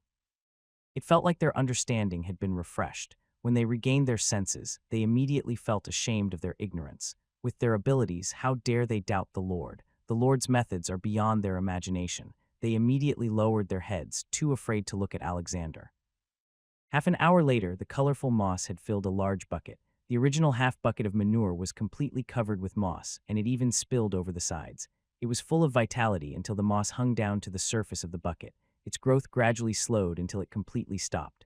Alexander saw this and became very curious. He waved his hand, signaling the swamp creature to pull out the colorful moss.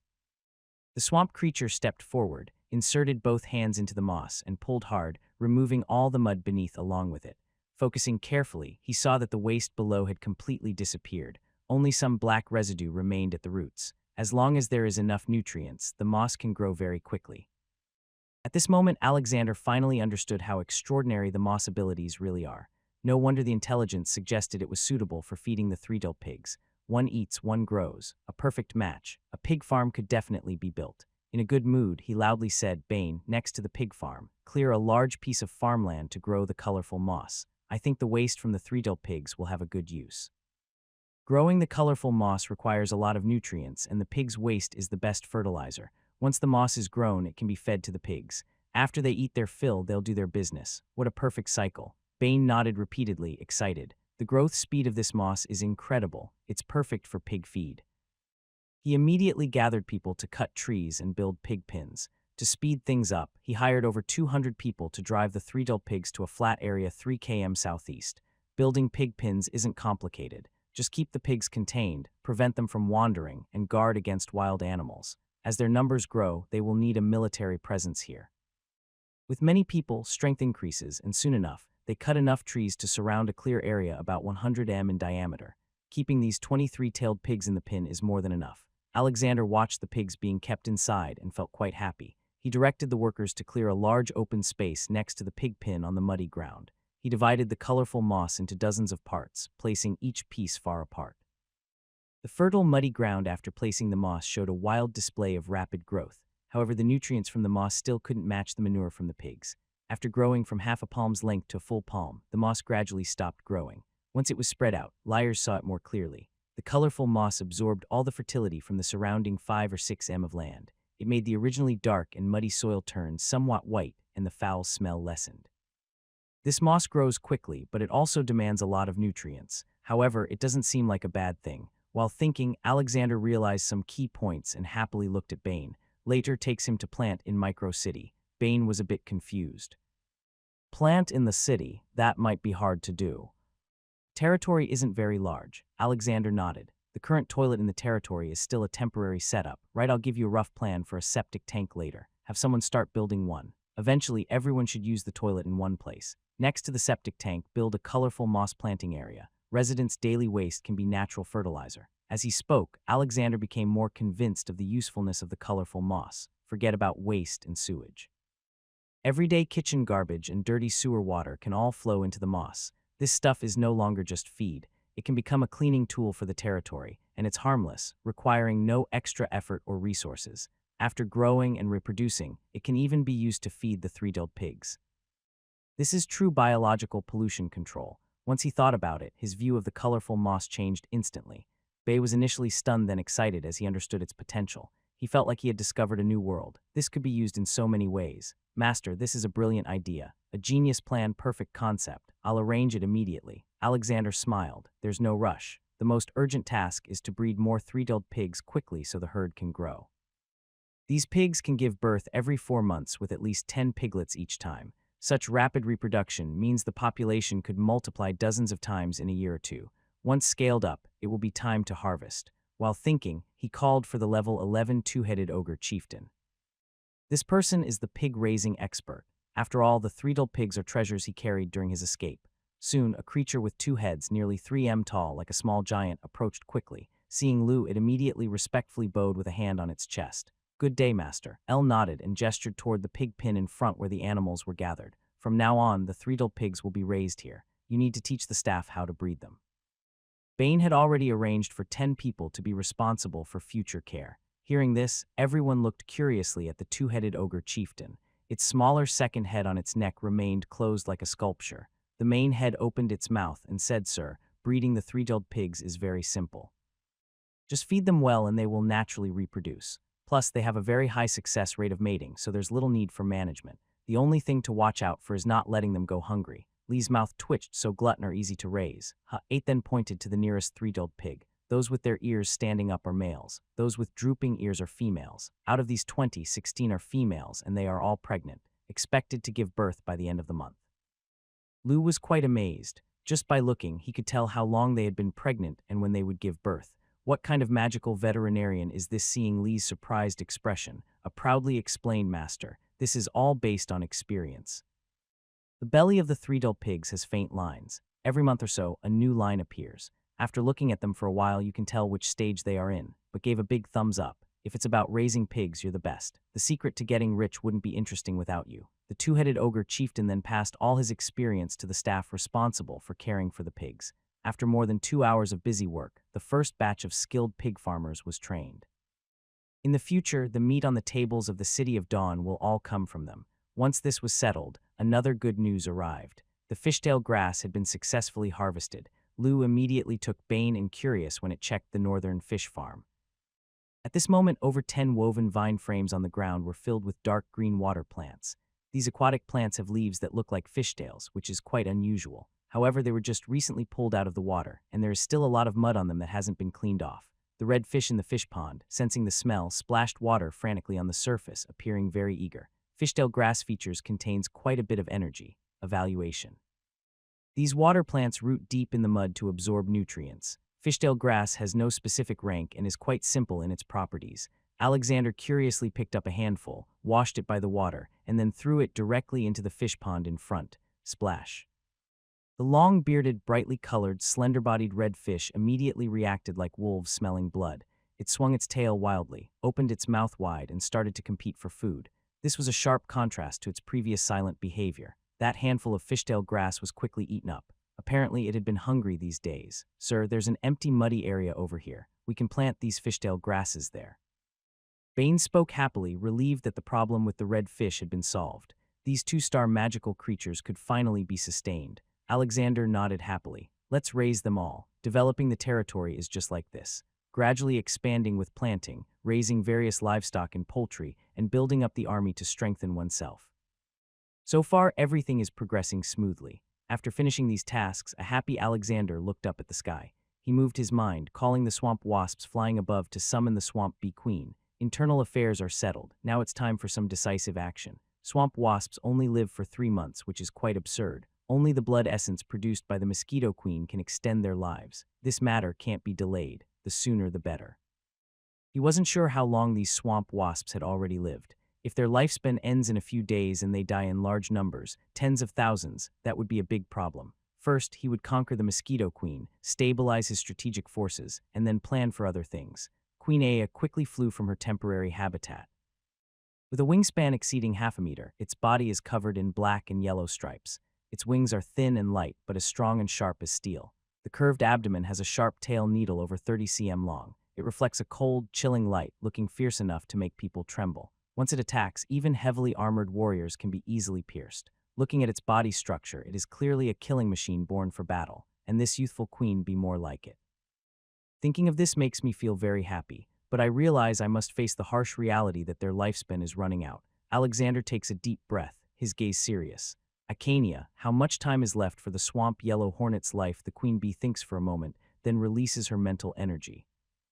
Master, the first batch of over 30,000 yellow hornets will die by the end of the month. The rest will also complete their mission by the end of next month.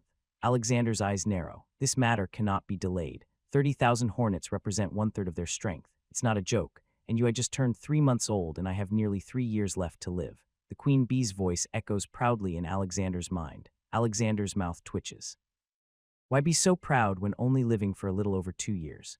Do you know about flesh-eating giant mosquitoes? Although the swamp yellow hornets are about 20 km away from the territory of the flesh-eating giant mosquitoes, maintaining such a large number of subordinates means their activity range is definitely not small.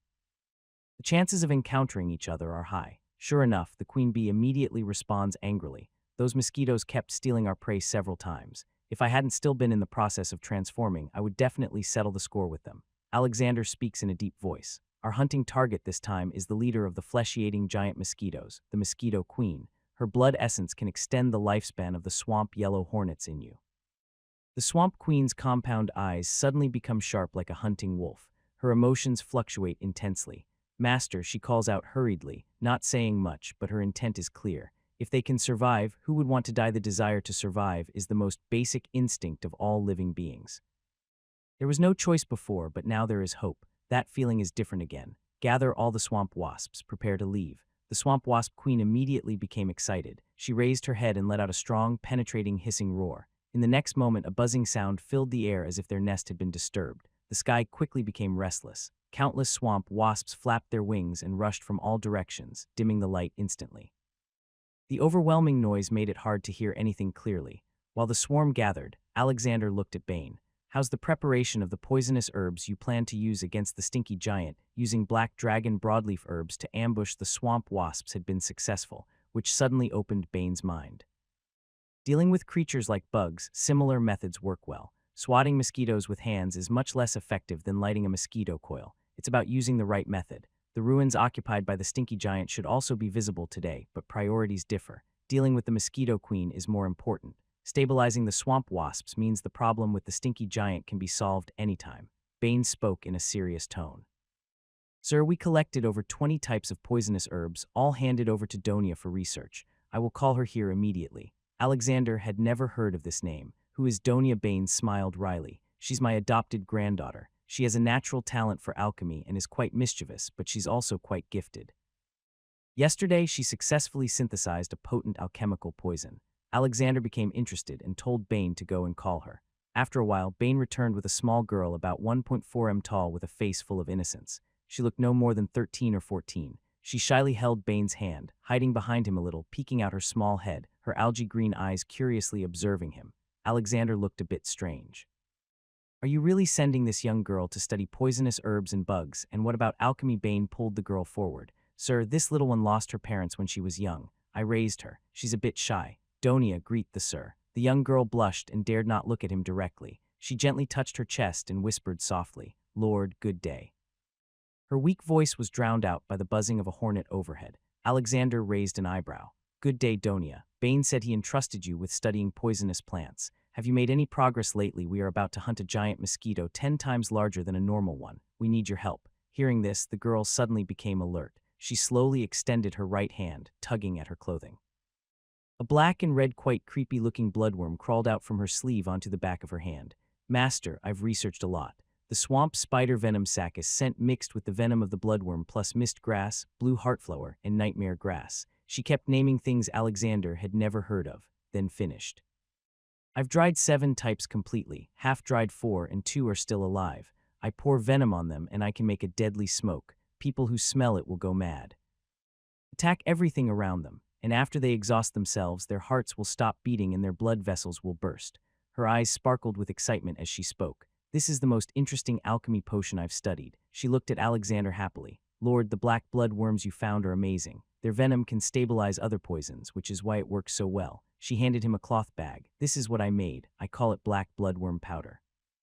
Once lit, it takes effect immediately. Her tone was innocent and lively with a hint of childish charm. Alexander's face grew complicated. Are swamp girls really this fierce? He stared at the bloodworm on her hand, over 20 cm long, making his eyelids twitch.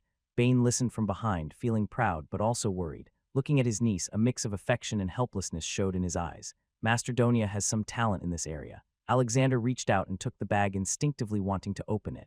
Bane's face changed instantly and he hurriedly stopped him. Adult, let me try, Donia whispered nearby. Lord, you don't need to worry. I added some poisonous herbs inside to suppress the toxins. It only works when ignited. Alexander waved his hand to stop Bane and opened the container directly. Inside, he saw a small cloth bag filled with ground poison powder with faint traces of blue liquid mixed in. There were also some slight marks on the surface. After opening the bag, no smell was detected. He focused and his mind suddenly displayed the attribute panel. Black spotted bloodworm powder, alchemy, poison level, 3 stars, special traits made by mixing over 10 kinds of poisonous herbs and insects. When ignited, it releases fierce smoke that can make the inhaler lose their mind and attack wildly. After the poison takes effect, the heart will stop beating and blood vessels will burst.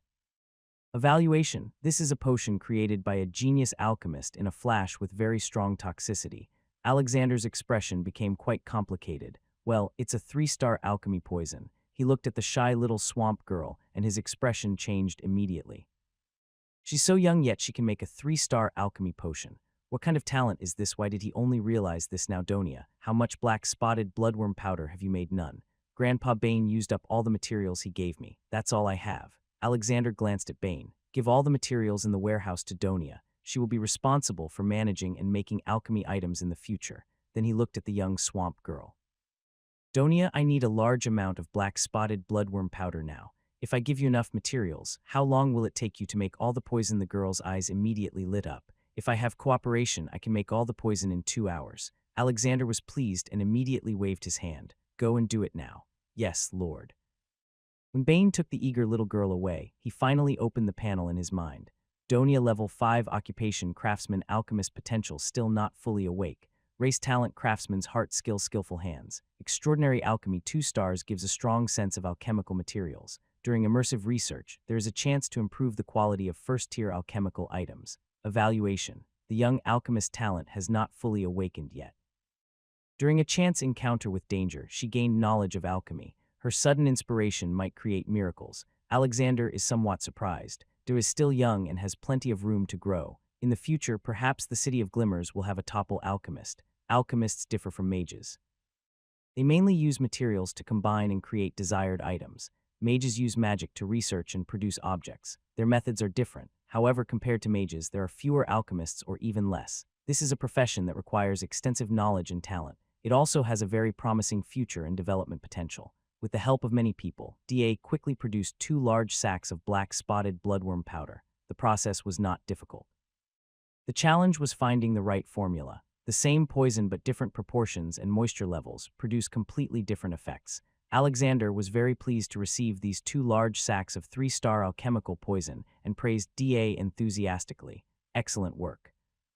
From now on, you'll handle this type of material. Research more. It may be useful in the future. Yes, my lord. The girl was very happy to be praised, her smile especially bright. The black spotted bloodworms in her hand seemed to sense her mood and swayed slightly. Seeing this, the surrounding people's expressions changed. Alexander smiled softly. He didn't say much more. While the potion was being prepared, the army had already gathered and was ready to move out to find the flesh-eating giant mosquito. He only took 4 squads of wetland lizard men, leaving 1 squad to guard the territory. The main force in this battle was the marsh yellow wasp. Without aerial support, their effectiveness was limited. Alongside, there were bubble beasts and marsh witches. The 2-headed ogre chief led the way in front. The sky was filled with a dark mass of fierce, savage marsh yellow wasps. The exaggerated number, just a quick glance, makes people feel chills all over. Accompanied by swamp wasps, everyone feels much safer. The journey is quick, but it takes several hours to cover about 20 km, arriving only afternoon, crossing a patch of grass with water emerging from it. In the area where muddy water flows below, the 2-headed ogre chiefly immediately becomes alert. Master, in 2 more kilometers, we will reach the mosquito's habitat. Alexander's gaze sharpens. He turns to look at the wasp queen beside him. Aya, lower all the swamp wasps, keep them close to the ground, and avoid revealing our position. The swamp wasps, already flying just 3 to 5 meters above the ground, immediately descend, fluttering their wings half a meter above the ground. Insects are much more agile than birds, capable of hovering in midair for a long time, something most birds cannot do. The group slows down, passing through reed clusters and entering a tall forest. The trees are sparse but form large patches. Under the signal from the two-headed ogre chief, Alexander looks ahead. What he sees makes him gasp in shock. About 200 or 300 meters ahead, huge pitcher plants wrap around tall tree trunks, their lush green leaves dripping with dew. The red and green pitcher plants look like trash cans underfoot with green lids hanging down, but these are not ordinary pitcher plants the size of a palm. They are magnified hundreds of times, towering over people by more than 2 m. They look like giant blood-red mouths, constantly watching the sky, ready to swallow fierce beasts. There are hundreds or even thousands of pitcher plants, densely packed, impossible to count. What's even more surprising is that huge black and white spotted mosquitoes flap their wings coming and going in and out of the pitcher plants. Their bodies are about a third of a fist in size with sharp mouth parts like steel pipes and wings spanning over 20 cm. Pitcher plants evolved to catch insects, but at this moment, these bloodthirsty mosquitoes seem to treat the pitcher plants as their nests. These over 1,000 giant pitcher plants must be home to countless mosquitoes. The two-headed ogre chief's eyes show a hint of coldness. Master, it's these mosquitoes that killed our three-tailed pigs. He even brought along a three-tailed piglet when trying to escape. These mosquitoes actually stole his pig right in front of him. This is really it. Alexander's eyes narrowed slightly. Whereas the mosquito queen, the giant blood and meat mosquito, was the same level as the one they previously scouted. Level 3. The threat was not very high. Only a level 13 mosquito queen would make the hunting mission truly difficult. For levels above 10, each new level greatly increases combat strength. Currently, his strongest fighter was in level 11 two-headed ogre chieftain, but in aerial combat, this ogre was useless. Did you see that big tree with pale red moss growing on it? The mosquito queen is hiding inside. Alexander focused his gaze. In the central area, a huge pitcher plant nearly twice the size of others was wrapped around a tree and came into view. It was almost 4 m tall. His senses spread out, and he could faintly feel a fierce life sleeping inside. Its aura was much stronger than the swampy queen and the two-headed ogre chieftain nearby. And the worst part was it seemed to be in the middle of transforming. He could feel the vitality of a dragon egg hatching. His heart tightened. He absolutely could not wait. The other side was already level 13, and once the transformation was complete, who knew how fierce it would become? He turned to Bubble Beast. Ignite the black spotted blood insect powder. Compress the air and store it in bubbles. Then bury the bubbles underground to set up an ambush circle. Swamp Witch. When the mosquito queen appears, enter the ambush circle and use song to interfere. Don't let it discover the bubbles early. Acania leads some swamp yellow bees to attack the blood and meat mosquito to attract the mosquito queen. Draw it into the ambush circle and be ready to escape. Our goal for this trip is only one, the mosquito queen. This area is too far from the center. Bubble Beast's maximum control range is only 200 m. It's impossible to recreate the scene of attacking the swamp yellow bees earlier. The level 13 mosquito queen's strength is definitely not something ordinary creatures can resist, but right now he held a great advantage. The enemy was unaware of his plans. He could fully utilize the element of surprise to set traps and launch a deadly attack. Next, they also had enough swamp wasps as the final surprise. 90,000 wasps were enough to cause a natural disaster. Even if they lost half, no, all of the swamp wasps this time, they still had to capture the queen mosquito. With a 3-month lifespan, if they couldn't succeed, they would just have to wait for the swamp wasps to die one by one. He didn't want the swamp wasps to become a temporary experience card for just a month. The order was given, and everyone began to act. Bubble Beast blew out bubbles, placing the ignited black spotted blood insects inside. Thick smoke quickly gathered inside the bubbles, almost turning into solid form. Once enough bubbles had gathered, Alexander commanded the bubble beasts to bury the bubbles. The bubble beasts used bubbles to lift the loose soil, then filled the bubbles with mud, and after burying the bubbles, they quietly covered them with more mud, tossing the excess behind. The camouflage wasn't perfect, but it was hard to see anything unusual underground. When the battle broke out, this would be the main battlefield, and in the chaos, no one would notice the difference here. After completing all this, Alexander took a deep breath. He led the wetland lizard man warriors to protect the bubble beasts and retreat to the back away from the main battlefield. He found a large tree to observe the situation ahead from above. Once everything was in place, he looked at the queen bee beside him. Aya, give the command. The queen bee immediately lifted her head and let out a deep hissing sound. In the next moment, the world suddenly darkened. Countless swamp wasps surged like a raging tide, transforming into arrows that shot straight at the flesh-eating giant mosquito entering and exiting the pitcher plant. Level 5 swamp wasps faced level 3 flesh-eating giant mosquitoes and instantly erupted into fierce combat. The curved abdomen of the swamp wasp queen, with a 10 cm long stinger like a steel needle, fiercely pierced the flesh-eating giant mosquito at high speed. The giant mosquito, caught off guard, melted away as if snowflakes encountering flames. In the blink of an eye, all the flesh-eating giant mosquitoes in front were cleared out, but soon the giant mosquitoes started to stir. A buzzing alarm sounded. After a few breaths, over 1,000 giant mosquitoes swarmed out from the dense pitcher plants. The space suddenly darkened and became crowded. All they could see were black and white spots. The mosquitoes formed a dark tide, fiercely attacking the swamp wasps in retaliation. A giant flesh-eating mosquito collided rapidly with a swamp wasp. Its sharp mouth parts pierced into the wasp's body, tearing open a large wound. Half of its wing was torn apart and it crashed directly into the flesh-eating mosquito in front, then fell down and landed in the moss. It was a fierce and brutal fight. This was a bloody battle among insects.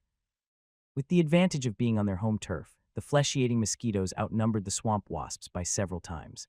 However, the higher level and stronger fighting ability of the swamp wasps kept them in control of the battlefield. They crazily killed any flesh-eating mosquito they could reach. Blood splattered everywhere, wings and limbs flying in all directions. Alexander watched hundreds of thousands of insects fighting each other, feeling a strange sense of shock. This intense visual impact was unlike anything on Earth. The frantic killing and the noise of wings beating finally reached the central area where the sleeping queen mosquito was inside the largest pitcher plant. Suddenly, Alexander's pupil shrank sharply, and he stared fixedly at the center of the battlefield. The mosquito queen has awakened. Akanea, start the hunt. The swamp wasp queen beside him turned her compound eyes cold and sharp. Buzz, buzz. Her wings beat rapidly like arrows piercing through the air. A few flesh-eating mosquitoes ahead saw only a fleeting shadow. Then they instantly lost consciousness. Alexander could clearly see that wherever Enya went, her wings looked like blades unfolding, smashing all flesh-eating mosquitoes into pieces. She left a bloody trail in the air. Although she hadn't fully transformed, a level 10 queen that commands 200,000 swamp wasps was definitely not an ordinary creature. Buzz, buzz. Feeling the queen's awakening, the flesh-eating mosquitoes flapped their wings more frequently, making a dull, rolling thunder-like sound. At the same time, the central battlefield suddenly parted, creating a path. A terrifying giant mosquito with a wingspan over 2 m appeared. Its body was covered in black and white stripes, and its wings flapped densely, creating a loud whistling sound in the air. Surrounding air currents surged, and the nearby flesh-eating mosquitoes couldn't approach. Its 6 slender legs bent at the abdomen, and its compound eyes reflected a cold, icy light. Its blood mouth parts were as thick as steel pipes with a sharp cut on the front, as if sliced diagonally by a blade. A sturdy, muscular, blood-red giant mosquito appears tiny beside it. It looks like a fighter jet flying next to an aircraft carrier. The Queen Mosquito, a hero unit, level 13 with 4-star potential. The opponent's simple stats make Alexander feel tense. This is definitely a tough enemy. Suddenly, her gaze shifts sharply to Agonia. The Swamp Queen Bee has become the key to this battle. She must lure the enemy into an ambush. Without the 3-star alchemical poison, Black Dragon Blood Insect Powder, this Queen Mosquito cannot hunt effectively. At this moment, the Queen Mosquito also notices the frantic Swamp Queen Bee. She exudes a terrifying pressure. With a flap of her wings like a lightning bolt, she rushes instantly to Acania's side. Her mouth part, a meter long and sharp like a knight's lance, flies at high speed, capable of carving deep scratches even if it hits a wall. The Swamp Queen Bee feels death looming over her and quickly retreats to the side with a powerful flap of her wings. Her sharp mouth part slices through the air with a piercing scream that hurts the ears. But the Queen Mosquito also has incredible flying ability. She her wings and turns to chase the bee. Being 3 levels higher gives her a clear advantage. The Swamp Queen Bee tries to counterattack several times but is easily defended by the Queen Mosquito. The difference between them is very obvious. In the end, it turns into a chase. Dodging the Queen Mosquito's attack at the last moment, the Swamp Queen Bee emits a surge of blue magical energy. It instantly surrounds her in all directions. The nearby swamp yellow bees and the Queen's aura both rise sharply. Amid the chaos, the Swamp Queen Bee begins to fight back. Her tail stinger, like a dagger, strikes wildly with speed. Some trees in the center of the battle are deeply gouged with each flash. Both the swamp yellow bees and the blood-red giant mosquito are torn apart instantly if they get too close. Their speed is too fast, and the battlefield is chaotic, making it hard for outsiders to see their fight clearly. After several collisions, the Swamp Queen Bee has many scars of various sizes. Even her head bears a noticeable scratch. Meanwhile, the battle's focus gradually shifts toward the trap's location. Finally, after another collision, the Mosquito Queen fell into a trap, but just as the mud flew away, the Mosquito Queen quickly followed. Bubble Beast didn't have time to react and lost sight of the target. Flying insects at hero level are much faster than surface creatures. Sometimes catching a fly at home is hard, and these extraordinary creatures in this fantasy world are even more impressive. The queen bee soon noticed this, and the difference in strength became clearer. After several clashes, she started to struggle. In the last fight, Alexander saw the queen bee suddenly pounce on the Mosquito Queen and hold her tightly. As their wings flapped and tangled, they suddenly fell to the ground. The Mosquito Queen tried to fly up again but was tightly caught. Both of them fell into a trap. Liar's pupil shrank. Without hesitation, he gave a quick order: detonate. The tense bubble beast below trembled, then instantly controlled the bubbles. The Mosquito Queen suddenly felt a very strong sense of danger. In her compound eyes, she saw the ground soil suddenly swell and then explode. Thick smoke followed by strong air currents swallowed everything around. Her body was unnaturally lifted by the blast wave, and the wasp holding her was also thrown away. A sharp, pungent smell flooded into her nose. She felt dizzy for a moment. Just as she was about to flap her wings and fly away, a faint, melodious song sounded in her ears. In a hazy state, she saw a sea of blood. The blood emitted a sweet, tempting aroma. If she could swallow it, she would undergo her final transformation. She couldn't help but take a deep breath. Suddenly, a strong, pungent smell rushed in. Cough, cough.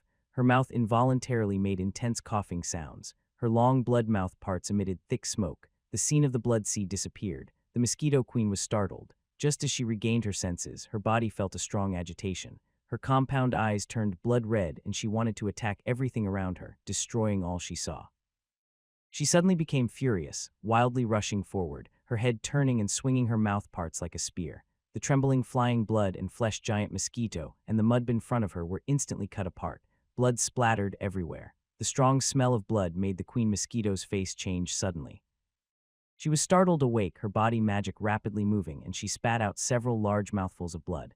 Her body's aura visibly weakened, but she managed to escape the toxic fog. Just as she was about to flap her wings and fly away, she saw nearby soil cracking open again. The Queen Mosquito felt a surge of despair. Suddenly, thick smoke swept in. She was covered by smoke again. In her hazy mind, she saw the sweet sea of blood once more.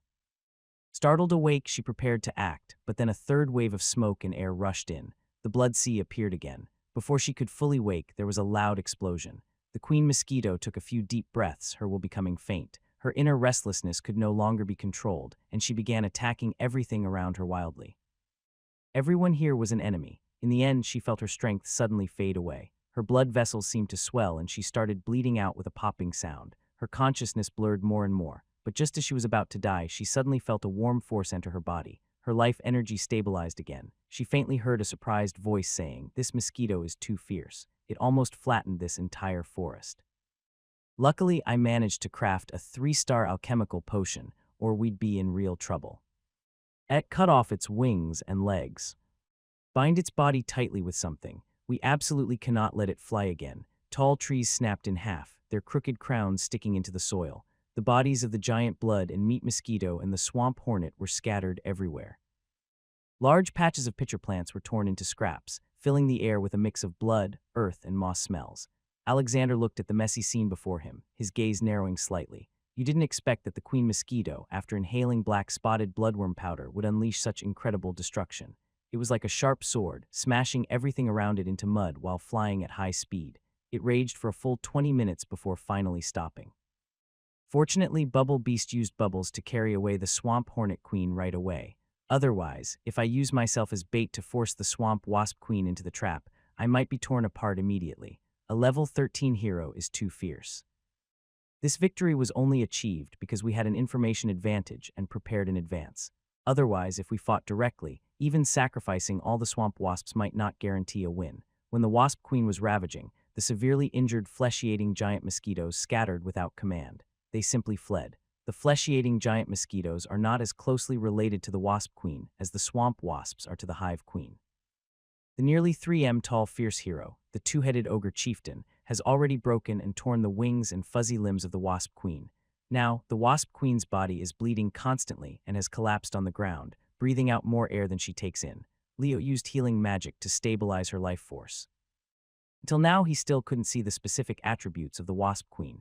Calming his mind, the divine residual power tried to spread out, but as soon as it touched the wasp queen, he felt a wave of dizziness. A strong sense of danger rose in his heart. His soul could no longer withstand such intense subjugation. He exhaled deeply and withdrew his mental energy. He turned to look at the bubble beast beside him. Bobo imprisoned the wasp queen and bring her back. For now, she can only be imprisoned. They will deal with her later. He then glanced around at the messy surroundings. Pack up all the corpses on the battlefield and take them away. The fight between the swamp wasps and flesh-eating giant mosquitoes caused many casualties. These bodies are nutrients. Once the bubble beasts start moving, Leal was curious and approached the habitat of the flesh-eating giant mosquitoes. The surrounding pitcher plants about 2 m high had been damaged quite a bit in the battle, and now they were empty with no hosts inside. He turned around and slowly approached the giant pitcher plant where the wasp queen was resting. It was nearly 4 m tall, quite impressive.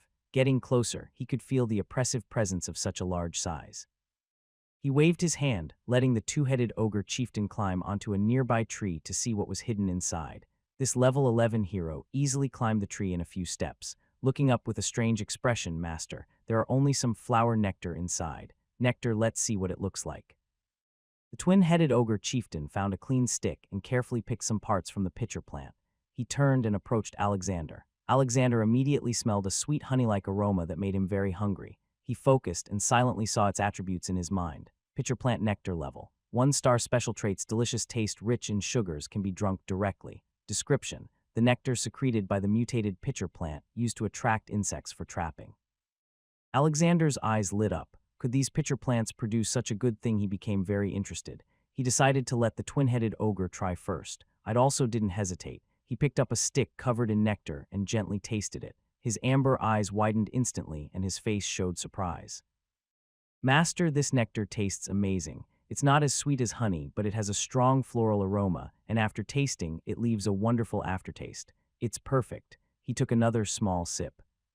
Praising repeatedly, Alexander also became curious. He found another stick and carefully explored inside, picking some nectar out. He examined it closely. The nectar looked like flowing yellow amber with many tiny bubbles inside and no impurities were visible. Getting close, he could smell the strong floral scent. He tasted a small amount. The flavor seemed to be brewed from hundreds of different flowers, leaving a fragrant aftertaste. Alexander's eyes also brightened. This is a good thing. In this world, there are no sugar cane crops. The main source of sugar is honey. For ordinary people, sugar is a luxury. Even in Lurland City, only nobles could enjoy it often. If he could transport the pitcher plants back to his territory and grow them, he would control a steady supply of sugar. He felt excited and looked again at the pitcher plant itself. Mutated pitcher plant, magic plant level. 1-star special traits, grows quickly with enough water. Secrets, unique nectar. Description: a plant that has been transformed by magical erosion. A 1-star magic plant. Alexander chuckled happily. He had really found a treasure this time. He turned to look at the pitcher plant about 2 m tall, but it no longer showed these effects. The attribute panel only displayed pitcher plant. So are these 2 m tall plants considered normal only when they reach nearly 4 m tall? Are they seen as mutated? Li's mouth twitched. Truly, the fantasy world cannot be judged by normal logic. Still not giving up, he asked the two-headed ogre chieftain to find some ordinary pitcher plants. These pitcher plants produce nectar that smells rotten and fishy with only a faint sweetness. They are nothing like the mutated pitcher plants. Seeing this, he could only refocus on the mutated pitcher plant. But the problem was this plant's vines stretched dozens of meters around, and the pitcher plant was nearly 4 m tall, rooted firmly in the ground. Transplanting it back to the territory would be extremely difficult. While thinking, he began to examine the area around the pitcher plant. After a moment, he suddenly saw something and quickly bent down to dig in the soil. At the roots of the pitcher plant, a tiny seedling had just sprouted and appeared in his view. The mutated pitcher plant clearly split off a seedling directly, not from a fruit seed hatchling. Lee was very happy. He waved his hand to let the two-headed ogre chieftain help him dig out the soil. After about 10 minutes of searching, they turned over all the soil around. They found a total of 30 seedlings. Lael's face lit up with a big smile. These were genuine magical plants, and the nectar they secreted was so delicious. If he could grow them in his territory, the city of Misty Dew would surely have another special product. This unexpected gain made him feel very pleased. After searching this area again and not finding anything more, Leel stopped. He had the workers collect the nectar from the pitcher plants, but because the queen of mosquitoes had eaten some, they only managed to gather about 20 lb of nectar. At this moment, Bubble Beast had just finished gathering the corpses. They didn't stay any longer and returned to the territory with the army. The mud swamp hornets still hovered above, guarding. Seeing that the swarm was much smaller than before, Leo's joy dimmed a little. This time, fighting the queen of mosquitoes, he used all his 3-star alchemy potions, black spot blood bug powder, draining all his stored materials. Additionally, out of 90,000 mud swamp hornets, over 30,000 were lost in the battle, one-third of them. The swamp bee queen was gravely injured and near death. She had to cast dozens of swamp blessings to barely keep her alive. At this moment, she was still unconscious, and the swamp blessing no longer took effect. Alexander could feel that this battle had caused the opponent to fall into a deeper sleep, likely needing a long time to wake up. The only good thing was that after the queen bee fell asleep, he had gained better control over the swamp yellow wasps. He could directly use his mental power to control these fierce killing machines. Overall, the losses in this fight were within an acceptable range. The main target, the mosquito queen, had been captured. This was crucial for the survival of the swamp yellow wasps. In the future, there would be no worries about their lifespan. With the main goal achieved, the losses not exceeding expectations, and the discovery of a mutated pitcher plant that could produce nectar, it was a small but profitable victory.